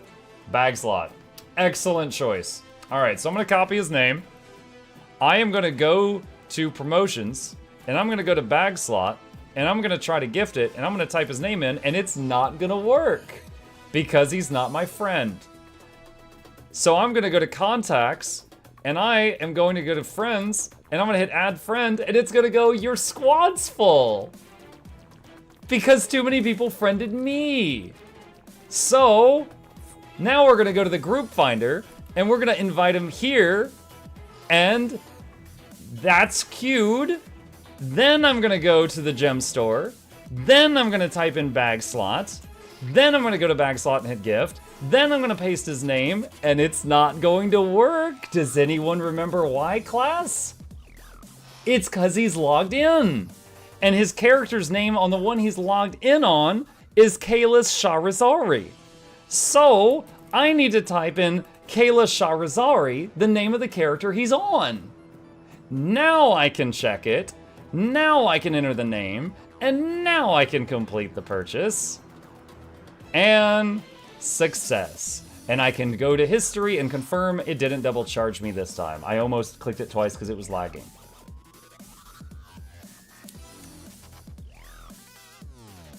When I'm gifting $20 for the Blackline keys, I do that whole process 5 times per person. Congratulations, K-Onlys. That's so convoluted. That's what I was trying to tell you guys. But congrats. All yours. I have successfully given out the code. All right, chat. That concludes our mini giveaway, and also that concludes me making a point. All right, let's get back to it. Is this considered a giveaway or something else? It's a giveaway and also me proving a point that I was trying to make earlier. I had an opportunity and I took it. I was just like, you know, I want them to know I'm not just making this up. I can show them. Mug, that spear skin you just got is 75 gold. Ooh, nice, thank you. That's very generous of you. Audience is way bigger today. People trying to get drops last minute. Last minute drops. I got my plushie today. Nice, Sarah. That's awesome. I'm so happy to hear about all the people getting the plush. All the people getting the plush. Let's see. I am checking something. I was seeing if any new people had added me plushie pictures. Looks like no new ones since the last time I checked. I got my plushie last week. Can't wait to get home for holiday to see it. Nice. Got my drops a couple days ago. I'm here because I want to be easy. I would have asked for BAEs, and that would have probably annoyed the F out of you. BAEs? What is that? Black Alien E's? Like I sent you a DM on Discord on my plushie. What? Hold on, maybe it hit the filter. Hang on a second. If someone sends me a whisper and I've never DM'd them before, it's like a filter. I gotta find who it is.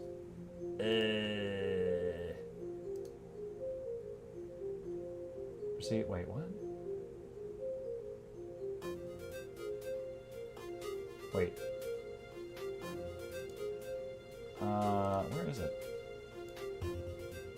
Oh, here we go. I found it. Let's see. Accept DM. Okay. And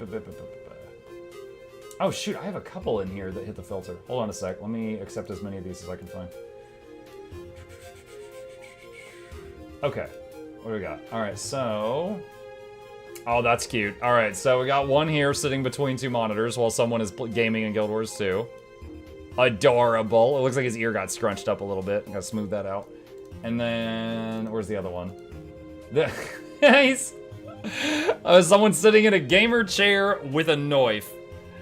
Oh, what have you got? A knife! No! Very nice.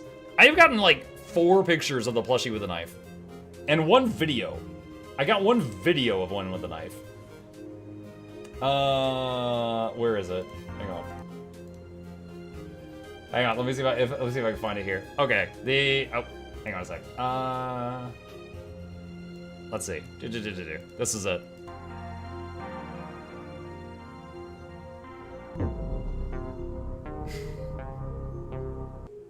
So I got that one too. Someone made a whole video. How can we send you our plushie pics? The Facebook group, on X, on Blue Sky, or on our Discord. And if you can't post in our Discord, you can DM me on Discord. Any of those. Need a video of Plush Muck and Chucky. Oh my god. Dude, Chucky is the only movie that when I was a kid, it gave me nightmares. There's a Facebook group. Yeah, if you do exclamation, hang on a sec. Is it Linktree or socials? Let's do this. Okay, that right there, I just put my Linktree in the chat. If you look at that, this is all my stuffs. And you can just have to say I appreciate you and what you do. Thank you, Foos. Yo, 1,000 bits. That's very generous. Thank you so much. I appreciate your support. You keep me in business. This right here that I just linked in chat is my Linktree chat. If any of you want to follow me on any of this stuff, that's my Twitch, that's my YouTube, that's my second YouTube channel that a lot of people aren't following. Give it some love. That's the Facebook group. That's me on Twitter. That's me on Blue Sky. That's me on Patreon. That's my Discord. Copper.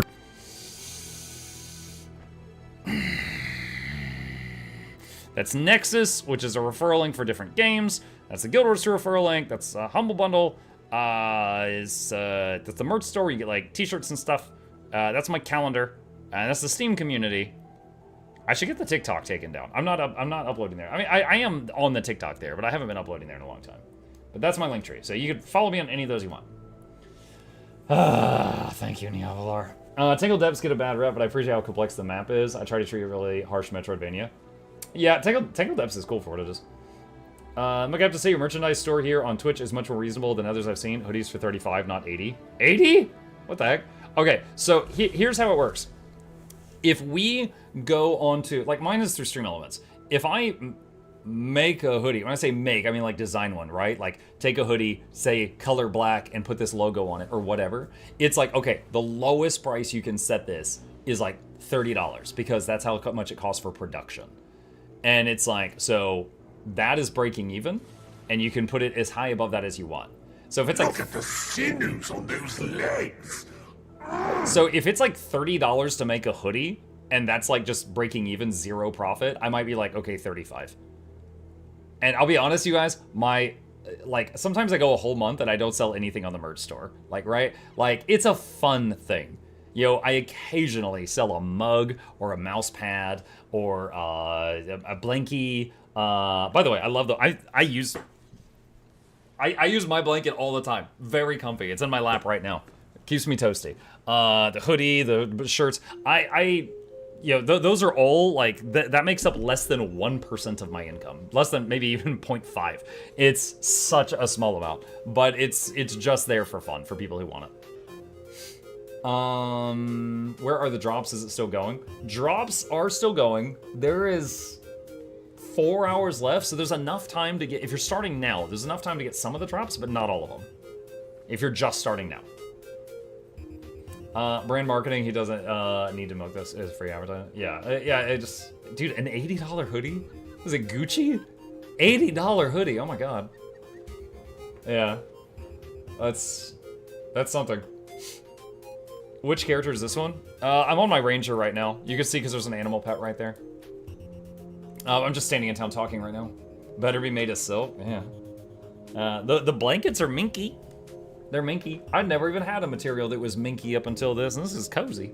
I like it. What do we talk about $80 hoodies? Someone said they looked at my merch store and they said, your prices are very affordable. The last creator I looked at had $80 hoodies, and I said, what?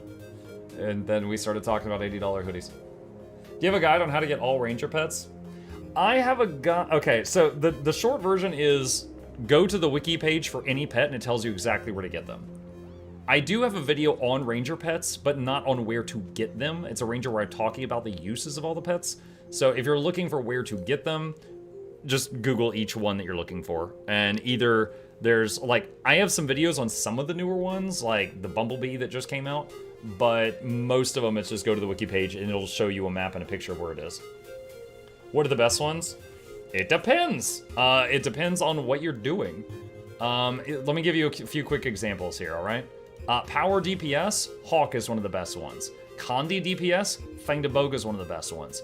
Utility, this one rips boons. This one has a good attack when you're merged with it as a soul beast. This one has a teleport to a target that can catch people off guard in PvP. This one has a pull. This one makes a smoke field. This one has a huge CC. This has a huge CC. This one has an immobilize.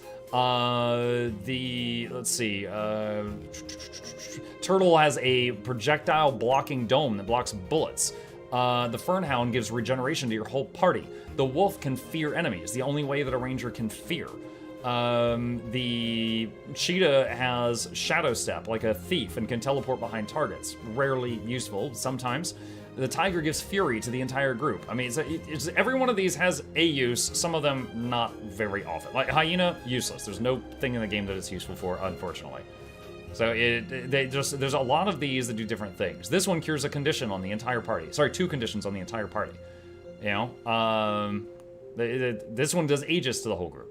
So there are uses on a bunch of these. So it's kind of like this is a Swiss Army knife, and you can pick one thing to bring, you know, and then you can swap to another for a max of 2. So it's like, what thing do you need? If it's just damage, just throw like a hawk in there and call it a day. But it depends on what you need. My Soulbeast pig is named Bacon the Third. I'll be receiving my Mukluk plush soon in the coming days. Such a cute plush. I'm glad you guys like it so much. Or you could pick the cutest one. You could. What do your aquatic pets bring?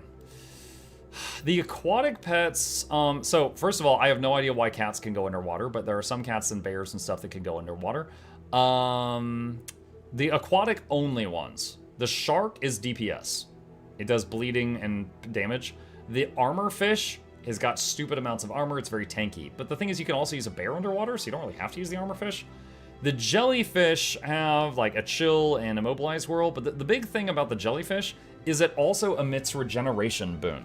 So if you're a druid doing the underwater fractal, the jellyfish is actually really useful because it can keep regen on your party, which you might otherwise struggle with because you're underwater and you don't have access to your good weapons. So in that scenario, if I ever do the underwater fractal and I'm a support as a ranger, I bring the jellyfish because it regens the party. Yeah. So shark is underwater DPS, bear or armorfish is underwater tank, jellyfish underwater regen, and then you got a few other utility things here. Fury, Aegis, Might. Baby shark and jellyfish jelly. If you're a mechanist, you bring tears. Yeah, because mechanism mech doesn't work underwater. It's true. It is true. What's your favorite ranger build for just DPS, quick DPS? Power, quickness, untamed. Soul Beast in PvE, I'm not really fond of. So for DPS, I usually play quickness, untamed. For support, I usually either play druid or heal druid or heal untamed, depending on what I want to do.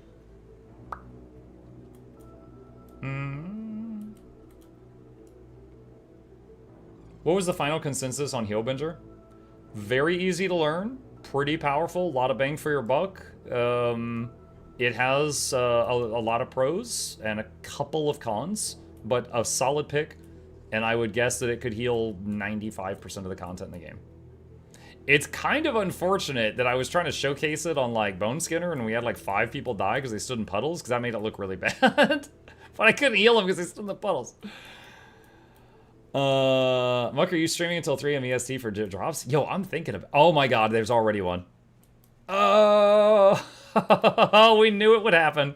We knew it would happen as soon as they announced a Straw Hat. But, first time seeing it. Fantastic. Glorious. Let's see. So, 4 more hours is the end of the drops. It's tempting. It is tempting to stay up late and do it and just cut into the morning stream because the number of viewers right now is probably 10 times what I'm going to have tomorrow morning. So it would certainly make business sense to stay up late and do overtime, which will be painful tomorrow. You better, let's see. You better get Lady Lux Yes from that. Dude, she already told me.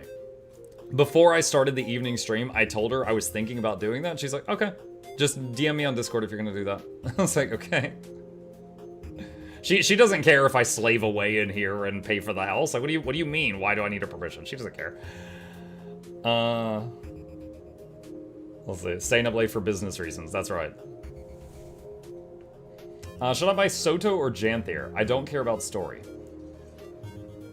Okay. You don't care about story. That means you care about features. Alright, fine. Should you get Soto or Janthir? Soto. Expanded weapon prof, which is new weapon types for every class. Weapon master training. Can use one elite specs weapons on other elite specs. Those two combined open up so many builds. Okay? Easier way of getting Skyscale. Janthir. Spears as new land weapon for all classes. Easier way of getting Warclaw and / new masteries. Homestead. Player housing system. Did I miss any main bullet points? They both offer new okay, so Soto had new strengths, but Janthir had new raids, which are both 10-man content. They both have new fractals, which is 5-man content. They both have new convergences, which is 50-man content. Oh, that's right. Yep, that's a good one. Soto has solo obtainable open world legendary armor. That's true. EOD gives better classes. Well, he didn't ask about EOD. He asked between these two. Will there be a new... Yeah, the new X-Pack will have a homestead too. Yes. It what? Wait, Stinger. What are you confused about? The Leggy backpack? True. Janthir has Leggy spear and backpack.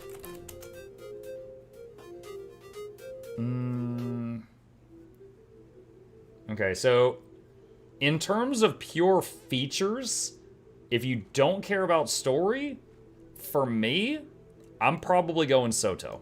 If I have to pick one just for features, I'd probably pick Soto. But when you can, Janthir later, when you can. That would be my vote. This right here, these two affect every character I'm actively playing right now. Like this character I'm on right now is using maces because of Soto. If it wasn't for Soto, I couldn't play the way I'm playing right now. But that's just me. That's just my vote.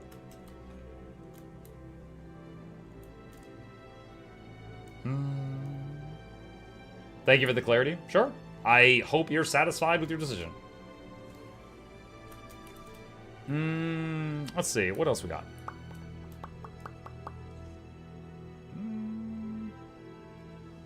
See, Titanic, Babaniso starting again. Unlike he was. It's probably too late for this, but I'll go see if this is still going. Muck, what's your favorite weapon for Ranger? I mean, the maces are really fun. Druid's Staff is really fun too. On Untamed and also on Not Untamed.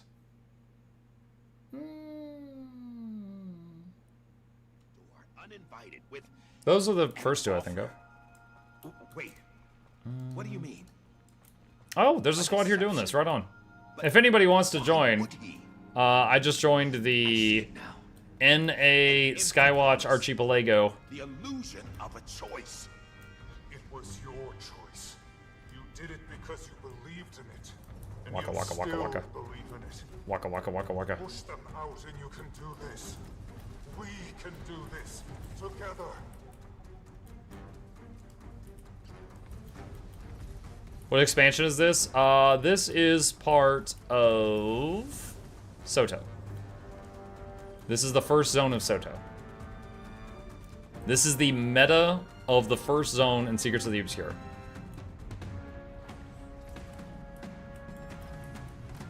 And right now, it's Waka Waka Waka the orbs. That's it. The key is as strong as we can make it. Quickly, we need to open the tower now. There's no telling what the Cryptists will do if they gain full control of it. You did well, friend. Now let's get back home. You forged 16 was my home before you fooled me into leaving it. What other tricks have you played on me? On everyone? Where? No more of your lies. I will fix this on my own. I have to go after him. He didn't mean what he... Let me handle this. Oh, the updraft despawned right when I hit it. There we go. I was watching the lore. Now I gotta catch up to the group because I was watching lore. I found Lear, and he's in stasis now, but the situation is dire. Forging the key made him vulnerable to a deep corruption, and it's wound its tendrils around him. I'll try to untangle it from him, but I can't do it alone. Please. Do I have a food buff? Help me save No. my Birthday friend. cake.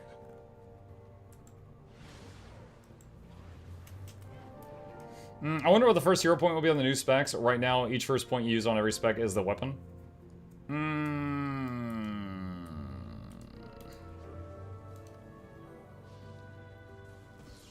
I mean, they could easily just tweak it so that the first point gets you, you know, whatever this thing is right here.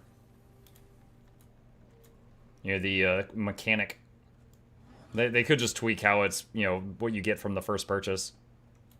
Like, just have the first thing be the cost of 2 points, and then it gets you that. That would be a pretty simple fix, I think. Lear's body may be stable, but his mind is adrift. I fear this may have been too much to ask of him.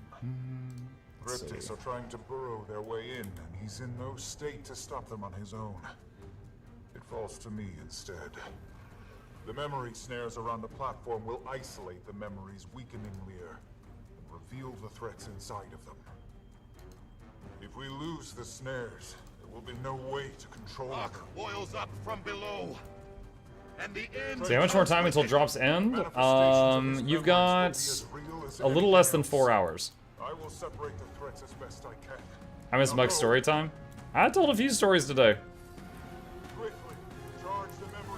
I told the story of my son thinking someone called him fat. I told the story of the gem store that has many bugs. I told a few. Might get you stream until the end and just to take tomorrow morning off. I'll probably try to get up in the morning and see if I'm able to. I'm really looking forward to getting back into Rogue Trader tomorrow. Like, I'm really pumped. They fixed the bug that we were stopped by last time, and also I'm just itching to play it again. But we'll see if I feel like death in the morning.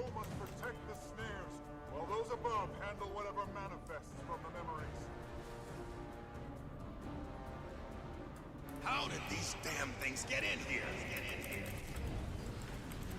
Once upon a time, there's a Mukluk, and one day he streamed to let just say he has never stopped. 7 years without missing a day, friend. Yeah, if any of you are here for the drops and you've not stopped by the channel before, I have streamed every single day without missing a day for 7 years. This is where we at. This is what we do every evening. It's different games. It's Guild Wars 2 is typically every Tuesday, or if after there's new content, we do it every day. So like right now, you know, there's the drops, so we're doing it every day of the drops, and then we'll go back to our, you know, schedule of many different games. But if you are ever just chilling and you want to hang out with us, this is where the community's at. I stream every evening for 7 years, and I stream every weekday morning. So on weekdays, there's 2 streams, morning and evening. So Saturday and Sunday, we just do 1 stream on those days. So just throwing it out there. If you want to follow us on Twitch or subscribe on YouTube, which is the free button, so you're notified when we go live. Or we also do pings on the Discord when I go live, unless you mute that channel, which is an option. You can just come hang out and chill, ask questions, chat with folks. Let's see. Honey Bee says, how am I sure I'm in the process of getting drops? You should have a progress bar at the top of your chat window, or if you don't, you should be able to, let's see, hang on a second. Okay, that one's already done. You should be able to go to the drops page on Twitch, which there's a link to it if you do exclamation drops, and you can see the progress there as well.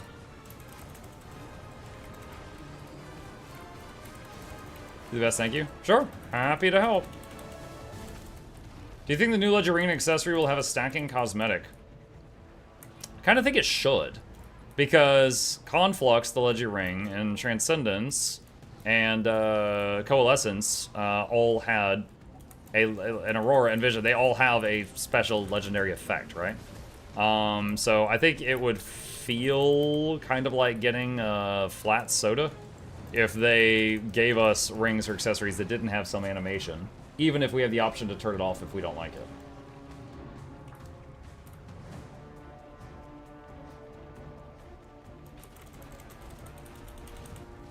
I hope one day for them to change the build trait lines, not focus on one weapon to get a bonus with dagger and be using maces is wasted.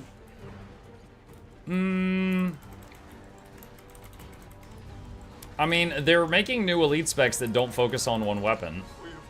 But as far as not having, you know, a weapon thing in, like a trait in the specializations, like the bait core ones, I kind of feel like they still have a place there.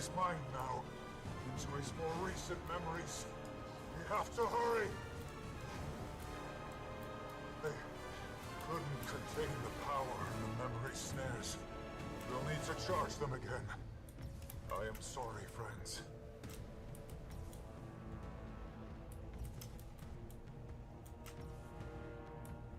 Hold on, Lear. We'll get through. Split up. We must cleanse the corruption from all three memories. Wait, is this on the islands or not on the islands? Oh, this is on the islands. Okay. Rusty.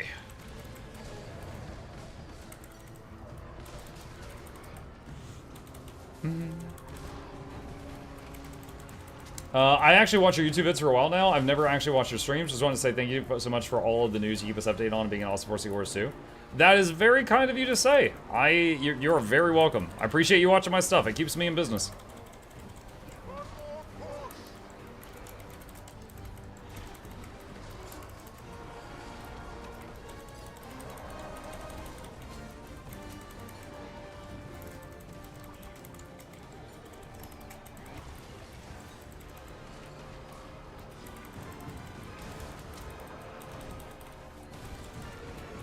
Bonk, bonk, bonk, bonk, bonk, bonk, bonk.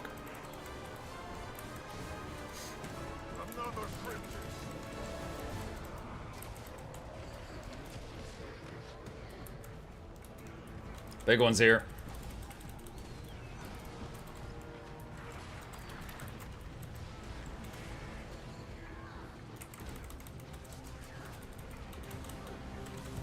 How can I enable that damage tracker? I'd love to know the numbers. Arc DPS, if you do exclamation arc, that's ARC in my chat, there's a guide video that will pop up. It's a bit dated, but it is still accurate. If you follow the instructions in that video, you can get the same add-on if you wish to. You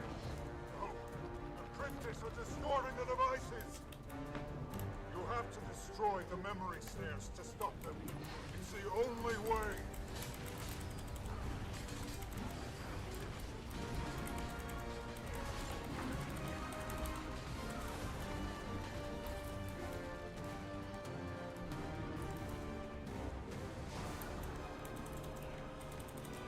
I'm just gonna do an AoE res here. There's a couple people down.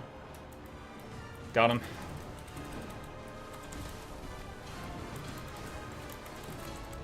Thanks. Sure. I hope it helps.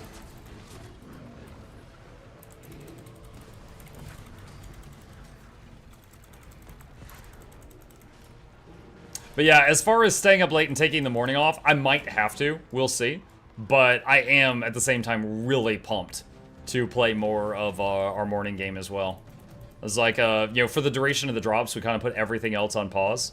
And I love me some Guild Wars too. But after doing it from like dawn to dusk 3 days in a row, could use a little break for, you know, recharge a little bit.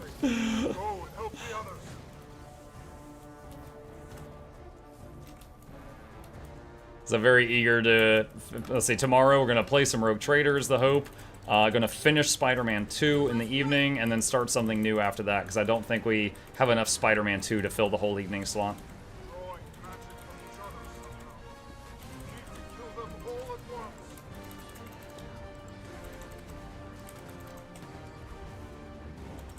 Do you ever stream with other Guild Wars 2 creators? Yeah, I've done a few. On my YouTube channel, on my main YouTube channel, I have a playlist called Collabs. And it has got a bunch in there. I've done some with Loranity, I've done some with Teapot, I've done some with Rose. But if you're interested in that, got quite a few.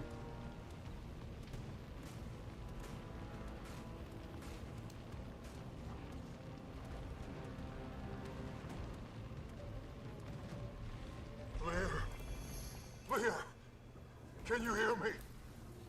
Now, would you quit shouting? Off topic, I think the voice actor from Bond did a fantastic job here.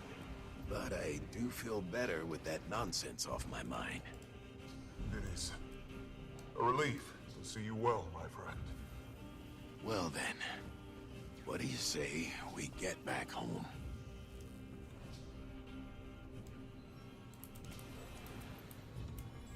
Now you're thinking with portals.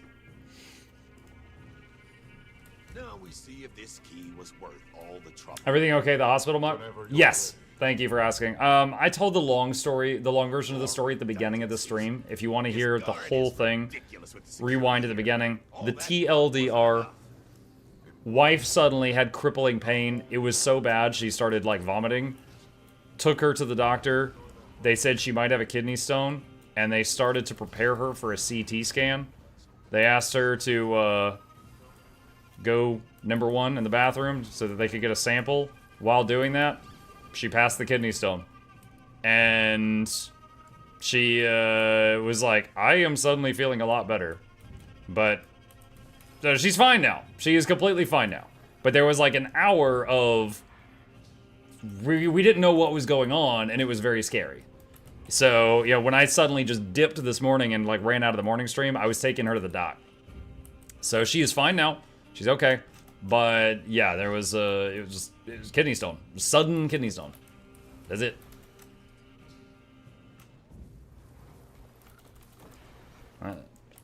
For those that don't know, a kidney stone is a hard object that can form in your kidney, and the primary way of getting it out is you have to pee it out, which feels like trying to force a boulder through a straw. Your insides are the straw.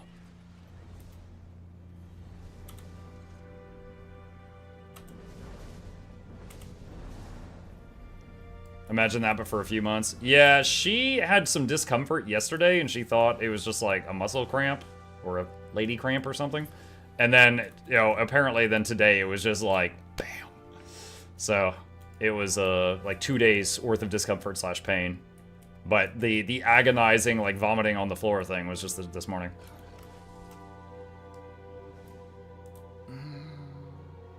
I think there's one down here I missed.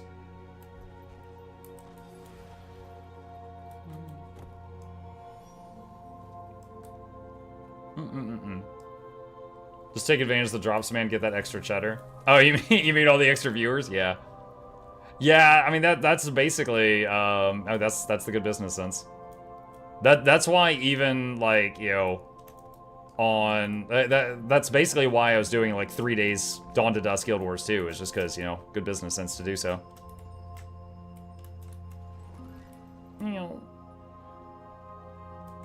Wait, where's the last chest? Is it above me? I think it's up here. I'm glad there's map icons to this stuff, otherwise I would totally miss this one. Muck, forget for a minute we're already getting new elite specs of VOE. I suppose you're in charge of the next batch of elite specs. You just suppose I'm in charge. What themes would you bring for each class next? Oh gosh. Wow, what themes? Oh, you know, I was thinking of bringing Ritualist back.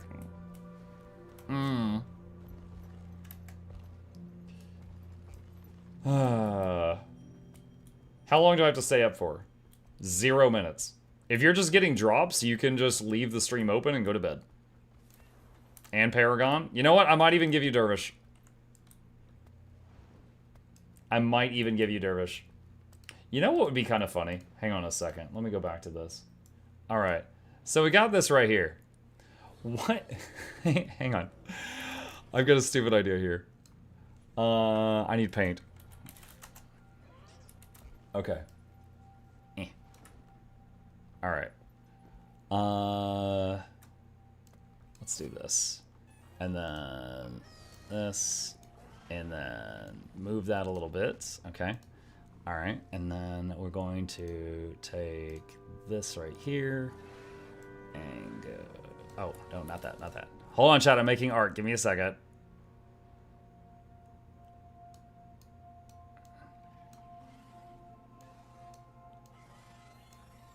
Okay. All right. You're gonna love this. I promise you're gonna love this. Okay. All right, here we go. All Alright, so everyone thinks, like, okay, Ranger, summoning magic, bow made of energy, she's using magic and summoning a new bow. I present to you my theory. That is a scythe. It for some reason has a string on it. Don't focus on that. And Ranger is getting dervish.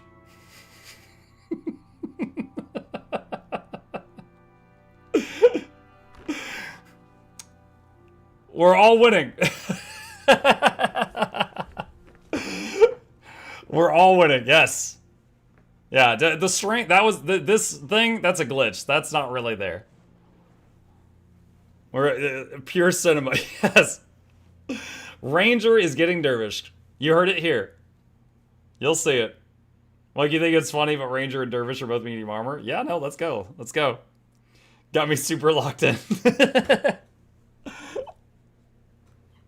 Ranger getting scythe confirmed. The field worker Ranger. What did I walk into? I'm cooking. That's what. I didn't play Guild Wars 1. What was Dervish? I'm gonna need the wiki's help on this one. Hang on a second. That was an expansion I didn't play.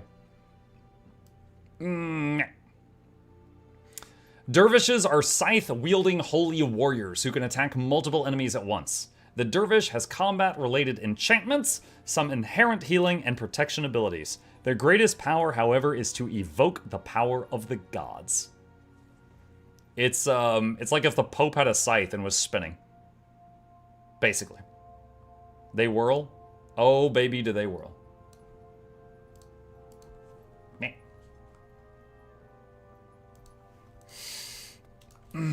If this is you cooking, no wonder Lady Luck kicked you out of the kitchen. You're banned, Nog Dog. I'll have you know, I had Eggo waffles for breakfast this morning, and they were only a little burned. It's a paladin with a polyamorous relationship. Damn. Do they make julienne fries? Crinkle cut. The thing I hope with the new elites is that the Lantern Guardian thing isn't something like Ventari. Yeah, I don't know. I still have that pulled up. I don't know what to think about him. I don't know what he am. I don't know what he do. He just has lamp. How do you burn Eggo waffles? It's not me. The toaster did it. I don't know what this guy's supposed to do.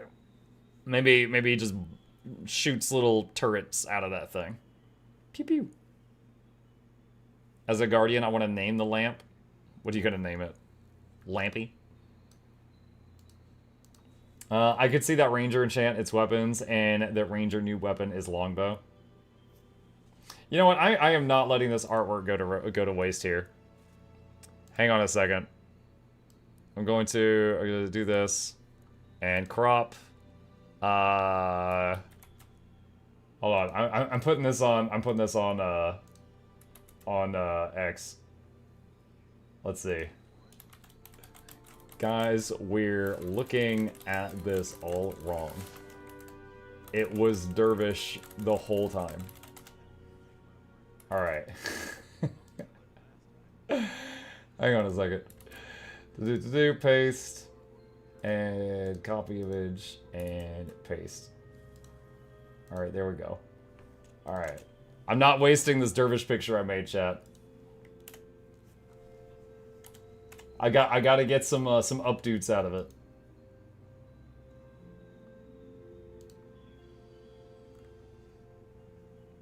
All right, done. Oh wait, I can put it over here too. All right, there we go. Getting my internet brownie points. Okay, now done. Lampomancer is better than Burbomancer. I don't know, dude. I played Yakuza Like a Dragon, and there was a hobo in my party that could throw seeds at people, and they would get swarmed by birds with this hobo magic. It was pretty powerful. He destroyed people with hobo magic birds. So, The Guardian got the lamp to charge their spectral ring. I don't know. The blue lanterns were the channelers of hope. Maybe. I could see that Ranger enchants its weapons and the Ranger new weapon longbow. I'm telling you, it's Dark Knight, Souls, Faux Fire, something spooky. Something spooky. Guardian got the lamp. Surprise plot, its lamp, you could summon a genie. Summon a genie.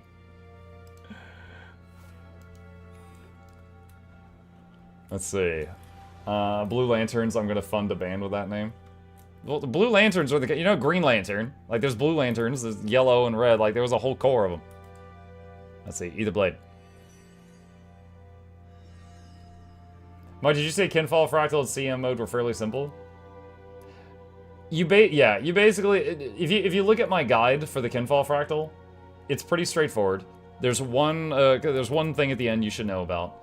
And then the CM version is basically the thing at the end that you should know about. It'll kill you if you do it wrong. Instead of just hurt, it'll just kill you. So, don't do it wrong. That's it. Alright, end of the wagons. Satong. Oh, it's getting too late. There's no one doing the meta this time. Gotta find something else to go bonk. Dragon Stand. Gotta find things to bonk to stay awake, chat. If I'm gonna be here till you guys all get your drops. I've seen someone saying that we're getting a live stream tomorrow for Mesmer Thief and Ellie, and the news next Monday. The way I read the post, we're getting the stream a week from tomorrow. Are you able to confirm? Trelorn, I read the same post you did, and the way I interpreted it was that that next Wednesday, we're getting written information, and then 2 days later, on Friday, which is a week from tomorrow, we're getting the stream with visual information. That was what I understood. That's how I interpreted it. Hang on a second. Keep to the shadows. All right, chat. I'm gonna read this out. We're all gonna guess together, okay? All right. Starting next week, dive into 3 new specs weekly with news on Wednesdays and live streams Fridays at noon PT. That sounds like a week from tomorrow to me. Is it fair that I hate the wait? That is entirely fair. Especially with how they blue lamped us for the last 2 weeks. That's a week from tomorrow in my eyes. I don't know if anyone's doing this right now. Headphones? Dragonstone. No one's doing it. No, it's a work night. They're all busy. Muck, mind clearing the auto mod with my story time earlier? Nog, what did you do? This is why I banned you. What are you doing? This is why you have 27 bans. Wait, what? It's because you said flocking. Flocking? I'm hitting allow on that one. I don't have that blocked, so Twitch thought you were saying a bad word. Or maybe Jackal's added that someday. I don't know. Okay, what did you write? There's a guy in southern downtown Seattle who regularly throws bread into an intersection to shut it down with the sheer amount of pigeons that come flocking to it. I mean, they could still hit the gas pedal. I'm not gonna lie, I could see that implying that there's a stream tomorrow because it would make it sound like we're getting a stream for 6 specs next Friday and 3 on the Friday after. Huh. I mean, it says starting next week. But I'm kind of hoping it's a week from tomorrow. I need to recharge tomorrow.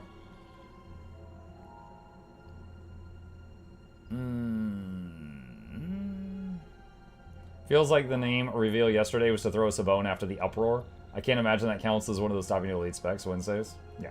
Did you see the leak of the elite spec icons? By accident, and I'm pretending I didn't, is my honest answer.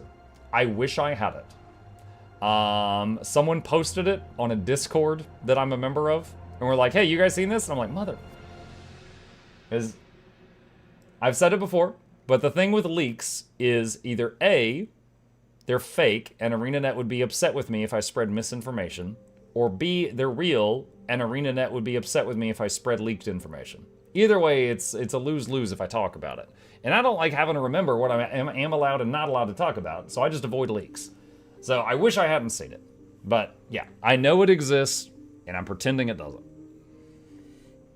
If it was seagulls, I'd run them over. Wow. Why is it blocking flocking again? I see it's Twitch-sided since flocking kind of sounds similar to that word. It's not PG. Yeah, I guess so. Very similar to how my favorite musical artist dropped a new song, but that was basically a teaser for another song coming out in 2 weeks.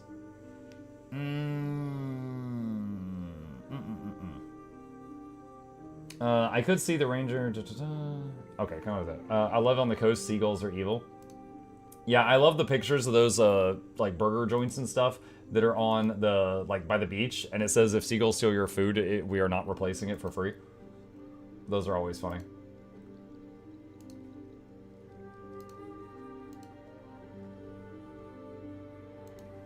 Is there a live stream coming? My understanding is a week from tomorrow, there's a live stream talking about the Troubadour and the Evoker and the Antiquarian. That's my understanding. And then the next week, it'll be for 3 more classes, and then the next week, the last 3 classes.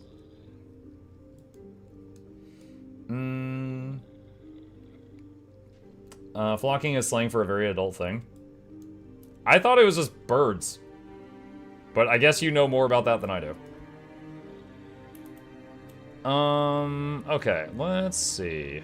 So Aetherblade's got nobody. Dragonstand's got nobody. Shadow Behemoth in a few minutes? Just trying to find something to stay busy, chat. Now, when I play in the mornings, I play on the EU servers, because they're awake and NA is asleep. When I play in the evenings, I play on NA servers, because EU is going to sleep. But now we're getting to the point that NA is going to sleep, too. So, world events are getting tougher to find.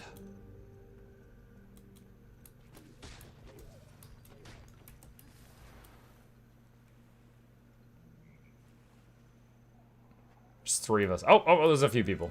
We could take them. We could take them. Yeah. Starts in 1 minute, 50 seconds. Okay.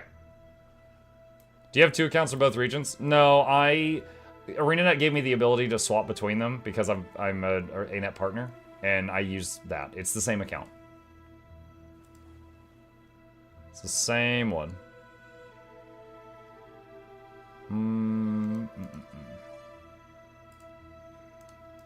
Go Druid for this one. Actually, no. Heal Untamed for this one. Nice, there's a timer board there at the world bosses now. It's an add-on. That's not part of the game. It's funny that the viewers number is not going down that bad. Oh, I can tell you exactly why that is, ARXE. It's because a very large number of viewers left my stream open to get drops, and then they went to sleep. So it'll probably just stay like that for like another 6 or 7 hours until they wake up. What was the wheel you just used for mounts? That is the Mounts and More add-on. That is part of Blishud. You just hold down the button, mouse over what you want, and release the button. So you can get all your mounts from a single key. Very awesome. I couldn't live without it. And if you're interested in that... wait, hold on. What was my command for that? There. That is one of them. Actually, hold on. Let me give you a better one. The Blishud link. The last link I put into the chat is the better one. You could make a group of the inner Neos for bonus events. I'll do this, and then I'll take a look at what's going on after that. Oh, actually, there's some food back here. Nom. It's a shame it takes drops to bump Guild Wars 2 up with Twitch viewers. No, I would not say it takes drops to bump it. Like, okay, Guild Wars 2 it doesn't have the same population as World of Warcraft, right? It's never going to compete with WoW. But on its own, it does way better than a lot of MMOs that, like, Guild Wars 2 is a MMO that's been successful for over a decade, right? Not like WoW successful, but still successful. And so, like, when I usually stream Guild Wars 2 during my morning streams, I usually get between 300 to 500. When I stream anything else, I usually get between, like, 200 to 300. So I definitely... Now, my community, of course, is one that loves Guild Wars 2, so we've got the highest interest in that. But, like, it's definitely thriving. It's doing well for itself. Thank you, I'm very new and the systems of the game are confusing to me. Hey, questions are welcome. Please feel free to ask us anything. I like talking. And if I can't get you the answer, I can often get you the location of the answer. WoW Pop is spread out across 4 games now? Yeah, but it's still just, like, they've got a huge company, right? Like, it's possible to go to, like, ArenaNet and shake everybody's hand there in a few minutes. Like, they probably have, less employees at ArenaNet than WoW has, like, developers. You know, it's just a different scope. WoW has had much larger success, so they've got a much larger team, you know, after all these years. Thanks for all the guides for my flat brain. Flat brain. I've heard of smooth brains. I've not heard of flat brains. Thank you, Rengar. Appreciate the support.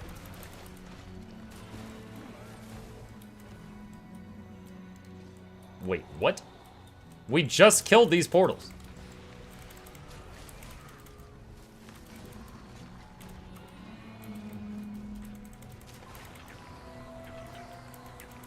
Also, the person who said they spread out WoW Pop so too much, can you clarify? Like, I know about WoW, and I know about WoW Classic. What's the other two? Like WoW Hardcore, perhaps? Maybe? What's the what's the last one?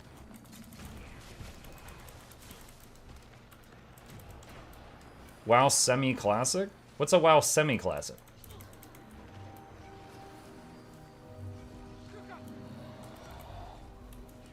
Pet Rose. Season of Discovery? Is okay, I thought season okay, so as an outsider, I thought Season of Discovery was part of retail. Is that not that?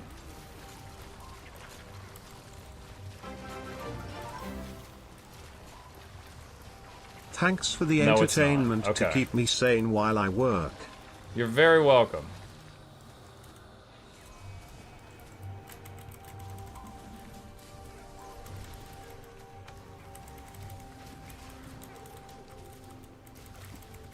You're very welcome. And who was that? Zeroni, appreciate the support.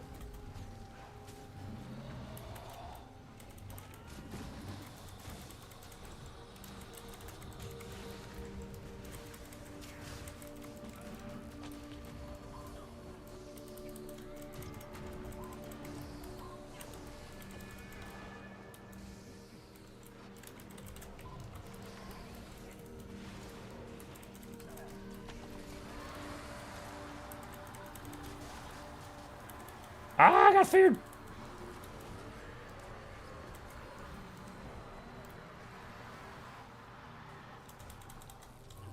There's retail, there's classic, there's hardcore, and there's seasonal. Okay, so I guess... Is it possible to put a short description for what the seasonal is and how that differs from the others? Like, I played WoW for 10 years. I get WoW. I'm out of date, right? Is there a quick explanation of what seasonal is?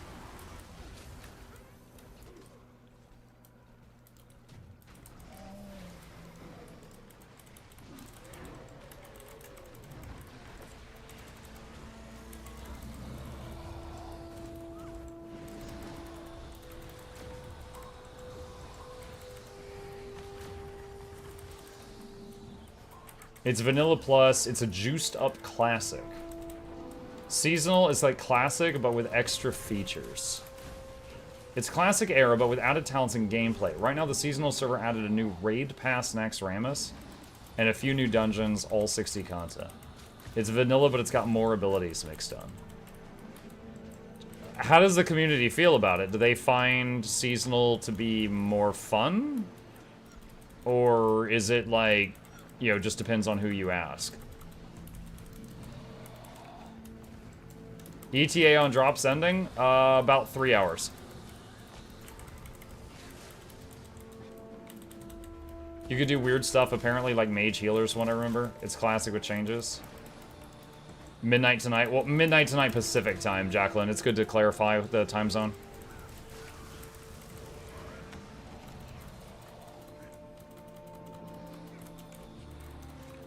Oh my gosh, there's so many people downstate here.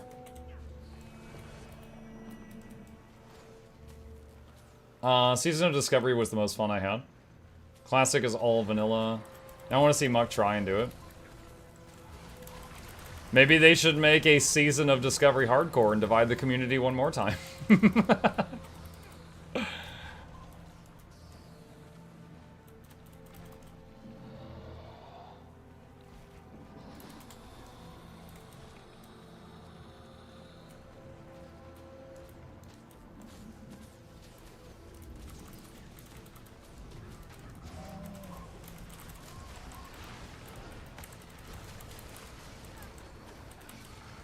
I think the reception of Season of Discovery is pretty good. It was just fun, random stuff, a change of pace. Season of Discovery is like Classic Plus. It's set in the Classic era, but they have twists on all the classes. Like Shaman and Warlocks can be tank, mages can heal, etc. There's new raids and dungeons. Oh wait, I remember seeing memes of like a type of rogue that was a tank and was like parrying and dodging everything. Was that Season of Discovery?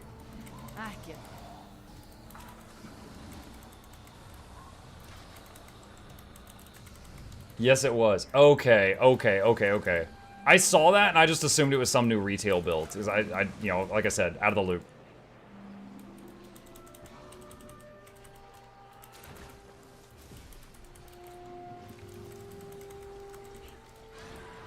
When did you last play? I was doing like server first raid leading and, you know, stuff like that when I was playing in Wrath of the Lich King and Cataclysm. And I stopped when my wife was about to have my kid. And I was like, guys, I can't keep raiding 20 hours a week anymore. I gotta be a dad. So my kid's 13 now. So it was around 13 years ago that I stopped seriously, like, you know, hardcore server first raiding in WoW. I played in BFA a little bit since then. But for the most part, that's when I stopped seriously playing WoW. Was 13 years ago. That's why I know the game, but I'm way out of the loop on anything that happened since. Oh my god, so many of these people just stood in that.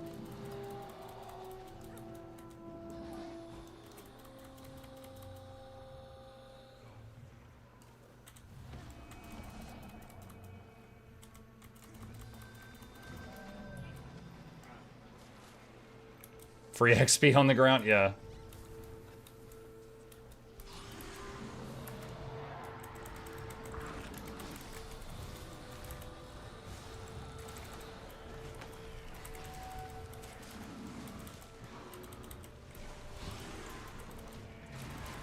Seriously, my BFA could have made a worse comeback. I don't really remember what it was. It was just like I was in the mood to play WoW again, and it was around that time. I'm like, okay, new expansion, I should try it. And I reinstalled and I played it, and I was a streamer, so it's in my VOD somewhere. And I was playing it, and I played through the. Hold on, how many people are gonna stand in bad stuff? I played through all of, yeah, okay, you know at the start of any expansion, you map out the zones, you do all the quests, you get your gear, you finish the story up until you've finished it at that point in time, you see all the cinematics, it's pretty cool. And then you hit the grind, right? At that point, you grind dungeons till your gear's good enough to do heroics. You do heroics till your gear's good enough to do mythics. You do mythics till you can do LFR. You do LFR until you can do normal raids. You do normal raids until you can do heroic raids. You do heroic raids till you can do mythic raids, right? The treadmill. So I finished doing everything leading up to the treadmill, and I was about to do the treadmill, and I looked and I was like, I really don't want to effing do this. I did this for 10 years. I really don't feel like doing this right now. And then I was like, okay, well, you know, the story was fun. And then I stopped. That was as much BFA as I played. Was up until I finished everything you could do when you hit the treadmill. And I've seen some cool like cutscenes and cinematics from like since then on YouTube, but yeah, I didn't play Shadowlands or any of that. Some MMOs feel like work at a certain point, yeah. So I don't regret my purchase of BFA. I enjoyed like all the bits that I did, but you know, after that I was just like, I don't want to do the treadmill right now. I've played this game so long that doesn't have a treadmill. I don't want to do that again.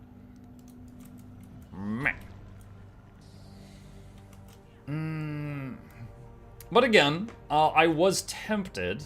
I was very tempted to play in the OnlyFans creator thing on Hardcore WoW. Do any of you ever watch those videos of someone in WoW dying in Hardcore and you're like, idiot, I would never do that. It's kind of like when you're sitting on the sofa and you got like, you know, Cheeto dust all over your fingers and you're watching someone in the Olympics fail to do a quintuple flip, triple sour cow, and you're just like, pfft, idiot. Like you would do better. Like, that's me. I watch those hardcore clips, I'm like, I would never die to this. This guy's an idiot. I would never be in this position.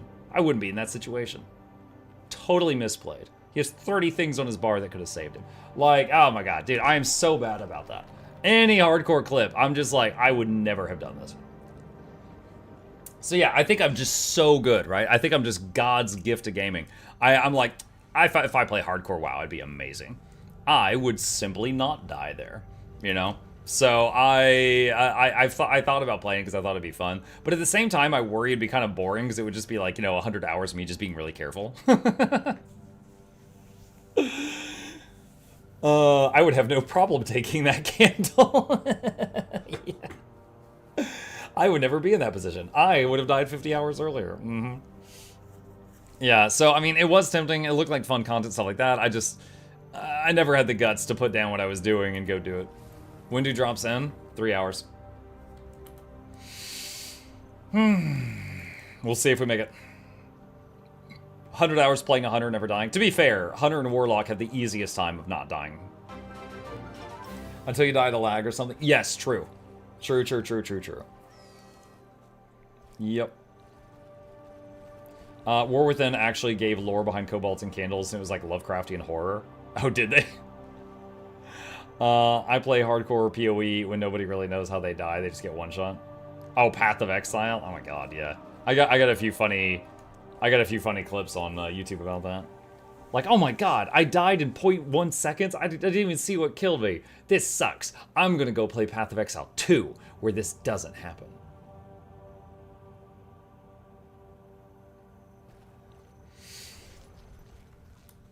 Top of my wish list for Path of Exile is a death recap. Yeah, for a couple of games. Let's see. I'm up for anything right now. I just want to do something just to keep us awake for what we're doing here. We're gonna check the Shatterer. Fractals? Maybe. We'll see. We'll see if someone's doing the Shatterer. Fun fact, Warlock is one of the highest death rate runs in hardcore because people get way too confident and they overpull. Yeah, I've seen some funny clips about that, like people just pulling way too much stuff and then getting blasted. The Void Walker is like already tanking 3 mobs, Warlock pulls another.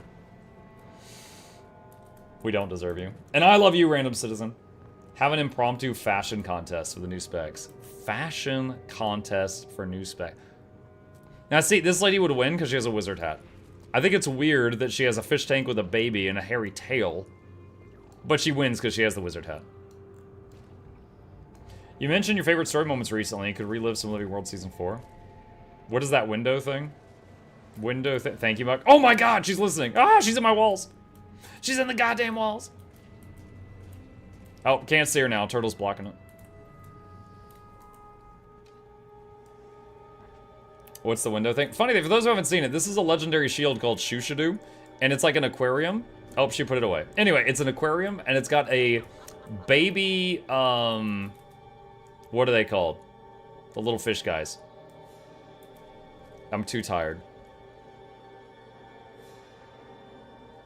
Quaggan. It's got a baby Quaggan in it. And it's a shield, so you're blocking attacks with a baby.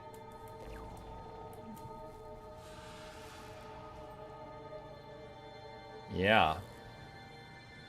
I almost said Murloc. Not a Murloc. Not the ones that go the ones that go cool. May Balthazar strengthen you. A legendary baby, yes. Tough baby, mm-hmm.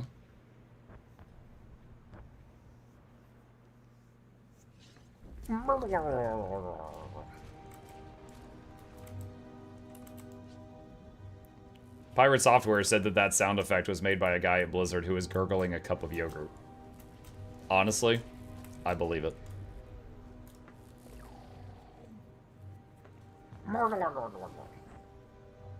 I stayed up all night last night cooking up a theory about Evoker and being tied to some really cool aspects of Old Norse religion, specifically Philgia and the practice of Yor. I don't know what that is. Love to hear if you have any ideas on that. I don't know. I'm so fixated on that little floating fox next to it. It has to be incorporated, right? It has to be involved with the class somehow. So how is the fox? So is it just like a channeling thing, like the carbon pumpernickel the in Final Fantasy XIV? You just channel your spells through it, or is it gonna be like you cast spells and then it gets big and then it actually fights like a combat pet? That would be for me. That would be the cooler thing. So I'm just so fixated on how is that fox involved in the class? Like, what does it do? That's what I'm thinking of. Hey, welcome back. How's it going? What's up, Lucid? How you doing? To be fair, we've all wanted to throw our kids in front of a dragon at one point or another. Wait, what? Oh, you're talking about the shield. I was like, where did that come from? Like, what is the what? Isn't there like? Is it quokkas? Is the animal that like when it's in danger just throws its babies at the predator and runs away? There's a couple of animals like that. I think bison might do it too. How is Miss Mug feeling? She is much better. She was up and about walking around. I asked her if I needed to make me and Boy a crappy dinner because I'm bad at cooking. And she's like, no, I got it. And like she's bounced back, so she's doing great. Thank you for asking. People do that? Okay, I'm not talking about humans, obviously. We're the worst. I really like the tamer from BDO. You know, I didn't. In BDO, my first class that I played was tamer because I thought it was like a pet class, and most of the time it was kind of just a skin. Like when you would attack with your staff, you'd see a flashing after image of your pet lion also slashing the enemy, but it wasn't like out there tanking for you and taking hits and stuff like that. I don't know. As a pet class enjoyer, I really didn't enjoy the tamer. I did end up really enjoying the wizard later on. And then later I enjoyed playing the shy, but the shy was because I enjoyed playing support. And it was the first healer the game got. Time? Yeah, it's pretty late. We're going into overtime. The Secession Tamer was more focused on the dog. Secession Tamer? Now, I got to Awakening. Are you talking about Awakening, or are you talking about something different? You might be talking about something that came out later. Shy? Shy. S-H-A-I. Hold on. BDO Shy. The Shy in BDO was the only support class added to BDO, and it was like a halfling girl with a massive boomerang on her back, and she was a ranged attacker with a boomerang, but the biggest thing is she was the first support that was added to the game. So she's the only one who can heal and buff the people around her a lot. And so if you were playing this, you could get into groups that you were way too low in item level for because they were like, you know what, we need a healer.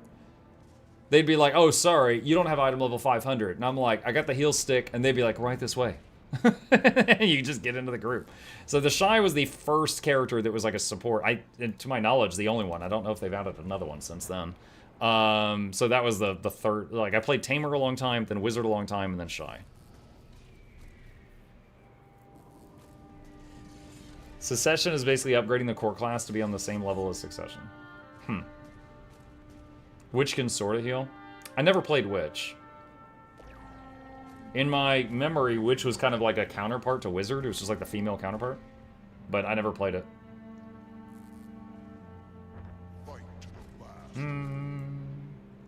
Is anyone doing the pre-event? I don't even remember where the pre-event starts. We got people standing here. I'll just chill for more. We can just keep talking. And half of these people are listening to me. Is anyone doing the pre? Did you like BDO? I liked it, yes. I enjoyed it. However, I do think it is extremely boring to watch on Twitch, so I never streamed it. It's basically just grinding. It's a whole lot of make number go up. That's the main thing. Do you have an NVIDIA or an AMD GPU? Eric, I will link you. This webpage right here has all my parts if you want to look at my hardware. That's not a metaphor. It's not an OnlyFans link. Fishing while AFK was odd but neat. According to Steam, I've played BDO like 7,000 hours because I had so many nights where I left the game open like auto farming. They really rewarded you for keeping your game open all the time. Would you say Guild Wars 2 is your favorite MMO? Yeah. Yeah, I would. Now, I mean, like, based on... Okay, If you ask me what my favorite MMO is, based on the year you asked me, my answer would be different. But for the last 5 years, my answer is absolutely Guild Wars 2. What difference grinding in BDO and grinding here in open world? Grinding in BDO was like kill things, big numbers, explosion, kill things, big numbers, explosion, kill things, big numbers, explosion. Grinding in Guild Wars 2, like one, I don't even really consider this grinding. I'm fighting a mucking dragon right now with a whole bunch of random people that are nearby. And we're gonna go for his mucking angles. But, I mean, yeah, this is just more exciting, more entertaining. Also, this is something I can do with people in chat. Like, this is an open world activity, right? So, like, 50 people from chat, if they wanted to, could just come here and join me right now. And I think that's really cool. In BDO, if I had 50 people from chat suddenly join me, I'd be like, yo, stop it, you're killing all the loot. Yeah. You're taking my farm. Is there a way I could get Ryland's two-hand sword skin? Do you mean Sohothan, the flaming sword? I think there's 2 of those in the game. One of them is from linking your Guild Wars 1 account with Guild Wars 2. The second way... Oh god, chat, isn't there a second way to get Sohothan? Wait, I'm sorry. Wait, hold on a sec. Hold on. Let me reread that. You said Ryland. I'm sorry. I was answering as if you said Ritlock. Wrong char. Ryland's sword is Frost Saw. That is a rare drop from doing Dragon Storm. So you do Dragon Storm, just do it every day, and you'll eventually get it. But it's a rare drop from Dragon Storm. It's an ascended two-handed sword. Ryland not really like, no, sorry, all those chars look alike. Oh! Oh my god, cancel that Asura.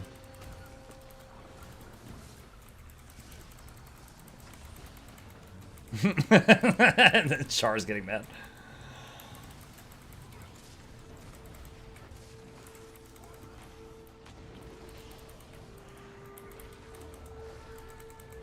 You can only let yours one if you played the standalone client.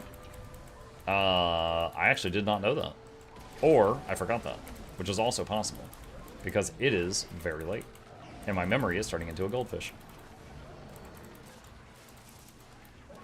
Do you think char have fleas? Some of them. The Flea Legion.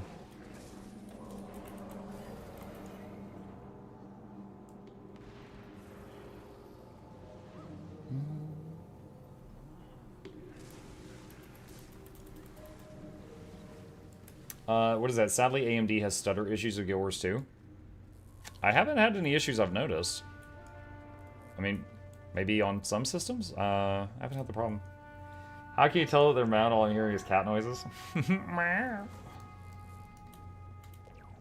I think Chip just made a response noise. Like, he's like, what'd you say about my mama from the other room? If these are the Char 2 and sword weapon animations, I'm making a Char worry they're amazing. They do have some good animations. NVIDIA stuttering is worse. I have an AMD, it doesn't stutter for me. AMD users here, no issues with Guild Wars 2 for me. Yeah. I can at least say that's not everyone. I don't know who's having those issues. I haven't seen it. As for PG stream, there's a chat filter. Yeah, I have the chat filter on. I didn't see any of the no-no words. Unless someone creatively slips past it, which happens from time to time.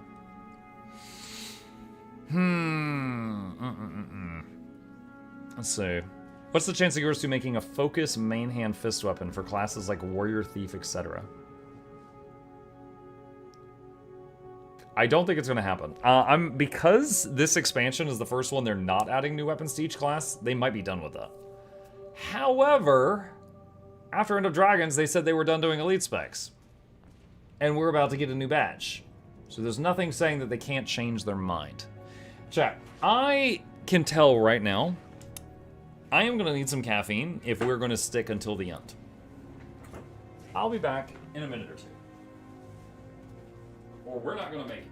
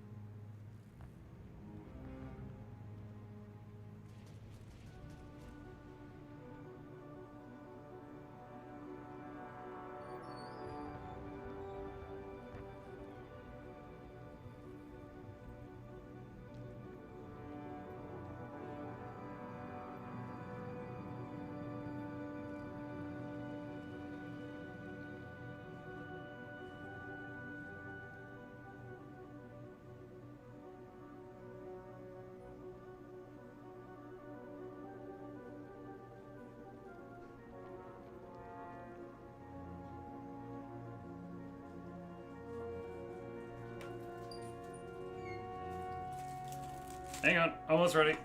Just a second.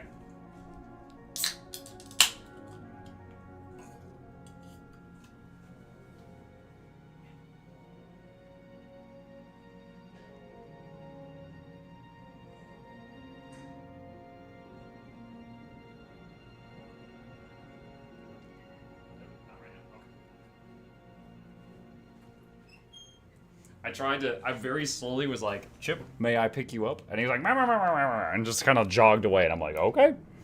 Rush back. Is that an add-on? What? Oh, this is event table. Yeah, it's from Blishhood. And there is a link to that in the chat right there. 9-hour stream. Yeah, more than that. Hey, what's up? There you go, chat. Chip says hi. He says, good evening, everyone. Sorry I'm 3 months late for work. Okay.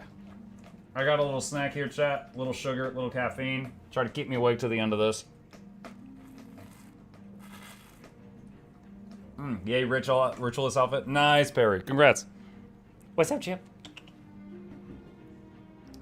You want to join us? He's using his scratching post right now. All right, give me a second, chat. I got a snack. Oatmeal cream pie. Sugar.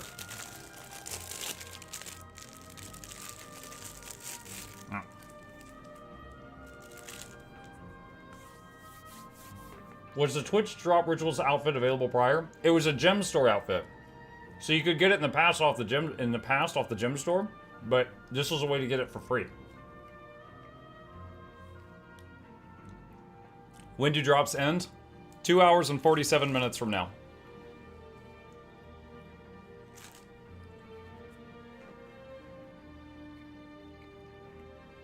Muck, which of 3 class elite specs interest you the most for big reveal?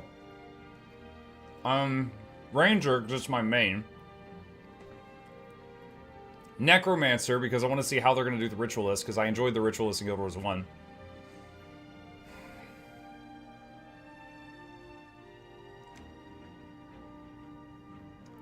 Alright, Engineer, Engineer, I guessed that the orb with the 2 lines around it was Engineer, but I have no idea what that is. So I would say either Engineer or Ellie, because as a pet class enjoyer, I'm wondering if the Ellie Fox is a pet class. I don't know what it is. Are you excited about Birdbow Ranger? No, but I hope they make me excited.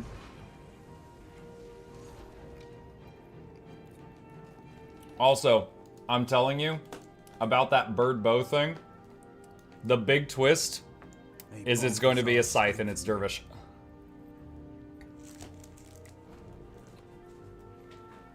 I'm taking Dervish from you guys. It's mine.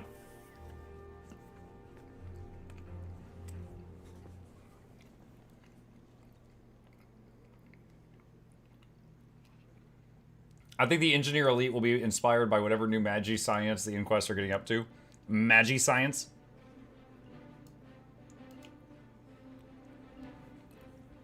The state of disarray.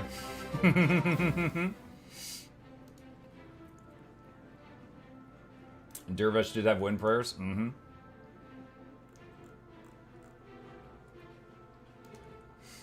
We got Inventor Glasses, a drop. The Engineer E-Spec is Inventor for sure. There was that Eternal Alchemist title.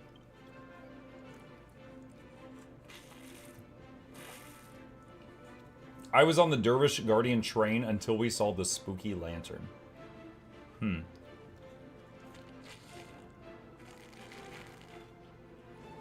What kind of class was Dervish in Guild Wars 1? Prayed to gods, got blessings from them, put enchantments on people, they wielded a scythe, they spun around a lot, cleaved through many foes. I think it was a medium armor class, like they wore leather type of thing. Sounds like a Guardian. I mean, with the way they spin, that's more Reaper spin. Is kind of how they fought, but, you know, plus enchantments and god blessings. Dervish was one of my favorite classes when I played my dad's account when I was like 7, because they spun and they wore pretty skirts. Dervish was Beyblade? I don't know. Kinda. Let's see. Do I still have it? Because someone asked me earlier what it was. Let's see. Guild Wars Dervish.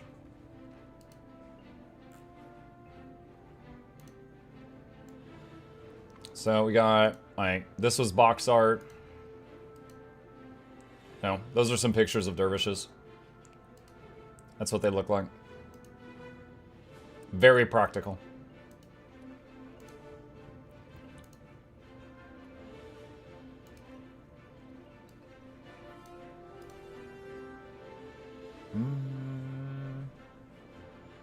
One sec, I'm double checking something here. Okay, yeah, that's fine. Let's see. Helps to be open to the gods. Yeah, the buildcraft back in the day was epic. Oh yeah, it was crazy. Like each class had like hundreds of skills. It's wild. How did Dervish not come out with Path of Fire? Seems to fit the theme to a T. Mm-hmm. Yeah, it just didn't make it. Make Ritlock a dervish, give him a pretty skirt. No. No. What else we got? I still doubt anyone's doing this, but I really like the Dragon Stand meta, so I'm gonna check it again. Burn me. Burn me. It's a dervish.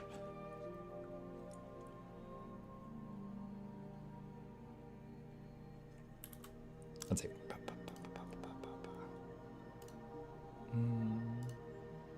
Nope. Okay. Someone said, what about fractals? I could see... Gotta see if we can get 5 people. Hello, everyone. Hi, Max. What up?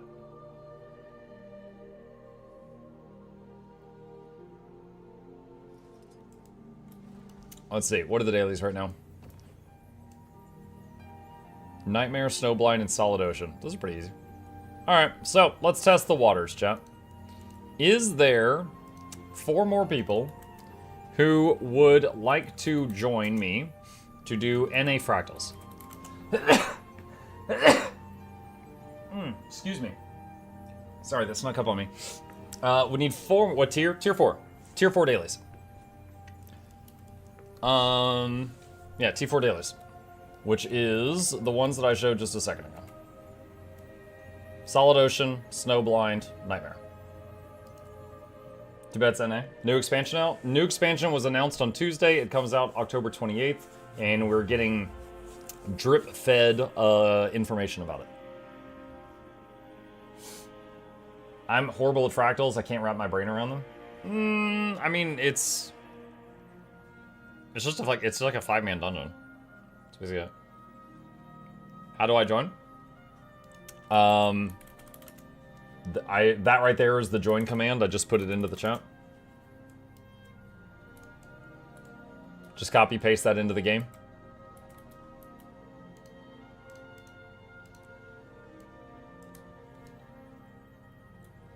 Make sure you're in party mode. I mean, am I not? Anyone can join. Wait, am I in a squad right now? Oh, I apologize. He was right. I was not in party mode. Now I am. Oh, hold on. The first person that joined, T something. Can you join again?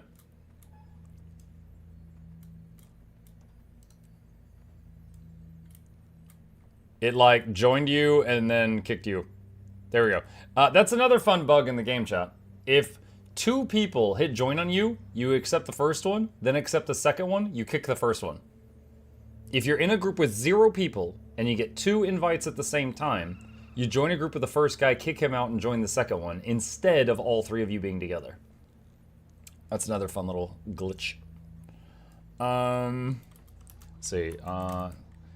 Can A heal, Q heal, or Q DPS? What y'all got?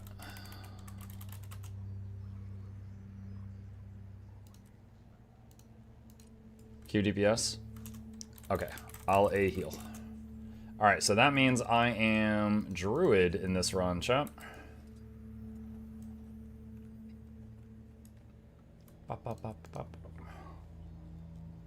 Never been a fan of the party UI? That's too bad.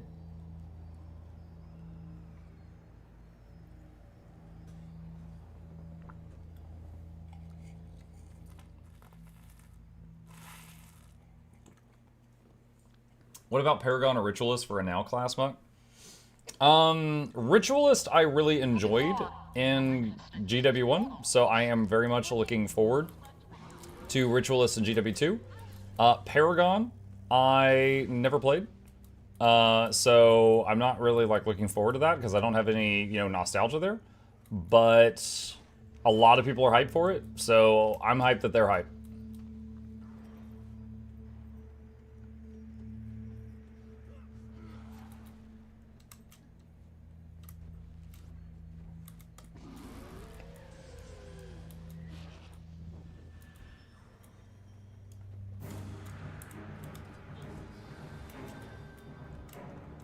What's this fractal? This fractal, you essentially just run past all the trash mobs Horik, unleash the cannons. and get to the end. Aye, aye, Captain.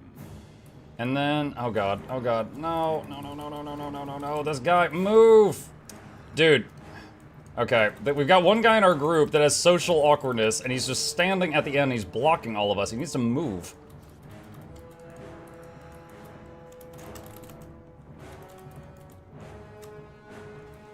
Oh my gosh. Dude. So we've got a thing, a debuff right now that... Oh, they're not helping me save this guy. We have a debuff right now where we bump into each other and we have a collision. And there was someone standing at the edge of the jump and they were blocking everyone and we couldn't get around them. Perfect music, yeah. This is why I don't do fractals. Great start, yeah. I cannot release.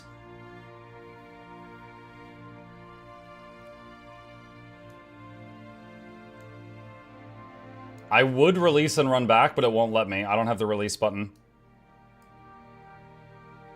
Imagine World v World with Collision. Onyx, I've asked for that many times.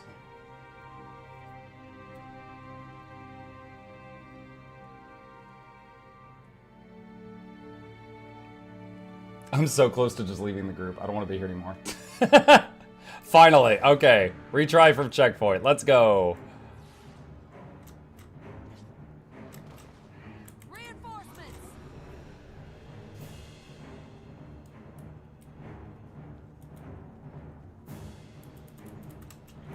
Okay, hey, look, I can make the jump when someone's not freaking blocking it.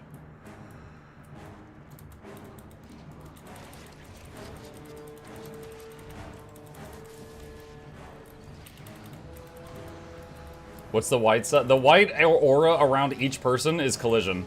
It's a debuff that's in here right now, so we can push each other.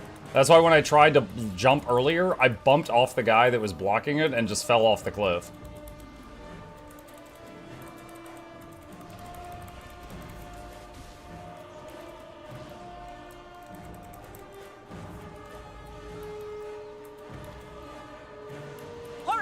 Unleash the cannons.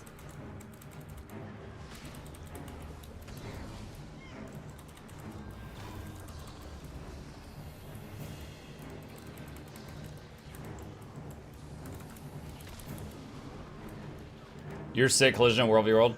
Dude, I hate that one person in World v World can hold up like a Guardian bubble and block projectiles from 80 people. I want to see 5 people run in that bubble and the other 70 all banging on it from the outside screaming, "Let me in."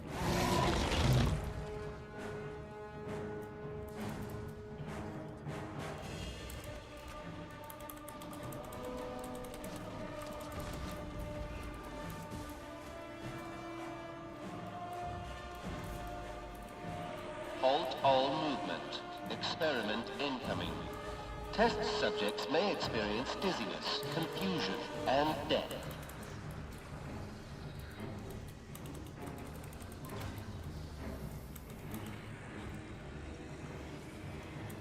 I need some major lag there. I did Astral 4, and it fired 4 from the staff, and then it went Astral Form after. I was like, ugh.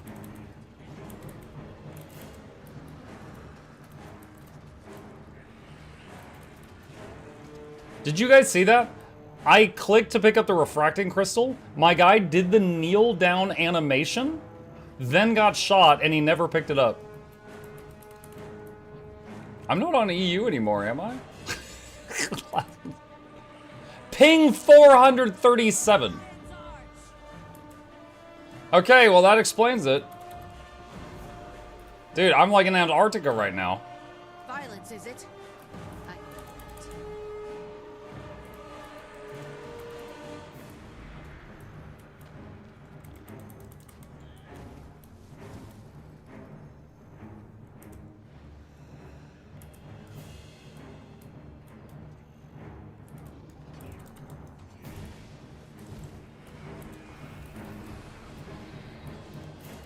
You got routed through NA? Dude, I have no idea what's happening right now. I was like, man, this feels really bad. And I looked at ping and I'm like, oh, okay.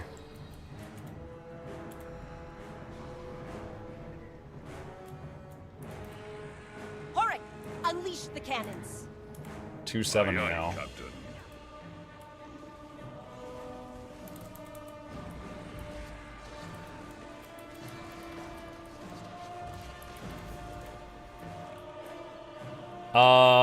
Chat? Okay, it stopped.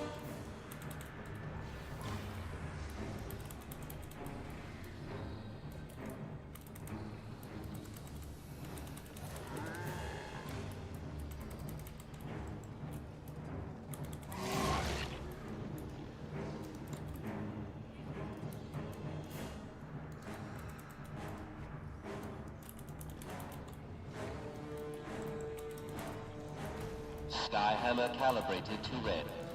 Test subjects may experience dizziness, confusion, and death.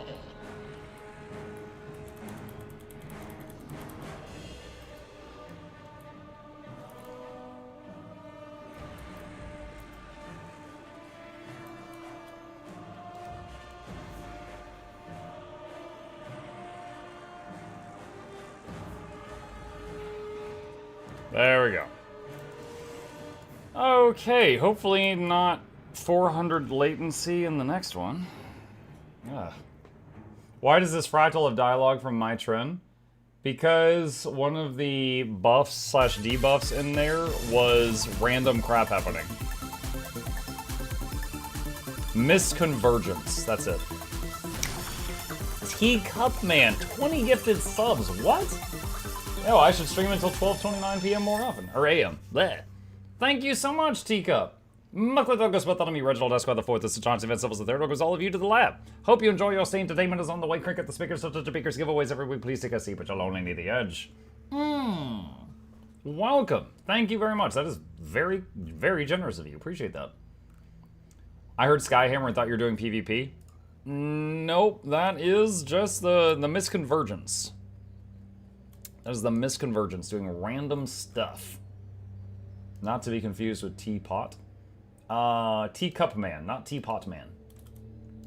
Totally different tea guy. Enjoy. I started Guild Wars 2 again. Your YouTube guides are good. Oh, thank you. I'm glad to know that they are still helping people. That is wonderful news. Sub-zero conditions in your area. Let's see. Oh, wait.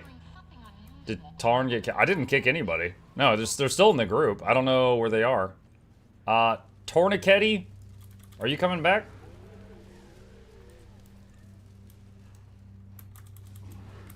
That's me. Okay, so my trend rage quit. They were mad at me. They said I'm the worst healer they've ever seen. And that's before the 400 latency.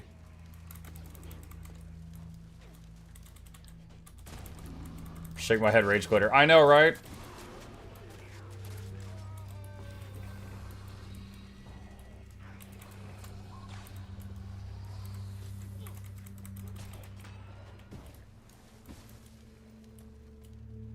Alright, well, let's go into teaching mode then. This is the Snowblind Fractal. First area is build up a huge bonfire. Ice mills, they hate that. They run in and they try to put the fire out. And you need to run out and grab firewood. And bring it back and throw it on the fire to build it up. You get the fire big enough, warm enough, and it melts that ice wall over there, which allows you access to the second area. And that is the current goal. Get sticks, burn wood.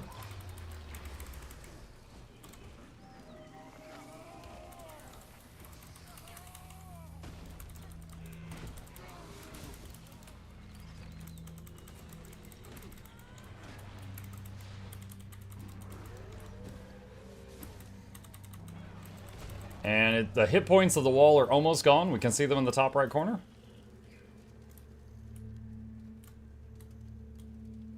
There we go. Next area.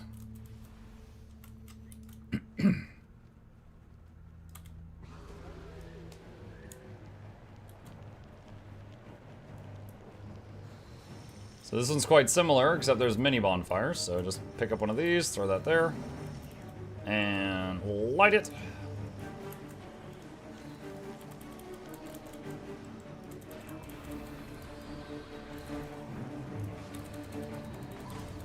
And this thing is just blasting us with ice the whole time.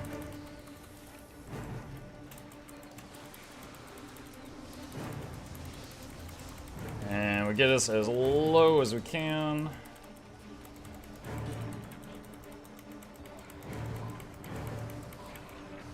And it put out the bonfires, which teleports us randomly, and we gotta light another one, I think.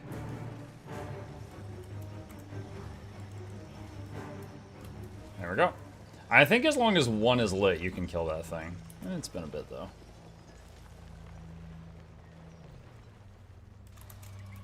And now, there's like a gauntlet thing, and you... Wait, why did that not work? There we go.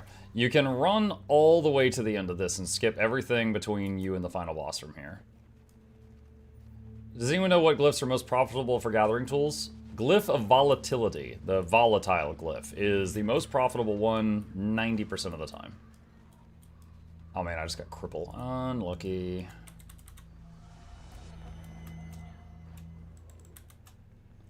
I was watching your last video driving home from work and almost crashed listening to the Necro crotch attack. Yo, I didn't make them do that. I just pointed it out.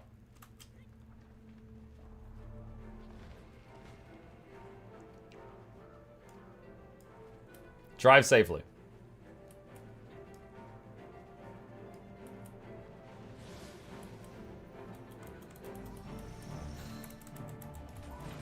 Alright. Final boss of this fractal. Even your lives.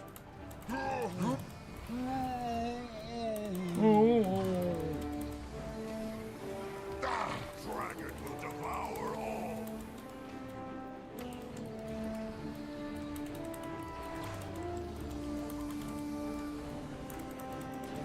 Your weakness makes me laugh. That was the noise. You are nothing compared to Jordan.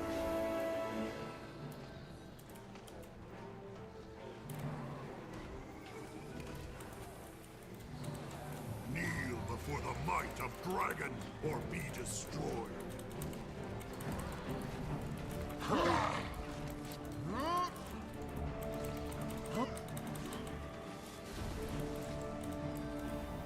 And now he's bear mode.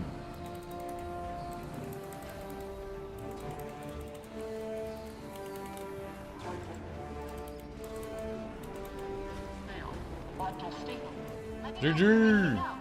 So that's the final boss of that fractal. Boop, boop, boop, boop. Alright, we got one more daily, which is Nightmare. Which is also the easiest of the challenge modes. So if my group is up for it, we can do that one on CM and get more money.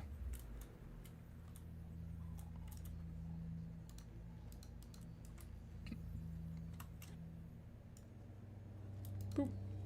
Muck, when you do fractals, the higher you go, the higher the enemy hit point gets. Higher. The higher you go, the higher their hit points gets. Yes.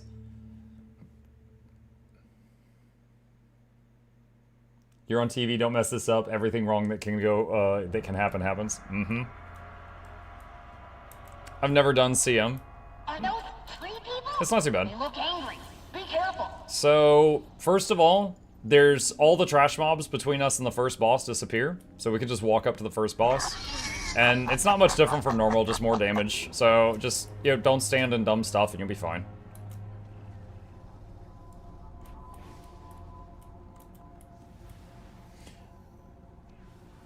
Alright, let's run in.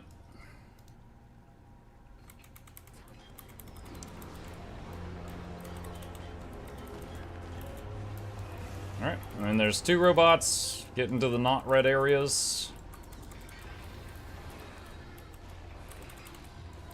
Mike, I'm impressed by your never-ending patience to explain the same things again and again and again.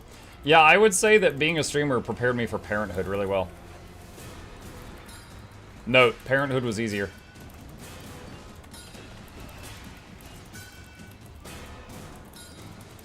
Some of the best music in the game, chat. Enjoy.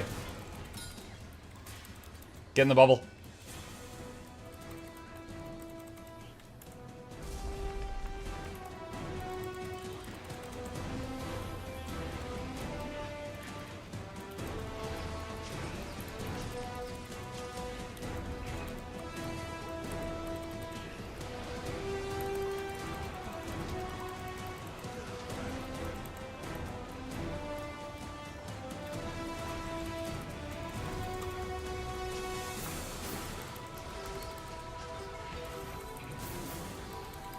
They didn't GG. I know, because they didn't know the fight, which means they're better at it.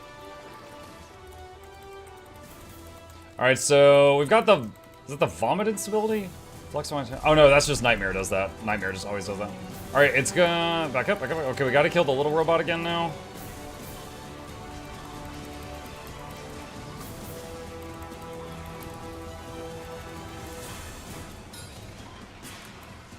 So occasionally, chat, we get like a cone leading from us, like we spray an AoE, like it makes us vomit, and we have to not point it at friendlies.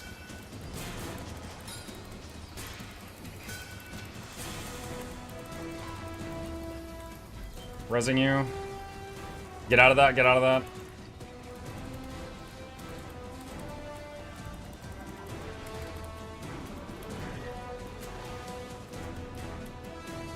Pet's rezzing him. He'll be up in... Whoa! He'll be up in a moment. We gotta kill the robot girl. Glad I left my pet over there rezzing since I got thrown into a friggin' another zip code.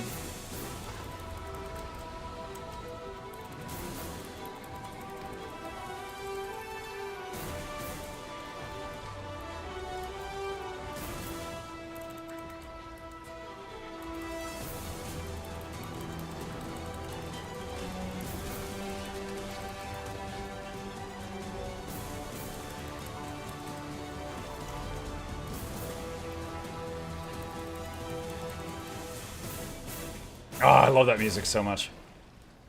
Nice job.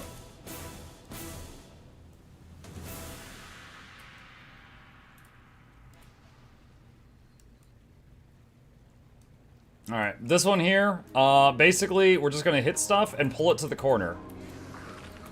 So just back up a little bit. I just hit a few things and use the corner to line of sight them so that they run over here into this choke point and then kill them here.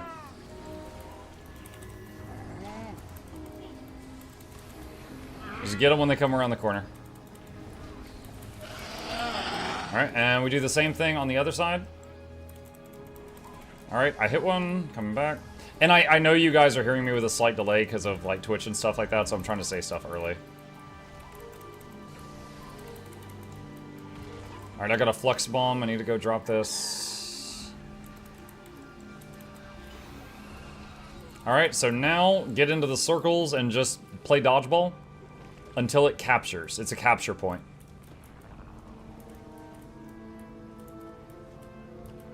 So note, if you get hit by one of the balls, it's agony, so you are not easy to heal for a few seconds after you take one of those.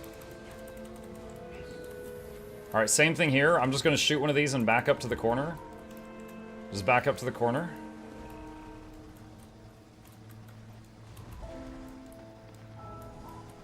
Another way you can do it is if you got like Guardian has that one weapon, either sword or greatsword, that can pull a whole bunch of enemies together. That's really good for this because you don't have to do the corner pull if you have that.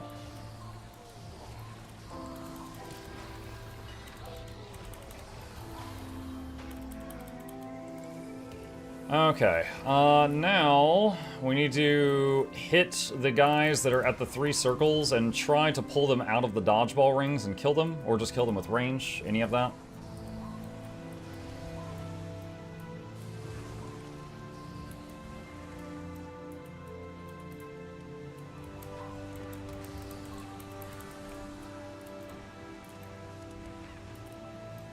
Alright, there's still the... Oh, gosh, what is this?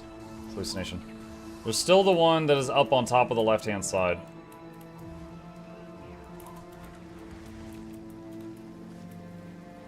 Hold on a second. Can I... Okay, they got it. I was using search and rescue to get them, but it wasn't necessary. We've got a lot of hallucinations down here piled up that need to be killed.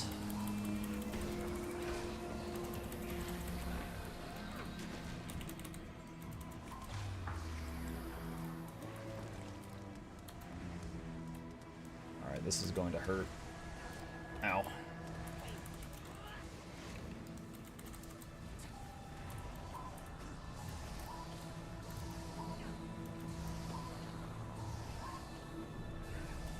Okay.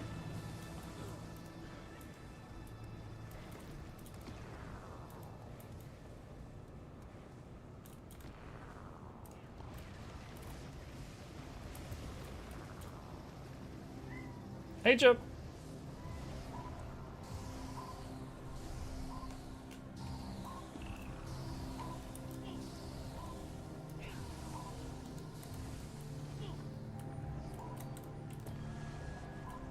Alright, so this part, we just run up the ramp real fast to get to the top.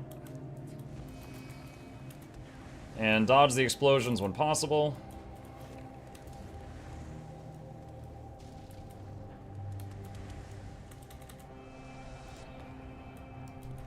Alright.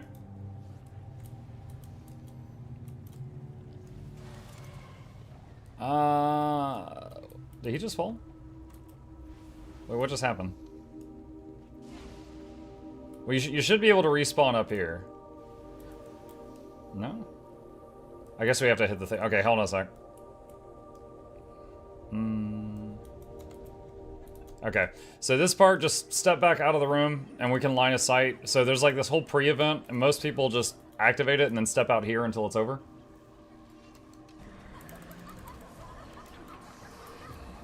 Here we go.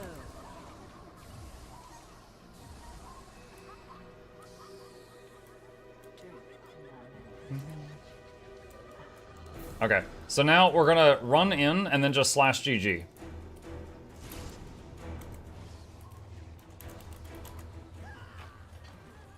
And then we can start the boss fight without him doing a nuclear bomb right at the beginning.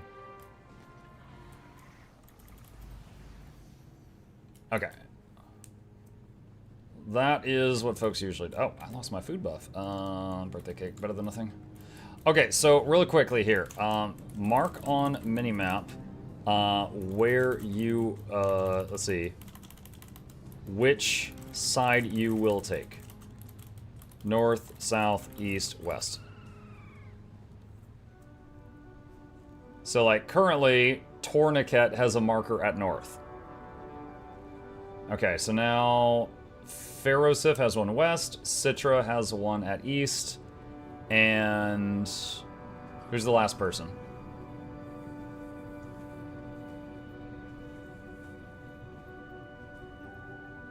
Who's the last person? Is it Blood Enchanter?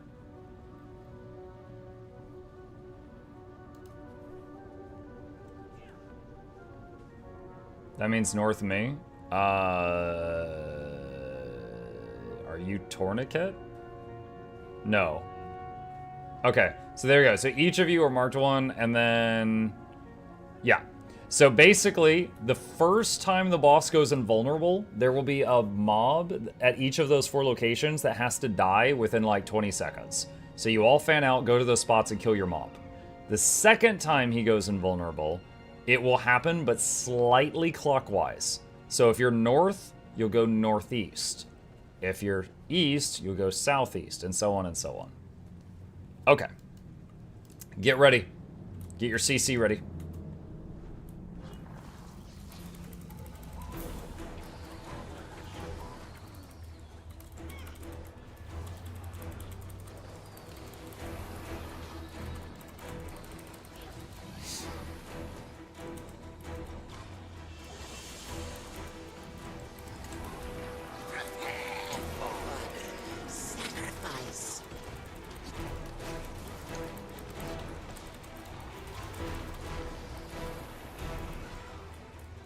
Alright, kill the ads.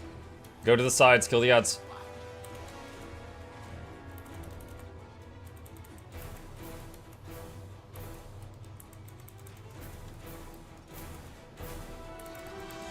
Very good. Everyone did theirs in time.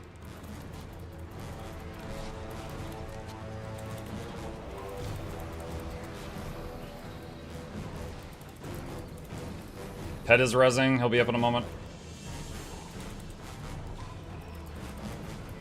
Okay, using Glyph of the Stars then.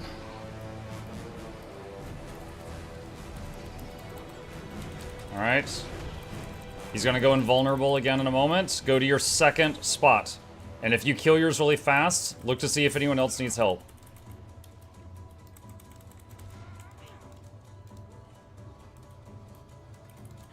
Well done. Back on the boss. CC.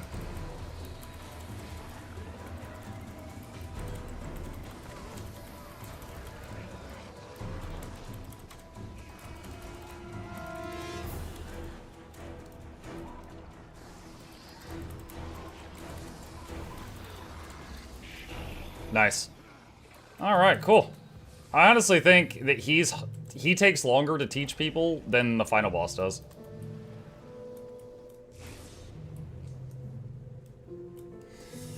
What time does the stream end? 2 hours and 10 minutes if I can stay awake that long.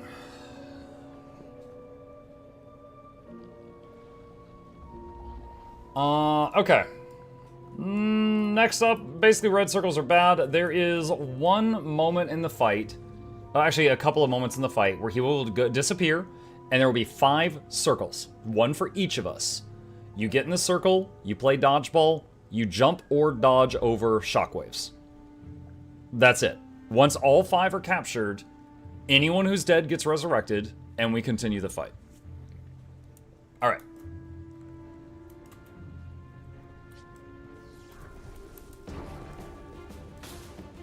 Great music, chat.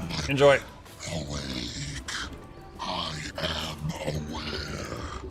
Suffer mortal things.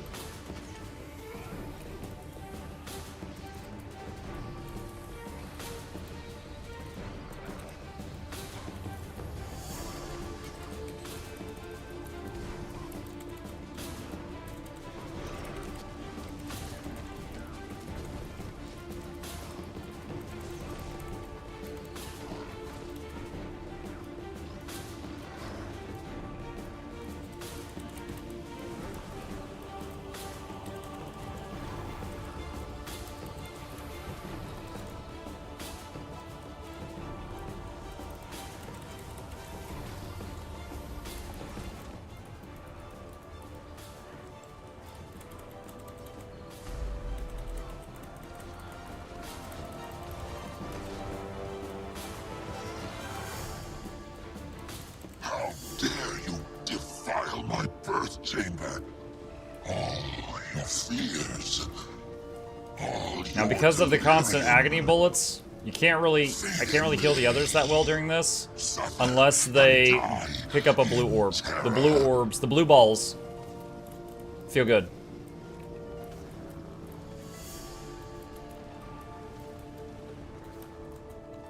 All right, mine's done, and the 2 of them were downstate and still capped. Beautiful. Awareness grows by the moment. I am hatred and horror made manifest. There are no purple balls. Oh god, Charmon's here. I just realized you're in the group.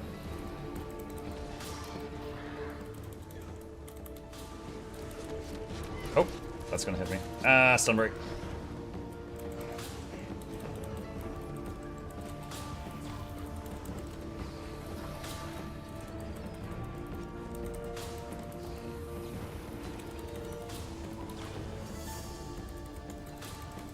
Love how he's typing in chat and getting hit by stuff. Oh, he got CC'd right when he was doing that. The Ouroboros stands eternally, vine and serpent entwined in me.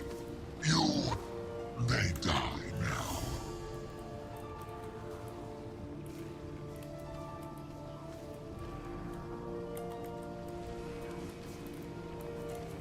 Oh.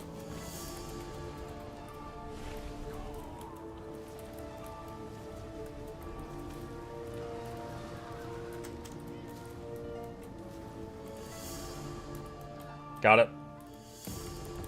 Stop. That mechanic is one I really, really love, because even if 4 party members die, if one person does it well enough, they can resurrect the entire party and keep going. And it always feels amazing if you get to be the guy that pulls that off. Alright, so at 10%, it's going to get really trippy, and I have to spam stability as much as I can. There we go. Oh, why would you all go downstate right now? Alright.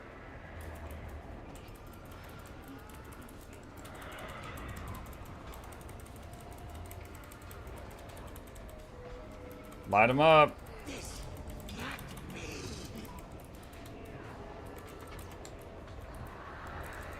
That's it. I'm out of stab. No more.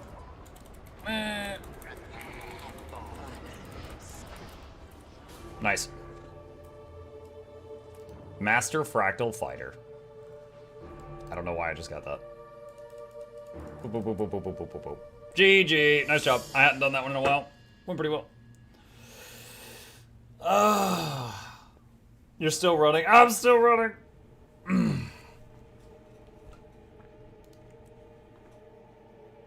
Clutch res plays or Mux Kink. No comment. I mean, I do have an emote of me going, oh. Alright. Cool, cool, cool, cool. Thanks to the dailies. That was my 2-man res. I knew it wasn't me. Because I was like, oh man, I just left Astral Form. I can't do an AoE res right now. I'll have to get them one by one. Oh, they're both up. Someone did something.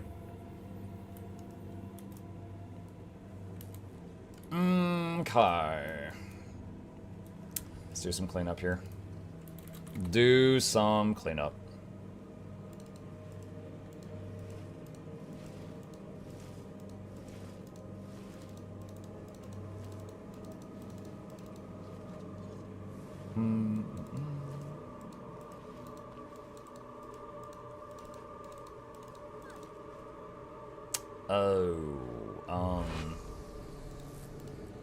Captured lightning, I guess, for the rare time I need it.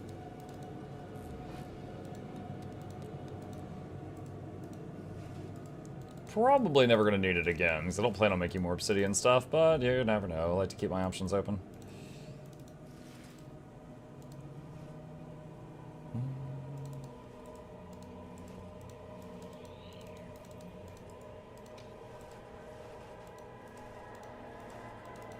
Let's see, 2 amalgamated gemstones.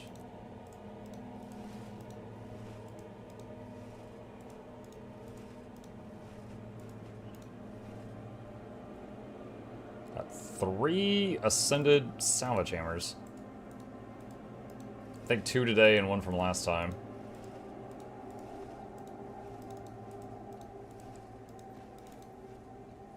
Bounty of fish. Satong, ambergris.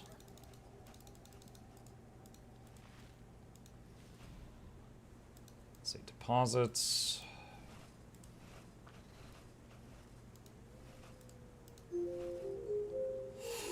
So we got Chanthier Horde. So, got a purple ball from the dailies. What is it with you and those things? Muck, come do Octo? Sure. Is it happening right now?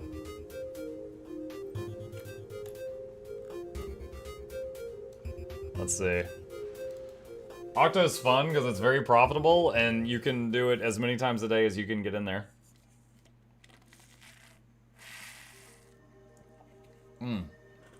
Which story did you like, Soto or Janthier Wilds? They're both okay.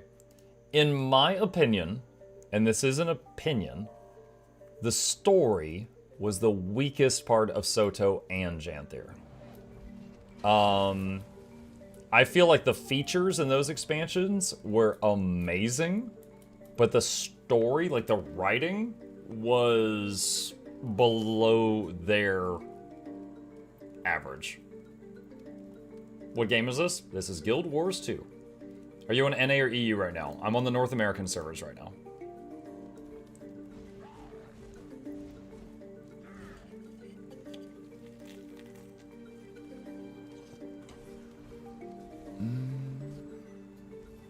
But my work is not finished. NA 400 ping. The 400 ping thing went away. I'm back to 30 ping. That was a weird anomaly earlier.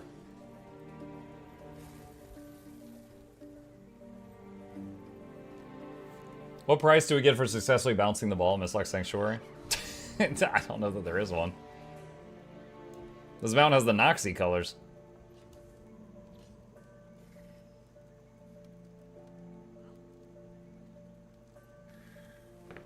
To the noobs, don't let Muck fool you. He's OP in Guild Wars 2. I'm OP.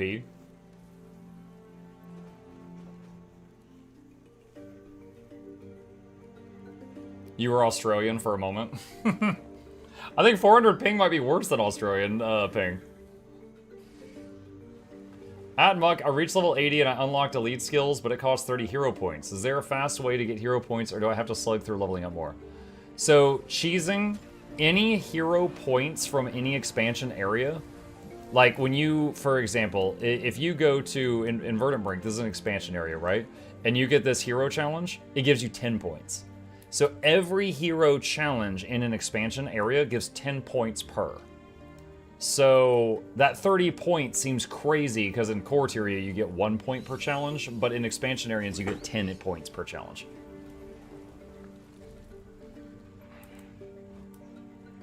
Hero point train. Yeah, there are these things called hero point trains where a whole bunch of players will get together and just tear through an expansion area together and just go get all the hero points in a row. And you join one of those on a character and you'll get all the hero points in that expansion over the course of like an hour or so. I haven't started the expansions yet, just beat the main story, thank you. No problem.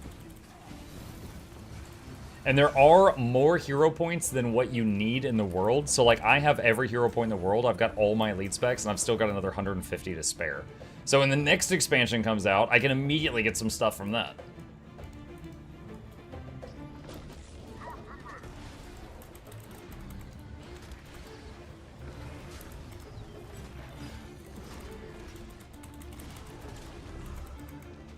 Uh-oh. Uh-oh. Uh-oh. Uh-oh. Stunned for 82 seconds.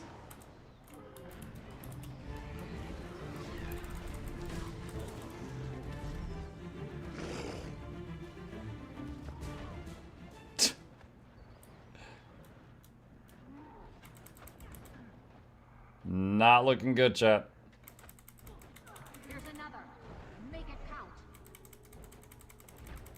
I'm flexing Ranger privilege as hard as I can. Oh, the armor finally noticed us fighting the frog.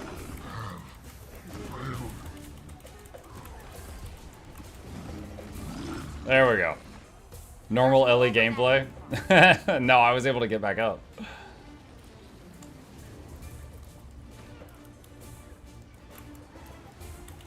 Ideally, oh my god. Alright, AoE res. Alright, I got them both up. I need this armor's help. This armor's got to stun lock this frog. There we go. Alright, now the armor should be pushing, like, the trigger blossoms out of the way. There we go. Awesome, awesome, awesome, awesome. Where's the bomb? There it is. 10. Okay, so this bomb and then one more after. Oh, Jesus. Here's another. Make it count.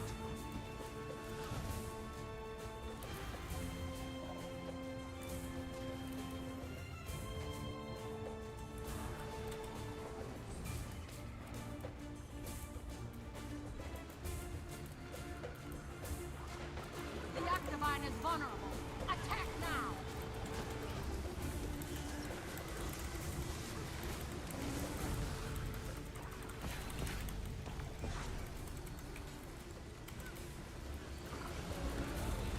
Bonk, bonk, bonk, bonk, bonk, bonk, bonk. Hey, just getting back into the game, beta player excited for new X-Pac. What's up, Moo King? Yeah, we are too. Good time to join us. The hype is high. Thank you for the content. Oh, you're very welcome.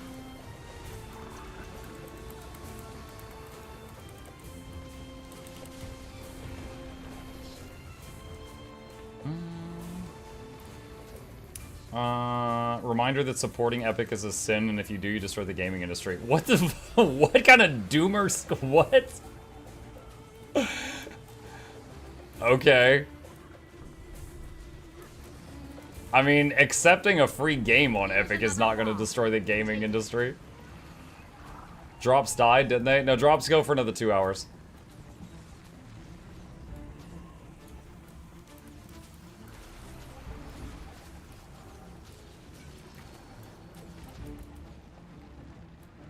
Looks like while I was looking at chat, I think West failed burn phase, so we gotta go again. Oh man. Oh. Shoot.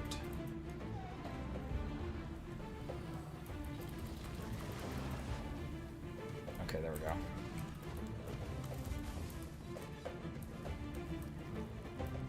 go. Mug, as a fractal god, I noticed that sometimes your mirror instance binds to the ping of far away for no reason.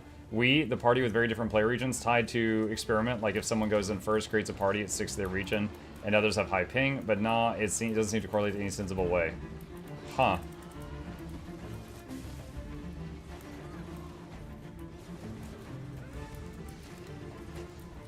That is weird, because it didn't happen in all our fractals today, it just happened in that one. Alright, I'm gonna stand here on my mount so all the damage hits my mount and it doesn't hit me, because your mount has a separate HP bar.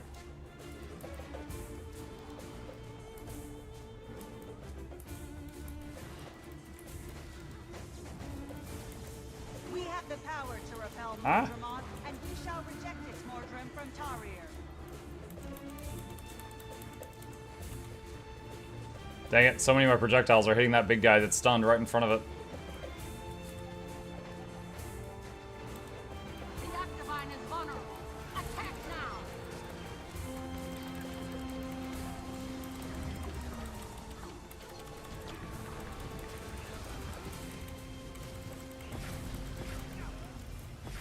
GG! Nice. Hey, I'm glad someone pointed out that Octavine was happening. You could do it with the Warclaw now, neat. Oh yeah. The Warclaw and Janthier got a an overhaul, and one of the things is it's 3 as a pull, so you can use its 3 to pull those bombs. That was actually taught to me by someone else.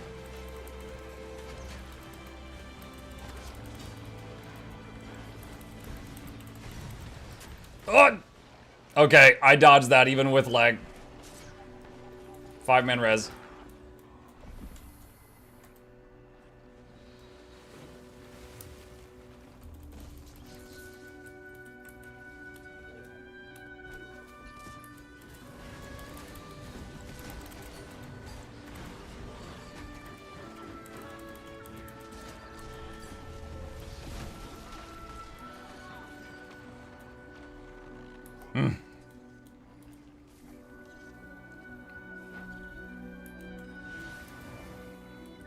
Seriously glad to learn it on your channel.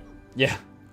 Yeah, because I knew that the 3 and the 4 were CC, but I did not know the 3 could do, like, had a pull effect on the bomb. It's like, yo, it's like it pulls on enemies, but I didn't know it was an enemy. And yeah, apparently. Wow, that was a lag spike. What do we got? 2,500 ping. Oh my gosh, I'm glad I'm not in combat. And yet I dodged that freaking bomb earlier. We back? Lagged? Oh, even Twitch lagged? Okay, I guess that was on my house then. I had 2,500 ping for a moment. Sav says, boom, bought the new Expect the referral code, may buy you a grocery or two. Yo, thanks, buddy. That's a huge help. Appreciate that. Another good tip, quickness makes you loot faster. Specifically, it makes you loot, like, chest faster. Like, the action of opening the chest does occur more quickly if you have quickness. Yes. But, like, looting a body would be the same, because that's instant. Is Mace Hammer the best weapons for Untamed? No, but it's my preferred. For example, the Sword Axe combo does far more damage than Mace. But Mace gives vigor, it gives prot, gives regeneration, has a ton of CC on it, has a self-cleanse, has barrier. It's just got a massive toolkit, and I am knowingly giving up some damage output in trade for all those features. So, I mean, I guess when you say best, it just depends on what you're going for, but I'm very happy with that. Ty for answering my question. You're my go-to GW streamer and I've been getting all my info from your videos. Ty. Thank you for supporting my channel in return. I appreciate that. You're very welcome. I'm glad I could help. Any of you new bloods that are in the chat, if you're interested, like I stream every single evening. I'm not always on Guild Wars 2, but Guild Wars 2 questions are always welcome, no matter what I'm doing. Additionally, this is a link to our Discord. We have a channel in there just called Questions, and you can ask anything anytime. There's also a Guild Wars 2 channel if you want to chat. How wise is it to level 2 characters as a newbie? I couldn't decide between NG and Necro. There's nothing wrong with that. This MMO is extremely alt-friendly. Almost all of your currencies go into this wallet, which is account-wide. So no matter what character you get any of this on, it's you know, usable on all your characters. So there's nothing wrong with leveling multiple tunes and swapping between them. Some of y'all are just freaking altaholics and play, like, dude, I know one guy that's got like 75 characters. I mainly just play a couple, but this game is extremely supportive of people that bounce between tunes. What would you recommend to play for open world to clear maps and stuff? There's really no wrong answer. The main thing is I wouldn't use a full support build in open world unless you're, because like if you're like a full healer and you're in open world, killing anything will take like 10 times longer than normal. But the exception to that is if you're doing events, like what I just did right now, there's like 50 people here. I could just play as a healer and heal them while they do the event and increase the chance of success, and that's fine. But if you're just on your own, I would do something damage oriented. Beyond that, anything is fine. Throwing shade at Mighty Teapot? No, it's like, it's not shade. It's just like, kind of impressed. Like that's crazy. Like I can't imagine keeping up with that many characters. I've got 11, I think. I've got 9, which is like one of each class. And then 2 more were just like, I got a free boost with the last 2 expansions, and I used them on a new character just to park at a treasure chest.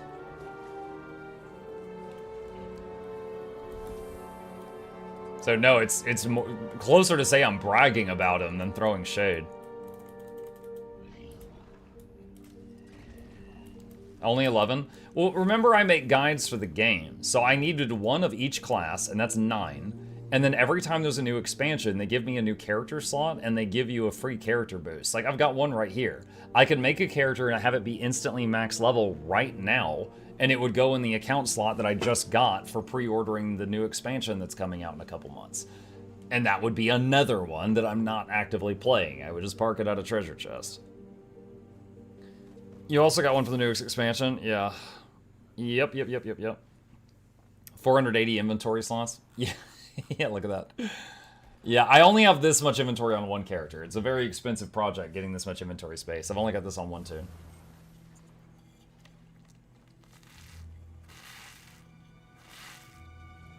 Are you making another Herald? I mean, if it's gonna be another character just parked at a spot, I'd probably make more Rangers, because I'm more familiar with them. Anytime I, like, log onto my Herald and he's parked at a chest and then some random mob attacks me, I'm like, I don't remember how to play this thing. I tend to recommend new players against using the 80 boosters. I am the same, Synchro. I actually have a video called To Boost or Not to Boost, and I don't recommend doing that for your first tune. I think it makes it completely overwhelming. Your inventory gives me heart palpitations.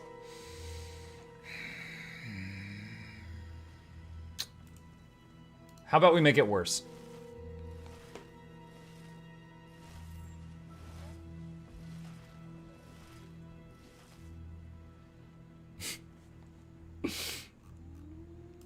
Salvage blues. Medic.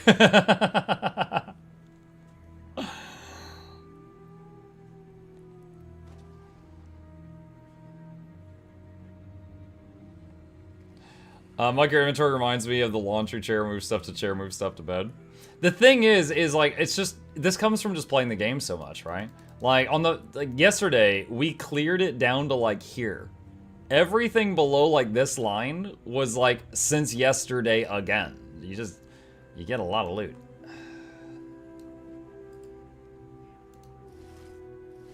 So now we'll do greens.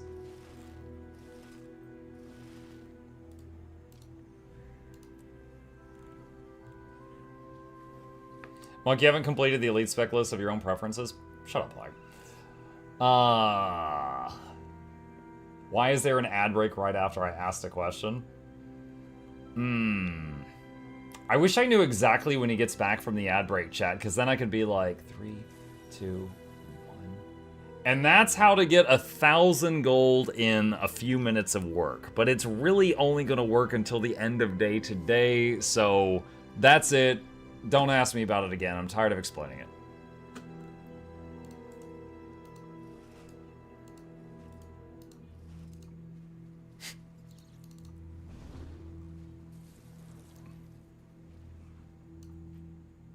Where did that other pass go? Me. There it is. Do I have 250 slots open? Yes, I do. Okay. That's a special kind of evil.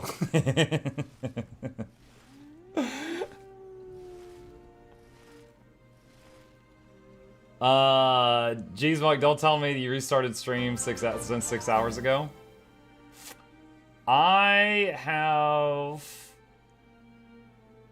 Have I been streaming 10 hours?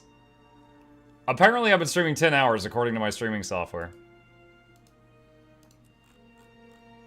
But it's a special day. Is there a limit to how many bag slots you can purchase? Yes. You notice I do not have a purchase bag slot button right here. I can't get any more on this character. The max slots with max size bags in every slot is 480 space.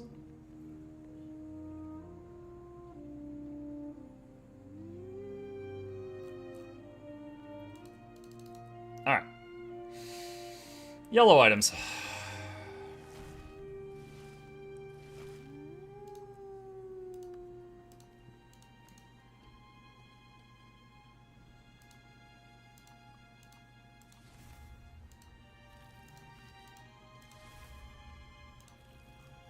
Salvage all yellows.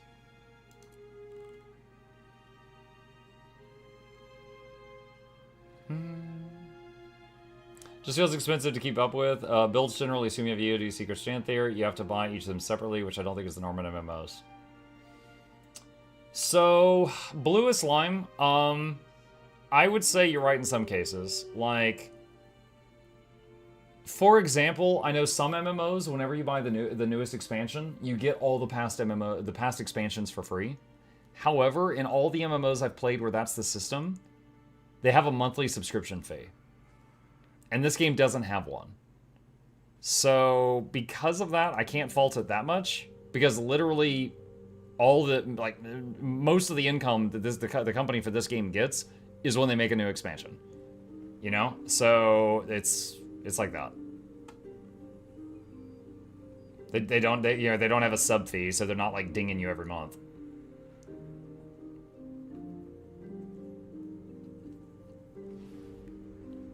Let's see. Okay. Oh, we got one more of these. Alright, so, gray items from fractals, chat. 166, 174. I just got 8 gold just from selling the gray items from fractals. That is always a treat. I think I have all of these already. Yeah, I got all of those already.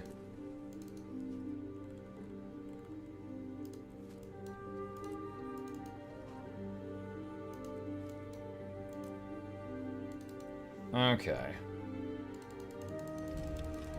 Decorations. Look, what's your account luck magic find at this point? When you consume luck, like when you eat these, that eventually maxes out at... You see how this thing, near the bottom of that text box, it says from luck 300? That's the most you can get from eating luck, is 300%. And then you can get more from achievements and stuff like that until you hit the cap.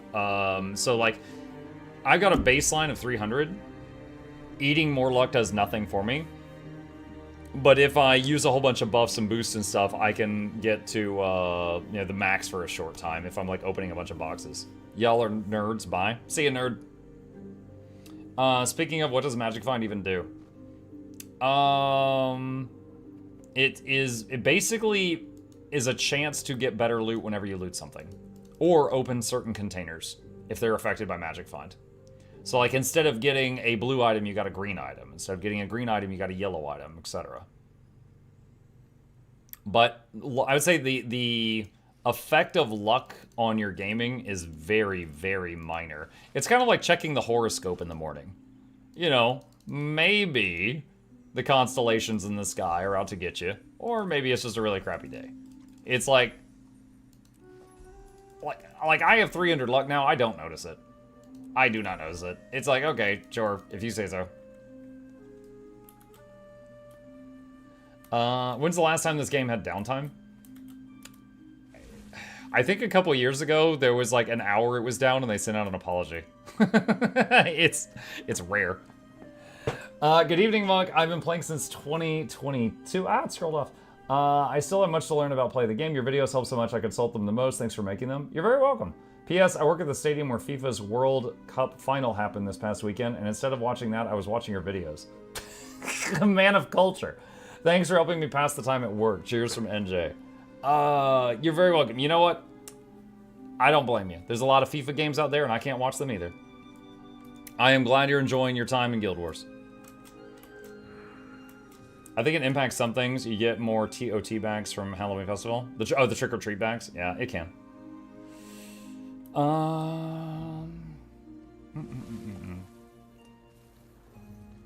So Guild Wars 2 not having maintenance, one of the best things. Yeah. I remember when I was really into World of Warcraft, I always hated Tuesdays, because every Tuesdays, you know, like every other Tuesday, the game would be unplayable, and I'm like, man, I want to play, man. But it's not really a thing of those. Like, usually if there's a patch in this, it just pops up and says relog to get on the new patch, and you just log out, log back in. Send 3k Ecto. If you do, I'll definitely pay you back. Oh, let me see. Do I have 3k Ecto? I've got 2,750 in the bank. And I've got another almost 1,000 in my inventory. Yeah, I do have 3k. Okay, cool. No. How is Guild Wars 2 server system not the standard? When I played FF14, that game had to go down for maintenance for 24 to 48 hours every time there's a major patch. I mean, I can't... So, okay, I don't know how FF14 servers are set up, and I'm not a programmer. I will say, I know FF14 has a much bigger player base than Guild Wars 2 does. I don't know how much of an effect that has. You know, I can tell you a downside. Guild Wars 2 doesn't have a PTR, you know, like a public test realm. So sometimes something hits the live servers, and, you know, maybe it's a bug that only affects, you know, people 1% of the time. And they never find that bug when they are testing it in-house with their 100 employees. But when it hits the main servers and it hits all of us, sometimes the bug is hitting 10,000 people. It's not common, but it happens sometimes because they don't really have like a PTR or anything like that. So, you know, it's not perfect, but it's a very nice system, and mostly we're all pretty happy with it.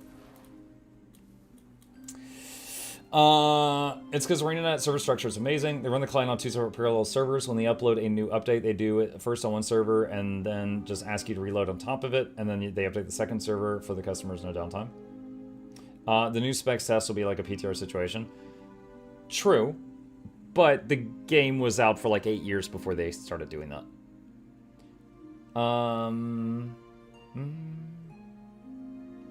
Guild Wars 2 talked about this in the long ago past. They figured out some clever instancing system with game versions. FF14 does a 24-hour downtime every time there's a big patch. The FF is on console, which probably doesn't help. FF14 had a bug where people fishing in Eureka caused server crashes. I remember one day where anyone who had a Revenant on their character selection screen was having crashes. And it was funny because I didn't have a Revenant, so I was like, haha. The shops did get messed up like 2 times the past month, crashing the market. Yeah, it wasn't really the shops. It was like they accidentally added a super expensive item in the game, and it was accidentally tradable instead of being just bind on account. And then people started trading it, and it just wrecked the economy for an hour before they could stop it. There's different stuff like that. Another cool thing about this game that I really like is that NA and EU are on the same economy. Like, I can't, like, if I'm on NA, I can't play with an EU player, but I can whisper them, I can be in the same guild as them, and I can mail them items, and we can buy and sell to each other, even though we can't see each other in game. I really like that. So, like, if you look up any item in the game, hold on, /wiki dusk. So I just pulled up the wiki page for a sword called Dusk, and it will, the page will say, this is how much it's currently trading for, and this updates every minute. And this is the price everywhere, because we all have the same economy. NA, EU, every server has the same economy. We're all trading each other. So I really like that. You know, WoW, you know, different servers have different economies. Horde versus Alliance has different economies. There's just so many. It's divided up in so many times. Let's see. Revenant used to keep rearranging hotkeys on taskbar 6 through 8. Yeah. Like, how many Gen 2 legendaries did you make? A handful? I mean, I've got Shuka and Champawat. I've got Verderok. I've got a handful of them. Probably the EU players. Oh, Binding of Epos. That's one.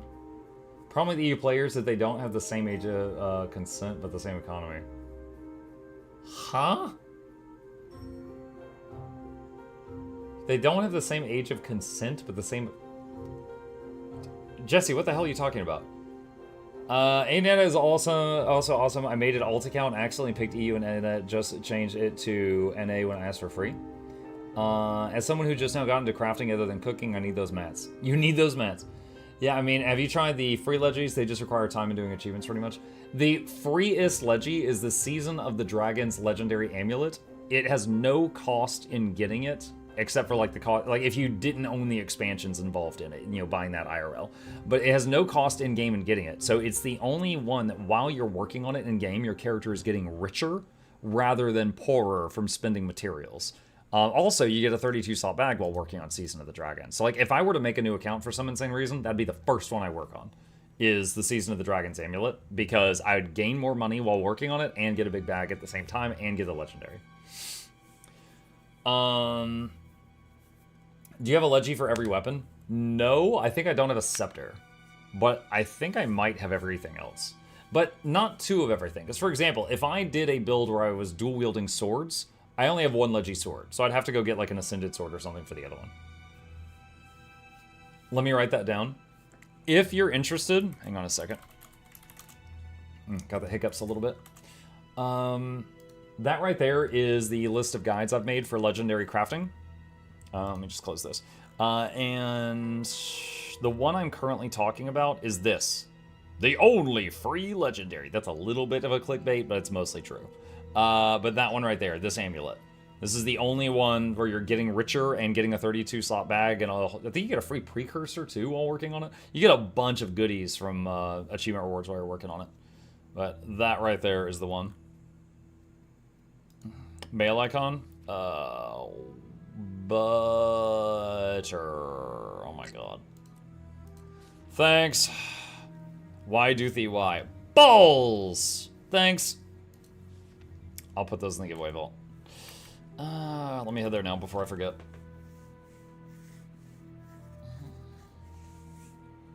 Also, you can buy Living Worlds with in-game currency, so it's basically free.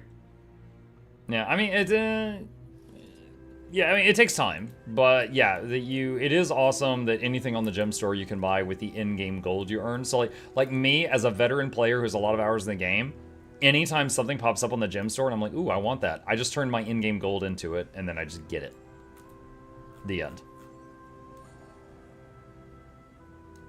Okay, it was a stack of these, and a stack of that. Hey, my hope tonight's going well. I am very tired, and I'm losing my voice a little bit, but we are cruising. We're here until we crash. Hey, Mike, I'm new to the game, and I'm planning to start trading in the Discord Overflow Trading Company. I'm a bit worried about getting scammed. Does reporting someone actually help?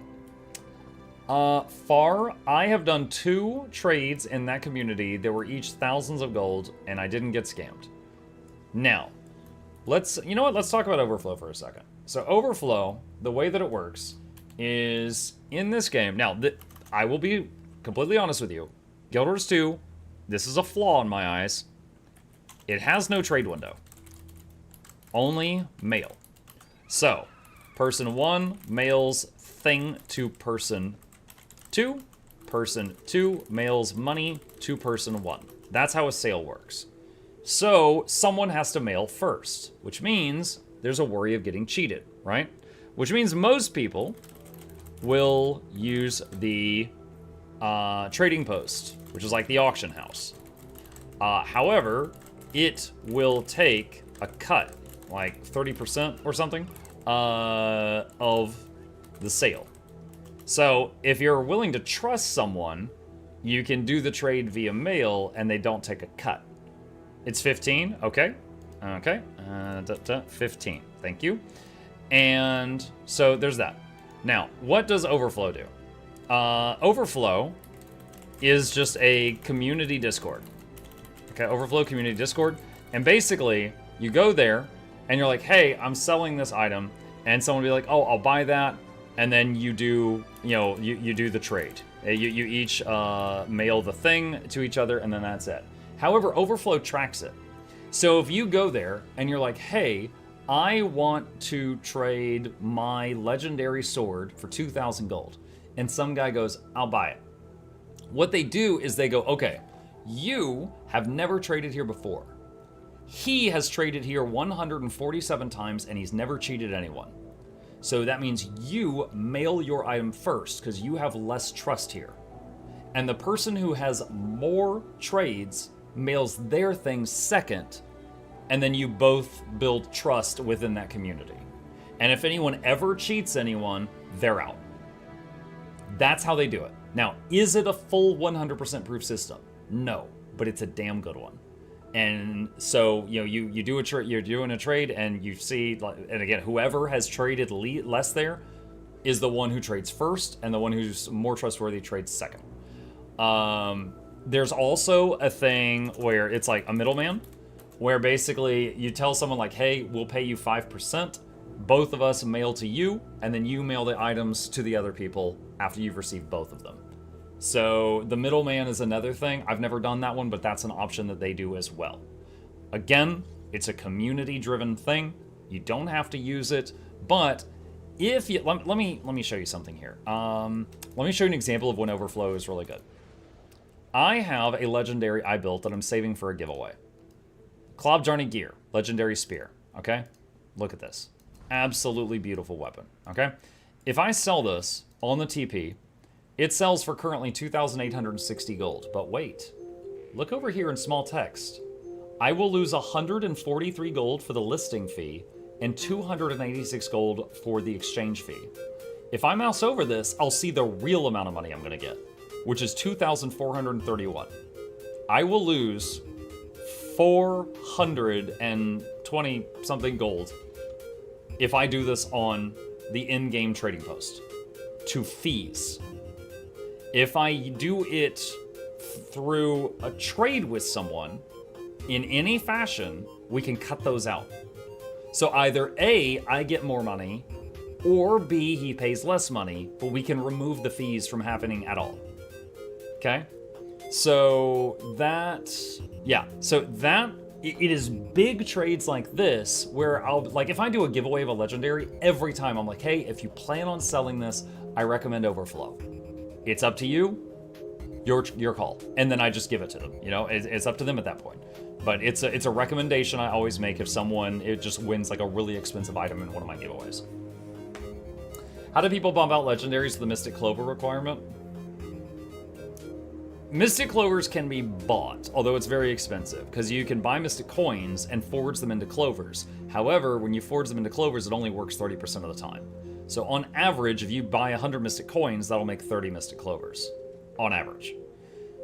However, you know, you can turn the raid merchant, the merchant where you spend raid currencies, sells Clovers. The merchant where you spend fractal currencies, sells Clovers. The merchant where you spend strike currencies, sells Clovers.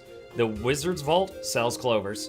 Like the login rewards has Clovers. Like there's Clovers in many different, let's see, PvP reward track, World War reward track, Drizzlewood reward track, all give Clovers. So there's many activities in the game that some people just do a lot for fun. Like I've had months where all I did was PvP on end, and I got so many Clovers from that. And it wasn't like because I was trying to get Clovers, I was just having fun PvP that month, you know? So, I mean, some people just like whatever activity they like doing on repeat, they just end up, like, okay, like there's World v World players that have freaking 800 gifts of battle in their bank. Then there's people that like fishing and they despise World v World and it just feels like they're getting their teeth pulled out to go get a single gift of battle, right? So it's just like, if some people enjoy doing an activity and that activity happens to churn out a lot of a resource and then later on they're like, oh shoot, I got thousands of Clovers, that's crazy. You know, it just happens. I'm heading out. I may lurk in the comfort of my bed. Good luck all. See you, Amanda. Isn't the gold cap kind of a pain to deal with this? Oh, okay, the gold cap. All right, so hold on. Let me explain that real fast. All right, what is the gold cap? There is a weekly limit. You can only withdraw 500 gold from your mailbox per week. Okay? That does not prevent mailing more than 500 gold out. So, if I sell a Legi sword for 2k gold, and someone mails me 2k gold, each week I can hit withdraw on that mail, and it, and it will pull 500 out. After 4 weeks, the mail will be emptied and disappear. Okay, so unless I've done sales like that, I've never been in a situation where I needed that gold right now. I usually am completely unbothered if I am like, oh yeah, it'll take 4 weeks to get, that's fine, whatever. You know, once a week, I just open the mail and click withdraw, that's it. I didn't even know there was a cap. Most newbies wouldn't, just because of the numbers we're talking about here. Additionally, another option. Let's say you are selling that Legi sword for 2k gold. You can say, can you do payment in Mystic Coins? There's no limit on that. So you could just ask the other guy, can you send me the money, like, can you send me 2k gold worth of Mystic Coins? Now, there's a risk there. What if you get 2,000 gold worth of Mystic Coins, and then the price of Mystic Coins suddenly goes down? That's incredibly rare, but it can happen, because you got the value in an item instead of in coinage. So, you know, it's a little risk. You choose whether you want to take that. 2,000 gold worth of butter. Yeah. Yours 2 teaching nerds about escrow. Something like that.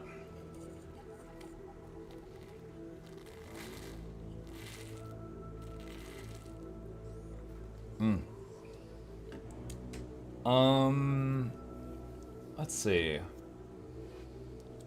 Gold can also lose value, but not in the same way. Yeah. Most OTC trades tend to favor materials over raw gold, or a mix of both. Yeah, and like I said, I've only done a couple of trades on Overflow. I consider myself friends with Guild MM, who's one of the guys who started it. He's not real active in it right now, as I recall. But they're mostly good peeps. It's just a bunch of nerds with spreadsheets, and they like trading. They like making numbers go up. And it's usually fun. But But yeah, if Guild Wars 2 ever instituted like a trade window, they would, the overflow would probably not be needed. So it's kind of a funny thing. This whole community spawned out of the fact that this game doesn't have a trade window.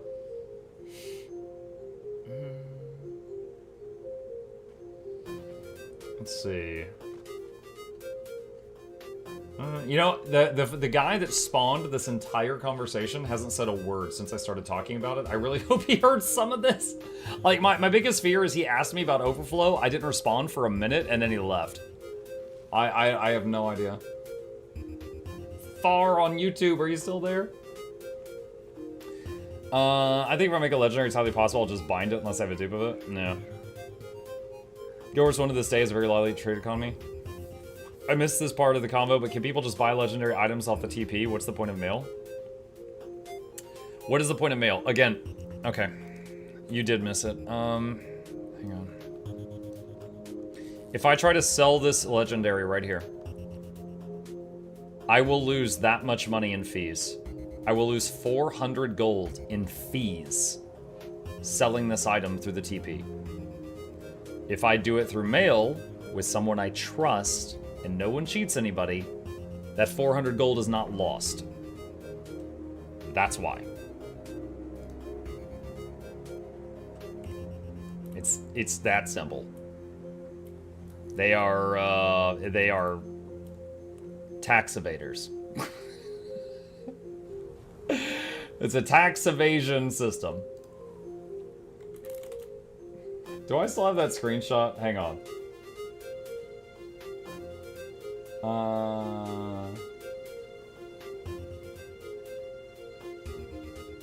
Okay, hold on. I just found it. Hang on a sec.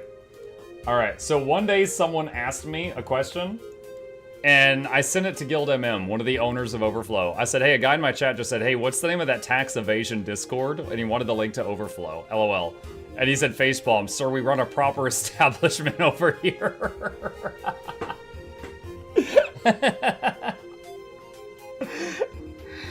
Oh man, I had to dig. That was late last year. I had to dig through my conversation with him.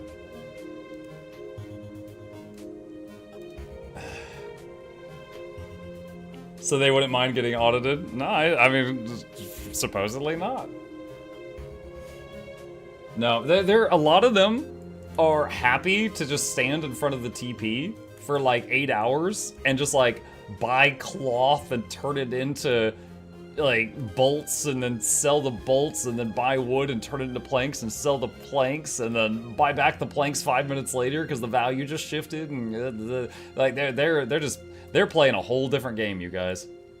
They are playing a whole different game. The IRS is one of the few things the Joker actually fears. Yeah. It's almost 2 a.m. Please sleep. There's 1 more hour and 20 minutes of drops. Yeah, I don't know what tomorrow's gonna bring. You guys might just see a ping from me on the Discord in the morning that's like, dead. Can't stream yet. I made 123 gold while I've been talking to you guys. How about that? Alright, or something else to hit.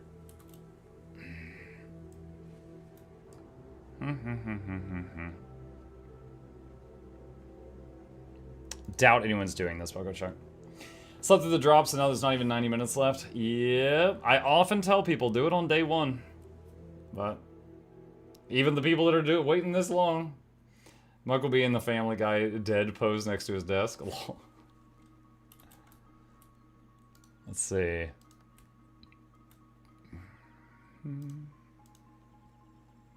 Nope. Not happening. Got my final drop. Good night. Good night, Kenyak. Thanks for getting it here. I just heard about the drops. Sorry. I did put a video out 3 days ago as soon as I heard about them. Update the stream number, sleep all day. Well, I'll still be streaming tomorrow night. I'm worried about, like, my ability to get up for the morning stream. Do a quick and casual Chalice of Tears run. Shut up. Look, I've done Chalice of Tears on 3 occasions, the 3 times I was required to. I don't see a need to ever do that again. Ever. Ever. I'll hold your hand through Chalice of Tears. Charmon, you creep me out. In game. When you're in game near me, you're a different person than you are in this chat. When you're in game, you're a freak. I want to talk to you in this window. I don't want to talk to you in that window. All right, hold on. Is anyone doing this?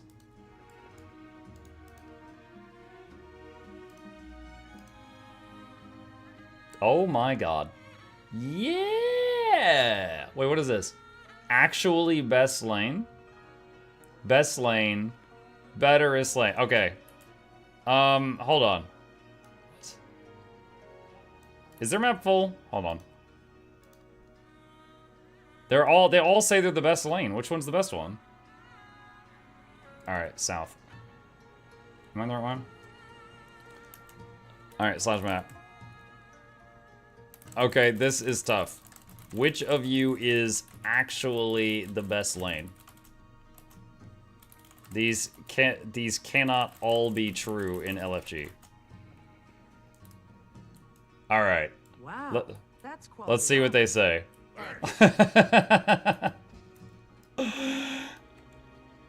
Let them fight. Oh, great. Here they go. Here they go. Me, pick me. Mid, first spit. Smiley face. South, obviously. South best. South.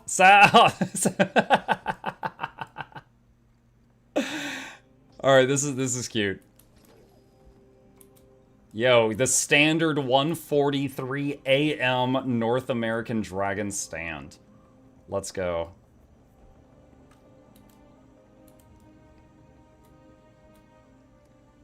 Let's see. Slash squad.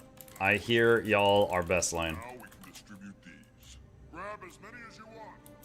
Mike, do you regret not becoming a pro Guild Wars 2 PvPer in Pro League and going the Twitch route instead? What? Okay, okay. I think at the point in time when Guild Wars 2 was trying to become like a PvP esport, I don't think I was actively playing the game at all at that time. Like, I've seen that on like History Channel. I think I was way before me. Also, in full honesty, I don't think I'm good enough to do that. I, on my best of days, am in like the top 10% of Guild Wars 2 PvPers. There is a world of difference between the top 10% and the top 1%. Like, I can get the jump on them, and they will still turn around and win the fight, even though I got the opener. Like, credit where it's due. Like, I'm a good player. I'm not, you know, God's gift to Guild Wars when it comes to PvP.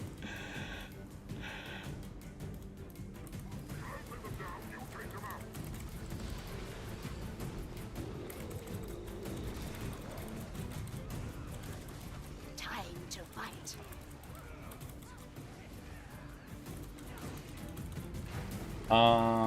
Let's see. Did Mike have text in Korean? Oh no, it just like when I go into different areas, it shows this text in runes and then it transforms into English. It's Regions of Tyria add-on. I believe it was made to look like a Final Fantasy game thing, but it's just a cool title transition thing. Exclamation ROT in my chat pulls up a guide on it if you want it.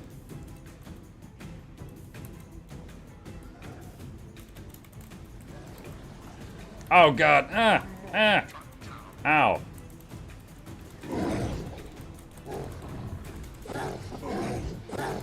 Four Winds event coming soon. Is there any preparation to do beforehand?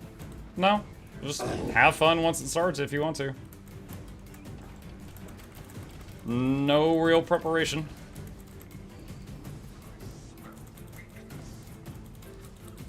But my work is not finished. Oh, dang, I got slapped. Woo, rally. Nice. Let's back up a bit until we recover.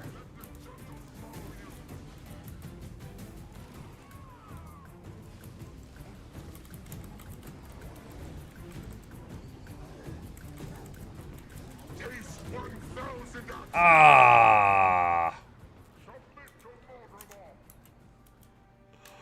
Don't mind me. Just tasting 1,000 axes. Waypoint.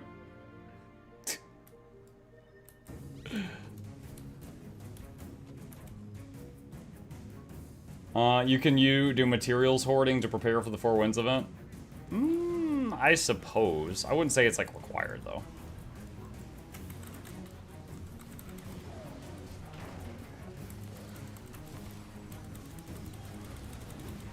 I got blendered. I did. I animation locked myself doing a forward leap attack, and I went full to dead during the animation lock. Couldn't dodge.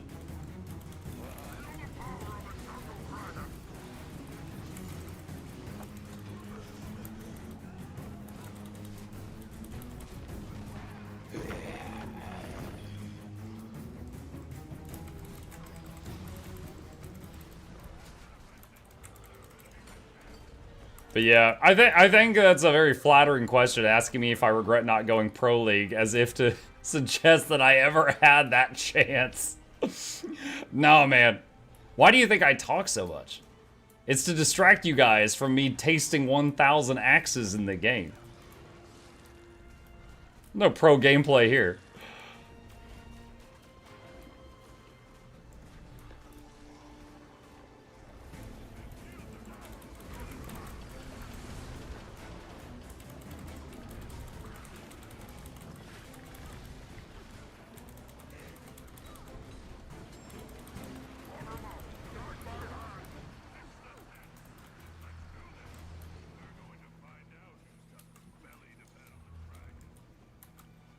The nodules are working. The beetles are returning. Stop leaking weapons buck. Numb. Gotta be up for working 5 hours. Have a good night. See you, Sally. Now you got me curious. What do those 1,000 axes taste like? Very sharp. It's a very sharp taste. The new hawk have become adept at raising beetles, but their herd stampeded into the chalk hive. You should be able to pacify them with some nodules found in there. Get a beetle close to one of the nodules. Whatever you're doing in there is working. Keep stomping. Whatever you're doing in there is working. Keep stomping. I miss Richard Grieco. Whoa. Who the bleep is Richard Grieco? Yo, that is a blast from the past story. Do we still have the command for that? Wow, we do. Oh my god. Dude, in high school.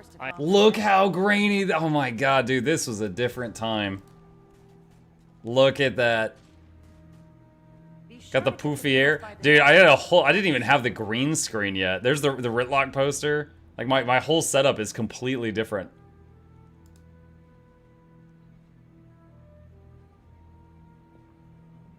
Dang.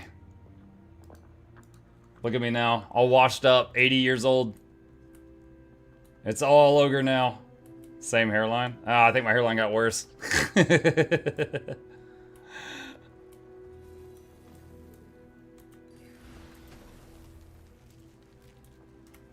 Whatever you're doing in there is What's the Grieco story?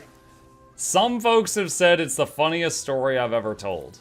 So, I guess I should warn you that if you watch that video, it's all over after that. Like, nothing else compares. It's just all downhill after that.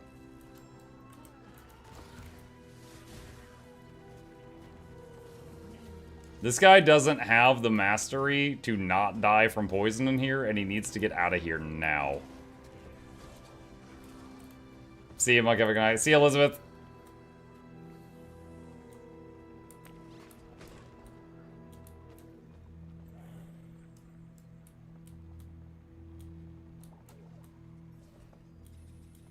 You don't look a day over 79? That's very kind of you to lie to my face like that. The maintenance boy is funnier. Oh, maintenance boy. Whatever you're doing in there is working. Keep stomping. That's another one. We can use them. Since you played Guild Wars 2 for so long, what is left for you to collect or master even do? Nothing. I've beaten the game. I play it for fun and for the community that we've built. I do occasionally get burned out. For example, I love this game. I'm staying up way past my bedtime to help people get these drops done and also to benefit from it because it's very good for my channel as well. But I am also very looking forward to playing a variety of games tomorrow and taking a little break from Guild Wars 2 for a couple of days while I recharge. So, yeah, I mean, you're right. I've pretty much done it all at this point. What time is it there? It is 2 a.m. And usually I do morning streams on weekdays, which would mean getting up early in the morning. I don't know if I'm going to be able to do that. Those of us still learning appreciate your time. I am happy to help. Like I said, if I am on future days, if I'm streaming other games, I still want you to know I welcome you to pop in and ask questions. I could be playing Warhammer, and you can come in and be like, Mom, where do I get ectoplasms? And I'll be like, you get them from Charmon. And then I'll give you the real answer after that. No? Yes. Charmon, give them your purple balls.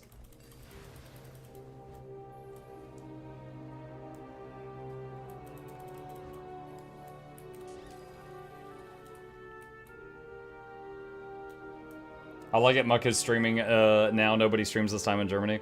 I'm not usually live right now. This is 2 a.m. for me. Usually my oh my god. Usually my streams end at midnight my time. But here we are. Shoot. I was casting a skill that makes me invulnerable for 3 seconds, and I did not get the skill off.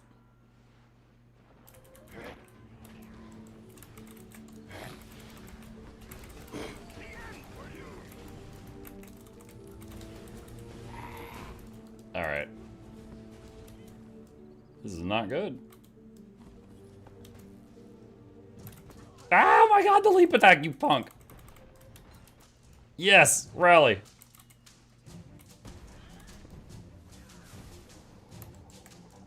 Fly, you fools.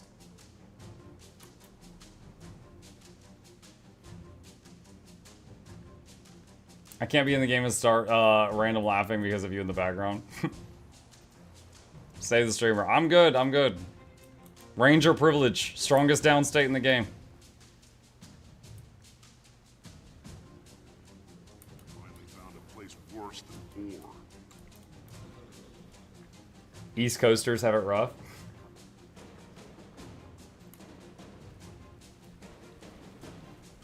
Yeah, I will say, if it wasn't for the fact that all my family lives here, there are so many places that would be better to live for my profession. For what I do, I mean, honestly, Seattle, so I could go to, like, PAX and the Guild Wars 2 community events in person every year would be amazing. There's no way I can move out there. Or to do something crazy, go to, like, Europe or Canada, just to have, like, healthcare. Amazing. Planes exist. I know. It's $3,000. Yeah, my family is going to the Seattle community event this year, and it's probably the only year I'll be able to go unless someone else foots the bill in the future. It's an expensive trip for the three of us. Me, my wife, and kid going out there, and just plane plus hotel. 3-day stay is between $2,500 and $3,000. That's very costly. Ah, 10,000 axes.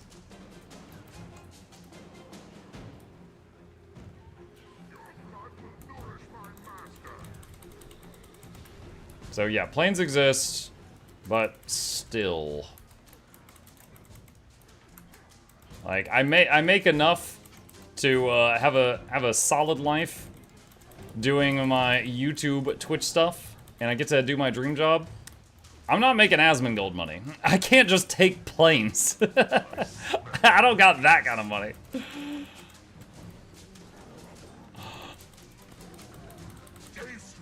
I'll foot the bill for you to visit Australia. 1, no you wouldn't. 2, no I wouldn't. That country has spiders that sit under toilet seats, and if they bite your butt, your legs go necrotic and fall off. I am sorry, but that country will never see me.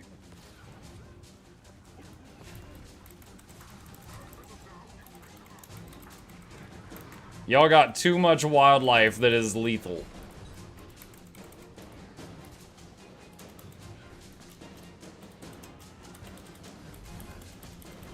You have guns and no healthcare, and red 40, yellow 5 and 6. Okay, I don't know what the red-yellow thing meant.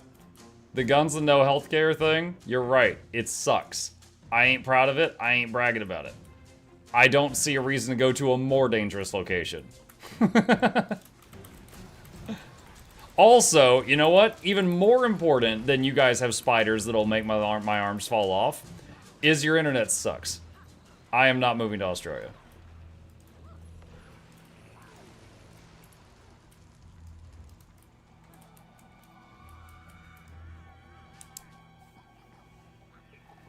Vel says, thank you for streaming, sir. I have to sleepy to remedy a migraine, but I left your stream on for viewership. It also drops. I like leaving alert for viewership. I really appreciate that, Vels. It helps me out. Every view helps.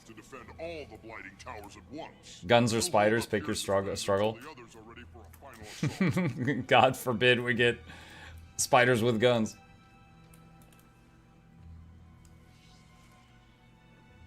Really bad internet in Australia. Had 200 ping on Guild Wars 2, GTFO. Yeah.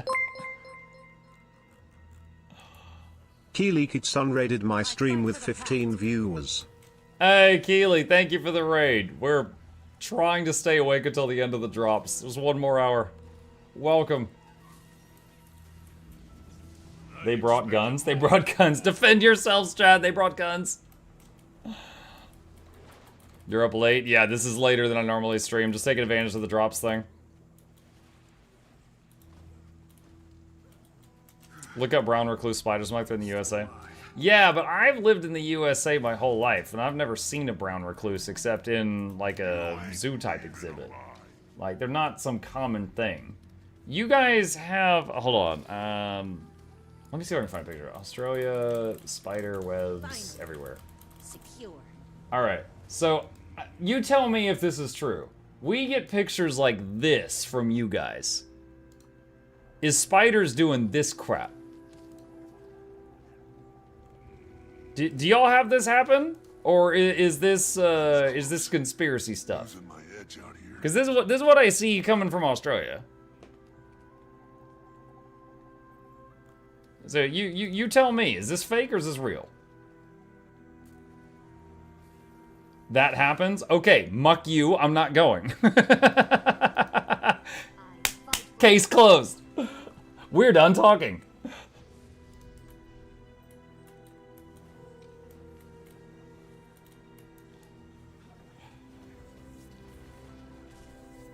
It's in specific areas. Oh, okay.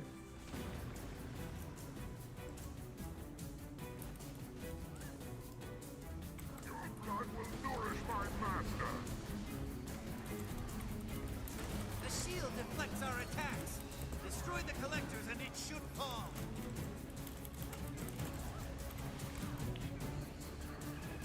Pour on the pressure. Not in the cities? Well, yeah, they got brooms in the cities. I've never seen it. If you're in a city, you'll probably never see it. Okay.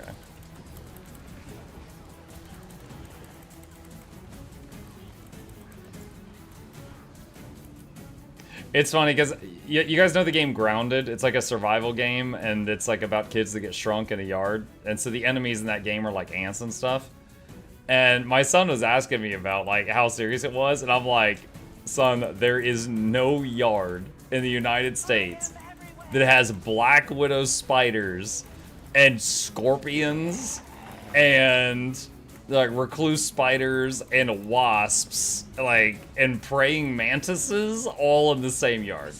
So they took they took a few liberties putting all of that in one place.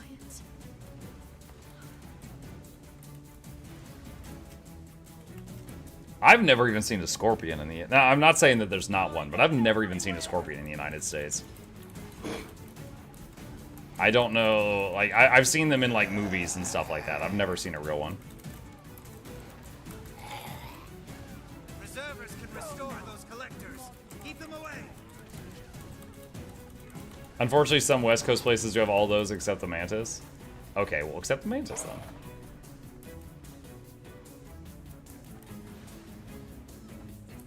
I've never heard of a location that has scorpions, praying mantises, black widow spiders. What else is in that game? Huntsman spiders, wolf spiders, mosquitoes, lightning bugs, moths, all in the same yard.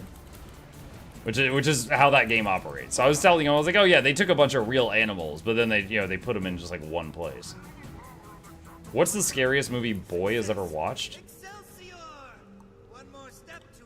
I don't know. He likes scary, but the scariest thing he's seen, which he liked, he asked to see it, is probably the Five Nights at Freddy's movie, which honestly wasn't that bad. I don't know that he's seen anything like actually like, you know, wow, scary. Like when I was a kid, I accidentally saw Chucky, and that messed me up. I had nightmares for weeks. And a koi fish? Yes, there's also a koi fish in the yard.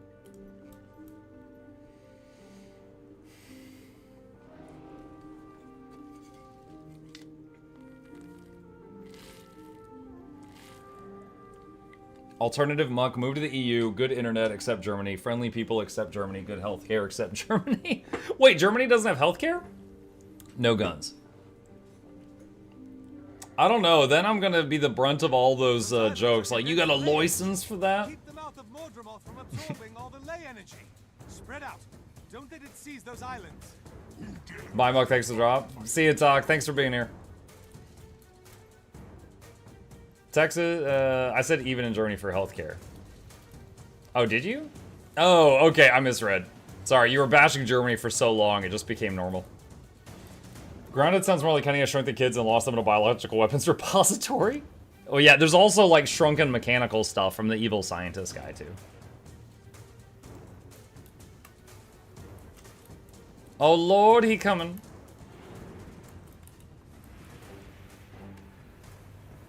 We do have healthcare, but no idea how it compares to other countries. I mean, I live in the US, so I'm pretty sure our healthcare is like the worst of anything that we're going to be comparing. But oh no. Let's see how many people dodge that. That is a lot of dead people. You didn't respect the boop.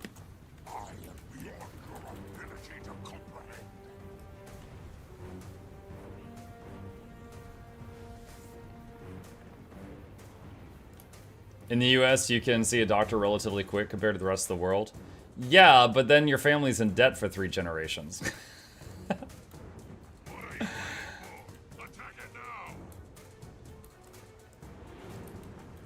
I don't know. I don't know. It's always like a grass is greener thing, right? You guys are like, oh, you could see your doctor quick. And I'm like, oh, yeah, but we're paying for it for 20 years.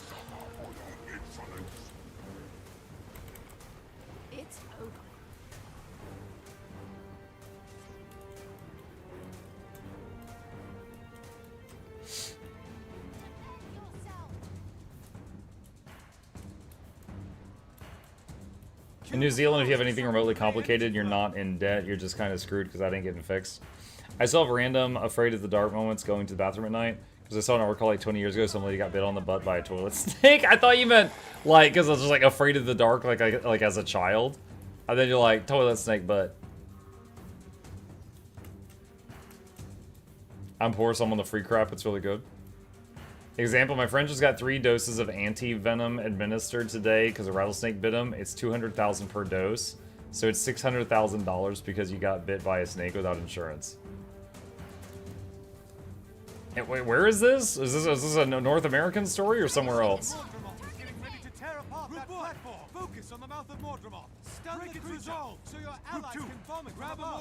How is he talking over himself like that? Amazing. The rest of you, clear out those Mordrum snipers.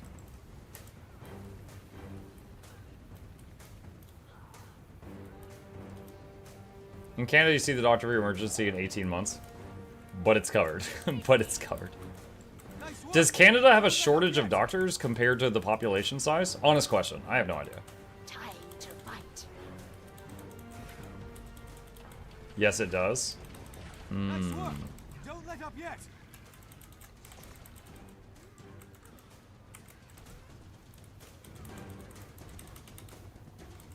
Canada's doctors come to the US for the pay.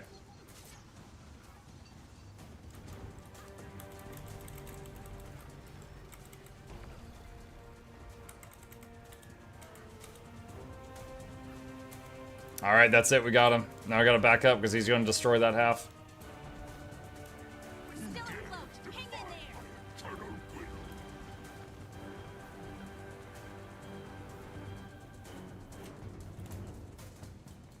Here comes everybody's favorite line.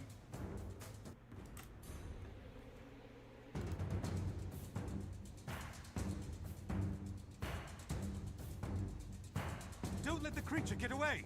Up the tree, quickly!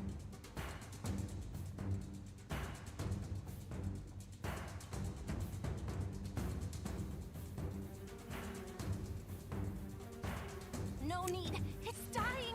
We got it. Hi, CEO, Squad Leader Sal, thank you for joining. Oh, thanks for running Dragon Stand at 2 a.m. my time. I was happily surprised to see some people here.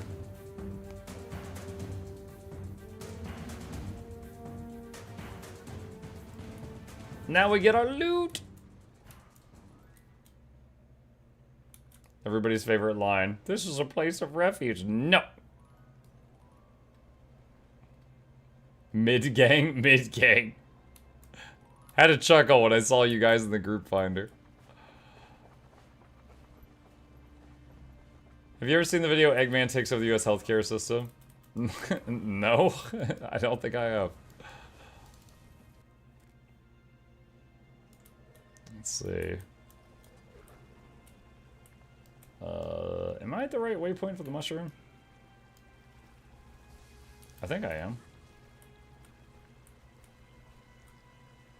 Where is it? Ah, there it is. I found it. Alright. I'm just gonna have my pet attack it and wait on other people so they can hit it. Atmug, guess how many more expansions after VOE? 17.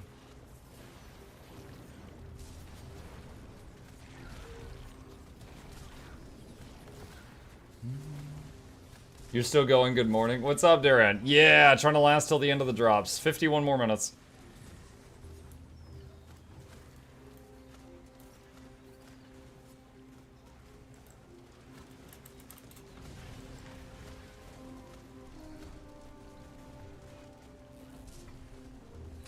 It's a short drop period. Honestly, I'm glad for that.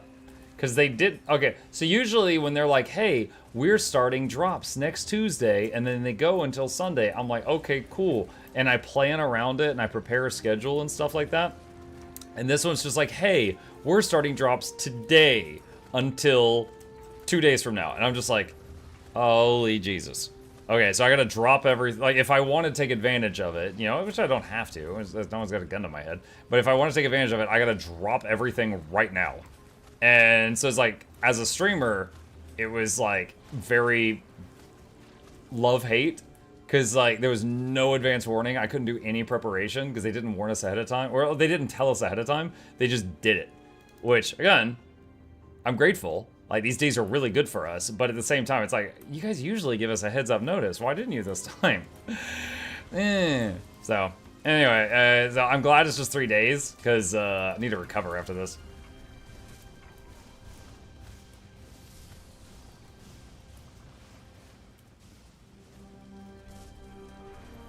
We're lucky to have this old timer. Yeah.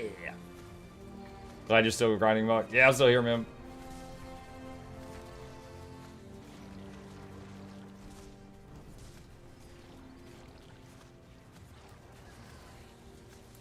How long till drops end? You got 50 minutes.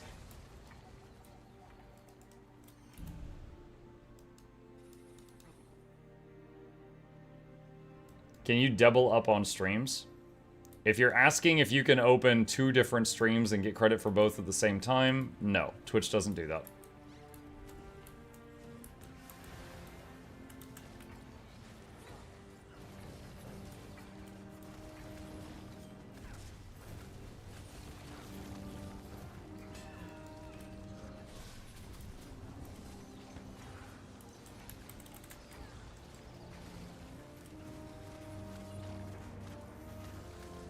Squad join? This map has finished the meta. It wouldn't let you join the map.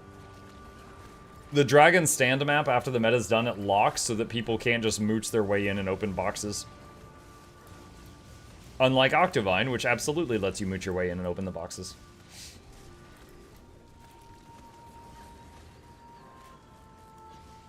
Alright. And now, we open boxes. Thanks for the stream. Good way to spend a boring workday. Glad to have you here, River. I'm here every night. Not always here this late, but I'm here every night if you want to join us in the future.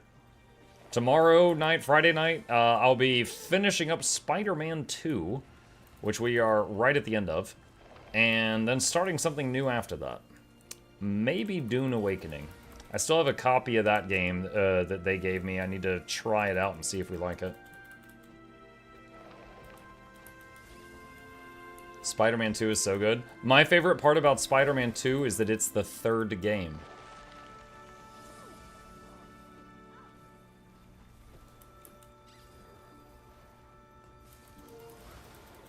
Clearly the game was titled by the same people who titled Xboxes.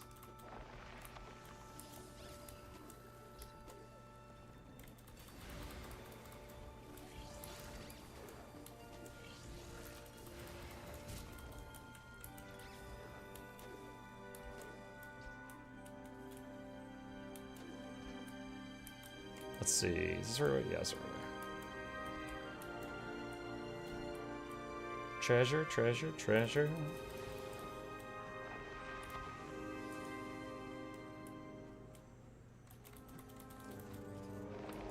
Someone named, wait, what? Someone in map chat said someone named Muck is a cool guide for bags.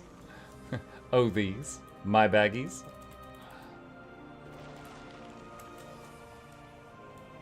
Hey, Muck, how many hours do you have in this game? 9,615 hours and 45 minutes. This foliage is conspiring. It's over 9,000!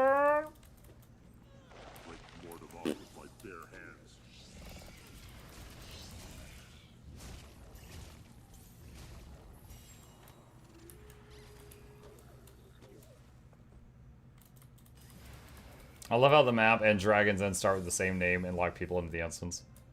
You love that? Alright, one lane looted. I don't want to talk about how many hours this game, but with so few legendaries unlocked. Yeah, Noxxi and I made a funny video about this. Let me see if I can find it. Oh, perfect. Okay. Hang on. Hang on. Alright, so this video is six seconds long. It's called, How Many Hours Do You Have in Guild Wars 2? I don't know. I never counted. I am not really a math guy, you know? You know? Guy. Oh my god. It won't pause. You know? There you go. Just leans down right at the end there. I totally stole that idea. There was someone in a different game entirely that did that meme, and I'm like, I'm taking that. And I just did it for Guild Wars 2.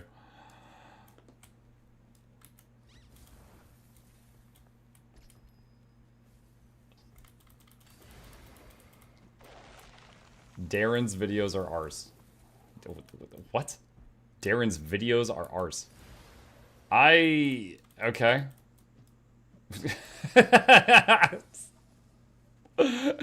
I haven't seen any of his recent videos.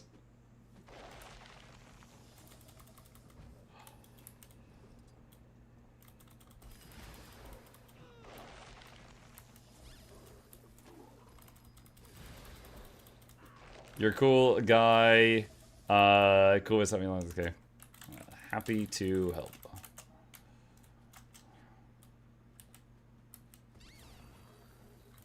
There's a little less than an hour for drops. Yeah, about 45 minutes.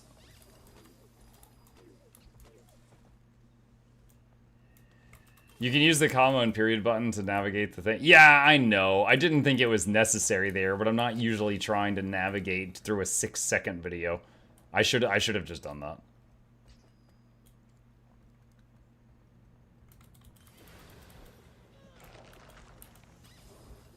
I do that a lot when we're like looking through video footage of some teaser about troubadours and things like that.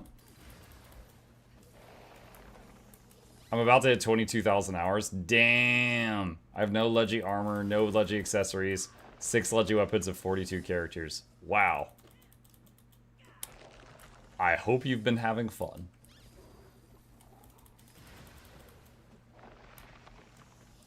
Now I'm sad I can't get the outfit anymore. Sorry, Dwenbo.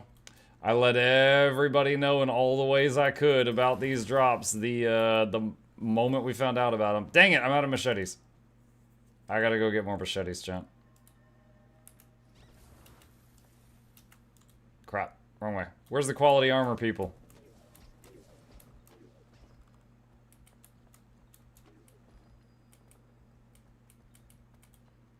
Dang it, I'm lost. No, it cannot be known. There we go. Wow, 400 machetes. Give me. Excellent. Very excited for Leggy Aqua Breather. Hell yeah. Those of us that have had full purple equipment except the Aqua Breather for a long time will finally be able to finish it. Very exciting. Now for the new bloods in the chat, Aqua Breather does not have a legendary version in the game. So if you've got Leggy, what the hell is that? There's no purple for that slot. It doesn't exist until now. Not that we particularly need a Leggy Aqua Breather, but it just doesn't exist. So if you're going for the full legendary collection, it's an annoying little sore spot.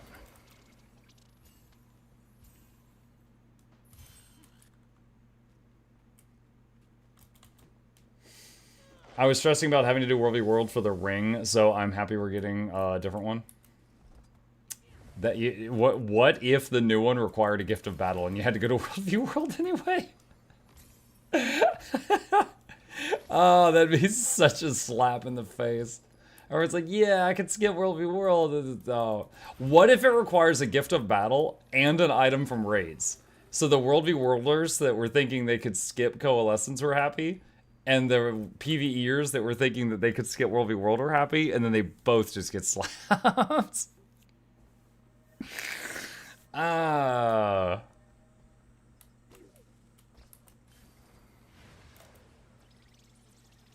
Is Raid Leggy armor still the fastest Leggy? Yes. If you are in a group capable of doing it, yeah. It takes the least amount of man hours. Because, like, you can join a raid group on, like, it'd be like, okay, we just raid every Monday night. And then the other 6 days a week, you do whatever you want. And then you could, you know, get it done with just, like, a few hours each week until you're done.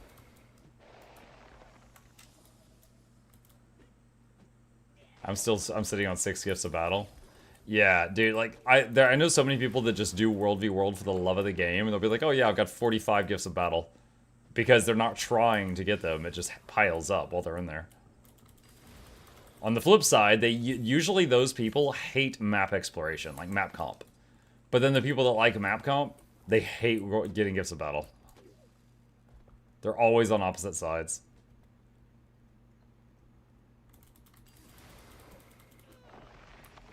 I'm in this picture and I like it. Remember when map comp required World v World? I do. Yeah. I remember trying to do a jumping puzzle that was on top of some keep or something.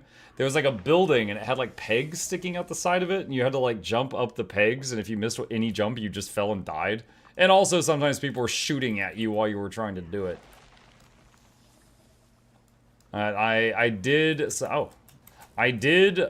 play Guild Wars 2 at the launch of the game for like a month or two. So like I remember I think it was the Capricorn PvP map that was like partly underwater. Dude, I loved it. I was playing my ranger, throwing sharks at people underwater. It's great.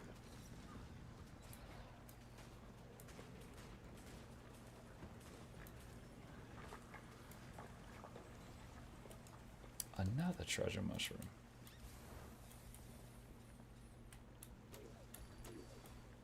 I think I finally got all the loot. Alright. Sweet. Oh man, chat, I am dragging. I'm feeling it. Alright, nice. All-nighter? No, about half an hour more. Celia says, gonna start working now, so I won't be around for a couple hours. I'll try weekend busy times and guess I won't sleep. Alright. Thank you for helping me. Sure.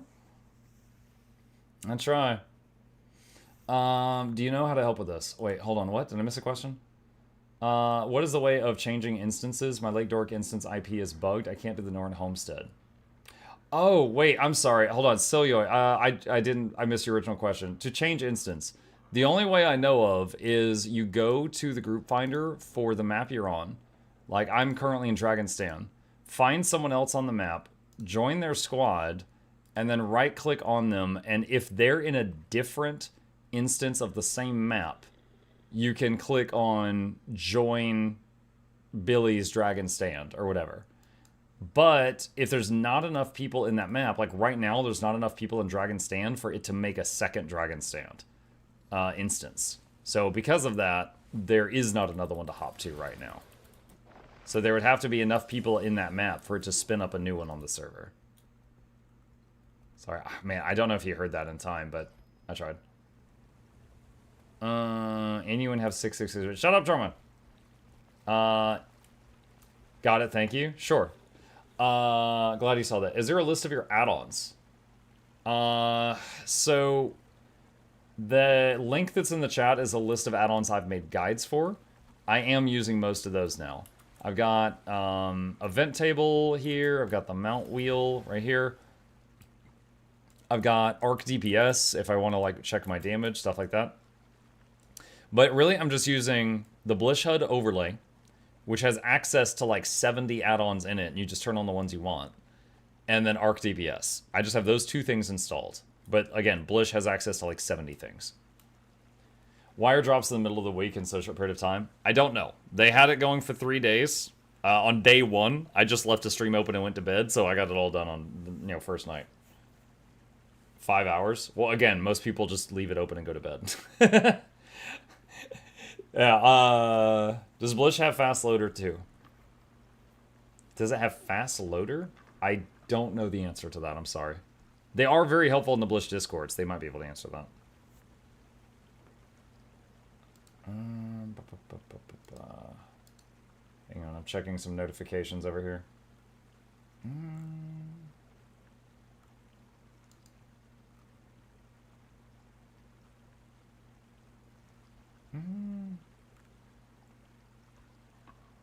Wait, you're saying it's going to go wait. What? What? No. But in the... Hold on, responding to someone who was making a stupid comment.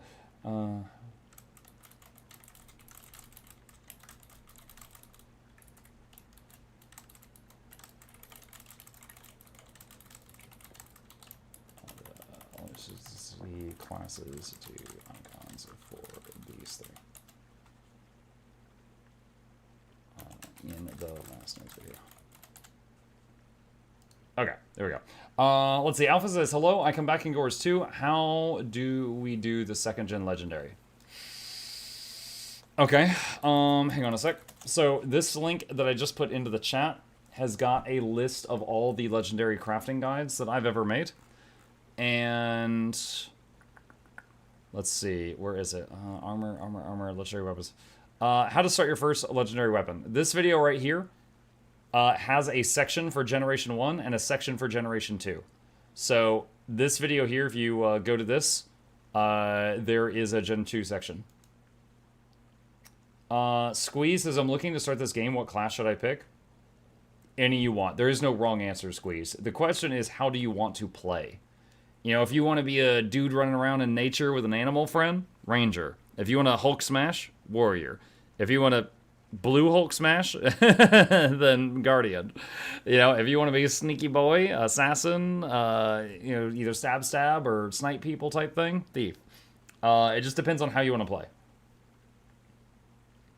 Dale says, made my first Lego yesterday. Now I'm thinking if I should have sold it. Made Sunrise at starter pack.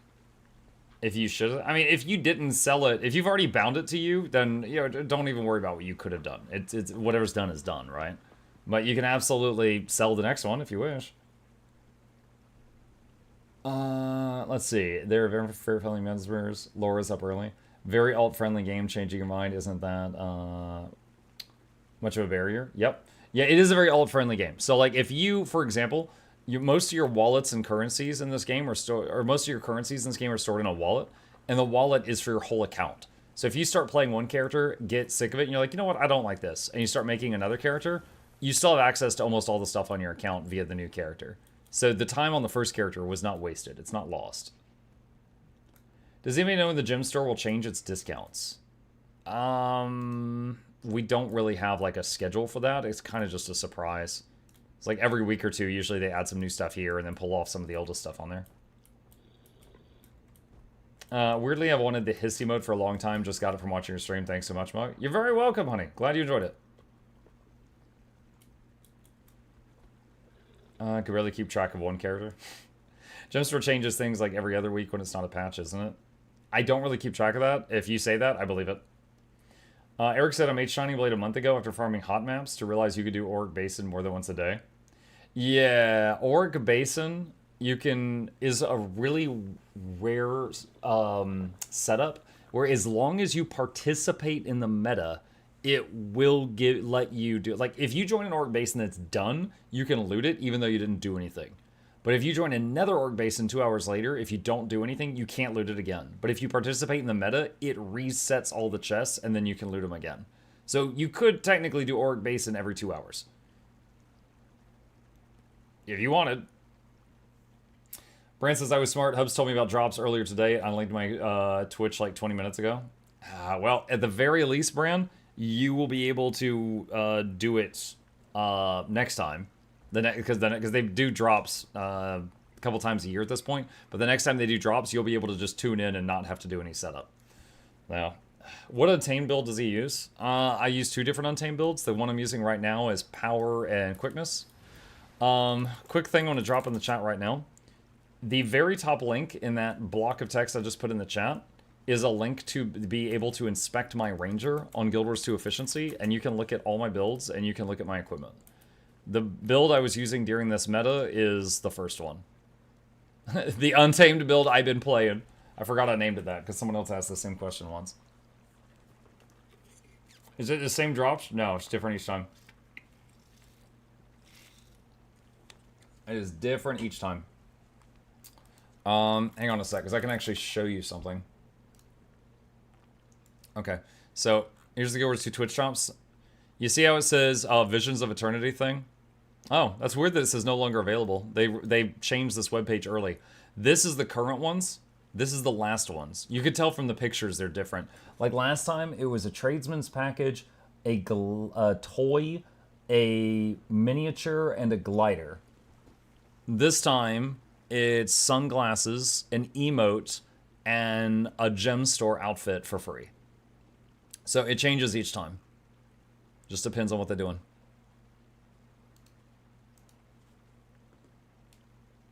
If you watched earlier, you should have still gotten credit for the stream time watched before you linked your Guild Wars 2 account. I remember the mistake and they had 2 drops one campaign. Yeah, there was one time that I don't know if it was Guild Wars 2 or if it was Twitch, but one of them ended the drops campaign early. And so everyone just stopped getting credit, full stop. And a lot of people complained. They're like, hey, you said we had until the end of the day. And they apologized, and they're like, all right, we're adding like, it was like 12 hours or something. We've restarted it. We apologize. We're adding like 12 hours. And then so when they turned it back on, it restarted everyone. So the people that were paying attention, and they had already gotten theirs done early, were able to do it again. And it was bag slots. So everyone wanted it. So people were like, joining back into the streams. How long are you going to be awake? And I was like, I'll be awake till it's over. And they're like, all right. And then they were getting a second bag slot from the same drops. But unfortunately, there was some people that were like, oh, cool. I started my thing getting drops. I'm going to sleep. And then I'm going to wake up and go to work. And then I'm going to come back. And they didn't realize that it stopped. And so they didn't even get credit for a single bag. And so some people got 0 instead of 1, and some people got 2 instead of 1, just because of life. So it was it was unfortunate. Like, a mistake was made somewhere. They tried to fix it, but there was really no way to fix it for everybody. But yeah, that was another night where, like, I was just streaming, and all of a sudden there was like 1,000, then 2,000, then 4,000 people here, and I was like, what the hell? And I was like, all right, I guess we're going overtime. I'm going to tap into my streams for tomorrow and just stay up all night doing this, because crazy. 98%, will you be on until 12? Yeah, I'm going to try to be here another 30 minutes. They farm you, you farm them. Yeah. It's a mutually beneficial arrangement. Because for me, you know, it's more views. More views is basically, you know, paying the bills. Best live on YouTube chat. Thanks, man. Did you ever use your one free server swap? Wait, what? Oh, dude, that wasn't to me. Okay. What are your thoughts about EU and NA server? I'm still playing an EU server, but I've moved to NA. My old friends don't play Gorsu anymore. Is it worth it to move to NA? Sasa, I would think the main thing is ping. If you are playing on the servers where you live, you should get less lag. So if you don't have a reason to play on the farther away servers, like Friends or something, I would absolutely encourage you to swap to the closer servers.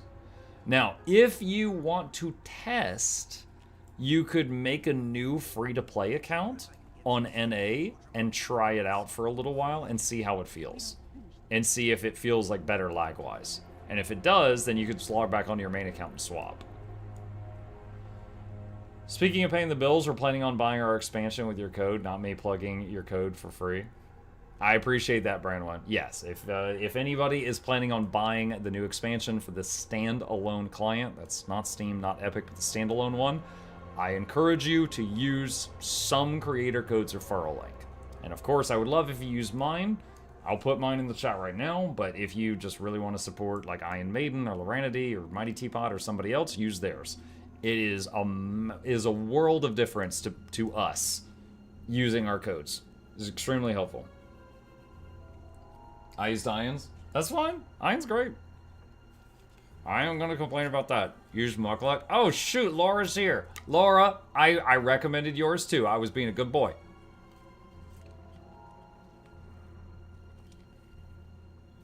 Caffeinated Dad and Chelifrag are now internet partners. I knew Calf got in. I actually didn't know Chelifrag was a partner now. Dude, there were like 50 new people or something just got into the partner program, and it's just like so many names. It's a blur. I've not been able to keep track of everyone. You made it to the end? I did. I do not usually drink caffeine at 2 in the morning. I'm trying to stay up. Drink water? I got a water chaser right next to me. It just sends me on the boutique page of the game. Yeah, so if you click the link for any of us, it just takes you here. Then you just click on I want to buy a game, and you click on the game, and that's it. There's no code at checkout or anything. It's just a cookie. So as long as you don't have like an ad blocker deleting cookies, that's it. That's all you got to do. Now, obviously, a creator code would be ideal, but that's not what we were given. We only have what we were given, and you know, I'm grateful for that. I'm grateful for what we got. Okay, water.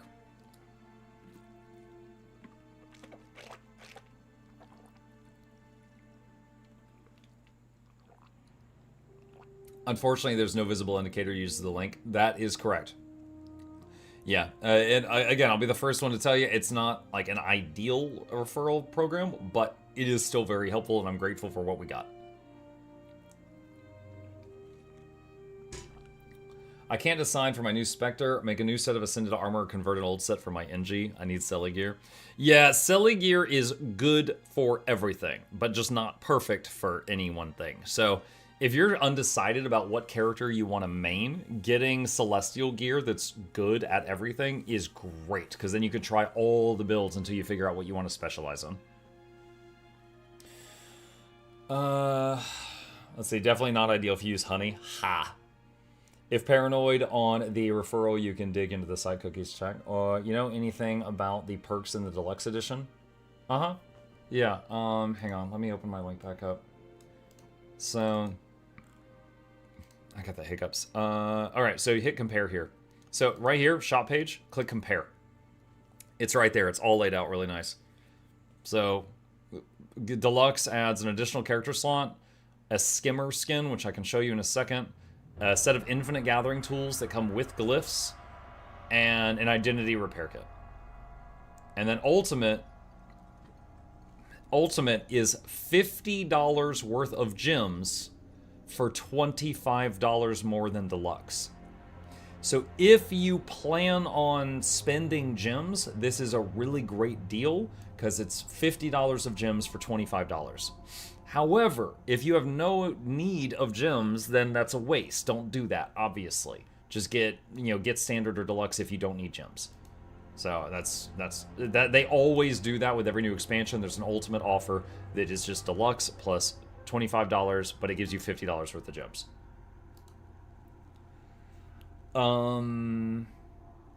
Let's see. Petition for identity repair kit IRL. Yeah, petition for a stat menu IRL. I wanna open up my character sheet and figure out what the F is wrong with me. Also, how do I do that video game thing where I lay down and I wake up 8 hours later feeling well rested? Please? Where's that feature? Wait, it's like IRL. What do you mean this was my dump stat? Oh my gosh. Can I get Deluxe Edition on Steam? Alright, chat, I need you to fact check me here. I believe on Steam you have to buy the Standard Edition, and then in-game with gems, you do the digital upgrade to Deluxe, like a digital Deluxe upgrade through the in-game gem store? I think it's like that.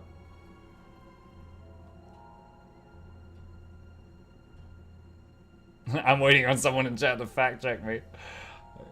Let's see, where's the, Nope, that's not it. Hang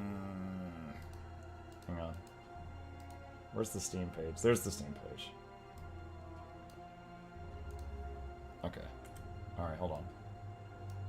So that's the Steam page for the game. Yeah, I only see the standard one. So I think you just buy standard on Steam and then digital deluxe upgrade with Gem Store. Someone has to see the skimmer. Hang on. That's the new skimmer skin that comes with the deluxe edition. Looks like a big old weird jellyfish thing. Also, it has a tiny oh whoa face. I don't know why it does. The forbidden gummy bear, yeah. It has dye channels. You can dye it whatever you want. Let's see. Hang on.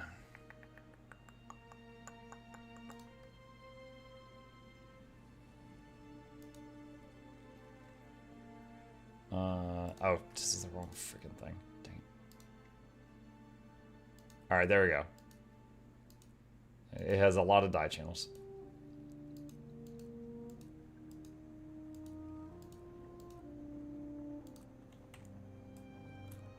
I still prefer my synergetic hover bike. Same, but just answering questions right now. I think I might just talk until the end of the stream, chat. I'm running out of gas. The Infinite Gathering glyphs and the character slot with the boost seems worth that price alone. Yeah, if you planned on getting those things, then yeah. Agree. That's a world boss. The thing I was doing earlier, Dragon Stand, is a world boss, yes. I know exactly how you feel. Laura, I mean, it's like, what time is it? I think Laura, it's like noon on Sunday or something over there where you live. I don't even know if you're normally awake at this time. I don't know if I stayed awake until Laura woke up or if this is unusual for you.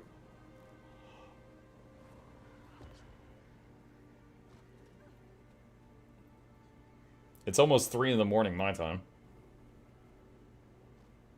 I'm gonna sleep soon. Okay. So everyone's like, yeah, Muck, it's 8 a.m. This is a time for a normal citizen, working citizen, to wake up. And Laura's like, yeah, I'm about to go to bed.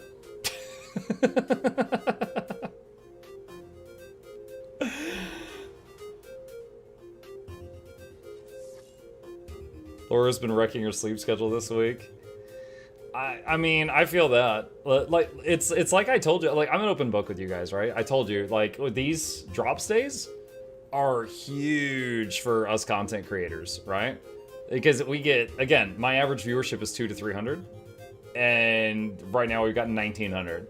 So it's like, it's bonkers, right? There's so many people that never watch Twitch that tune in because of the free stuff, you know? It's you know, shocking, I know, people like free stuff.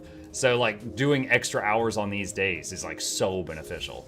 Compared to, it's like doing an extra hour on these days is like doing, you know, 10 extra hours on another day. So it's like, yeah, we freaking just drain ourselves on these. It's almost 5 p.m. and I'm watching Bold and the Beautiful. People like free stuff. I know, it's shocking. Hub said when I made a legend yesterday, I accidentally spammed chat while you were in the mist. That doesn't bother me. Twitch drops is how Muck gets stuck with weirdo unhinged chat members that won't leave. No, that's not how I met you, Charma. You're the best, Muck. Take my moolah. I accept it. Thank you. I appreciate that. Get good. Get good. That makes me think of Souls likes. At least I got the first 2 drops just in time. Forgot about it. No, at least you got something, yeah. Doing an extra drop on these days is like doing ad. I said doing an extra hour of streaming on these days, Joe, is kind of like the same as doing 10 extra hours on a different day when these events aren't happening. Is because, like, the viewership is just so high. Like, in terms of, like, how many new followers we get, new subs we get, you know, just the advertising revenue, things like that. It's just crazy on these days. Watching you on Twitch for the drop, and now I'm here on YouTube. Yeah, dude, it was really funny. The first day of the announcement of the expansion, there was a moment where I had 1,000 viewers on Twitch and 1,000 on YouTube, and we're like, oh, they're doing drops. And then it's like, here's Twitch, here's YouTube, and it went, so many people like went over to get the stuff, and then 5 hours later they went back, and then they went back to their preferred platform. They like, you know, just got the free stuff. Okay, going back.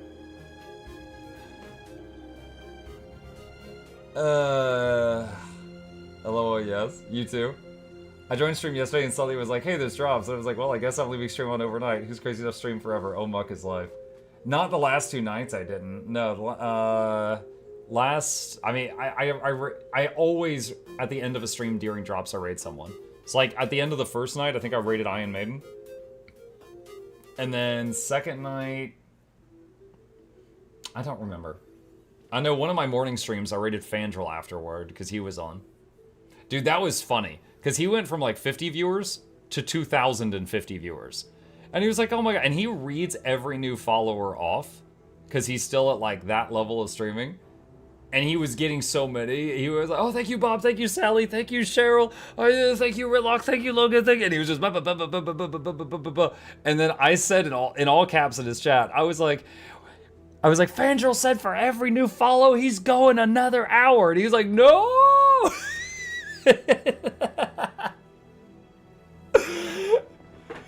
Oh man, dude, he was going crazy. It was like really cute to see it, just because, you know, he was still at like a level where that like hit him really hard. It's always fun when you get that opportunity. When you get to hit someone with the biggest raid they've ever had, it's amazing. It's amazing for everyone involved. So it's really good. And like all of us streamers, there's a number of people that if we get rated with that number, it's like, oh my freaking god. And that number rises over time. Because it's like, you know, the first time I got rated for 30 people, I was like, oh my Jesus. And then it's like, okay, I kind of got used to 30 people. Then the first time I hit with a raid for 100, I was like, oh my god, and go on and on and on. So the number gets larger, but it's always funny when you can hit someone with one that the size that they've never been hit with before. Fandral and you were a huge help in making Aurora. Oh, that's awesome. Glad to help. Mike, do you know any GW2 content creators who's going to PAX, the GW2 meetup? Not off the top of my head. I know a few people in my community that are going. Like, I think Nogdog lives near there, so he said he'll be there. So like there's a few of y'all freaks that I'll be seeing at the events. But as far as like content creators, wait, no, I might know one. I think oh shoot, Sneb I think Sneb said he might be going. I haven't talked to him about it, but I think I saw him say that. I think Snebzor might be there. Then there was the 30k raid when you're on the front page. Mm-hmm. Yeah. Well, no, I mean, it wasn't a 30k raid. No, when I was on the front page, I just got up to 30k viewers. And then I think Teapot raided me for another 4k. And we ended up at like 34k. Yeah, that day was mostly just a whole lot of stuff. Some of it I set up and some of it Guild Wars set up, all aligning on one day. Before the 30k day, the biggest stream I had ever had was there was a day where I was doing a big birthday stream and I had like 500 or 1,000 people, maybe. And then someone convinced Co-Carnage to raid me. And Co-Carnage is like one of my idols in the streaming space. And he raided me for like 10,000 people. So I went from like 1k to 11,000. And I was like, oh! Like that was like an I was shell shocked day. Because that was the most I had ever had by, you know, like tenfold. So like that was a day where I went full Fangirl on that one. Hey, any recommendations for items to exchange for laurels? Not counting trophy bags. There are some designs that you may or may not like and miniatures for fun, but something useful in terms of gameplay. I think there's a little bit of Ascended equipment for laurels. It's been a long time since I've done laurel trading. I think there's some Ascended accessories or jewelry on those merchants, so you might find some of that useful. There is some nodes you can get from your home instance. If you do like to set up your home instance or your homestead to get like the stuff every day, you can get some nodes with laurels. If you don't need any of that or want the skins that you can get, if you don't want any of the cosmetics, then you're back to those trophy bags.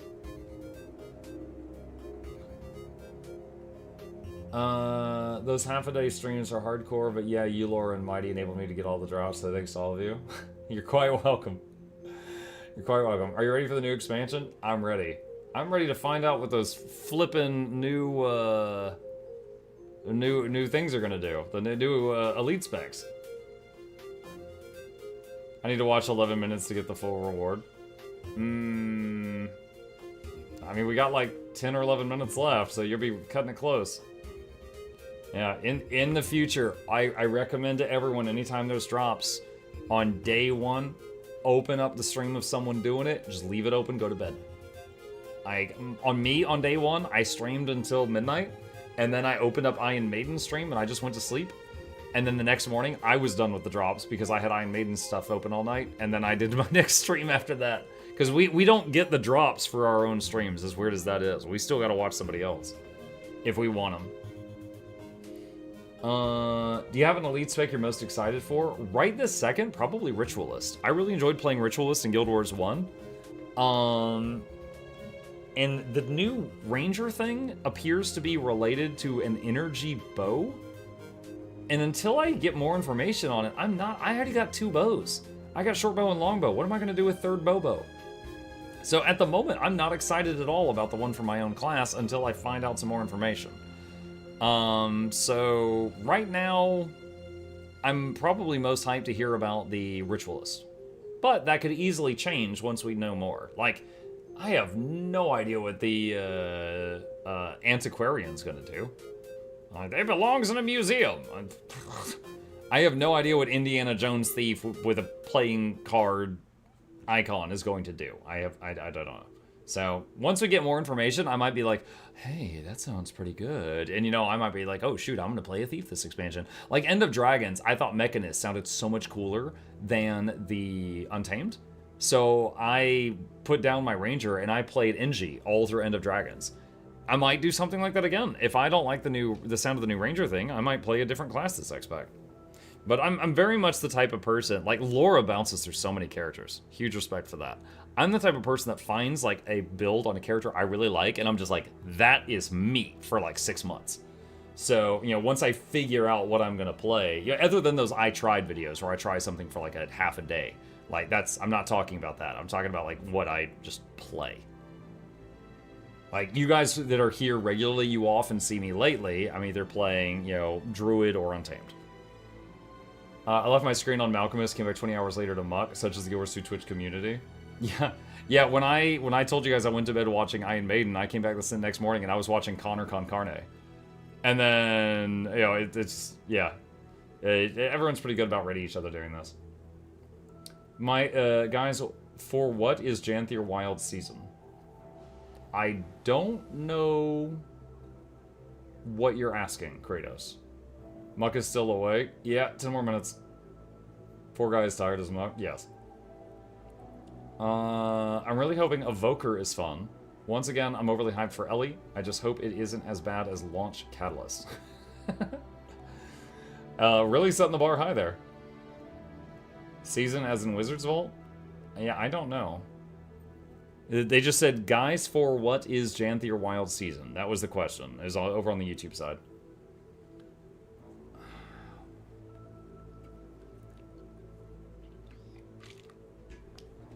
Medium bows to complete the set. Now you've got short, medium, and long bows. Oh my god.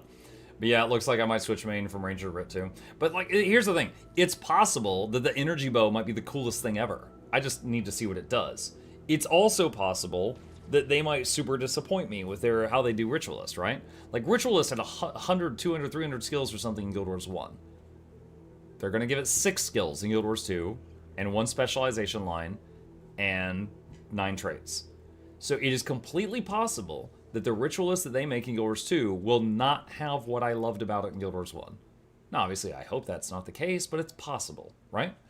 If that happens, I might not be into it. It might not be my jam. And then I'll be like, okay, I'm going to play something else. So, we'll see. Who knows? We'll see. Muck, what's your final thoughts of Janthier Wilds overall? What would you rate it out of 10? Similar to Soto, I love the features. The spear opened up so many builds, and I love buildcraft. The homestead gets me a lot of money every day. And the...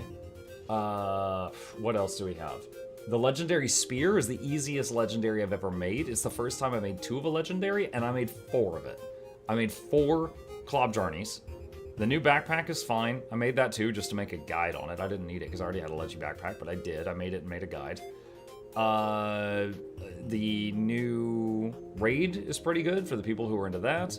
The features were good. I was not fond of the story. That is, of course, personal taste. That's my own opinion.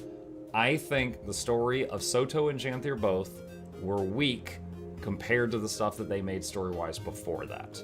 Maybe it's because they only spent 1 year on each. Maybe it's because different writers. I don't know. But both Soto and Janthier loved the features. I think the story could have been better. That's my thoughts on both of them. Do I have time for drops? You have 4 minutes for drops. Do you think the new Ellie spec evoker will always be a little fox in every attunement? I don't know. The icon is a firefox. And in-game we saw a firefox. When you change to water, does it become a water fox? Or is it always a firefox no matter what element you're on? This is a question that we do not have the answer to. So it just might always be a firefox, or maybe when you go water, it becomes a water snake, and then you've got an air otter and an earth buffalo. I don't know. I'm not sure. And maybe they just chose the fox as like the, you know, the icon. I just want a good map and meta, nothing more. Good meta. Let me see. I'm thinking about the Janthier metas here. Give me a second here. So what do we got? I would say, yeah, so the first map didn't really have a meta. Bog Queen does not count. Second map, it's alright. People still do it. It's part of the legendary. It's just 2 big things, and you fight them. Greer sucks and is laggy and corrupts your boons. Mistburned is an interesting experiment. It's like you can just go like meta, you know, and you can just go crazy. And then this map, again, I found the story to be kind of a disappointment, so I think Baba Nisos is an extension of that disappointment. So, but if we're just removing like the lore from Baba Nisos and we're just looking at the meta, I think it's fine. But it's really weird that the toughest part of the meta is at the beginning and then the easy parts at the end. So I probably would have tweaked the design of it, but it's fine. Like, I did it like 3 times today just for fun. And I didn't even need anything there. So, it's alright. But on the flip side, Soto, I actively dislike the Interneus meta. And I never do it anymore. I've done it like twice ever, and I've never really gone back. So I guess I like all the Janthier metas more than Soto because I'm doing them way more often.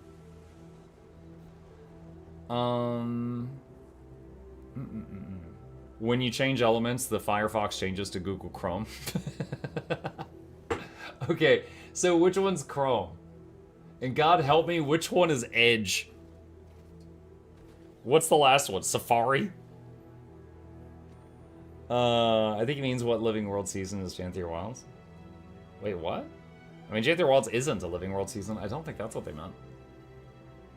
Imagine if they make the ritualist without spirits. I would be so sad. That's the version I want is the one that summons spirits. Throughout this drop event, my drop progress after 3% each time I refresh, so unlucky, I guess. Stops after 3% each time. Denson, do you have multiple streams open? It sometimes can bug out if you have multiple streams open. Or do you have multiple or just one open? I never go back to Soto metas. I don't even want to do the return to event. In terms of maps, I want something like Hot. In terms of story, Season 4. In terms of features, give me a mix of POF and Soto. Dude, I honestly think that for features, that Soto might be my favorite expansion ever. Purely talking features. Like the things we got that I like doing every day. Like the strike mission, the obsidian armor, the rift hunting, the easier way of getting the sky scale, the weapon master training, the expanded weapon proficiencies. I think Soto might be my favorite expansion of all time for features. But not for story. Absolutely not for story. I bumped my microphone. I never saw a drop after an hour. Either wasn't time or bugged. We'll be with spirits. The sprite they shared literally has one in it. EOD also has ritualist NPCs. They also have spirits. Yeah. I mean, I hope it will, and I'm pretty confident that they would have it. It's just a question of how they're gonna do it, you know? Because like there was a build. The support builds might summon just like 1 or 2 spirits in Guild Wars 1. DPS builds would summon an army of the things. I don't know if they're gonna do that. Maybe you just have 1 strong spirit that's kind of like a mechanist mech. And you, like, what the spirit does depends on your build. Like, you take certain traits and it becomes like a heal spirit, or you take other traits, it becomes a DPS spirit, something like that. They might just go do 1 big spirit, or it might be you summon a bunch of little ones like the first game. I don't know. There's so many ways that they could implement the thing and it still be okay. Drops are ending. Yep, 60 seconds. If anyone's starting drops, you got 60 seconds. Mike is on, good morning, you alright? I am not alright. Yeah, I'm about to wrap it up. Let's see. POF is the best expansion. Mounts changed the game so much. Story was great. Yeah. Mike is just like, please let me go to sleep. Yeah, we're getting there. All right. And that is it. Oh my God. 11 hours and 50 minutes. All right. Chat. That's it. We are done. The drops are over. It's done. We made it. I don't know if I'm streaming in the morning. We'll see. Chat, thank you guys so much for being here this evening. Couple of quick plugs. If you're new to my channel, my name is Mukluk. I stream every evening and every weekday morning. I will possibly be back in the morning for Warhammer 40k Rogue Trader. If I am sleeping in, I will definitely be back tomorrow night to finish Spider-Man 2 and start a new game for our evening streams that are not Guild Wars 2 streams. Hit the follow button on Twitch, subscribe to the YouTubes. There's 2 YouTube channels. I'm linking both in the chat right now. And a special thank you to our patrons. They keep this channel alive with their support. I couldn't do it without them. There's a link to that in the chat if you want to be a supporter. One last call. If you're going to pre-order the expansions, please use someone's referral link. Mine, Laura's, Ian, whoever. And with that, I am going to raid someone because although most of the people here are AFK, it would still mean the world to another streamer if I gave them a big fat raid. So I'm going to take this chance of having all these viewers, and I'm going to raid Ape Junk. Ape Junk is a couple that streams with a split screen, and it's really awesome, and I like watching them PvP, and they are currently doing giveaways as well. So I will see you guys over there. You guys have a good evening. And will it work for YouTube? No, the raid is for Twitch only. YouTube stream is just going to be ending in just a moment. But thank you guys for being here, and I'll be back tomorrow. Yeah. Need to stay alive for a minute.